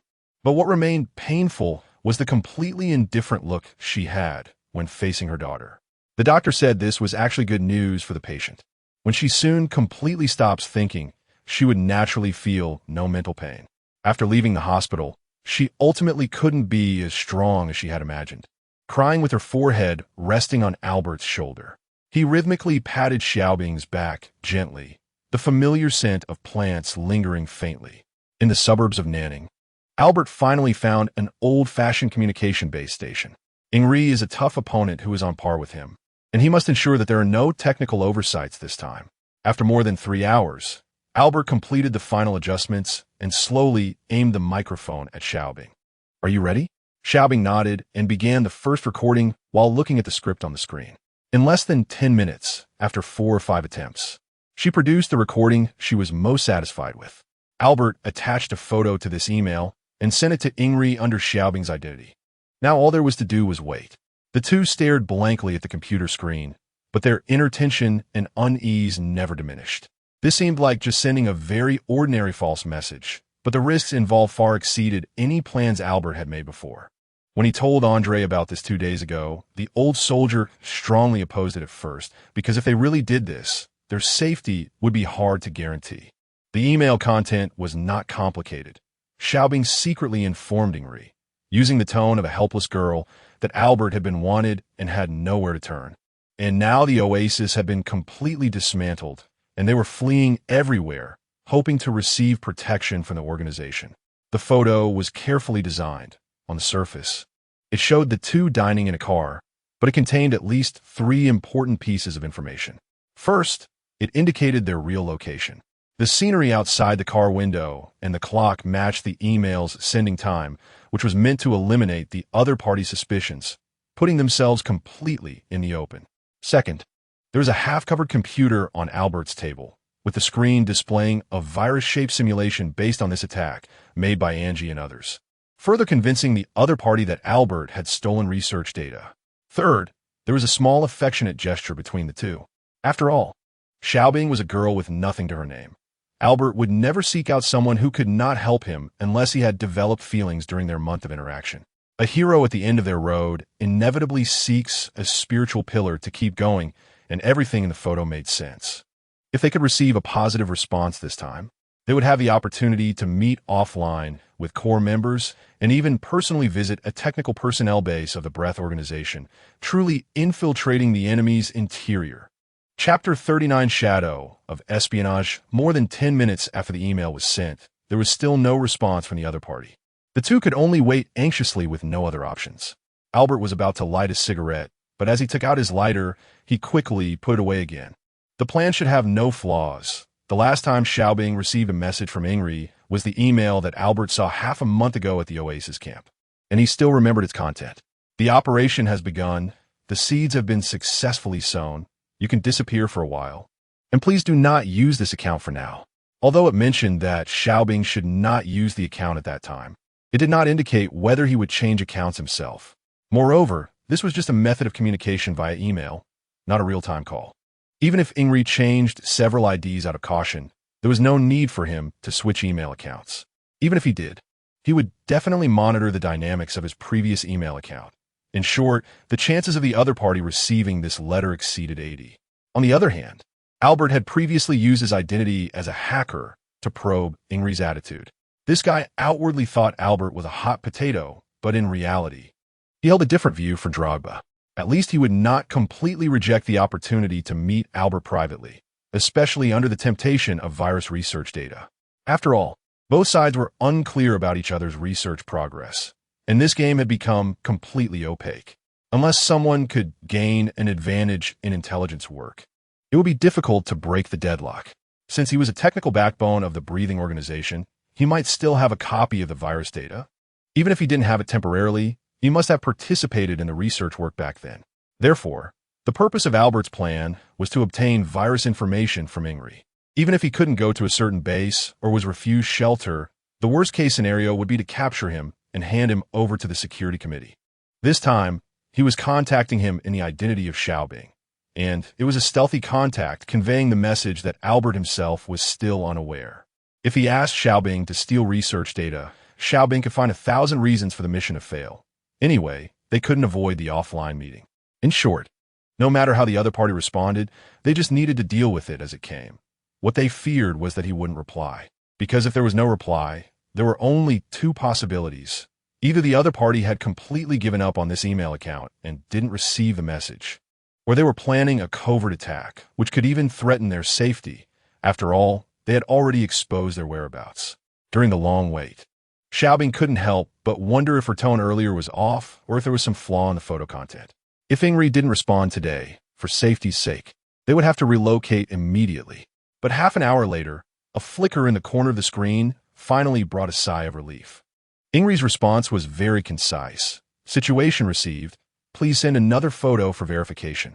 The long wait for a response indicated that the other party had noticed the rich information in the previous photo, and he should have been struggling with whether to ignore it, contact him on his own, or report to Drogba. It was also possible that he had already mobilized personnel to further grasp Xiaobing's specific location. Actually, the response did not reveal the other party's exact attitude. In any case, they would still follow his request for now. While taking the next photo, Albert was also unsure about what key information to show the other party. It had only been a little over half an hour since the first photo was sent, and it was best not to expose their real-time location further. As for the data situation on the computer screen, it was merely a cover. If they kept deliberately displaying it, it would only raise suspicions. After thinking it over, the only thing that could be easily revealed to the other party was to continue pretending to have an ambiguous relationship. This response needed to be quick, and the layout of the picture should be casual enough to highlight Xiaobing's hurried candid shot. They hurriedly posed for several shots that they were not satisfied with. Eventually, Xiaobing had Albert sit in the driver's seat while she gently reached out from behind and hugged his shoulder, resembling an ordinary selfie taken during a trip, without even showing Albert's face. Would this work? They can't see me. Albert looked at the photo, and after a long pause, he still didn't turn his head, seeming a bit embarrassed. Of course, if he really turned his head, he would find that Xiaobing's face was also blushing. Since it was a candid shot, it'd just be natural. That's right. After all, I don't have this kind of experience and am not good at managing my expression. Me, too. Xiaobing covered her face and smiled, as if this risky task had turned into a funny incident. It's casual enough, and as a girl's intuition, it at least won't raise suspicion. Indeed, Xiaobing was just a young girl who had never undergone any special training. It was impossible for her to have 2 consecutive photos containing a lot of reorganized information. And this time, since the other party requested confirmation of identity, it was better to go against the grain and send a seemingly meaningless daily photo. As for whether he would continue to make similar requests, that would be left for Albert to handle. Before long, Ingrid responded again. Fortunately, he did not make any further requests, but instead asked Xiaobing some questions. For example, whether Albert's computer was locked and if there was a chance to steal files from it, etc. Sure enough, the other party's intentions were too obvious. Everything seemed to be going according to expectations. This time, Albert provided Xiaobing with a response template. No matter what questioning we asked, Xiaobing just needed to act as if she was unaware, step by step, to secure a meeting opportunity. Until late at night, the topic from the other party seemed to become a bit strange. How is your relationship with Albert progressing? Does he trust you enough? Actually, I'm not very clear about his intentions. Although we are both at a dead end now, I can still feel that it is not just about seeking warmth in numbers. Xiaobing cautiously replied, Maybe it's because we have endured loneliness for too long. Do you think he's a reliable person? If referring to a comrade in arms, he is certainly trustworthy. He was very popular back at the Oasis. What about as a partner? Ingrid asked, not forgetting to explain. Don't blame me for being nosy. I just want to figure out if he has other motives. Sorry, I have never had this kind of experience, so I can't explain it well, and I don't even know what level we are at now. Let me rephrase that. You should know that Albert harbors resentment towards Drogba and the entire breathing organization. If he discovers your true identity or knows that you're still secretly contacting me, or even seeking our protection, what do you think his reaction would be? Disappointment? Or anger? I don't know. In any case, it would definitely be painful. But I also believe he can understand. After all, this cannot be considered betrayal. I just hope everyone stays safe. Having come this far, no one can help it. Understood. Ingrid finally replied, don't overthink it. Albert was once a member of the Rising Tide organization, so he is an old friend of mine. You'll find a way to help him. Later, Ingrid fell silent for more than 10 minutes and then assigned Xiaobing an extremely simple task: to take another picture of the data model on Albert's computer. And the picture must be clear. After that, they could discuss the meeting location.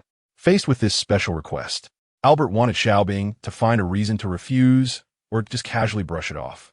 But after careful consideration, the model made by Angie was actually not an effective research conclusion. Everything was merely based on speculation about the virus.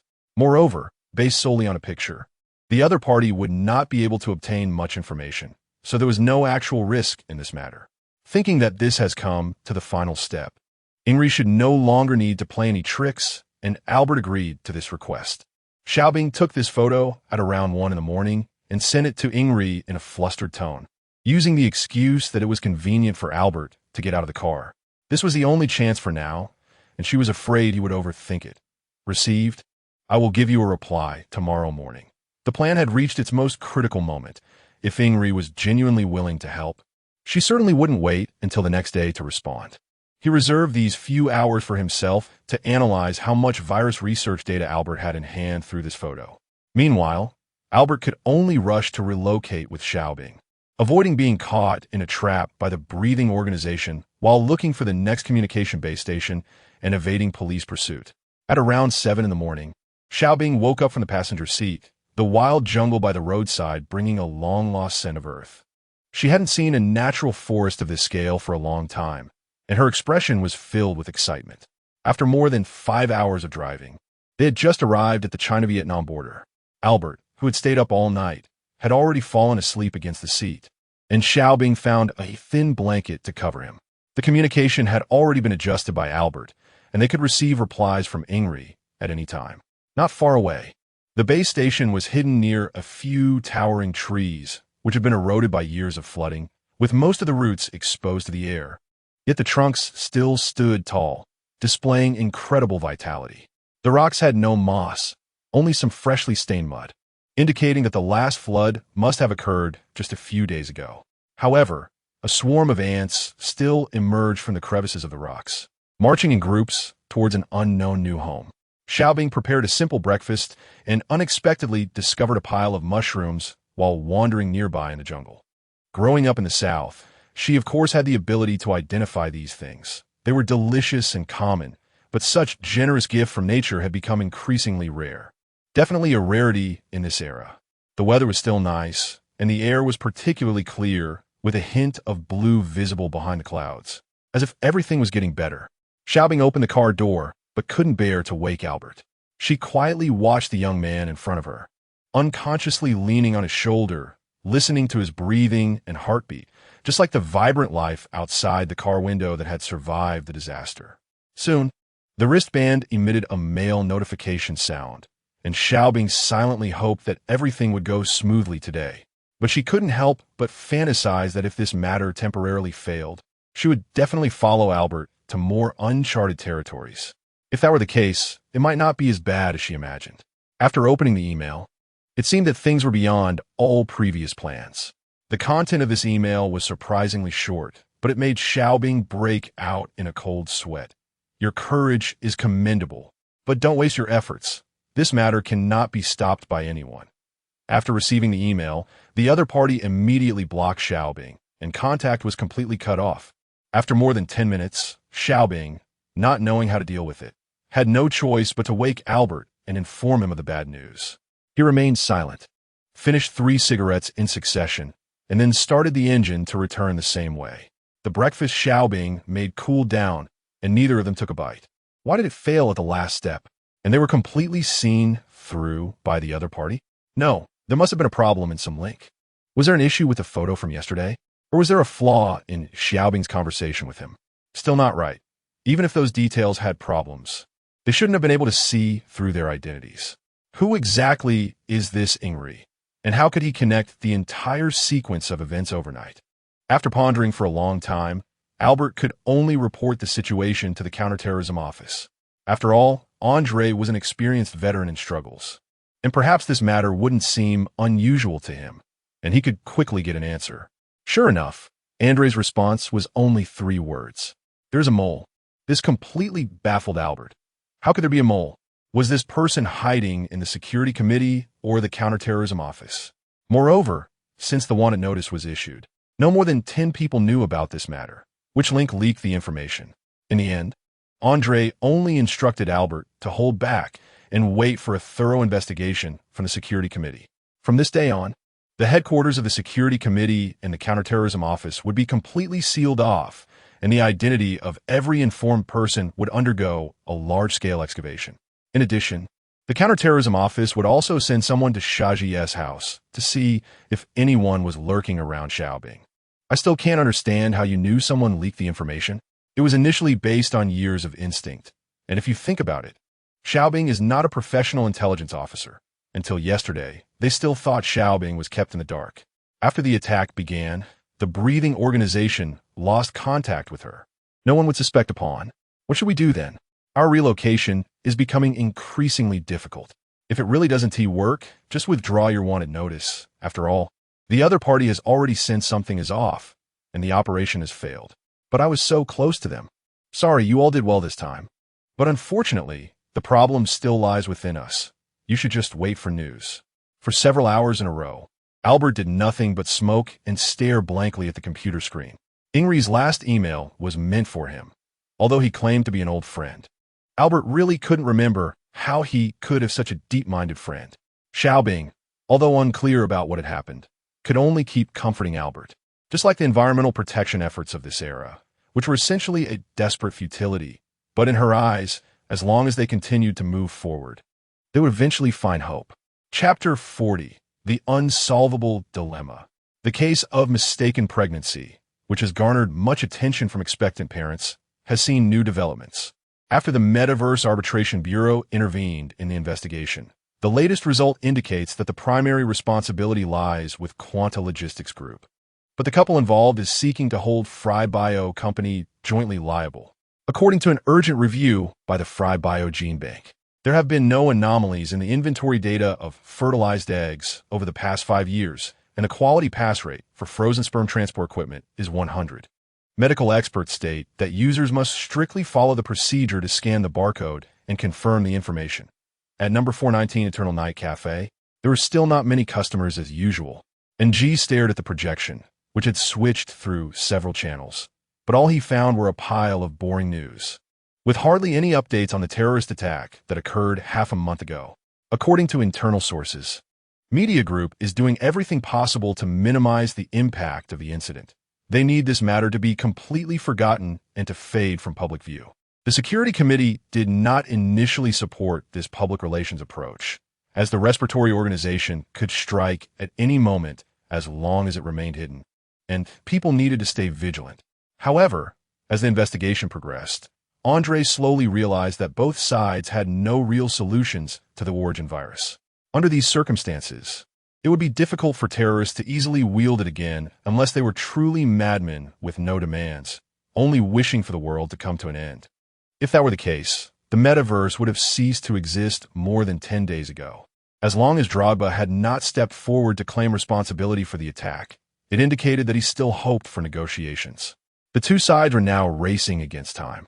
The respiratory organization wanted to thoroughly understand the virus, while the counterterrorism office aimed to dismantle Drogba's base as soon as possible. In reality, neither of these tasks could be completed overnight, and the situation was slowly turning into a prolonged battle.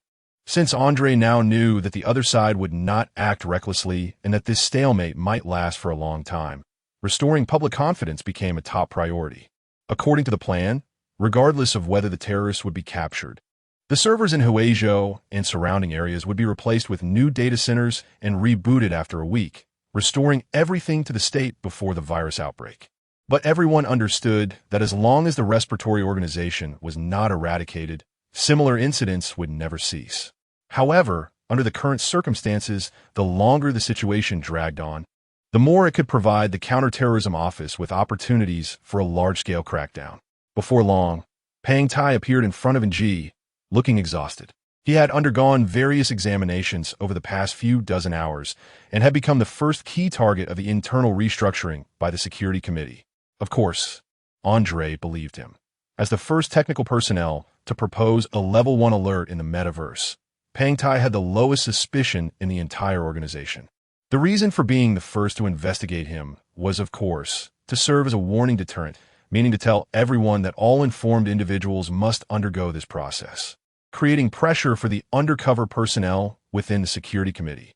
Unlike covert examinations that involve surprise raids, this overt investigation also served as a reminder to the respiratory organization that the situation was tense, and they should not naively think they could continue to obtain secrets through undercover personnel. Finished? I guess you would be the first to be investigated. Everyone knows you're not one to keep secrets. Seeing the guy looking disheveled, NG couldn't help but joke. Stop talking nonsense if you don't understand. Don't speak out of turn. Once the Secretariat finishes its verification, you'll be next.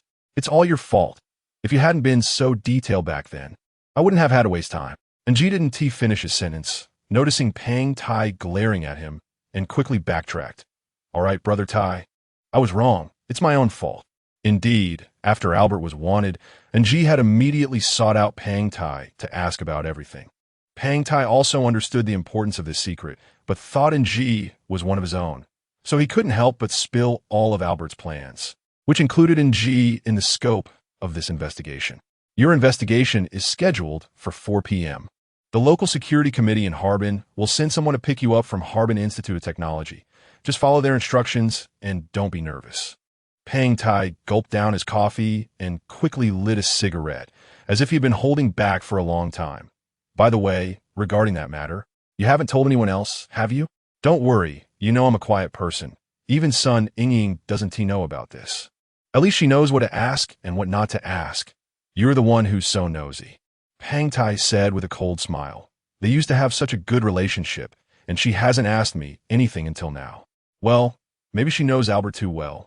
Some things she doesn't need to ask to figure out. By the way, another personal question. You should be single during this time, right? Pang Tai explained. This investigation is very intense. If you have a partner, you must report it for more than 20 hours of collaborative verification. I don't have that kind of free time, but you're almost 40. Why are you still single?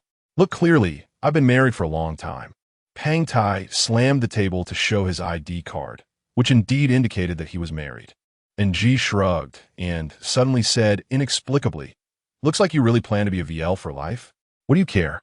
Pang Tai quickly changed the subject, pointing to the news being broadcast. Look at these people living in the moment. They're still causing a lot of trouble, aren't they? Honestly, I'm not sure if I'll end up like you in the future.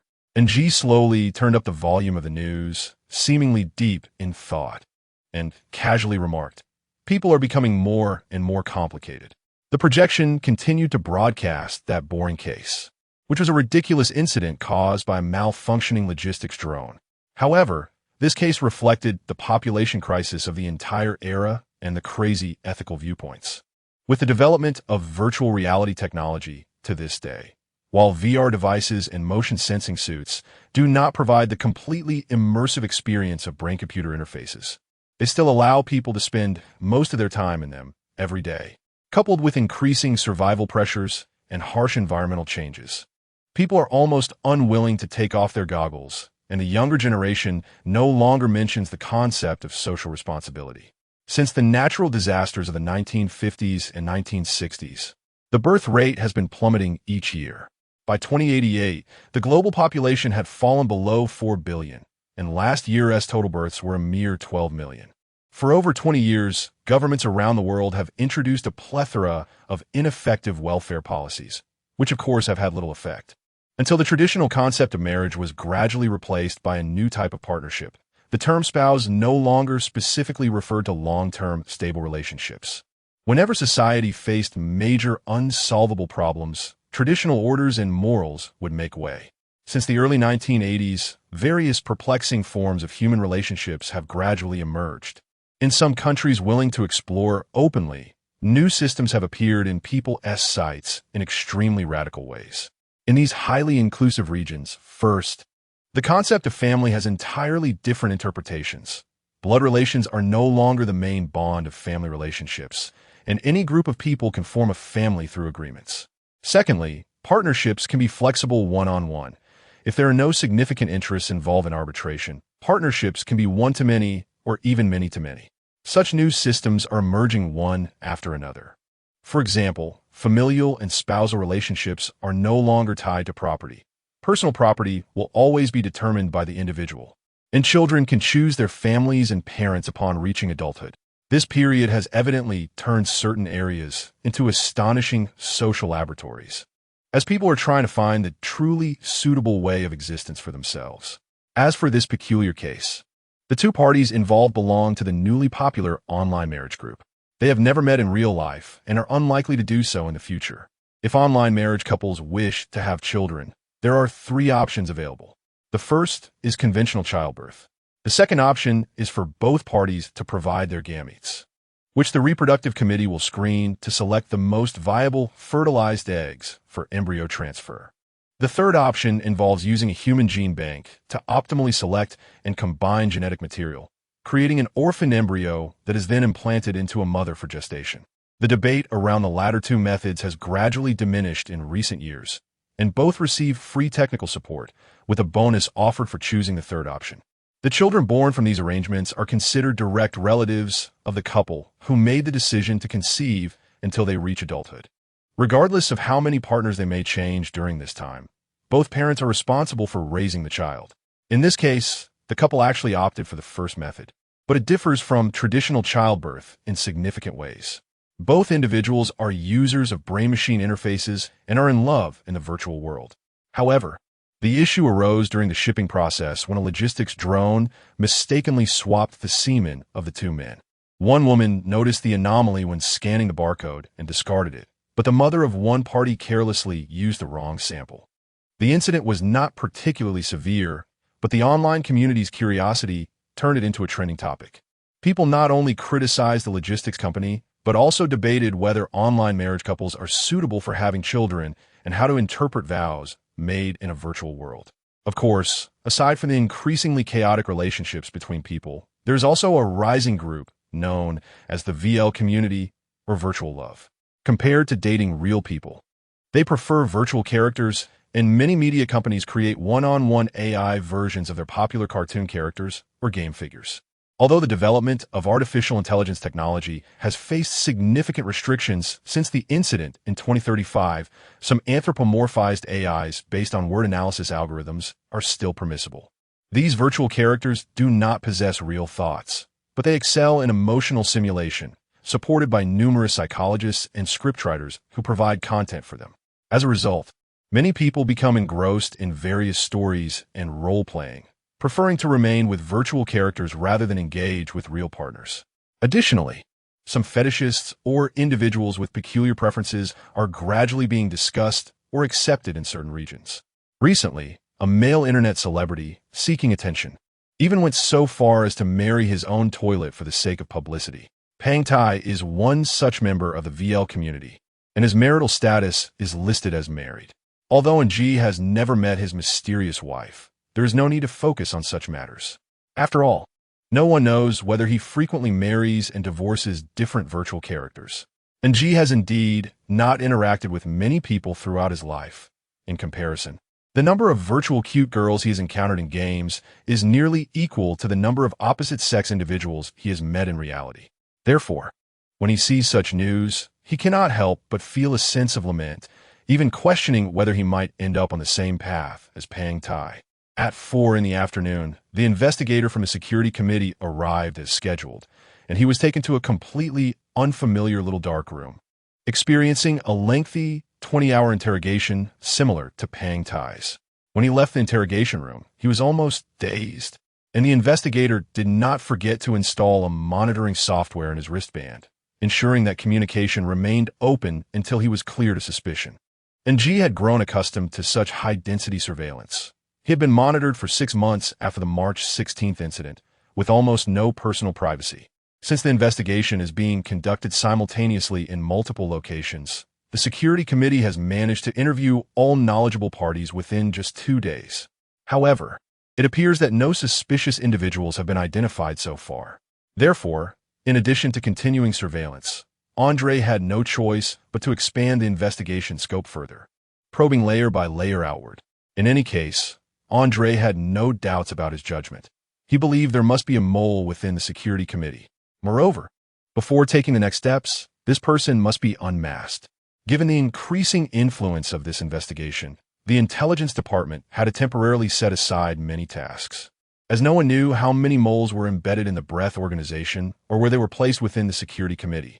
If no results were found in a short time, the investigation could extend to thousands of technical personnel, making the time and effort required even more difficult to quantify.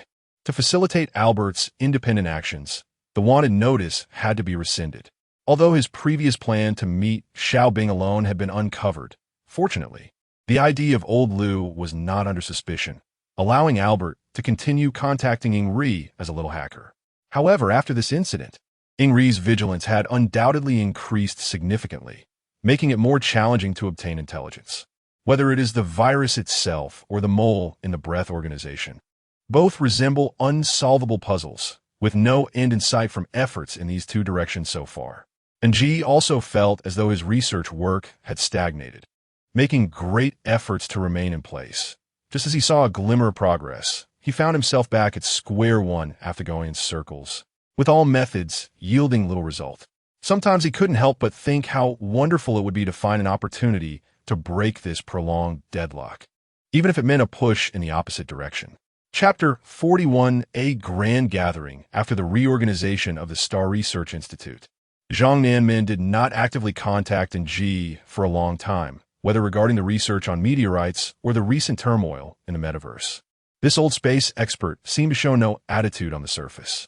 Of course, not inquiring did not mean he was indifferent. Professor Zhang was actually as concerned about these 2 matters as Ng himself. However, he understood very well that Ng was a very sensible student who valued his opinions. If he were to frequently ask about them, it might disrupt Ng's normal research progress.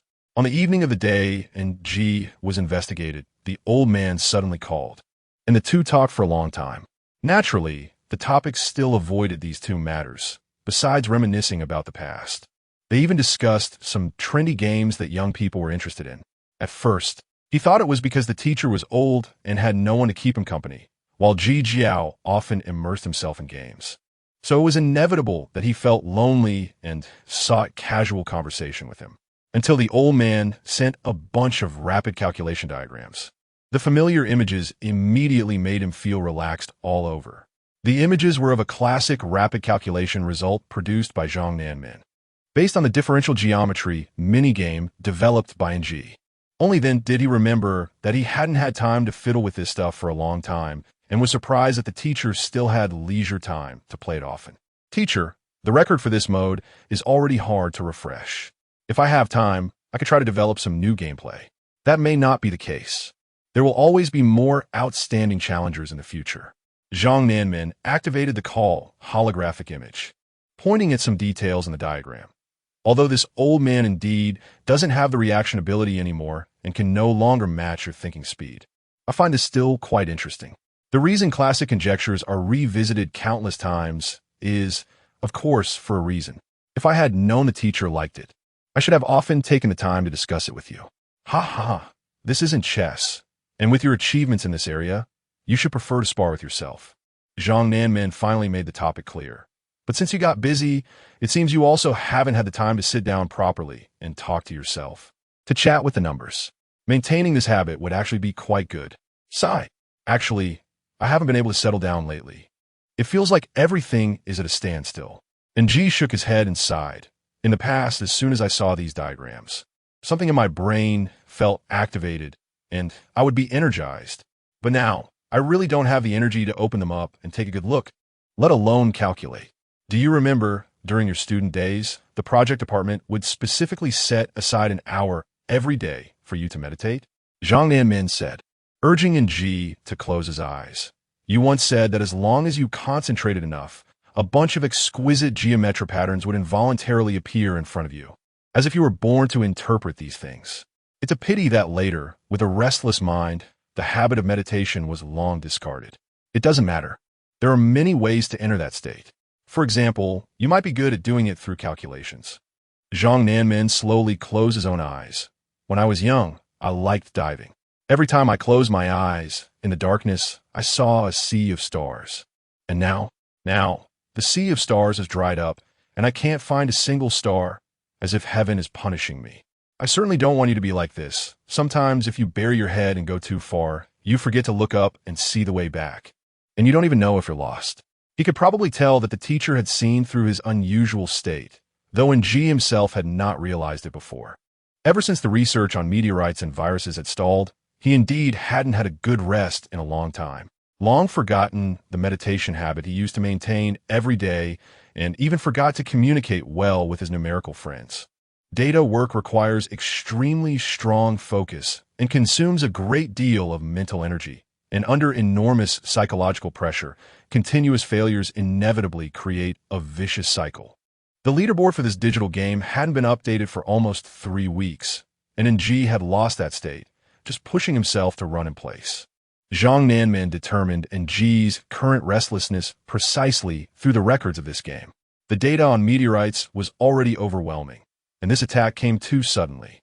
At first, he thought the source point virus was at most a minor episode, but it unexpectedly turned into another prolonged battle, and neither matter had progressed, seemingly walking into dead ends. Ng frowned and expressed his feelings during this period. In scientific research, especially theoretical research, what we call dead ends can sometimes be a false proposition. You should be very clear about this. Zhang Nanmin shook his head and advised, when you can't move forward, it's better to take a break instead of getting stuck in place. You might as well treat it as a new starting point. Behind every corner is another surprise. Any maze has this charm. If you're talking about that meteorite, I can at least feel its attraction. It truly is a maze worth exploring. Then go do what you most want to accomplish. We certainly can't always pursue everything at once. But, teacher, you also know how important the virus issue is. Ng explained with a pained expression. Both research projects are very important. The virus decryption task is extremely urgent, and the meteorite research is also of great significance. But now both have lost their direction. Ng's words were still relatively mild. In fact, both research projects had already exceeded his capabilities. The virus had yet to find the original file, let alone decipher the source code. And the meteorite research had already involved fields of quantum physics he was completely unfamiliar with. If he had to describe the current situation, he felt more like he had fallen into a deep well than wandering in a maze. Although today's conversation did not provide any help to Ng, and Zhang Nanmin still hadn't heard any good news, the old man still let out a long sigh, seemingly relieved of a burden in his heart. He was gratified that, for the first time in many years, he heard Ng complain, which at least proved that Ng was beginning to confront the existing problems. I remember when I was young, an engineering professor once told everyone, don't assume what is more important. We just need to remember where our hands and brains should be. Again, Zhang Nanmin occasionally uttered a sentence that left people puzzled, as if he could interpret it in any way, yet it also seemed like he was just speaking casually, making it hard to decipher. Ng, of course, just nodded vigorously, quietly noting it down in his heart for the time being. I've learned a lot. Thank you, teacher. After a moment of silence, Zhang Nanmin suddenly brought up an unexpected topic. I seem to have heard that the CGC, held every 4 years, is about to take place. Why don't you take a break and find some friends to go watch the competition? Teacher, you also know about the CGC? Haha, although I'm old. These things just started to emerge in my era. However, they will always belong to the young, just like the future will one day abandon you.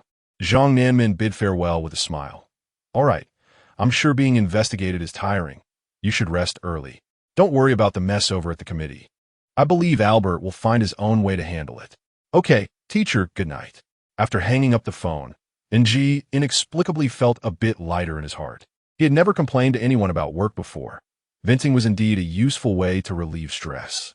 Moreover, NG truly did not expect that the teacher was also interested in the Cyber Games Championship.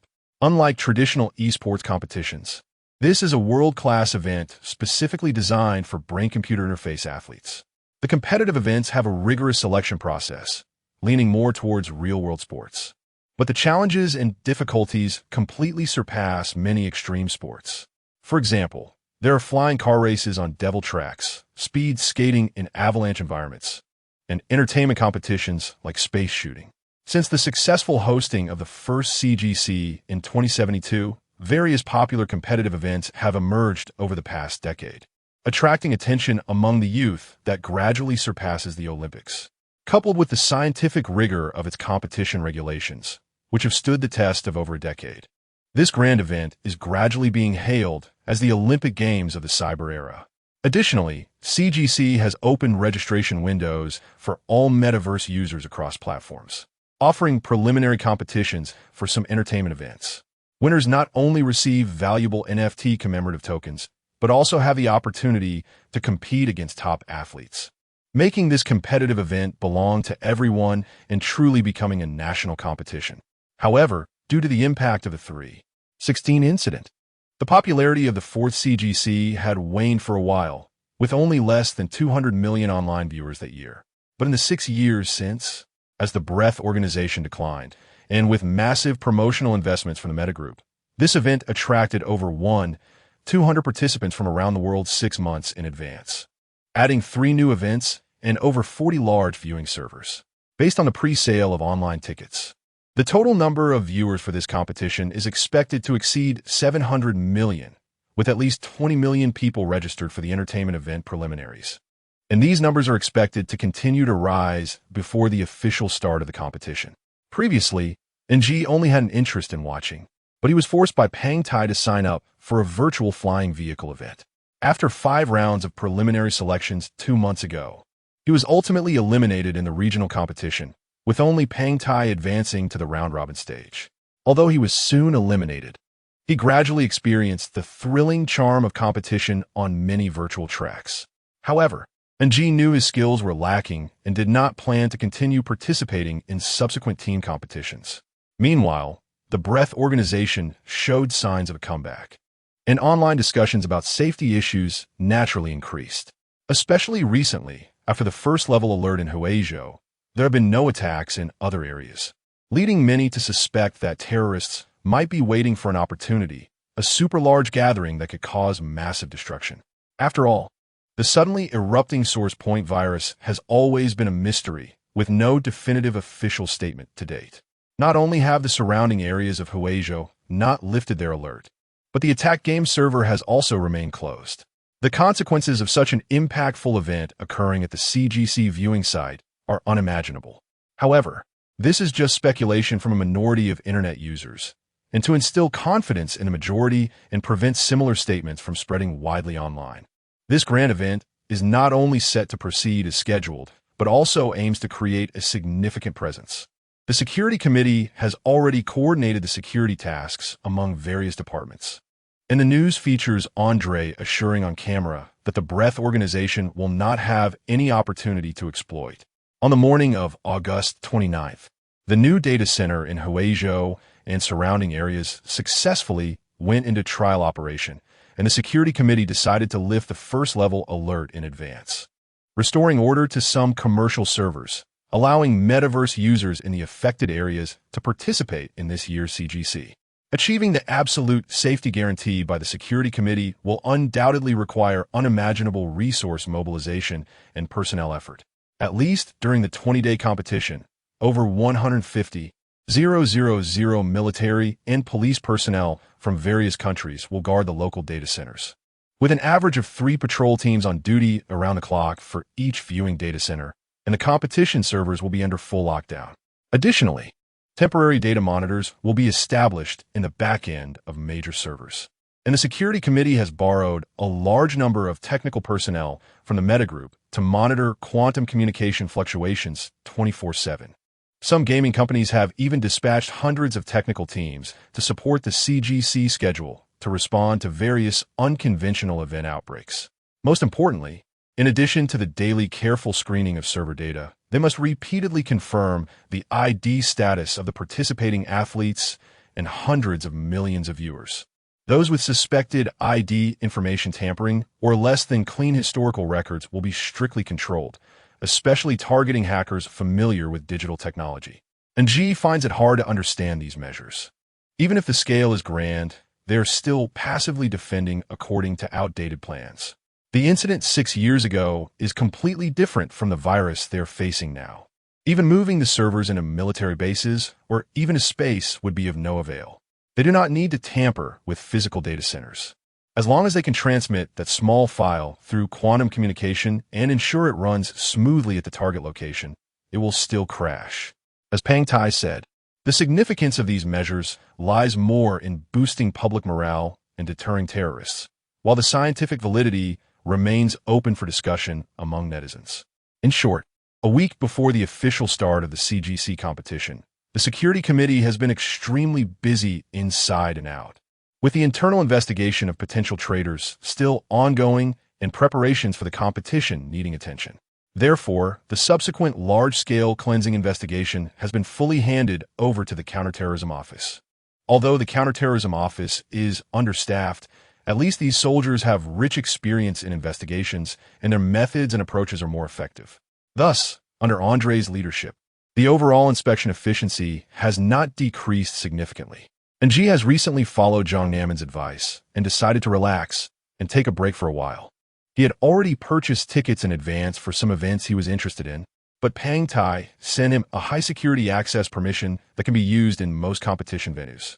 Of course, Pang Tai also mentioned that the access cannot be given for free, and G must accompany him to register for another event, indicating that he is genuinely passionate about competition.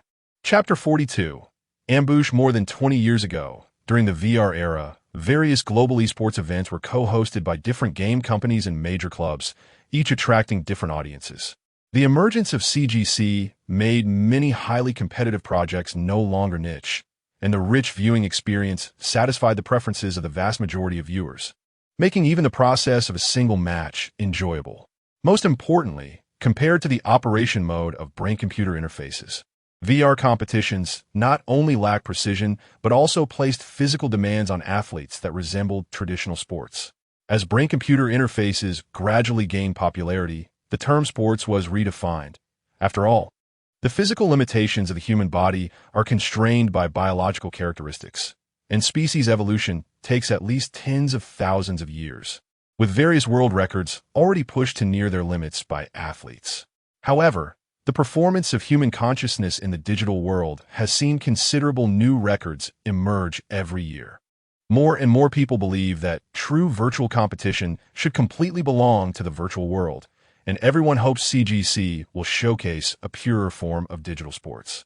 Although many VR events have been established in the competitions, these contests relying on motion sensing suits and controllers are more about gaming value and do not strictly belong to virtual competitive sports, which is why most of them have devolved into entertainment events. In some high-difficulty virtual sports, only by using brain-computer interfaces can athletes truly push the limits of human senses, triggering reactions or endurance limits, and even challenging psychological boundaries. This is also why CGC's attention has gradually surpassed that of the Olympics. Its existence is like selecting a group of pioneers to explore the frontier of the virtual world, attempting to free the spirit from the physical limitations of millions of years and achieve evolution on a purely conscious level. As a result, there have been occasional accidents in recent competitions. Unlike physical injuries in traditional sports, some athletes may suddenly suffer from mental disorders during matches, and there have been instances of aphasia occurring after certain competitions. In some lengthy competitions, various unheard-of issues have arisen, such as sudden hallucinations resembling hysterical sleep leading to modifications and optimizations in event regulations for each competition, with some rules still widely debated today. Of course, some highly integrated projects have gradually become classics, as their mature systems can maximize the exploration of human potential in the virtual world, being referred to as sports, leading to the future and heavily promoted by many metaverse communities, becoming mental fitness projects frequently engaged by brain-computer interface users. With the cost of brain-computer interfaces still high, many famous athletes come from wealthy backgrounds, though some individuals from humble beginnings have gained sponsorship from clubs to install interfaces due to their top-notch performance in VR competitive events. Generally, the recognition of the value of CGC's competition projects is determined by whether brain-computer interfaces are used. However, the two are not mutually exclusive. There are also some brain-computer interface competitions that are purely for entertainment purposes. As for the entertainment project that Peng Tai intends to participate in, it is actually a newly added competition this year, the Flying Skateboard Obstacle Race. Typically, all preliminary rounds of CGC competitions do not exceed 1 week before the main event begins. Even for entertainment projects open to all, the top 16 must be determined at least half a month in advance. After all, once selected, there needs to be a period of additional training and recovery. And some intense activities that stimulate the nervous system also require recovery time, with matches often held every other day. They cannot be scheduled too close to the main event. Otherwise, some teams might be adversely affected by a later draw, thus losing competitive fairness. Compared to other projects, flying skateboards are relatively low in difficulty and skill, and they lack spectator appeal. The sudden addition of such a niche event is precisely due to its easy-to-learn characteristics, as it is limited to technical staff from the safety committee, stability volunteers, ID data investigators, and military police guarding the control rooms. Previous CGC events have never had security measures of this scale, with nearly 30,000 people tasked with various responsibilities. Among this large group are many who love competition, but during the competition, they must each remain at their posts, inevitably missing out on watching the event.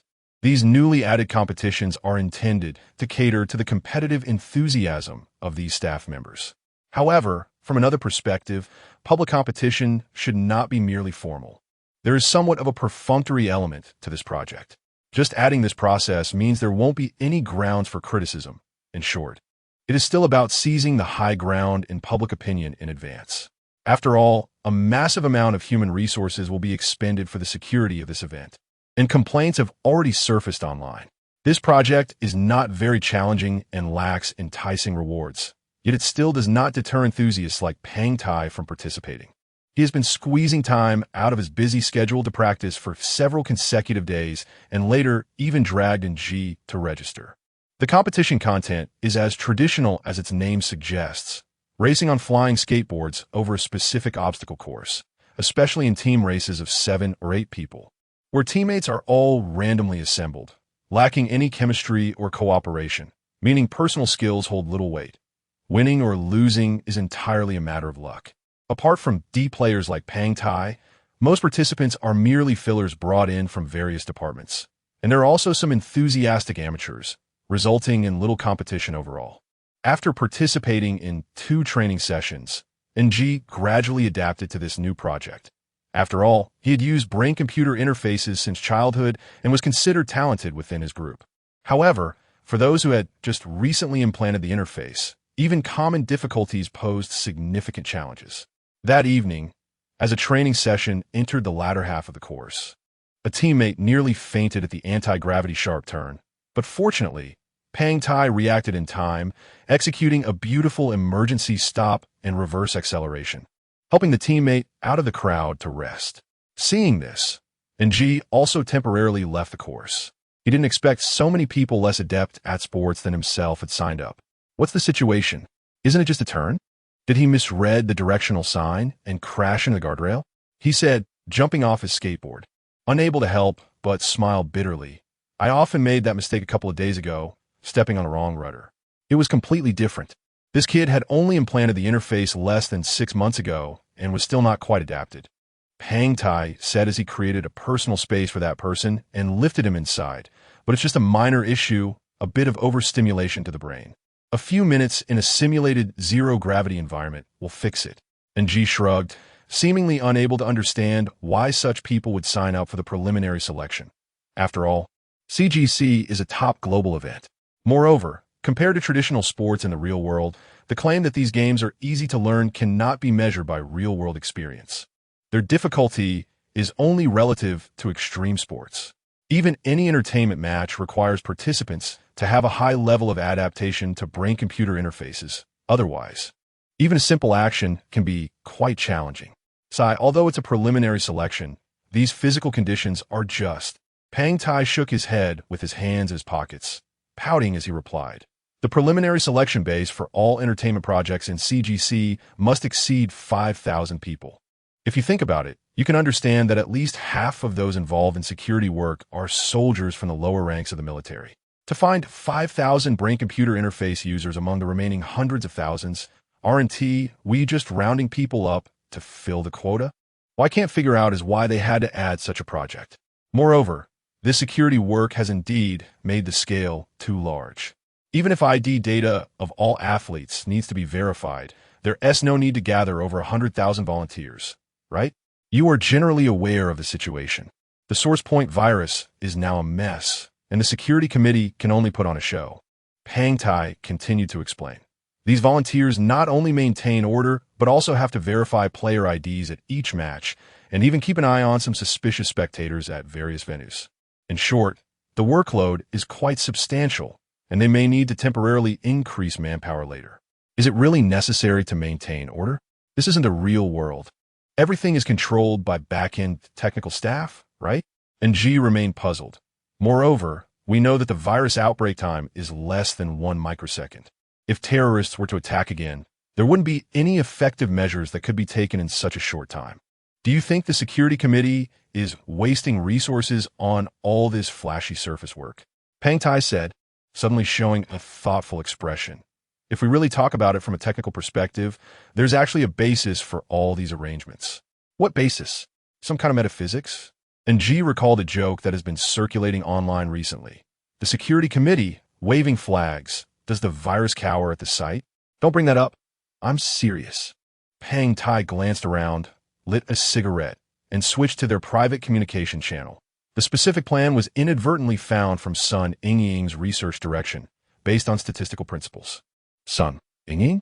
Didn't she feel she was making no progress and got bored, dropping out of the investigation early?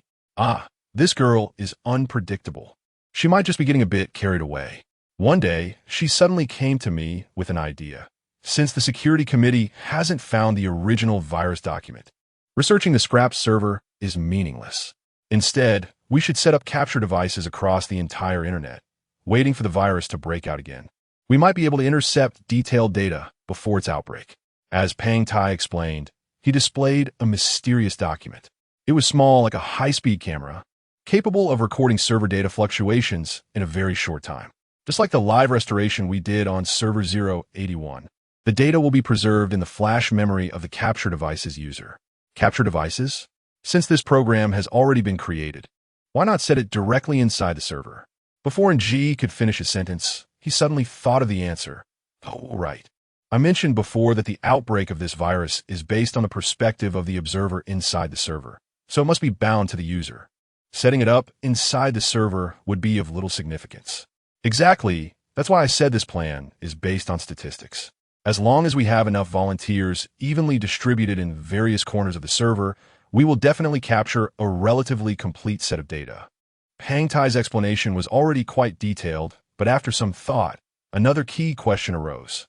Isn't this still a case of closing the stable door after the horse is bolted? Andre said that the other side would never easily use the SourcePoint virus again until they had complete control over it. When the next outbreak occurs, we'll probably have to consider how to negotiate with Drogba. What is the point of capturing it then? Indeed, this is like the first nuclear weapon of the last century. By the time the other side takes action, it will be too late to study this thing. After it breaks out, everything will be back on the negotiation table. Don't be so rigid. While patching up the barn after the sheep are lost is a passive tactic, we must be prepared for it. Pang Tai spread his hands and said directly, if terrorists really plan to use the virus during the CGC competition, there are two scenarios to consider. After all, such a rare opportunity does not come often. Drogba certainly knows that the longer it drags on, the worse it is for them. Perhaps they have lost patience in this month-long tug-of-war. Even if their research progress is not going smoothly, no one can say for sure whether these people would risk using it again to break the deadlock. It seems that this so-called defense measure is actually just a gamble. And G couldn't help but smile wryly. Sigh. Isn't this just wishful thinking? Why is the initiative always in someone else's hands? I don't know what Andre thinks, but his words back then were certainly not wrong. When facing terrorists, we must consider all consequences at their worst, because they are definitely prepared for mutual destruction. After Pang Tai finished speaking, he couldn't help but complain. This guy sometimes has a dual extreme personality. His attitude at that hearing was completely different from now. This is true. Ever since Albert's infiltration plan failed, news of spies within the Security Committee has gradually spread. The so-called security strategies formulated over the years have become mere empty words. Now Andre is clearly focusing on what to do in response to an attack before an extreme situation like a virus outbreak occurs. Moreover, based on Ng's understanding of Andre, he even had a bolder guess in his mind.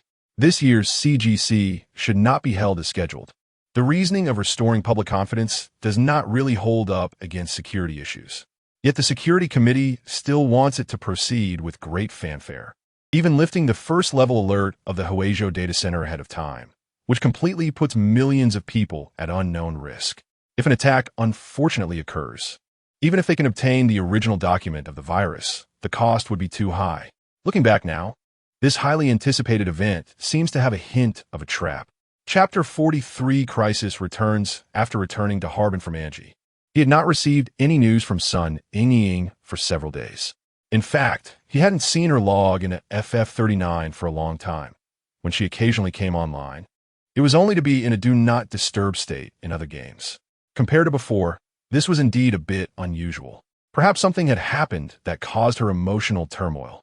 However, considering what Pang Tai had said, since she was willing to participate in the virus research work from time to time and even took the initiative to propose the concept of the captor, she probably did not want to see the metaverse destroyed in extreme circumstances. This girl had always been tsundere. Although she didn't say it openly, she was still secretly thinking of countermeasures. Regarding the capturing plan, Angie still had many things he couldn't understand. Aside from the technical details, he couldn't comprehend why Andre would advocate for such a gambling-style baiting tactic. It wasn't until Pang Tai helped him organize his thoughts that many of his baseless speculations were gradually clarified. First of all, even if the breathing organization had recruited powerful geniuses, their advantage lay merely in the confidentiality of the virus files, not in research and development efficiency. As they were still just a small group, over the past 6 years, they had poured all their efforts into developing only a half-finished product, and it was easy to imagine that the subsequent stalemate would last a long time. This was evident from their unwillingness to admit responsibility for the attack. So far, there had been no signs of any leaks. However, according to the resources held by the Security Committee, there were thousands of programmers in a single data monitoring department. If Albert's plan had succeeded and they had obtained the virus entity smoothly, they could probably complete a task that had taken them more than half a month in just one night. They would have long since upgraded the metaverse virus database and installed antivirus patches across the entire network. On the other hand, the mole had yet to be identified, and the capturing plan was effectively exposed to the enemy. This no longer resembled an ambush, but rather an open warning. If you dare to cause trouble at this grand event, we will have the opportunity to obtain the virus files. Since no one could afford the consequences of the incident, it was better to open the doors wide and set up a feast for the guests. It was still unclear whether the enemy would take further action. Based on previous judgments, the breathing organization was unlikely to act rashly without fully controlling the source point virus. Even if this was indeed a rare opportunity, they would not take the risk to deploy again. This time, even if they succeeded in creating chaos, they might lose all initiative afterward. Thus, what Andre considered was that the enemy might be driven to desperation, and he took the zero-sum game concept to its extreme in his deductions. The only flaw in this matter was Andre's skepticism about the actual effectiveness of the captor. The security committee needed to conduct a top-secret experiment before the CGC opened.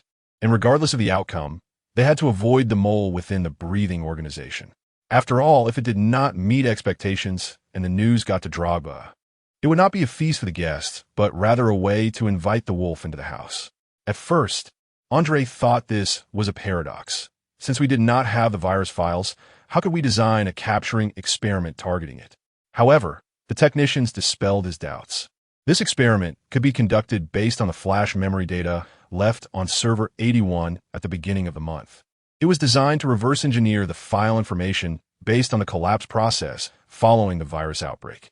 Once it was confirmed that the experiment could proceed, the identity investigation work quickly extended to a portion of the programmers, with these verified individuals conducting the top-secret test. Thus, the experimental team consisted of just over 10 members, and Pang Tai was certainly among them. As for Angie, he had not initially been informed about this matter. But out of curiosity, and since his identity investigation had been completed, he filled out the application form and confidentiality agreement, preparing to observe the experiment on site. After finishing that day's flying skateboard training competition, Pang Tai told him that his application had been approved and the experiment was scheduled for the next morning. Angie casually asked if Sun Yingying would also come, but the answer was negative. What was going on? Wasn't this idea proposed by Sun Yingying herself? Why was she not coming? She had not conducted her identity verification yet, but the CGC was about to open, and the experiment could not be postponed any further due to time constraints. Pang Tai explained, moreover, Sun Yingying merely proposed this idea. The capture was actually developed by the security committee's technical team. It doesn't matter if she doesn't come. Angie couldn't help but shake his head. It was rather rigid to exclude a computing genius like Sun Yingying at this stage. Isn't this too stubborn? Just because there's no time for identity verification, you want to exclude her? Since the capture concept was proposed by her, is questioning her identity still a priority? Besides, both Sun Yingying and I are volunteers. We've done so much research on the source point virus together, and it wasn't this inflexible before. This time is different. Intelligence work is like this, and you can't avoid the cumbersome verification process. Moreover, she not coming is also to avoid suspicion, so she doesn't get involved in any messy rumors. What? She doesn't want to come either? Angie was truly puzzled now. I'll ask later if you guys offended her. I don't know about that. Anyway, Andre is a bit paranoid right now, seeing everyone as a mole. Pang Tai could only joke later. I know, from your perspective, if Sun Yingying is suspected, it would be better to disband the entire volunteer team. But this is because you all have a shared experience. While Andre must maintain absolute objectivity and rationality. Regarding Pang Tai's explanation, Angie still found it somewhat far-fetched. Everyone had put in so much effort together. So why should a technical expert be temporarily excluded due to this formalism of identity verification? That night, Angie sent several messages to Sun Yingying but received no response. Later, he waited in the game, wanted to have a brief chat with her.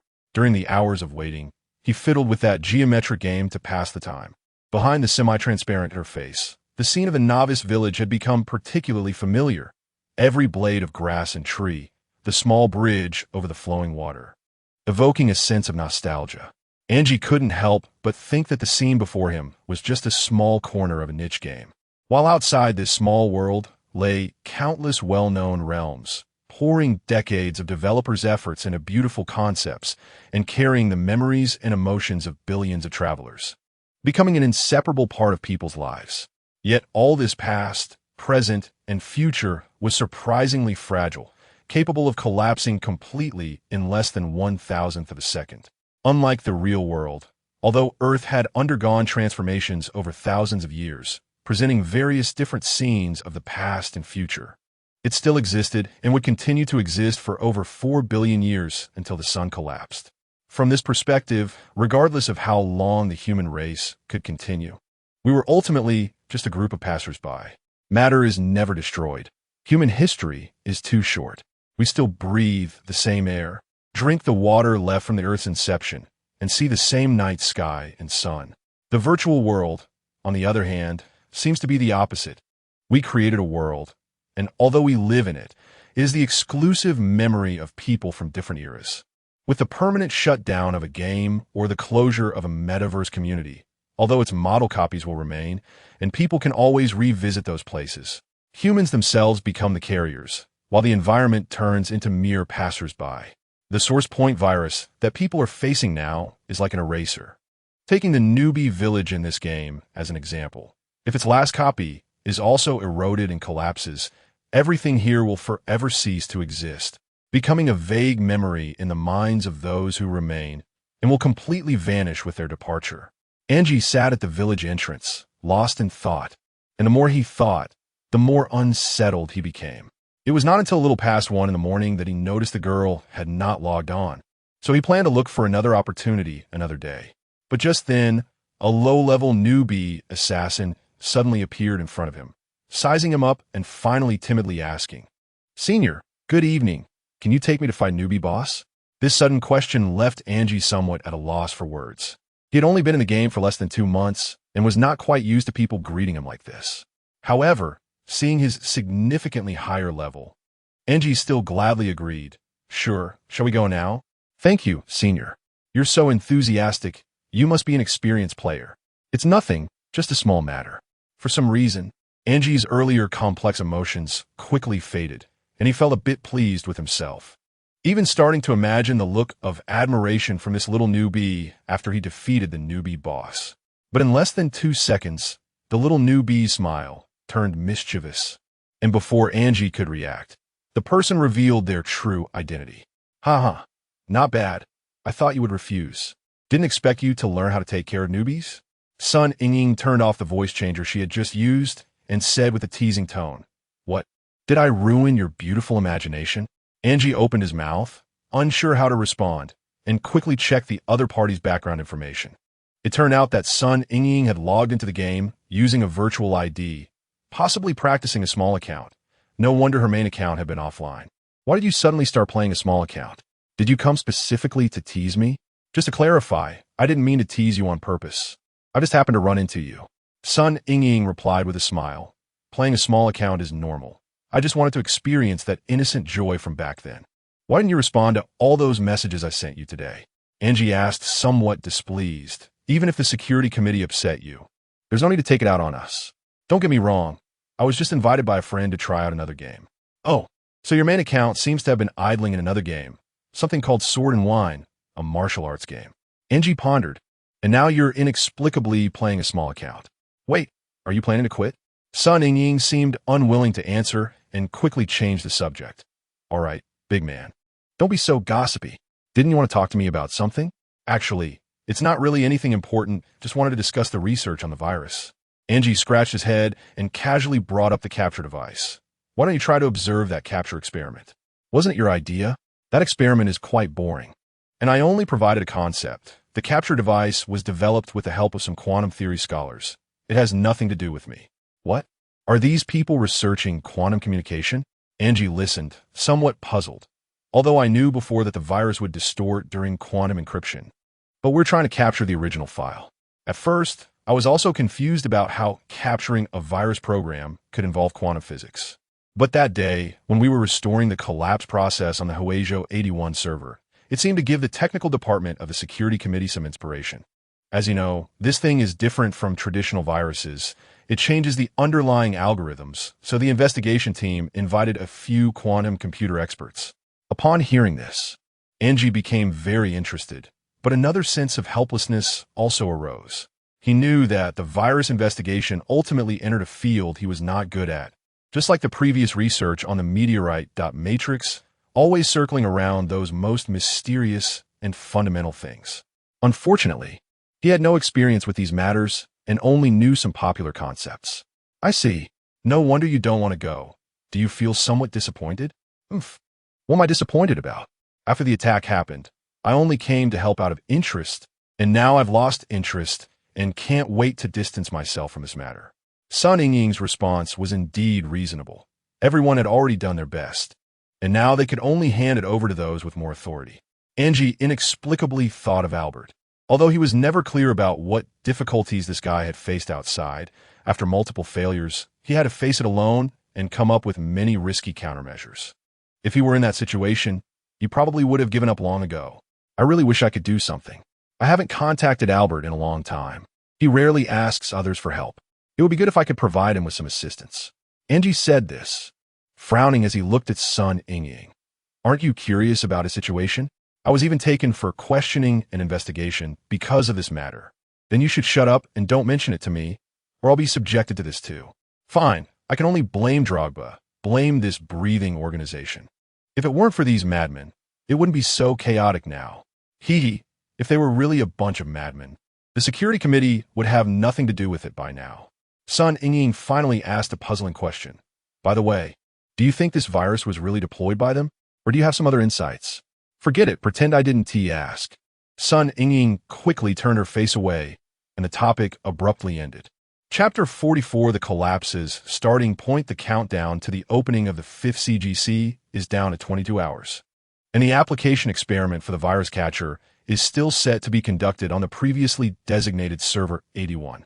This is the first time Angie has seen so many quantum theory scholars gather together, and he recognizes some of them.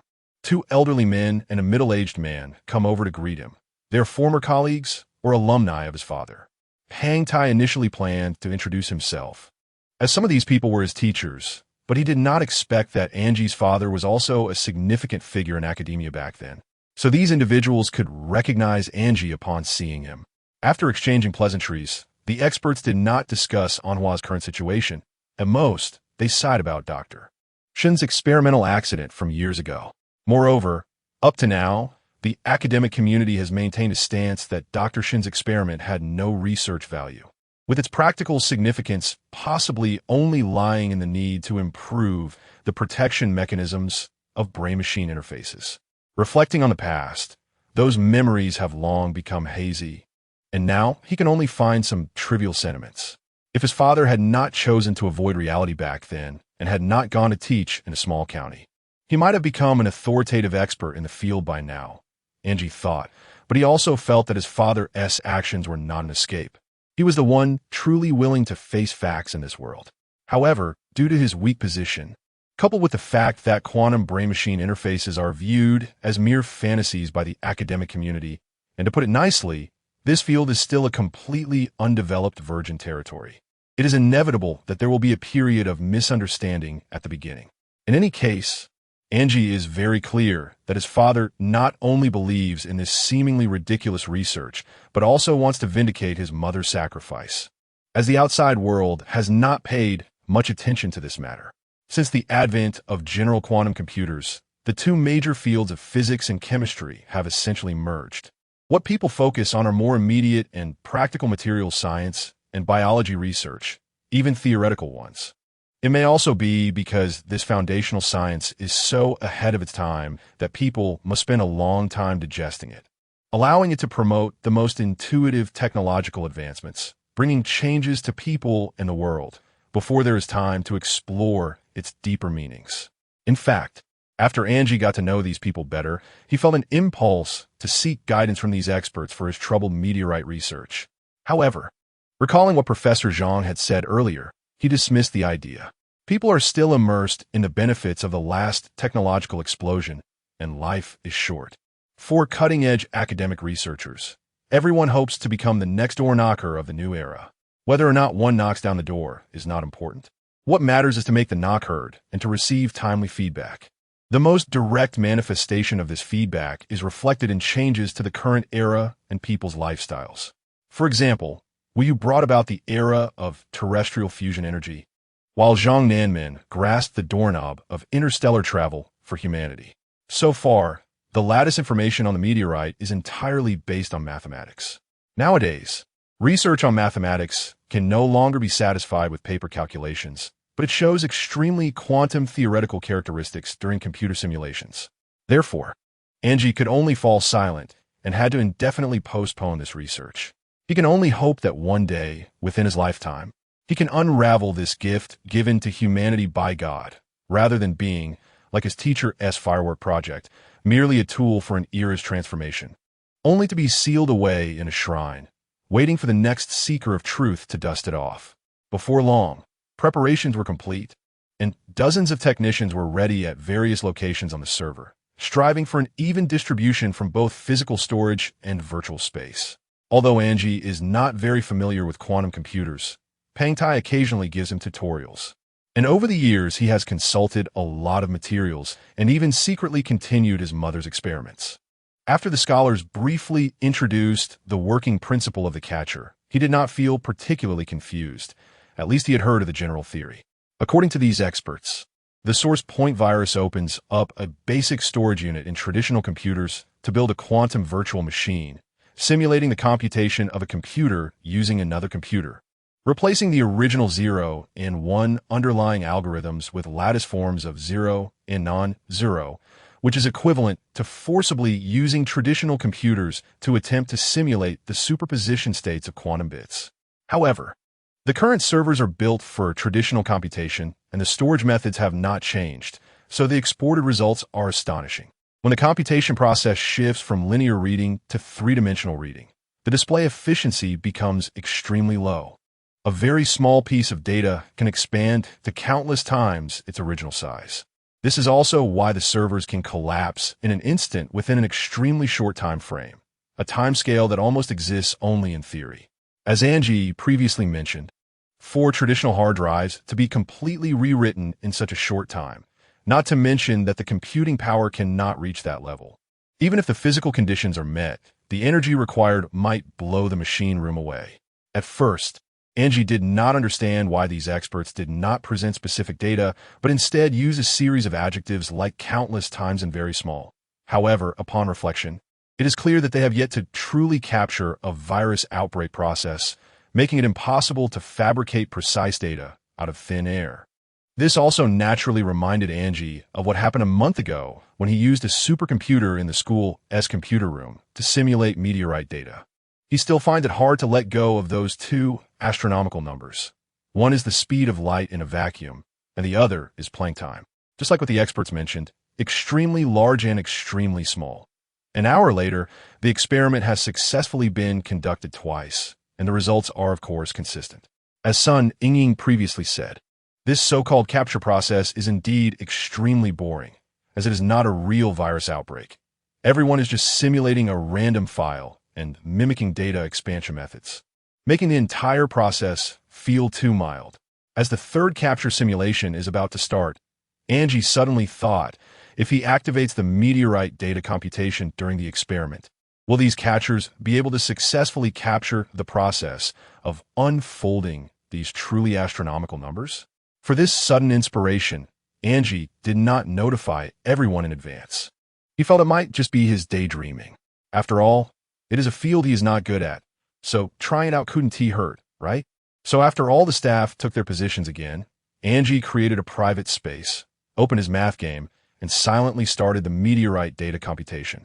As usual, he turned away, not knowing if this was a psychological effect, but he had always succeeded in the calculations when there was no observer. Presumably, this variable is necessary and absolute. However, Angie couldn't help but wonder, do the more than 10 catchers in the server count as observers? Although they are just programmed routines, just as in the famous double-slit experiment decades ago. Any form of detector will directly affect the experimental results. If this computation fails, will it be due to the catcher's influence? Or is it the necessary variable provided by the technicians operating the catchers? Strange hypotheses kept flipping in his mind, and after more than 10 minutes, the math game still failed to produce a computation result. At this moment, Pengtai suddenly sent a message, saying that the server was exhibiting some strange phenomena. Angie became immediately interested. Could it really be the expansion process of the meteorite data being monitored? But if the process could be observed, wouldn't that contradict quantum theory? He didn't rush to close the game. Instead, he let it continue running in the background. After leaving the private space, everything happening outside made Angie's hair stand on end. The game server was originally for FF39, and everyone was still in that familiar novice village, but now the entire space and model exhibited visible distortions. The light sources in the sky and the shadows of objects had already deformed, and the colors appeared somewhat eerie. Some textures were clearly misaligned, and numbers could even be seen flickering in the gaps. As time passed, the scene became increasingly unsettling. The technical team had not detected any strange data fluctuations so far, but everyone was indeed witnessing varying degrees of deformation. Pang Tai had confirmed that in this scene, every person saw a completely different chaotic vision, yet the back-end data matched perfectly. This phenomenon could not be explained by any known computer science. At this point, Angie was frozen in place, his heart rate inexplicably skyrocketing. He felt as if he had seen this scene somewhere before. He remembered, on the evening of the fireworks project unveiling, in his hysterical dream, he had encountered such a scene. "Hey, what are you dazed about?" Pang Tai suddenly slapped him on the back, and Angie snapped back to reality. He even had the illusion that he had fallen into a strange dream again, and that everything around him would return to normal as soon as someone woke him up. But it was obvious that this distortion was truly happening and was escalating. This was too bizarre. What did the experts say? Angie calmed his heartbeat and took deep breaths. What experts had ever seen such a scene? Everyone was encountering this for the first time, unable to figure out where the problem lay. Pang Tai casually asked, "By the way, what were you doing just now?" "Nothing much. I found the experiment boring, so I want to play that differential geometry game somewhere." Looking at the strange scene around him, Angie was already having the thought of wanting to exit quickly. Could it be the capturer's fault? That shouldn't be the case. It was just a detection program. This commotion should be a problem with the server itself. After all, Server 81 was the initial landing point of the virus. Although the hard drive had been physically formatted, it would be better to be cautious. "Let's restart it after 5 minutes and see." "All right, let's do that." After Pang Tai finished speaking, he got busy with his own tasks. The current situation was completely undetectable by those capturers. All data appeared normal, but everyone could directly perceive the scene's changes. All that could be done now was to record the model and image data and study it slowly later. Angie originally planned to exit the current server first, but before disconnecting, he couldn't help but go to the previous private space to see how the calculations were progressing. The moment he opened the entrance, he glanced at the projection of the geometry game, and an unprecedented fear washed over him. Then, as he opened his eyes, he found himself lying in a sleep pod. A connection failure warning sounded inside the pod. After opening the pod door, he discovered that the computer he had been using was completely destroyed. The hard drive had actually burned out, and this time it was real, with wisps of white smoke emanating from the case. After quickly cutting off the power, Angie was almost in a daze. What just happened? Even if it was a virus attack, the problem should have been with Server 81. How could his personal computer also be affected? At this moment, a terrifying suspicion arose in his mind, and he quickly dialed Pang Tai's phone number using his wristband. The other party was busy, and it seemed that the situation was not just affecting him. Angie could only leave a message and then find another usable computer to reconnect to the sleep pod. Before long, Pang Tai finally called back, and the terrible news was confirmed. "Is your computer okay? All the computers of the 10 or so people present have been destroyed, and the flash memory hasn't escaped either." Pang Tai's tone was filled with urgency, sounding less like a question. "The server room of 81 has exploded. I don't know how things are on your end. Is the flash memory still usable?" "It's the same for me." The situation this time is truly bizarre. The scariest part is, Angie hadn't finished speaking when Pang Tai immediately provided the most unwelcome response. "That's right. I suspect it's a virus self-upgrading. Although we still don't know what exactly will happen, it looks like we must implement a larger scale level 1 alert." "Are you saying that all directly connected regions involved in the experiment with Server 81? "Yes, there's 17 of us from 14 regions, all participating in this experiment globally through quantum communication towers. We need to shut down all servers in these 14 regions at the first opportunity." Hearing this news, Angie's inner fear surged again, and the scene he had seen in the server resurfaced in his mind. He also didn't forget the image he ultimately saw projected in that game. The meteorite appeared extraordinarily massive in the projection, with dense dots writhing on its surface, and the dark outer material seemed alive, undulating with folds and stripes. For some reason, Angie recalled what Sun Ying had said last night. Does this virus really come from respiratory tissue? Now he wanted to ask, does this virus really come from humanity? Chapter 45. The lockdown, or the sound of the waves, as it has been for thousands of years, always evokes endless imagination about this still mysterious area. The surf crashes against the massive reinforced concrete foundation, repeatedly washing in and sweeping away over half a meter of household garbage. Albert sits on the flood control embankment smoking. This place is far from the beach he had imagined. After the last failed contact with the breathing organization, Andre quietly revoked his arrest warrant. Although there was no official termination of this cooperation, the counterterrorism office had long since lost hope in him.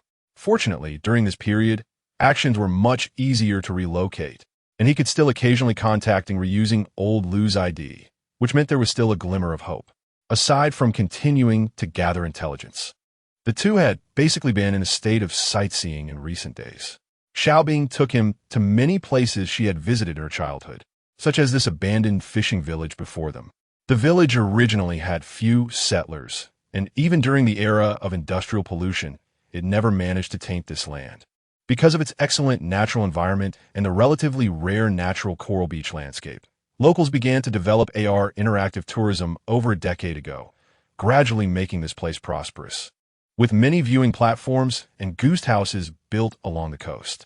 Of course, this was just a memory from Xiaobing's childhood. Now, the busy sightseeing drones are long gone, and there are no tourists from outside. Even local residents have moved to a high ground evacuation point 3 kilometers away from the beach. What remains is just a more than 10-meter-high, giant embankment built to withstand the frequent tsunamis. At the beginning of the century, it was widely believed that human activities rarely triggered earthquakes, and even if they occasionally occurred, they should only be small tremors. Until some mining groups repeatedly broke records, drilling deep into the Earth's crust for iridium metal. Engineers continuously innovated exploration techniques, discovering the second-largest iridium mine in Asia, located 20 nautical miles east of the Zhongsha Islands, less than 100 miles from the Pacific Ring of Fire.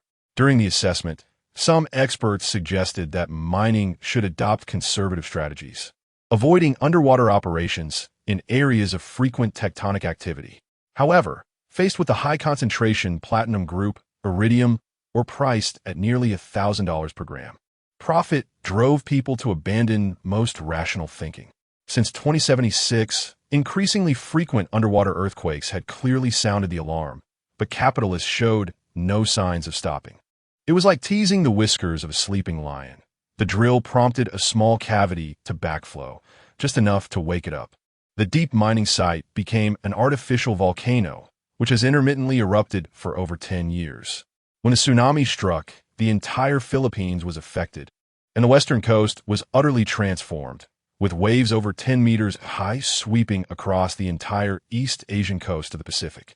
This originally peaceful fishing village naturally did not escape unscathed.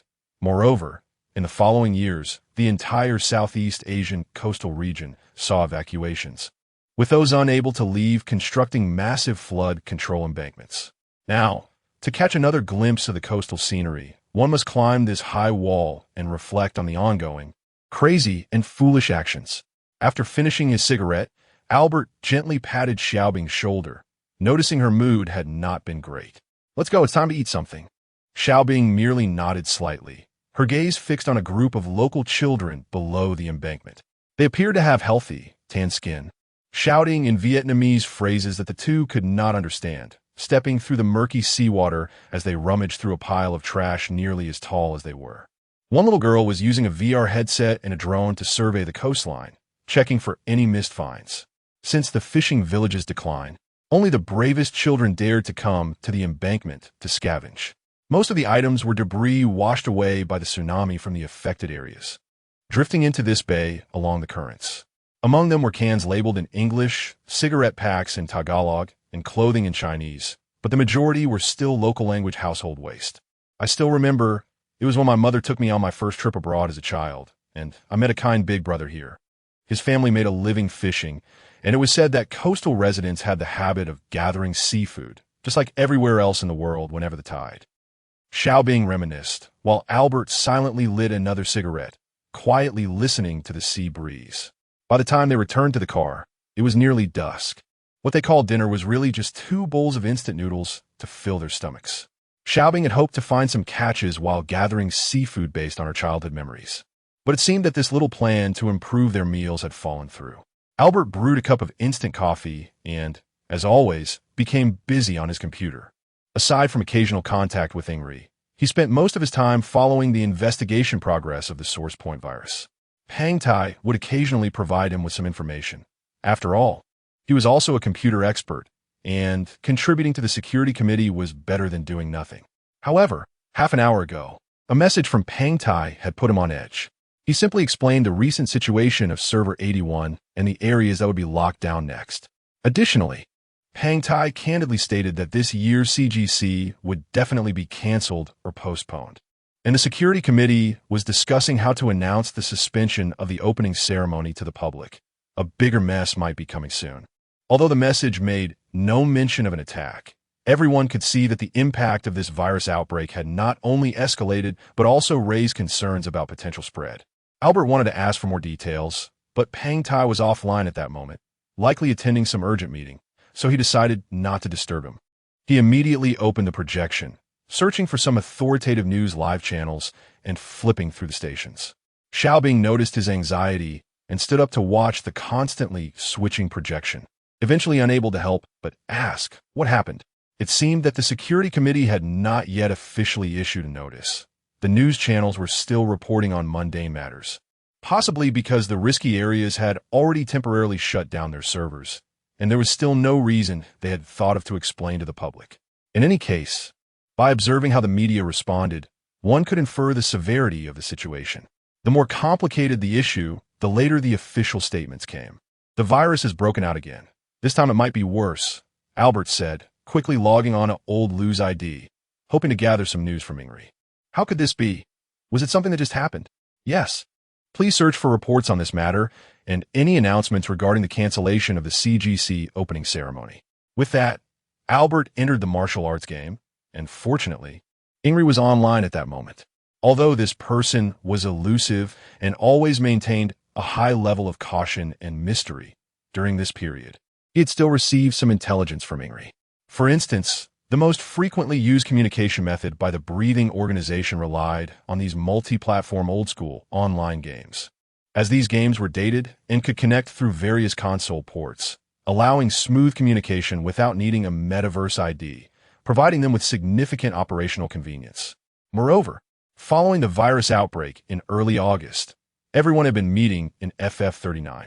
However, since they chose that game as the virus's dissemination point, they had already preemptively moved their base to the current martial arts game called Sword and Wine. Besides that, Albert also encountered two other members of the breathing organization in the game. However, from their communication, it seems that these two are merely subordinates of Ingri development, and they might still think they have entered the so-called Oasis organization. They sent several pop-up messages, but Ingri seems unaware of what is happening, which is indeed strange. Why are they in such a hurry to find me? Is there something important? A big deal. It seems something serious has happened. I heard on a forum that servers in some regions were urgently shut down, and there is growing suspicion that the breathing organization is causing trouble again. What? Has the virus spread? Albert furrowed his brow. He had already devised a set of talking points. For instance, he hadn't mentioned the source point virus earlier. He first directed his attention to the breathing organization itself, and then waited to see how the other party would respond. This response was quite telling. If Ingri truly wanted to feign ignorance, there were indeed many ways to deflect. But this answer clearly came from a subconscious surprise, at least indicating that the other party had also been concerned about the spread issue. On another level, it might mean that this virus outbreak was not intentional on their part, but rather that the situation had become uncontrollable. It's still unclear. But with the CGC about to open, if the breathing organization really intends to stir up trouble, they should at least wait until tomorrow, right? Show me the information you've gathered, and logically, for such a major issue, the authorities should release an official statement. TCH, with the committee's usual reluctance to act until it's too late, by the time they speak up, it will probably already be a mess. Albert joked, preparing to continue probing. And don't you find it strange? If the breathing organization chooses to cause trouble at this moment, does it imply they have mastered the virus? Is this a threat? How could that be? Just think about it. Tomorrow's opening ceremony is such a great opportunity.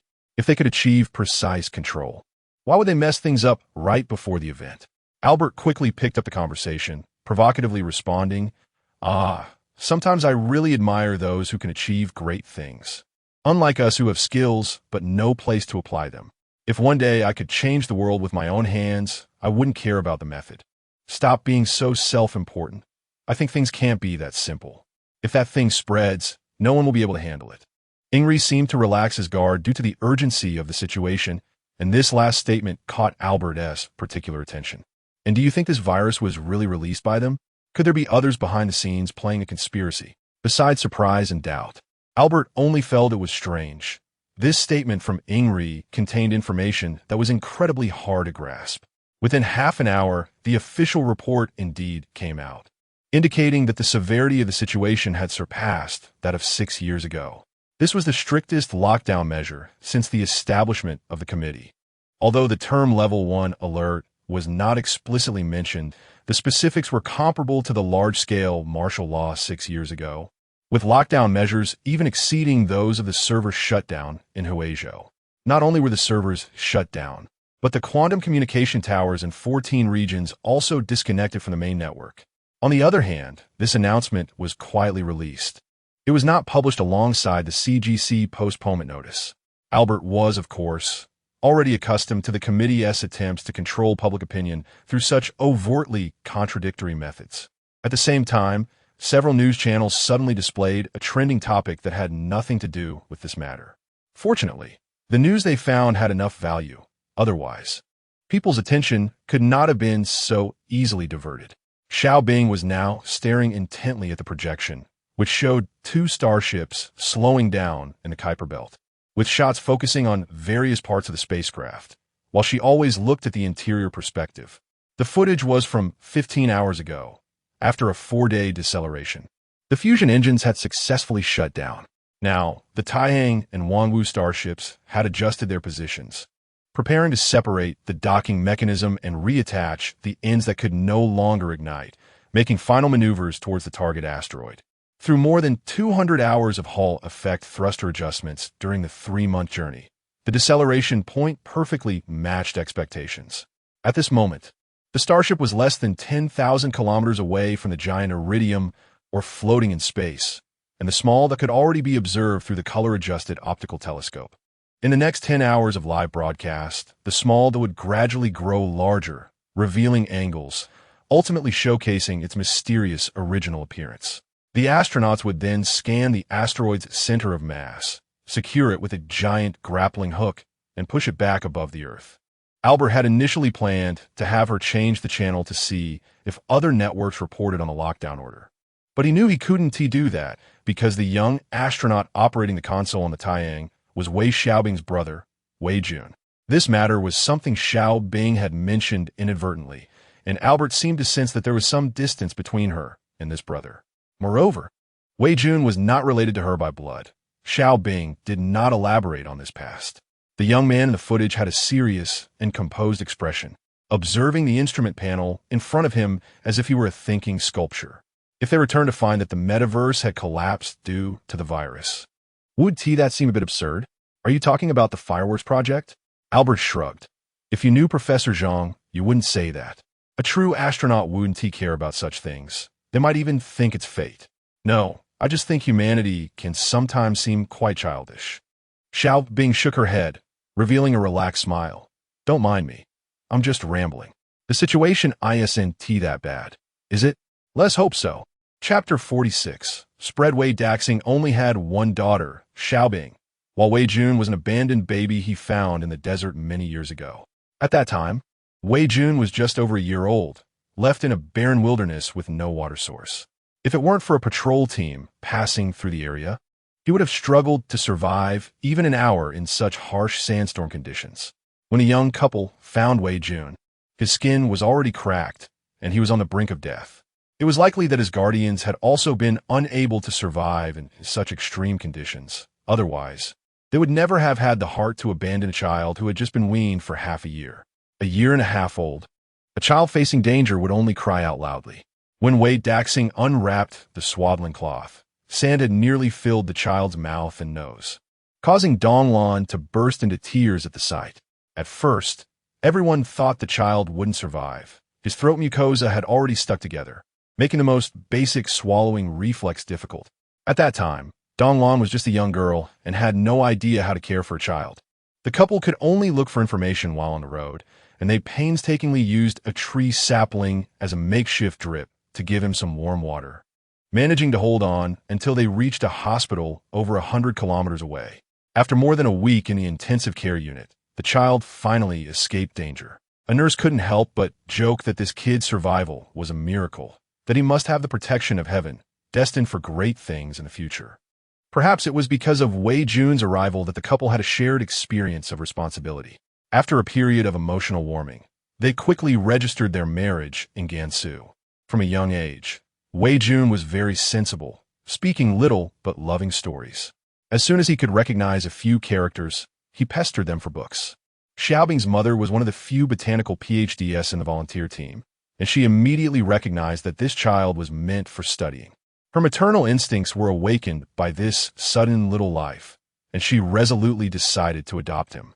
However, at that time, sand control work was extremely difficult. Although most operations could be replaced by drones, some tasks that required human effort had to be carried out all day in the wind and sand. Wei Daxing planned to send Wei Jun to a boarding school in the southern city once he was a bit older. 5 years later, as their first child slowly formed in her belly, he insisted that his wife return to her family in the south for rest, as this place was not suitable for a pregnant woman to stay long-term. Thus, Wei Jun was taken south to start receiving a normal education. But as Donglan had anticipated, although the child had not had a superior learning environment since childhood, and compared to those top students who had grown up in tutoring classes, his foundation was indeed a bit lacking. He cherished the opportunity to learn, and his grades quickly caught up. However, every family has its difficulties.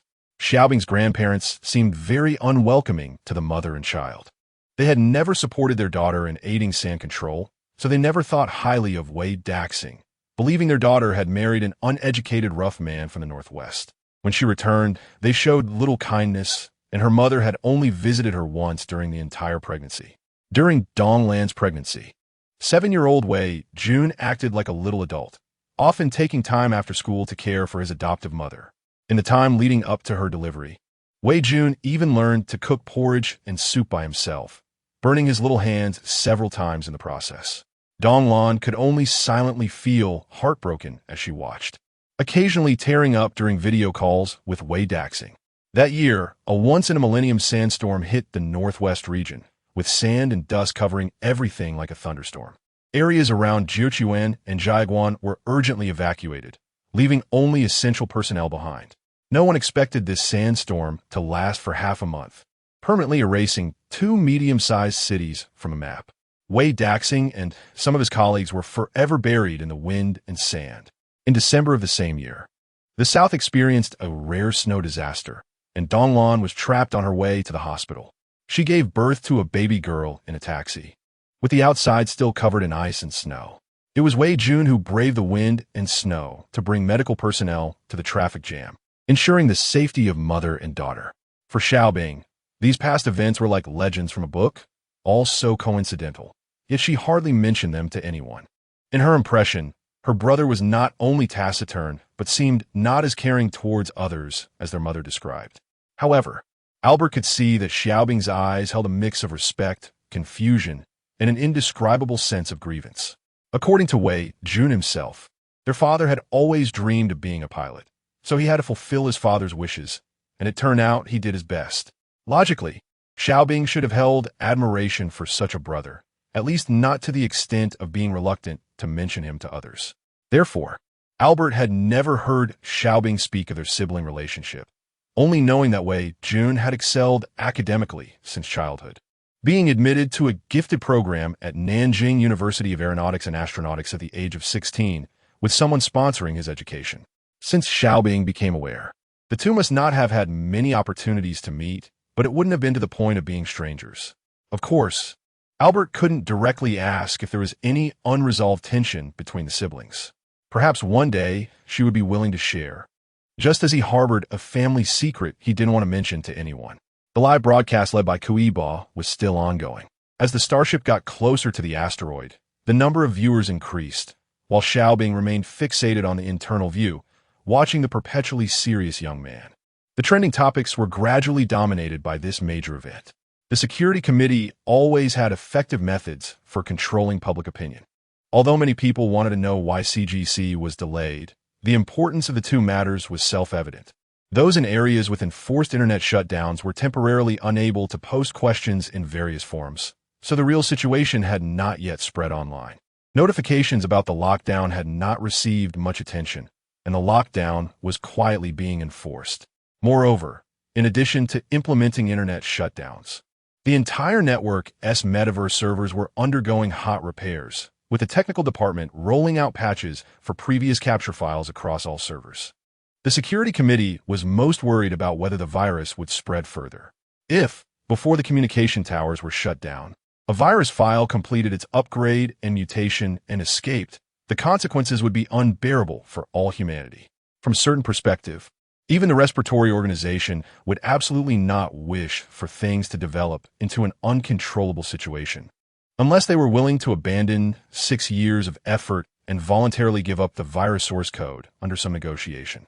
However, such a situation was still minimal. Although Drogba was best at playing mind games, he preferred to be an omnipotent god guiding the course of events, at least until the situation was almost out of control. Otherwise, he would never consider such an option. At this moment, Albert couldn't help but start pondering the words that Henri had said before. Why did he question himself with a skeptical attitude about where this virus really came from? If this guy was just trying to test his attitude, he wouldn't have chosen such a foolish question. Could it really be possible that the source point virus was not manufactured and spread by the respiratory organization, but that they had inadvertently fallen into the whirlpool's center? This speculation was completely baseless. If mentioned to someone from the Security Committee, they would probably laugh out loud. However, half an hour later, a piece of bad news that no one wanted to hear arrived. Technicians conducted data checks on the 14 recently locked down regional servers, and anomalies were found in 3 of the servers. The situation is similar to what happened in server 81 in the afternoon. Although all models and files showed no data anomalies, the bizarre distortions observed could be directly witnessed. The good news is that this at least indicates that the previous lockdown was correct.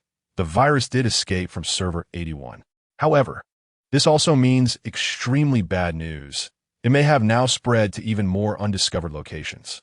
Andre's expression twisted in a grimace. He even began to anticipate a possibility he had previously deemed intolerable.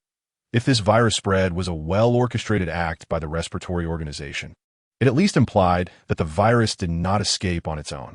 As long as it was a human action, everything could still be laid out on the negotiation table, but no one could negotiate with a lit bomb. However, the respiratory organization, just like it had been for the past month, not only did not come forward to acknowledge the situation, but had also become even more silent than before. He wished that Drogba would suddenly jump out of some shadow, loudly mocking the incompetence of the Security Committee and throwing out a bunch of unbearable conditions. As long as it was something tangible, it would be fine. After all, he was not in technology. These things were like going to fight a ghost with a pile of high-tech equipment for Andre. A sense of helplessness he had never experienced before flowed through him. He knew it was all just his own imagination. At this point, no one could be held responsible. The correct answer had long been determined in his mind. The Pandora seed had indeed spread. The situation was developing too quickly. The Security Committee had just begun discussing how to explain the CGC extension issue to the public. And now it seemed the lockdown might continue to be centered around these 14 regions, implemented in more areas with direct network connections. By then, it was likely that there wouldn't even be time to notify people before a major shutdown affecting hundreds of millions would take place. The entire Security Committee was already in chaos, but discussions online about this matter were still only in the realm of confusion, with no public outcry. Like an eerie calm before storm, increasing numbers of people continued to flock into the Starship live broadcast room, cheering for the still elusive brain-machine interface. Shortly after Pang Tai brought this news, Andre unusually made a call to Albert, seemingly because he couldn't come up with any effective measures. For the first time, he saw this iron-willed man looking so dejected. Andre's intention was simple. He wanted to seize an opportunity to talk to the respiratory organization before the major shutdown announcement was made. If the other party was willing to respond, it at least indicated that there was room for the situation to be turned around. even if it came at the cost of the Security Committee and the Anti-Terrorism Office declaring complete failure, and at the price of Drogba putting forward various unreasonable conditions. Albert originally wanted to ask what would happen if they clarified their identities, and the other side still refused to talk like last time. That ID of Old Lou could no longer be used, and they would completely lose the only channel for communication with the respiratory organization. But upon further thought, he realized that it was already the final moment, and there was no point in continuing this spy game. Fine, I will go talk. You can convey messages to me anytime. Albert signaled Xiao Bing to turn off the live broadcast projection. He quietly sat back at his computer, recalling the efforts he had made for this, seemingly not expecting the matter to end so hastily. But just as he logged in, about to confronting Ri, Xiao Bing's wristband suddenly rang. Albert made a shushing gesture. It was a critical moment, and there was no need to pay attention to anyone's messages. Xiao Bing's expression was somewhat unexpected. She seemed to have made a more astonishing discovery and directly transferred the wristband control to the computer. When Albert saw the caller's information, he jumped up from his chair. It was Ing Ri who had actively contacted Xiao Bing, or rather, the respiratory organization had actively reached out to Albert. Could it be that things were indeed as Andre had speculated, and the other party had already mastered the control of the virus? No, if that were the case, they wouldn't choose to launch an attack today. Moreover, even if they did, they would have immediately announced it and sought direct dialogue with the Security Committee in front of the media across the internet. It seemed there were other hidden aspects to this matter. The person on the other end of the line might have found a new window for negotiation. Should I answer? Of course, this was the only good news in a month. After the call connected, the voice was specially processed.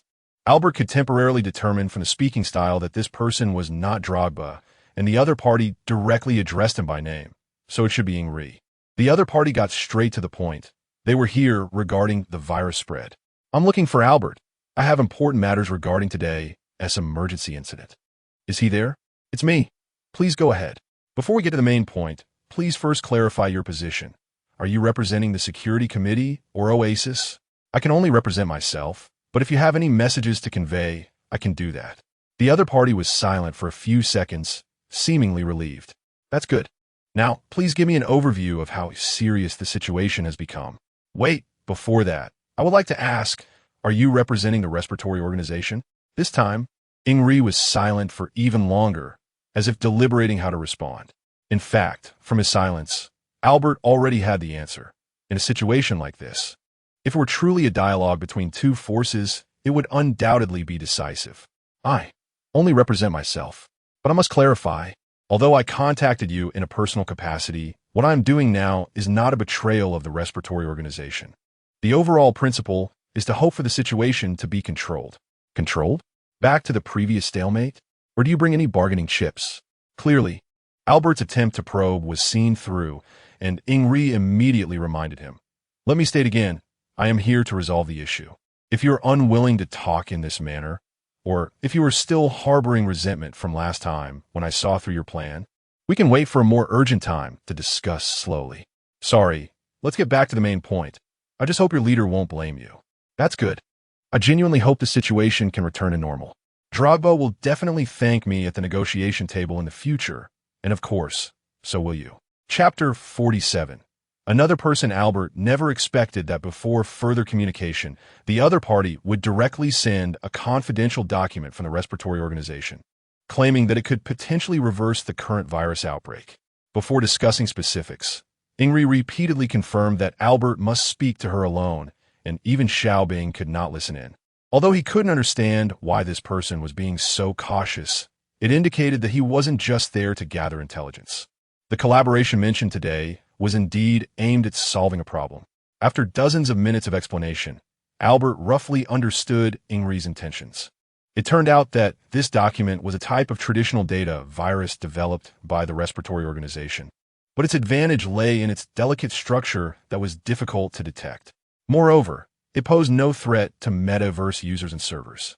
It could only serve as a trigger under specific circumstances. I remind you again, this thing should be kept safe.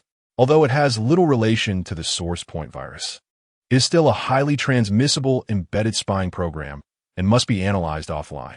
All right, but before that, I still feel puzzled. Since it has no direct connection to the virus, How can you be sure that this thing can change the situation? As I said, there's only a possibility. I don't guarantee it will work, Ingrid replied cautiously. In any case, you must hand this over to the security committee as soon as possible.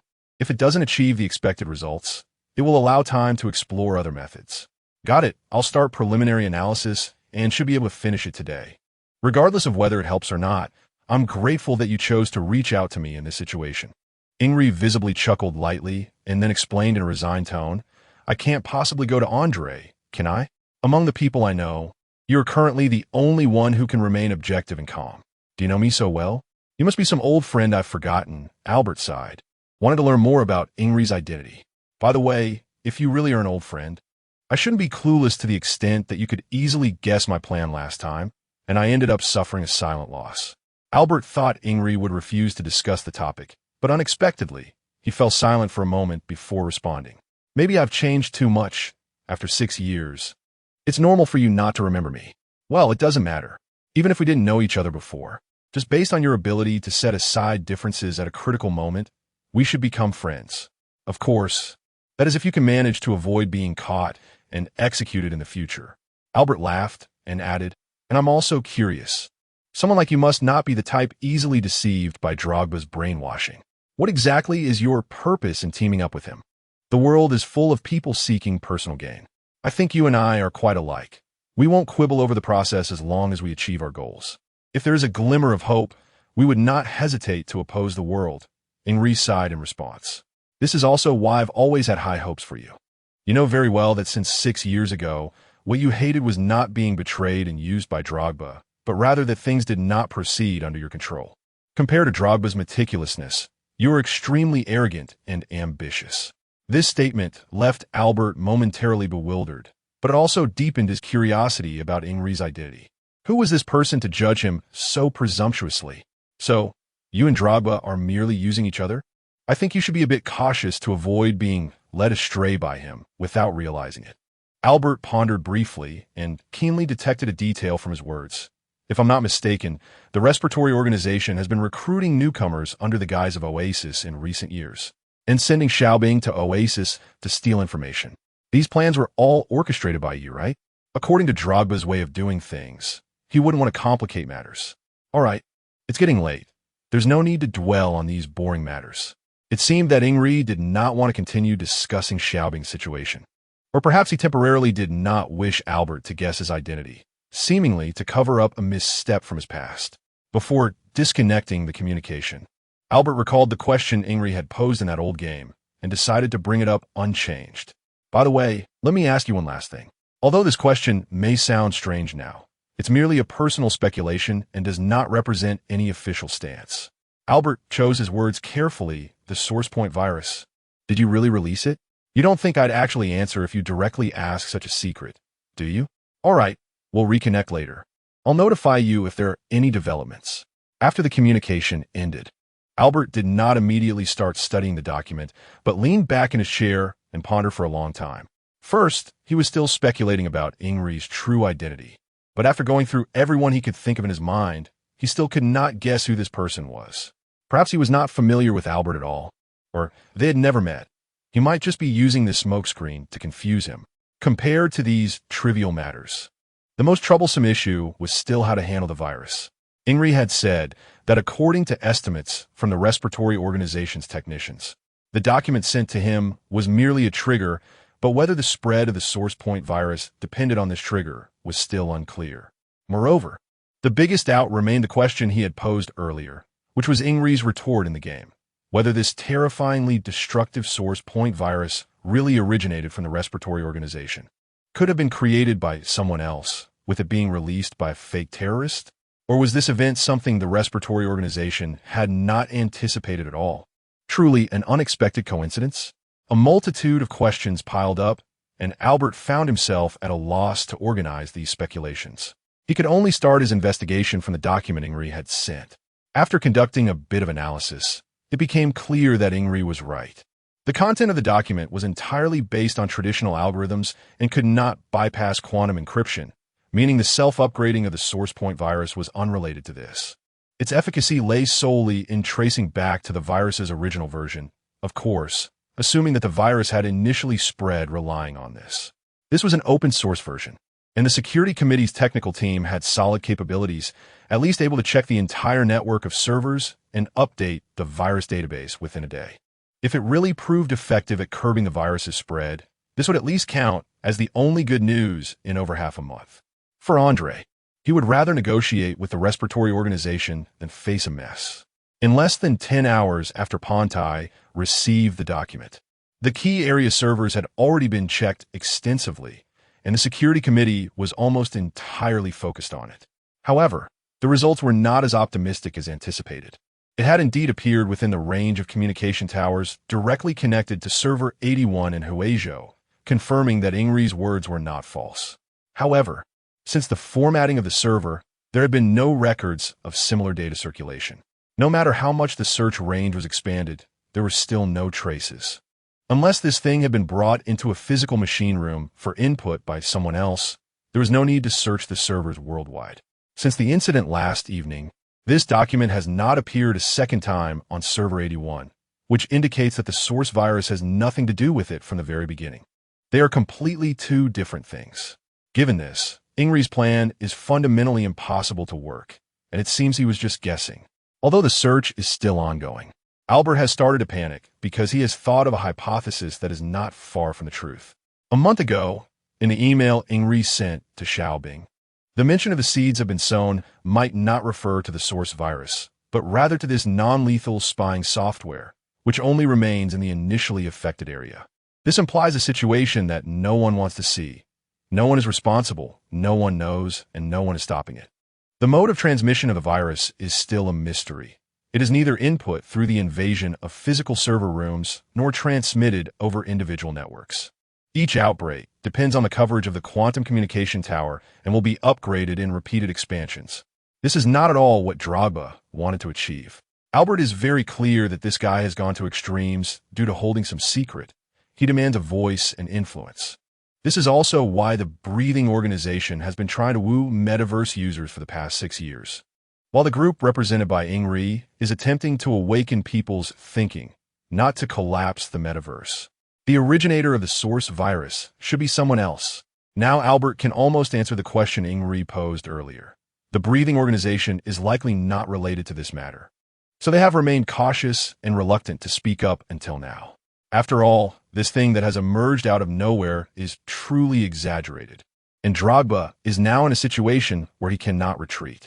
In fact, many people speculated about this at the beginning.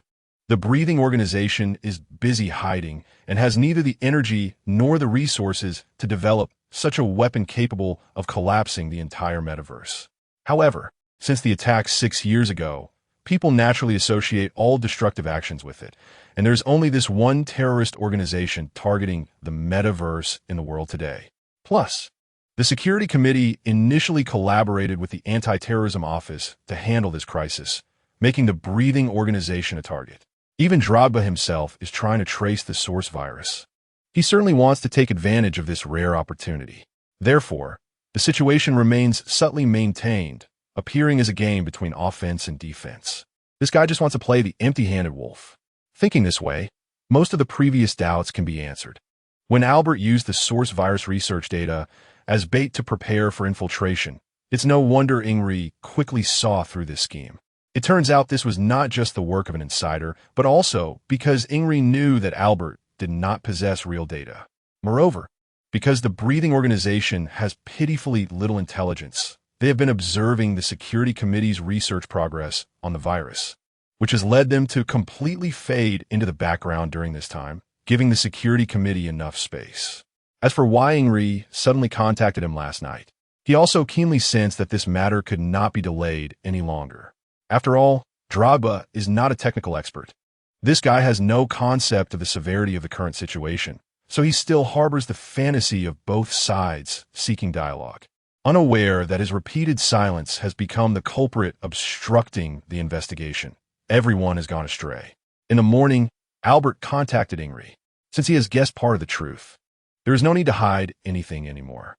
First, please inform Drogba to clarify that he is not related to the source virus and advise him to abandon some ridiculous ideas. This is not only good for him, but also serves as a statement for metaverse users, ringing the alarm with his own influence. Humanity is currently facing a common, unknown enemy. Additionally, please hand over the list of infiltrators the Breathing organization has placed in the security committee. Being proactive and honest may lead to leniency. This is a message I am conveying on behalf of Andre, and there is no time to play house with you now. Lastly, and this is my personal request, I hope that capable individuals within the Breathing organization will step forward. We must gain the strength of the entire society, including those who are wanted for multiple crimes. I will do my best to negotiate opportunities for atonement and understanding for everyone. In Drogba's words, this battle must be fought at all costs and consequences. After a long silence, Ingri's tone clearly concealed a sense of despair. It means that the information provided to you last night is completely useless, right? That's right. Your repeated concealment has wasted too much of the technical team's energy. Now that you know the situation is severe, and even proposed a dialogue with me at the risk of going against Drogba's wishes, you must be prepared to expose the real situation. All right, I will convey your intentions to him, but I don't think he will agree. Now that everyone has reached a dead end, at least judging by this guy's character, he would choose a situation where he has the advantage to make an appearance. Advantage? The world order is already on the brink. Do you still think anyone will profit from it? I'm just analyzing from an objective perspective. You know his temperament. He will never take risks until he achieves his goals. So at this rate, he might not even show up when the metaverse completely collapses. Ingri sighed and replied, moreover, regarding the infiltrators you mentioned, there's actually only one, but it's probably not important now. What good would it do to expose them? One? Who is it?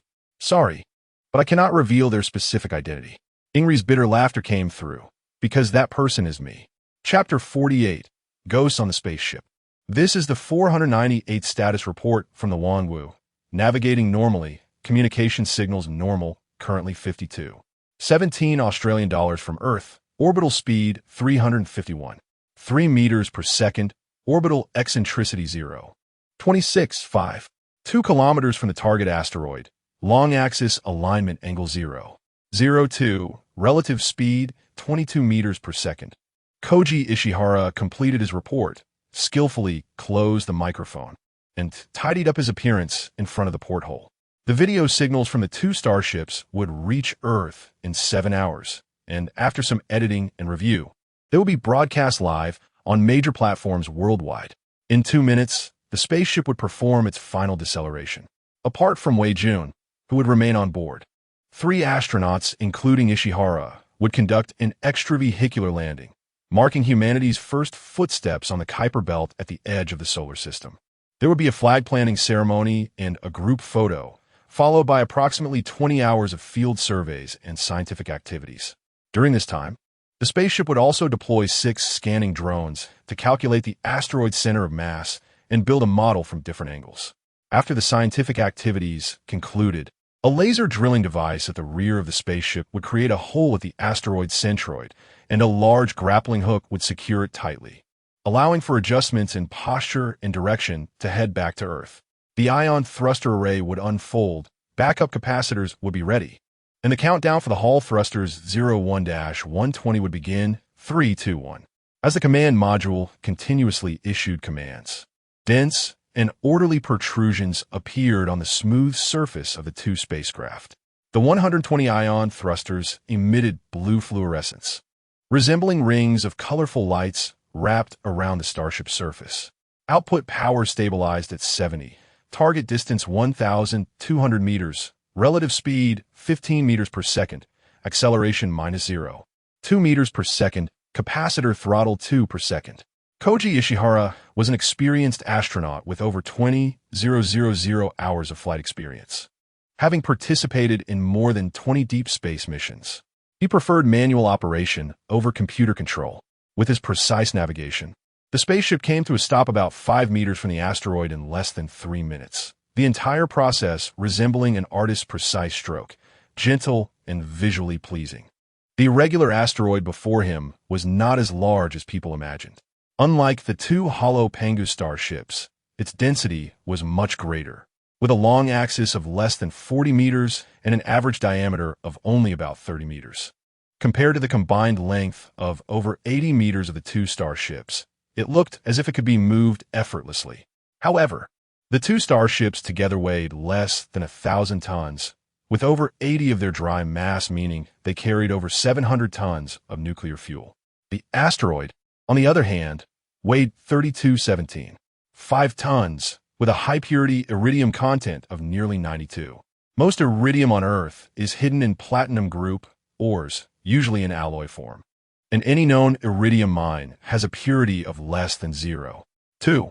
Based on the current market price of iridium, the total value of this asteroid exceeds $1 trillion, nearly matching the total research funding for the entire Firewall project. It is worth noting that the cost of the two starships and the Hailong 2 is less than $100 billion. Even if the starships are not refurbished for return, merely serving as one-time transport vehicles, their profit would exceed tenfold. To reduce dead weight on the return trip, some scientific equipment aboard would also be jettisoned before acceleration. So these scientific instruments were originally designed to operate in outer space. After being assisted by drones for acceleration, they would become floating satellites in the Kuiper Belt, continuing to explore this unknown area and continuously sending research data back to Earth. So far, no crewed spacecraft has reached this distance, making the scientific value of this mission extremely important. Therefore, even with a reduced crew, there must be a scientific expert and an engineer. As for the two pilots, it was also to prevent accidents from reducing personnel. Ishihara served as the captain of the Wangwu, while Wei Jun was the captain of the Taiyang. However, in practice, Ishihara was still the overall commander of the mission, as he had rich flight experience, apart from not being as physically strong as Wei Jun. His reactions and commands in extreme situations were certainly more reliable than those of the younger man. Before exiting the cabin, the camera drones had already separated in advance, finding angles and aiming at the hatch. Wei Jun adjusted all parameters at the computer, then turned to help the 3 astronauts check their extravehicular suits. Channels switched and confirmed. This is Ishihara. Has the Wangwu received? This is the Wangwu. Signal reception normal. After confirming the operation of the communication devices face-to-face, the pressure hatch slowly opened. Major Ishihara, the exit procedure is ready. I wish you all the best. Thank you very much, Wei. Despite the cumbersome extravehicular suit, Ishihara still managed to bow deeply, nearly to 90 degrees, then turned to bow again at the camera. Just before entering the pressure chamber, Ishihara suddenly smiled and said, "Being this far from Earth and not being able to leave my footprints, Wei, you must feel quite regretful. I'm already very content to be selected for the Firewall project." Wei Jun replied, his expression still unchanged as he nodded and prepared to close the hatch. "Do you really think so?" Ishihara blocked the closing hatch with his hand, as if he had more to say, while Wei Jun kept his head down as if he hadn't heard the question. "If I were you, I might try to request this rare landing opportunity." Ishihara emphasized, "Don't keep anything bottled up inside." Major Ishihara, as an experienced senior, you should lead the extravehicular activities. Moreover, I'm not very capable of handling the 2 scientific experts outside. In case of an emergency, I would need you to issue commands on site. All right. It seems you are a rule-abiding young man. Yes. You remind me of my younger self, being cautious and meticulous. That said, Ishihara suddenly revealed an inscrutable expression. He unexpectedly took control of the hatch, paused the exit procedure, looked around, then put away the microphone and turned off the camera drone. This man in his 40s smiled as he placed his hand on Wei Jun's shoulder, as if he were addressing his own child. "I hope you truly think that way, but clearly you are hiding something from me," Ishihara said, opening the helmet visor. "I remember you have an old saying, orders from the military are not to be disobeyed when outside. Now we're the farthest group of people from Earth in history. Even light takes 7 hours to reach here. Whatever happens here, Earth will be powerless." "What do you mean?" Wei Jun slowly raised his head, trying to remain calm, but his gaze still carried a hint of fear. "Nothing, just wanted to ask you one last time. Do you want to go out for me?" Wei Jun seemed to breathe a sigh of relief, patting Ishihara's chest with a smile. "Senior, I appreciate your kindness. I'm still young, and there will be many opportunities in the future. Let's stick to the mission plan." Ishihara seemed to have something stuck in his throat, but he ultimately just nodded, closed the helmet visor, and silently walked into the pressure chamber. This middle-aged man, usually more taciturn than Wei Jun, appeared unusually sensitive today. After the hatch closed, their gazes met. At this moment, there should have been a confirmation command, but they both fell silent, the air almost solidifying. Normally, they would not forget such a simple command. Now the control of the pressure chamber was in Wei Jun's hands. As the air inside was gradually evacuated, the pressure valve slowly changed from green to yellow, finally turning red. Another pressure comparison gauge showed the opposite. They were still far from the safe opening pressure. Wei Jun seemed to be avoiding Ishihara's gaze, but Ishihara's eyes were like chains, tightly locking the young man's sight on his face, making him dare not look away even slightly. Outside the porthole, the sun continued to emit an unapproachable brilliance, but appeared to be just the brightest small dot in the vast starry sea. At this moment, the four of them were 482 billion kilometers away from Earth. As Ishihara said, no matter what happened here, even if the people at the Earth Control Center could rush over at the speed of light, it would still take at least more than 7 hours. If Wei Jun's hand shook at this moment and triggered the emergency hatch opening, he would also need to input a lengthy key. Therefore, unless there was a real mechanical failure, the entire process would be very safe, and the possibility of human error causing an accident was almost non-existent. The communication channel was showing a green light, and Wei Jun's breathing gradually became rapid, forcing him to take deeper breaths, all of which could be heard by Ishihara. Ishihara then gave a thumbs up and made an OK gesture indicating everything was in good condition. Sweat slowly seeped from Wei Jun's forehead until more than a minute later. The pressure valve pointed to green, and Ishihara's voice came from the cabin. The pressure value was stable and balanced, and the preparation for exiting the cabin was complete. He finally swallowed a mouthful of saliva, made an OK gesture to Ishihara, and did not respond verbally. The hatch slowly opened, and the camera drone was reactivated, now transmitting the external view. Ishihara waved to the two scientists 30 meters away, and the three astronauts slowly closed the sun shields, everything going smoothly.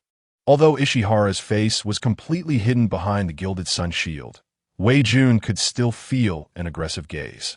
Perhaps it was Ishihara's earlier inexplicable words that made him start to feel uneasy. 2 years ago, the two met during the selection training for the first phase of the fireworks project, and they left almost no deep impression on each other, as both were the quiet types in the team, only reporting numerous commands as accurately as a computer when necessary. The 2-year training content was different from regular space project training. After all, both spacecraft were experimental in nature, with completely unknown risks, and a round-trip flight period exceeding 6 months, which placed extremely high demands on the astronauts' psychological qualities, even if all hardware was functioning well. If the acceleration angle deviated even slightly, all four would become space debris, ultimately starving to death on the spacecraft. Ishihara had encountered a similar situation during a Mars mission. At that time, his landing module, due to fuel leakage, had orbited Mars for more than 70 days, distributing 10 days' worth of food as if it were for 3 months, while adjusting the oxygen supply to the minimum, ultimately waiting for the supply ship to arrive. On the day the rescue team arrived, Ishihara happily ate all the compressed biscuits in the storage cabinet, then fainted after successfully docking manually.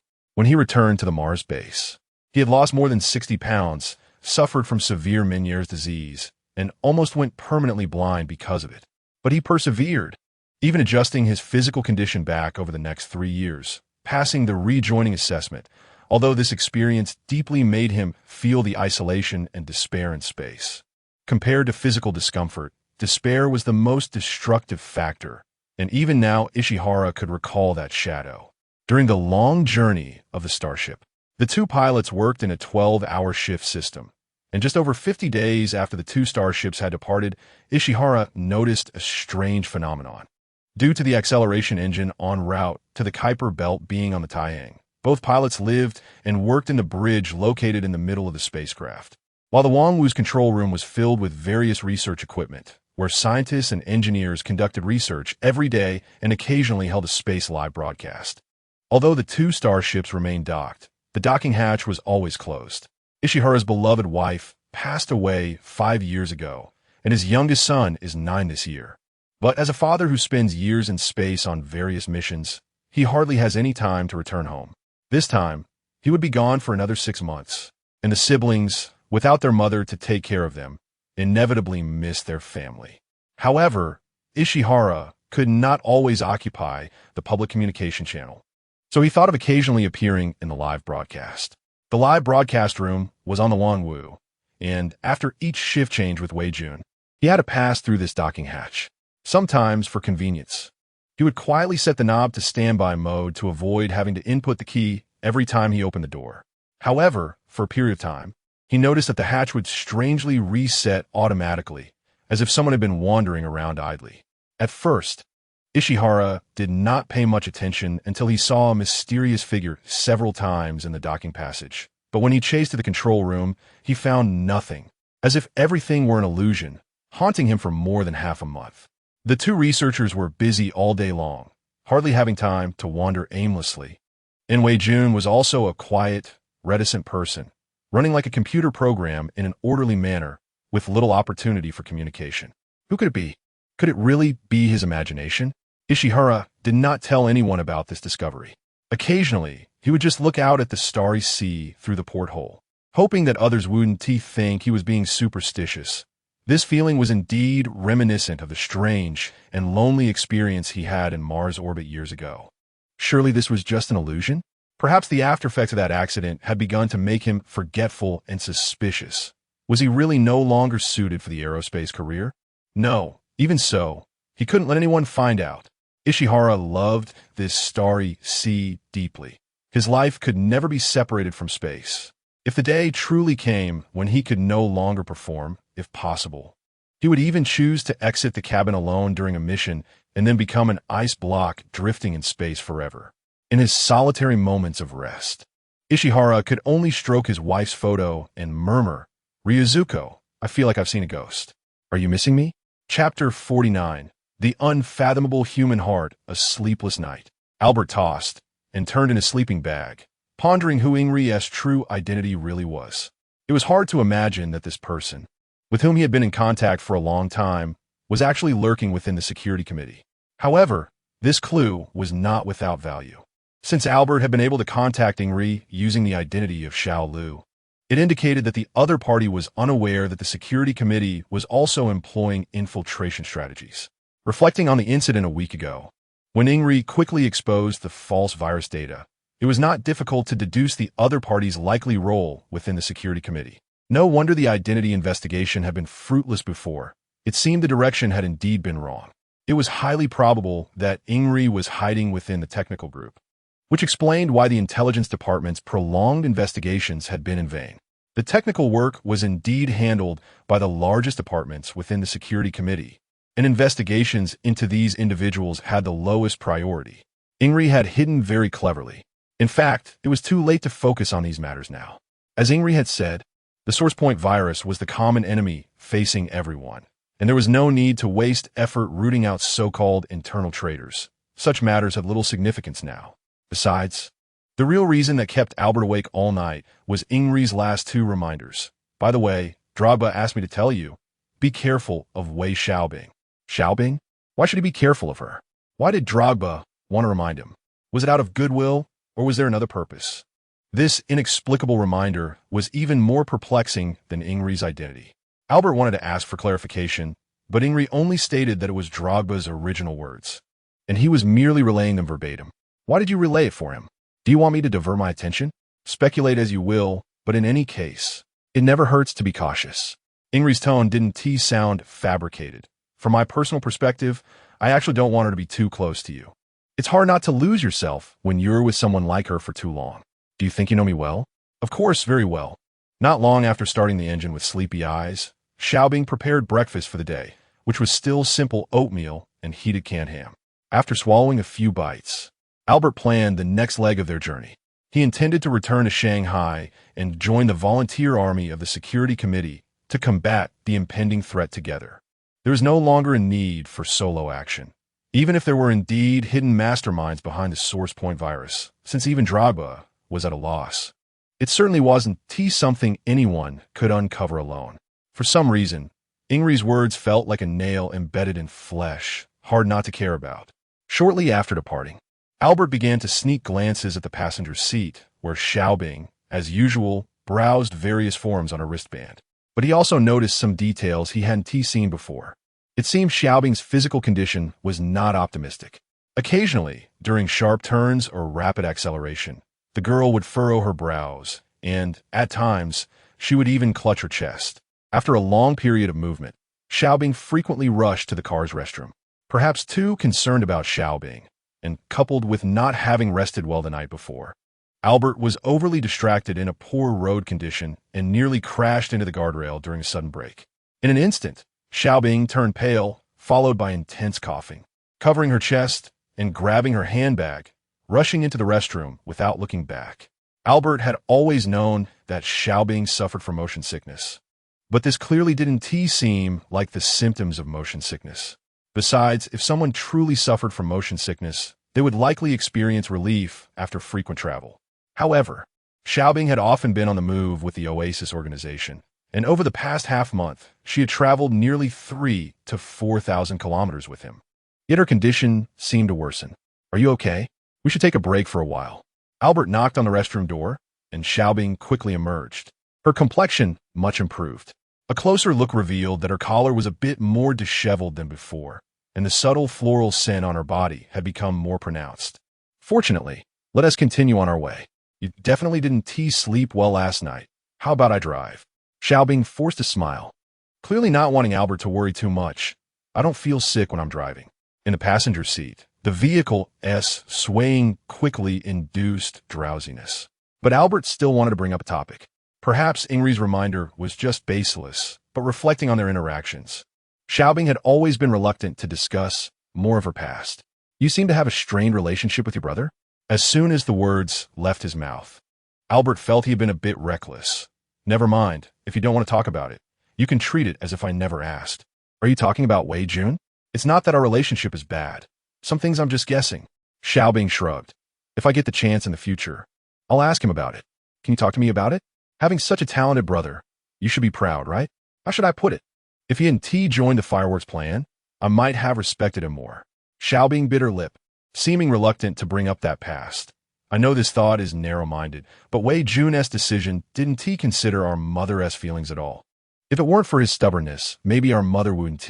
As she spoke, Xiaobing's eyes turned red, indicating there were indeed some secrets behind the situation. Then, Xiaobing shared her speculations and some of Donglan's experiences from years ago. It turned out that shortly after Xiaobing was born, her mother began to show some mental symptoms. The doctor said it might be hereditary, and as long as her emotions remained stable, it wouldn't worsen. Until Wei Jun informed their mother about his enrollment in the fireworks plan. She finally lost control of her mental state. In those years, Donglan remained engulfed in the grief of Wei Daxing's sacrifice, and after that sandstorm, not only was the windbreak forest that had taken over a decade to build destroyed, but no similar activities were carried out afterward, leading to people beginning to forget those sacrifices. She had developed great doubts about the environmental work she had devoted herself to over the years and began to reflect on the meaning of people's futile efforts.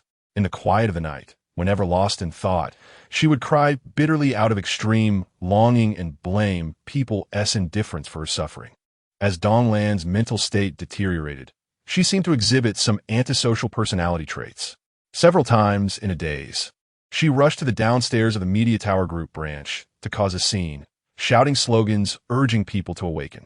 In the past, Wei Daxing was also a fervent supporter of the fireworks plan, although he didn't expect to use the brain-machine interface. The project was at least beneficial for the Earth's environment.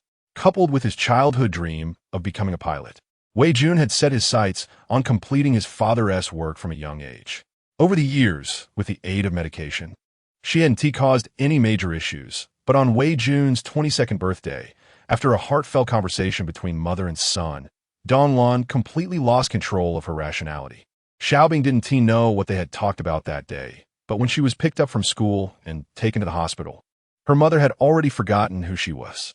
After that, Wei Jun completely disappeared, and it was then that Xiaobing dropped out of school and headed alone to the northwest. It was later that she learned Wei Jun had participated in the selection after that and had never visited their mother in Nanning. Listening to her story, Albert found himself unable to resist the drowsiness that washed over him and leaned against the window to sleep. Suddenly, a jolt from the brakes startled him awake, followed by violent coughing and retching. The vehicle was tilted against the roadside, and Albert quickly fetched a cup of water and a handkerchief to hand over. "What's wrong?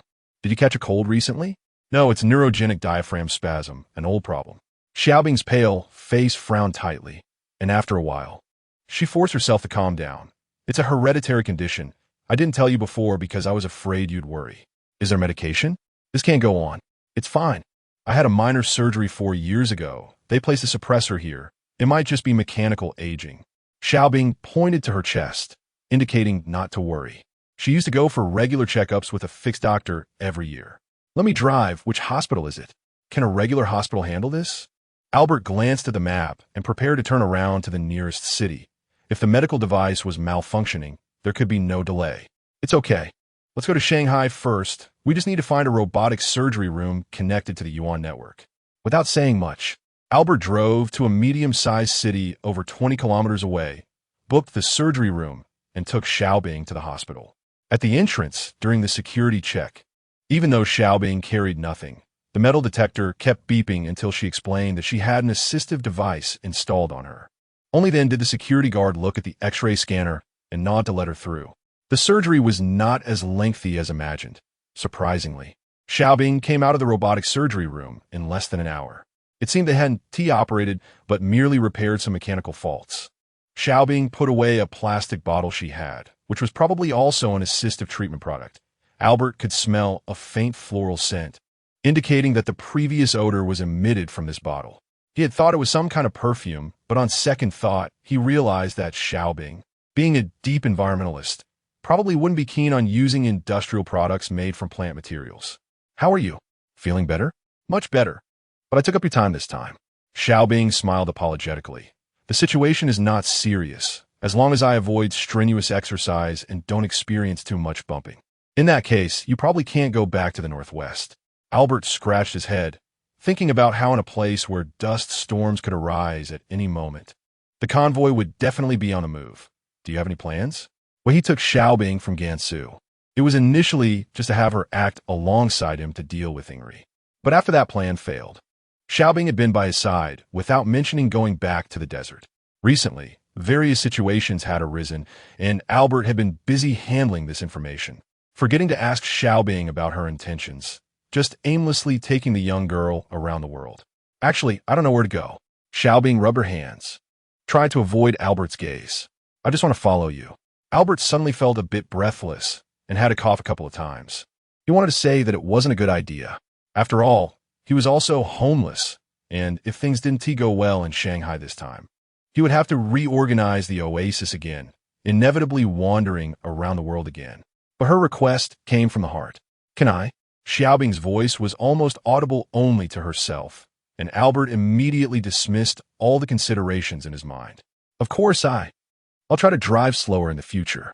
For two people who are both homeless, teaming up is not an unwise choice. Although everyone has their own uncertain paths ahead, having a bit more care around can provide an extra strength to persist. To reduce the fatigue of the upcoming journey, Albert chose to depart from the airport. The two arrived in Shanghai in less than 3 hours. After settling Xiaobing's accommodation, he reported the latest situation to Andre and discussed the next strategies together. Regarding the source virus, the Security Committee and the Respiratory Organization were still in a state of helplessness. All they could do was to monitor the quantum communication towers in various places at all times. If any suspicious information flow appeared, they could only resort to a headache treatment approach by shutting down large swathes of servers. Besides that, Andre seemed still fixated on the mole within the Security Committee. In his own words, he was completely an outsider when it came to dealing with the virus, but this person must be identified quickly. Even if the significance of this matter had diminished, it was still his oversight at work. And pulling out the thorn in his eye early was a way to give himself a justification for his position. "According to what you said, since this person is your old friend, please make sure to take the time to help the counterterrorism office complete this task. But unfortunately, I still have no leads. The respiratory organization rarely had opportunities for offline gatherings. Moreover, 6 years have passed, and even if I were to meet them one by one, I might not recognize them, Albert explained. And I think continuing to lean the counterterrorism office's focus toward the respiratory organization is not a wise choice. Although the source virus is currently unclaimed, there may be a more significant terrorist force lurking behind it. I agree with your viewpoint, but as the old saying goes, sharpening the axe does not delay the work of chopping wood. Both tasks need to be done, Andre sighed and finally arranged. Since the security task is urgent, let us start investigating from the smaller volunteer teams, especially your acquaintances first.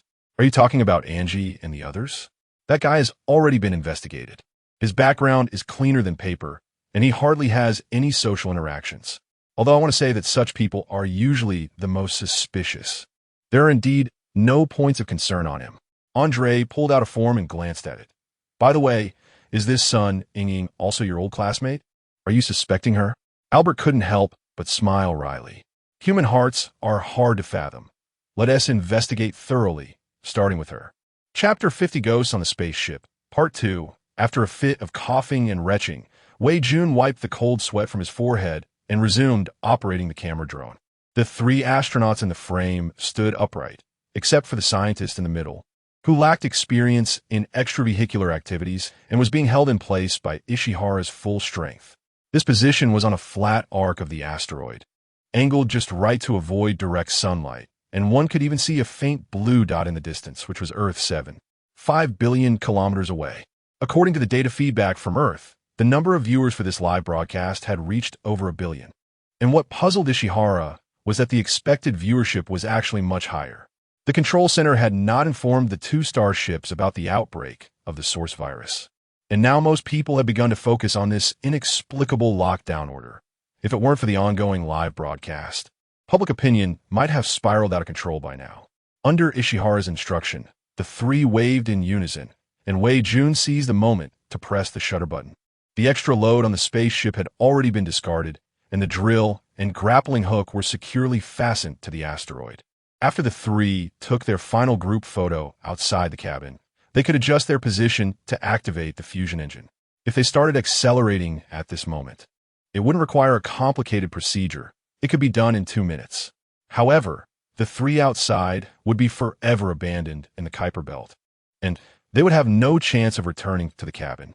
With another cough from Wei Jun, he hesitated for a long time in front of the central control panel, repeatedly wiping away the sweat, and finally returned near the pressurized cabin door to prepare for the 3's return.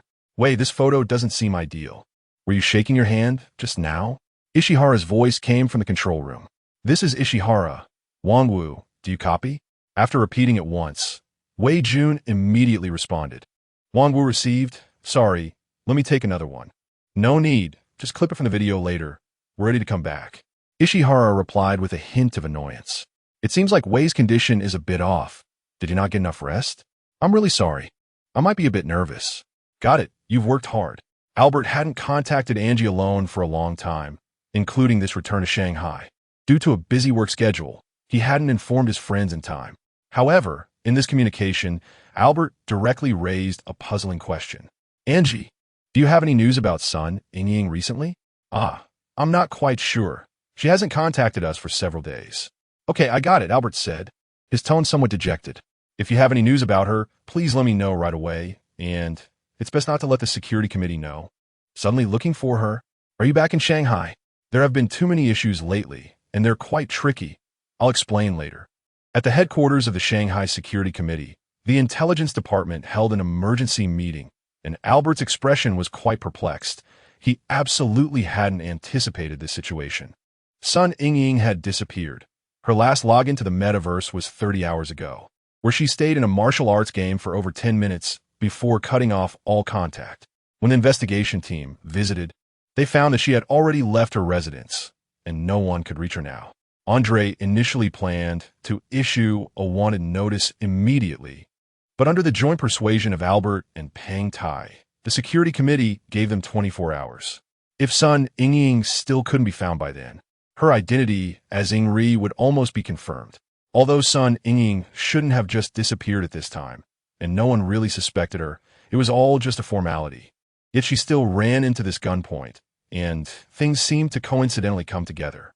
In hindsight, Albert felt increasingly negligent. He should have given her a heads up beforehand. Sun Ying was merely avoiding scrutiny out of fear of trouble. Now, her sudden disappearance without warning made it seem as if jumping into the Yellow River wouldn't clear her name. However, amidst the busyness, Albert also found it somewhat strange. Logically, Sun Ying had no reason to be involved in such troublesome matters, yet he inexplicably felt that some similar traits could still be found in Ingri. Especially during her school years, her stubborn and reckless top student persona seemed to reveal two completely different personalities in Sun Ying. Just as the security committee was fully engaged in searching for Sun Ying, the intelligence department seemed to have made a new discovery. An investigative report quickly reached Albert's hands. And this was the first time he learned about Sun Ying's family situation. Upon discovering this information, some unknown past events began to unfold, and a terrifying speculation started to creep into his mind. In early 2059, Sun Ying was born in Xichang, Liangshan, Sichuan, along with a twin sister. Among the total of 48 jump students across 3 batches, the first group was experimental in nature, so they were selected from the oldest age group. These individuals were either the children of wealthy merchants or academic pillars, with almost no children from ordinary families among them. However, Sun Ying and her sister stood out in the fierce competition before they turned 5, simultaneously entering the first round of interview selection. Some local media even reported on them, claiming that the sisters were golden phoenixes flying out of the mountains. However, as the selection rules became increasingly stringent, the sisters could not compete with those prodigies who had been immersed in superior educational resources since childhood, and their results were completely uncompetitive among a group of artificially created geniuses. Nevertheless, the influence of this matter had already spread, and under public pressure, the project team ultimately decided to make an exception and admit one of the sisters, providing free installation of a brain-machine interface to participate in the JUMP program. Sun Ying surpassed her sister by a mere 0.1 points, securing this unique special spot. Once she joined the JUMP program, her entire family was surrounded by the spotlight, and countless flowers and applause were sent to the deep mountains, but no one bothered to inquire about her sister's news, making it difficult to find any educational information about her sister. This was quite puzzling, even if the sister couldn't participate in this project. With her extraordinary talent and hardworking qualities, she should have become someone exceptional. However, ever since Sun Ying appeared increasingly prominent among the JUMP students, her sister's news had almost completely vanished from the public eye. What was most unexpected was that a piece of tragic news that had never been mentioned was overshadowed by Sun Ying's brilliance. From the data of the local health bureau, it could be found that her sister had gone missing at the age of 9, reportedly drowning in a mountain flood, and her body had never been found. 20 years passed in the blink of an eye, and there were almost no reports about this matter in the media. Her parents also never brought it up again.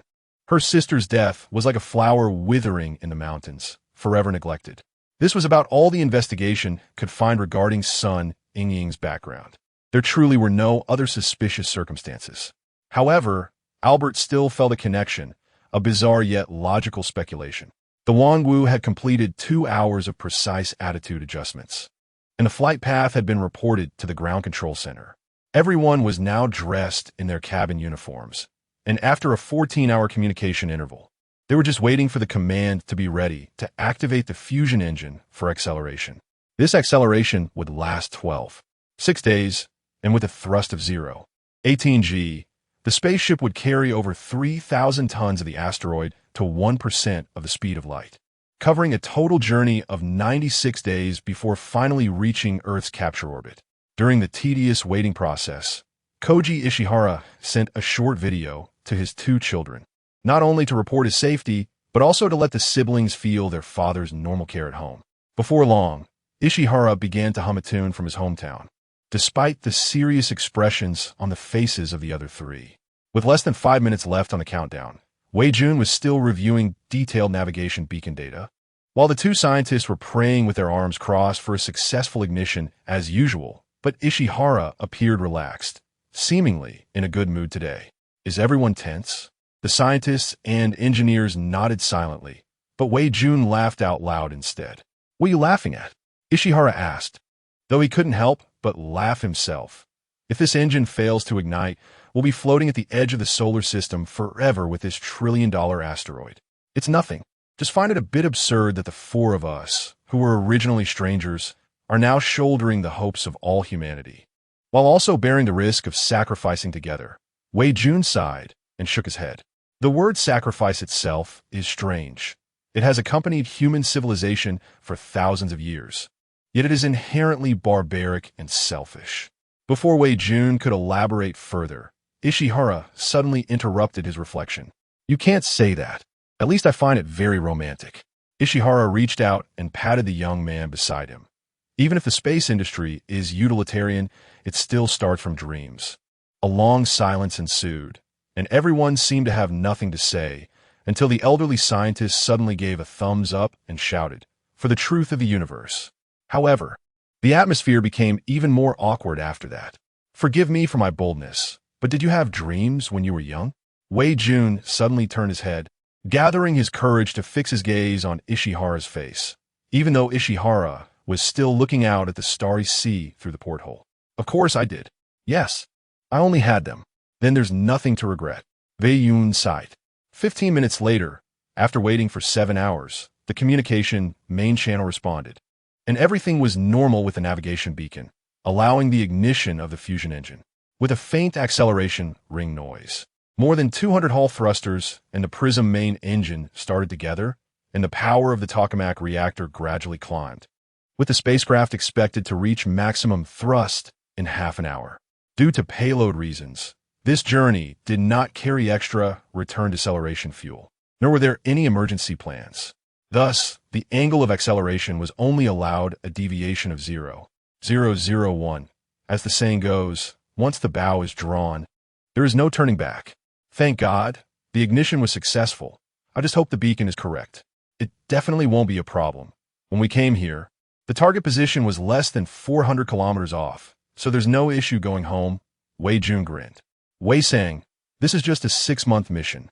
I still remember during the Saturn exploration, there were 16 gravitational assists, which took a whole year and a half. For some reason, Ishihara seemed to have opened up, feeling particularly emotional today and eager to share with others.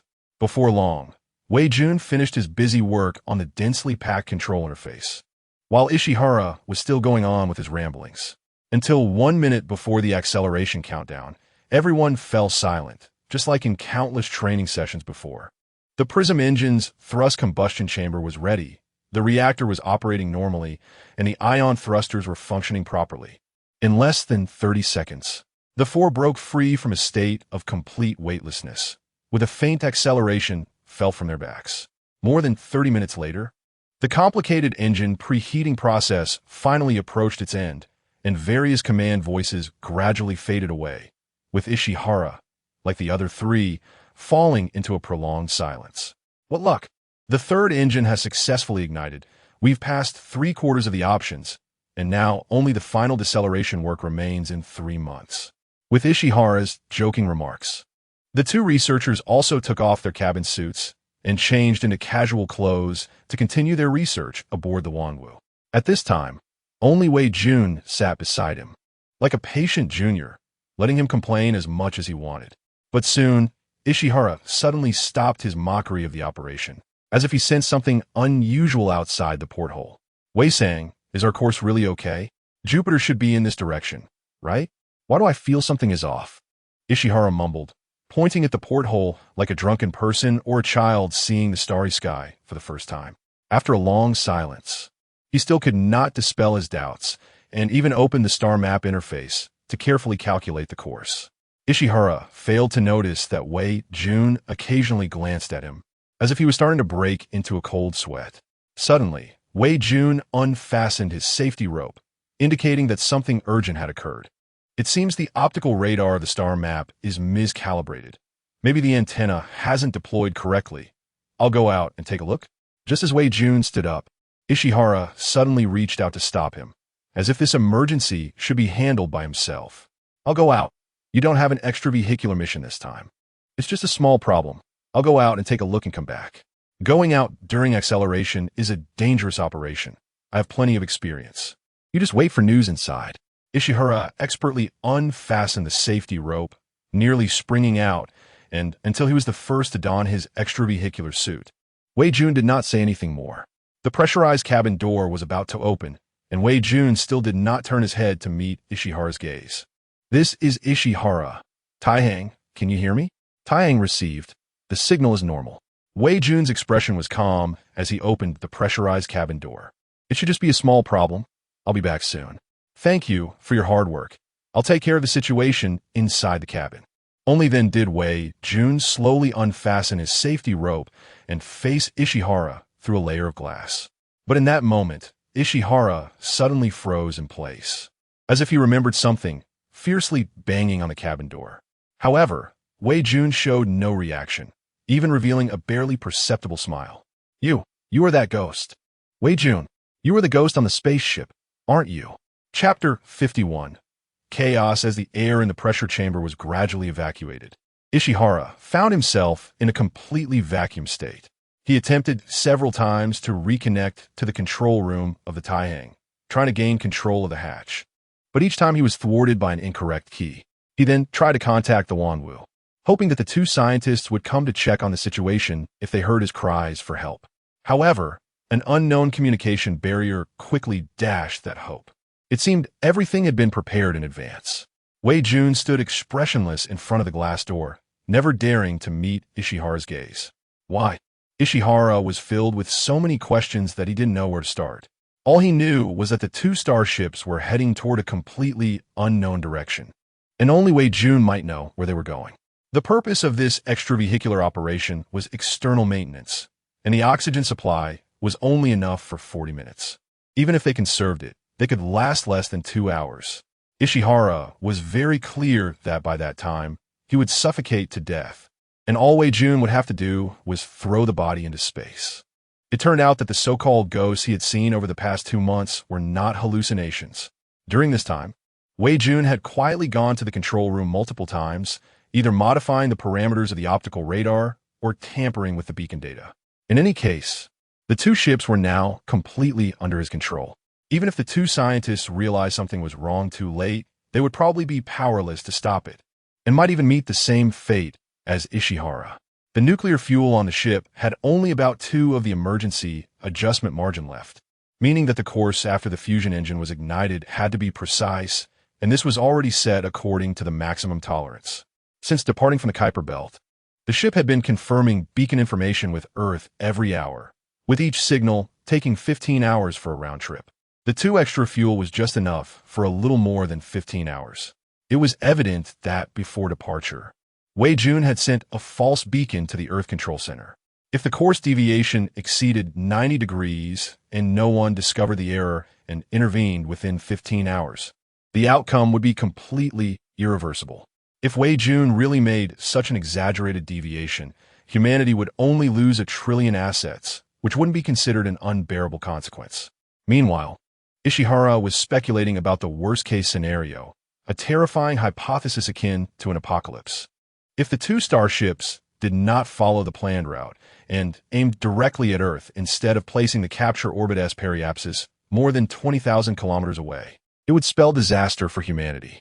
If Wei Jun intended to do this, the ship would continue to accelerate to 2 of the speed of light until the fuel was exhausted, and then during the next 30 days of travel, it would continuously fine-tune its trajectory. Based on the error at the deceleration point 6 days ago, the ship might strike somewhere within an 800-kilometer error range, which would allow for control over asteroid impacts on land rather than in the sea. Disregarding the ship's weight, if the asteroid weighed 3,000 tons, its kinetic energy would reach an astonishing 6410 to the 24th power joules, equivalent to the energy of 150 trillion tons of TNT, or the power of 3 million Tsar nuclear bombs from the former Soviet Union. At a speed of 6,000 kilometers per second, if the angle was high enough, it would penetrate the atmosphere within 0.5 seconds, and the asteroid would impact the Earth's crust before it could disintegrate or explode, releasing its energy completely. Therefore, its true power would be far greater than a simple energy calculation, with its geological destructive force comparable to that of the Chicxulub impactor that struck Antarctica 65 million years ago, leading to the extinction of the dinosaurs. Ishihara dared not imagine further, but he truly could do nothing now. He could only attempt to communicate with the person in front of him to understand his motives for altering the course. He needed clarity about his impending death. Whether this guy aimed to exterminate humanity or simply destroy the fireworks project seemed to have little to do with him now. Wei Jun, can you tell me where the ship is headed? Ishihara pleaded desperately against the airlock door, staring intently through the glass into Wei Jun's eyes, trying to read some information from them. But Wei Jun simply turned and left, as he only needed to wait for Ishihara's oxygen to run out. Don't be so silent. Since I am a dying man, it wouldn't matter if I learned the biggest secret now, would it? Ishihara persisted, rambling on. I know you can hear me. How about we chat for a bit? You must have had dreams once, right? Since you're so young, at least more than someone like me. Before he could finish, the communication was quickly cut off. Wei Jun's silence plunged Ishihara into even more speculation. What was this enigmatic young man truly harboring in his heart? When was the key changed? How did Wei Jun possess such high access privileges? And why was he coughing under stress today? Why hadn't he shown such symptoms before? Logically, such a physical condition should have eliminated him long ago. How then did he pass the rigorous selection process? It wasn't until more than 50 minutes later that a faint and rhythmic knocking sound came from the hatch. Ishihara was actually using his mask to knock against the glass of the hatch. However, in this weightless environment and wearing a heavy spacesuit, Ishihara could hardly exert any force, especially since the glass of the hatch was very sturdy. He was likely just trying to say something. Reconnecting the communication channel, Ishihara's breathing had already become rapid. The earlier knocking had consumed too much oxygen, and at that moment, he felt like a fish out of water, his eyes bloodshot and bulging. Please, I want to go out. This is my last wish. Ishihara pointed toward the hatch. After struggling with his thoughts for several minutes, he had abandoned any plans for persuasion. When a person has only a few minutes left, their thoughts often become extremely simple. Wei Jun had intended to hang up again, but Ishihara was kneeling on the ground, struggling to maintain that position, shouting with all his might, I promise my son that if one day I die, I will become a star in the sky. Thank you for helping me fulfill this wish. I just want to go out and see the stars again. Coughing and dry heaving struck him again, which took Wei Jun a while to recover from. Seemingly having ended the internal struggle, he began to fill the pressure chamber with a small amount of nitrogen. In no time, as the outer hatch opened, Ishihara's entire body was propelled out by the pressure, avoiding being scorched by the engine's exhaust. Thank you, Wei Jun. As the ship drifted away, the communication signal weakened. But I'm still curious. Can you tell me the truth now? Well, it doesn't matter anymore. We will meet in hell. Wei Jun still did not respond, and Ishihara no longer pressed for answers, subsequently cutting off the communication connection. The breathtaking view of the starry sea before him slowly made him forget the discomfort of oxygen deprivation. In the moment before losing consciousness, Ishihara opened his helmet visor. The vacuum and low temperature caused his blood to boil and seep out of his skin, instantly freezing and solidifying. Ultimately, his body became a bloody mess, merging into the starry sea, gradually turning into an inconspicuous small red. Sun Ying had been missing for over 10 hours. To be precise, more than 30 hours had passed since the last record of her accessing the metaverse. The security committee had still not found any trace of her, even after Albert had called upon the police surveillance network's usage rights. In this era, surveillance cameras truly achieved omnipresence.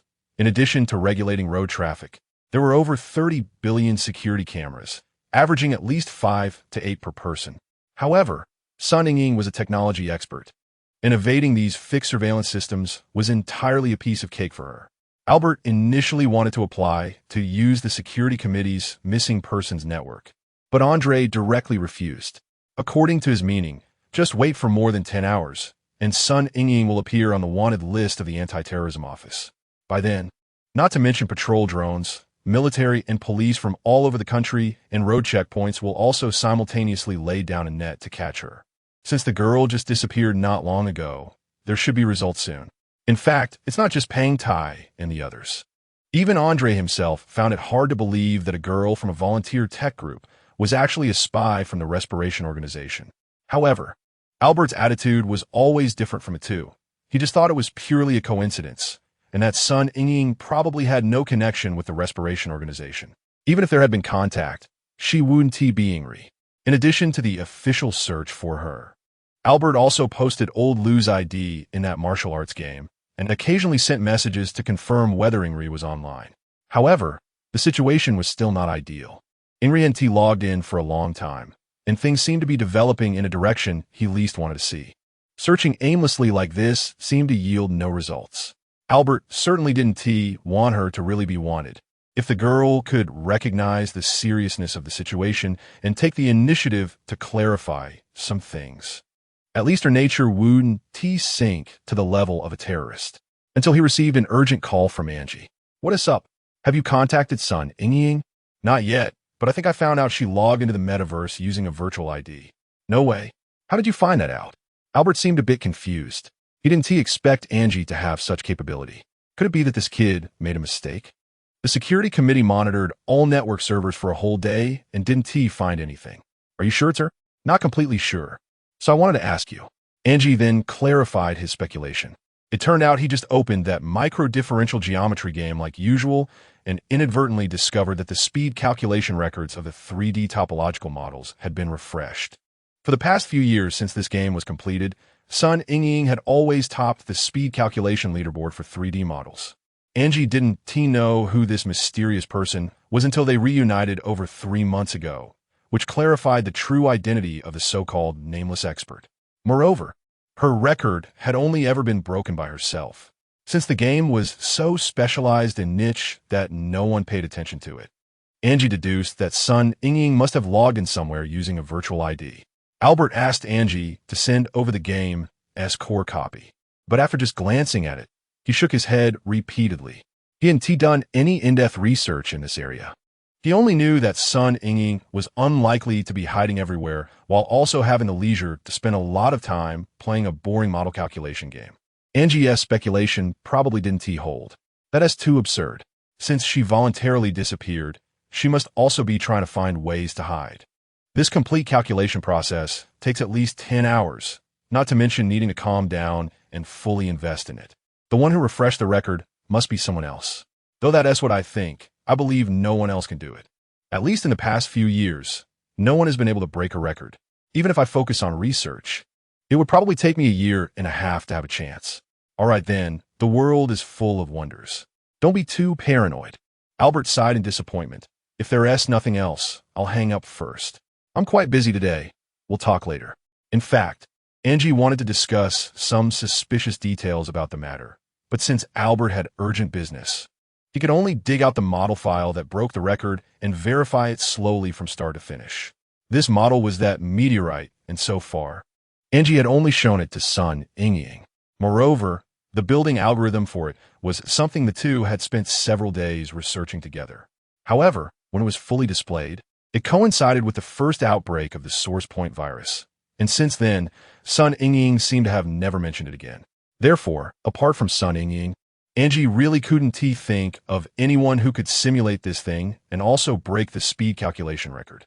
Of course, Angie's confusion was not just about identity. Even if it was confirmed that it was indeed Sun Ying who did this, he still couldn't understand why the girl suddenly became interested in meteorite research again. If she had acted on a whim, she would most likely have contacted him first to study it together. In any case, she wouldn't quietly play by herself, especially since she had disappeared. All the signs were too strange. After a while, as Angie slowly immersed himself in the reverse calculation process, Pang Tai's urgent call suddenly interrupted his thoughts. "What is going on? Have you found Sun Ying?" "No, look at the news. Something just happened." Angie felt puzzled. Why not just say it directly? Why look at the news? Moreover, given the security committee's nature, even if something major happened, they would first think of ways to cover it up and control public opinion to prevent it from fermenting. But when the projection opened, Angie couldn't help but shiver. The image was the distribution network of North American servers, with North Carolina, as the focal point.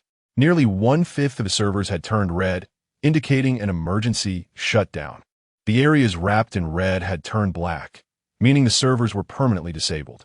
The SourcePoint virus had spread on an unprecedented scale, with the number of affected people exceeding 100 million.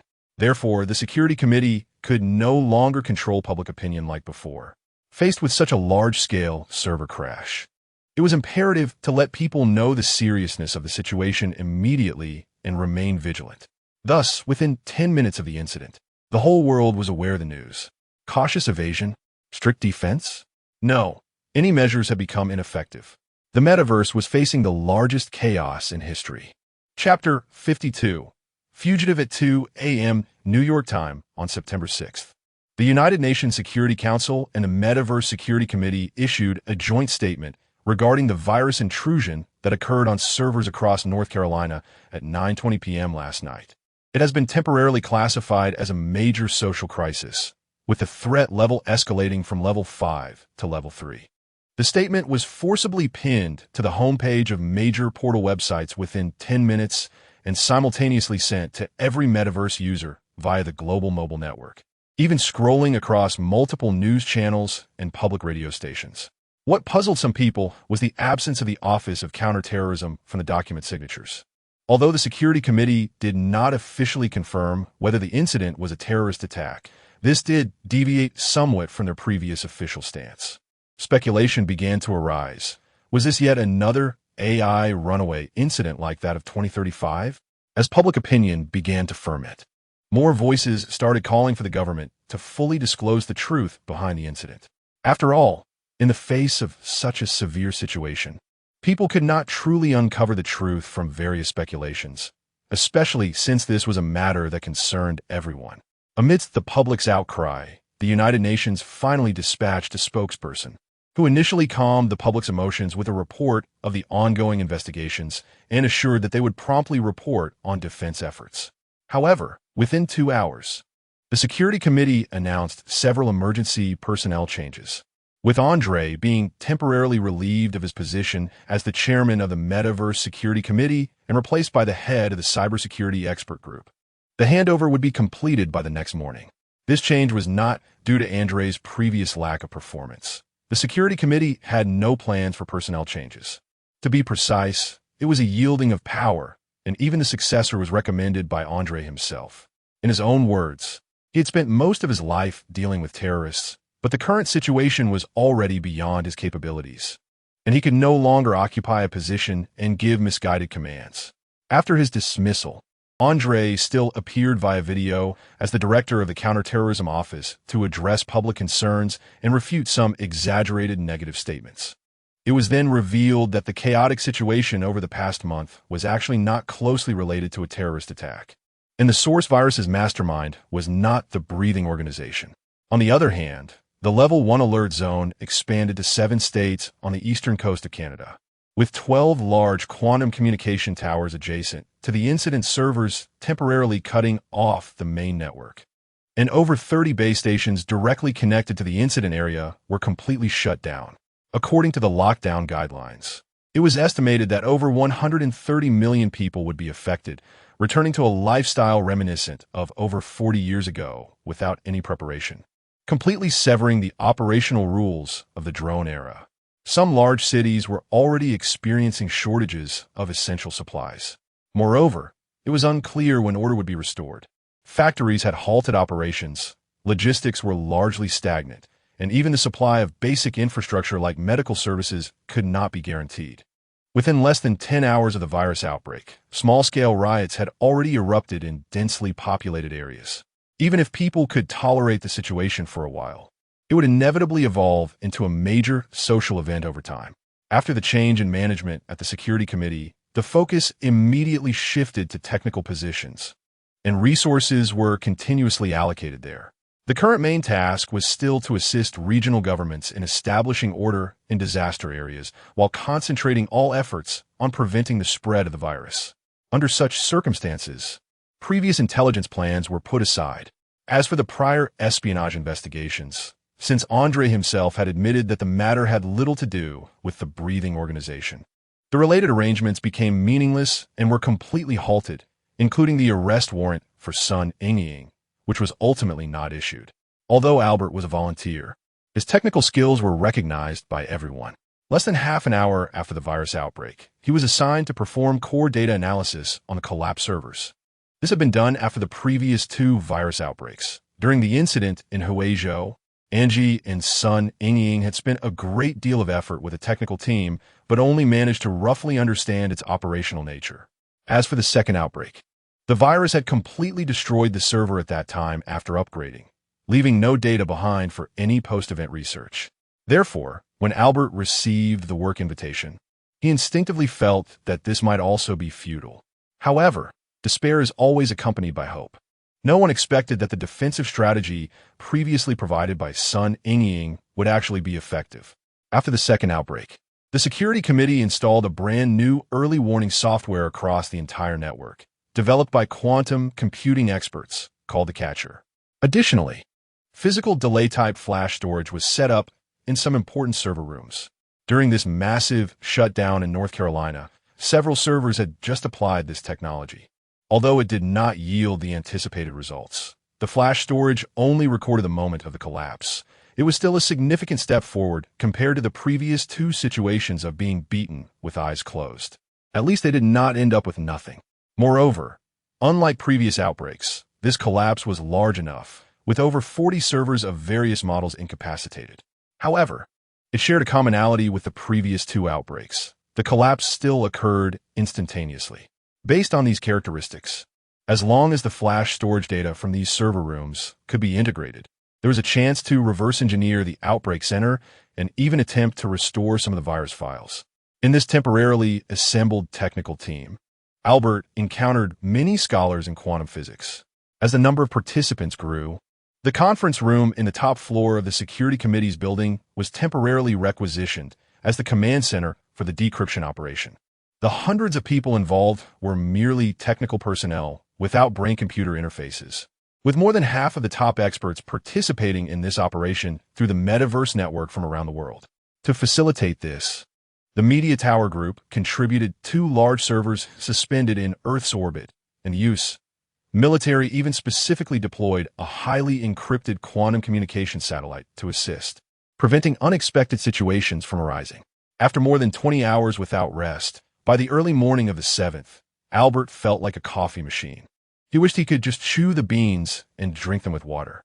Being busy indicated that things were going well. At least everyone had something to do. Even if the fragmented data was difficult to digest, it was much better than a bunch of people staring blankly at each other. The work process was half seminar and half experimental. As the team grew larger, it quickly split into several departments.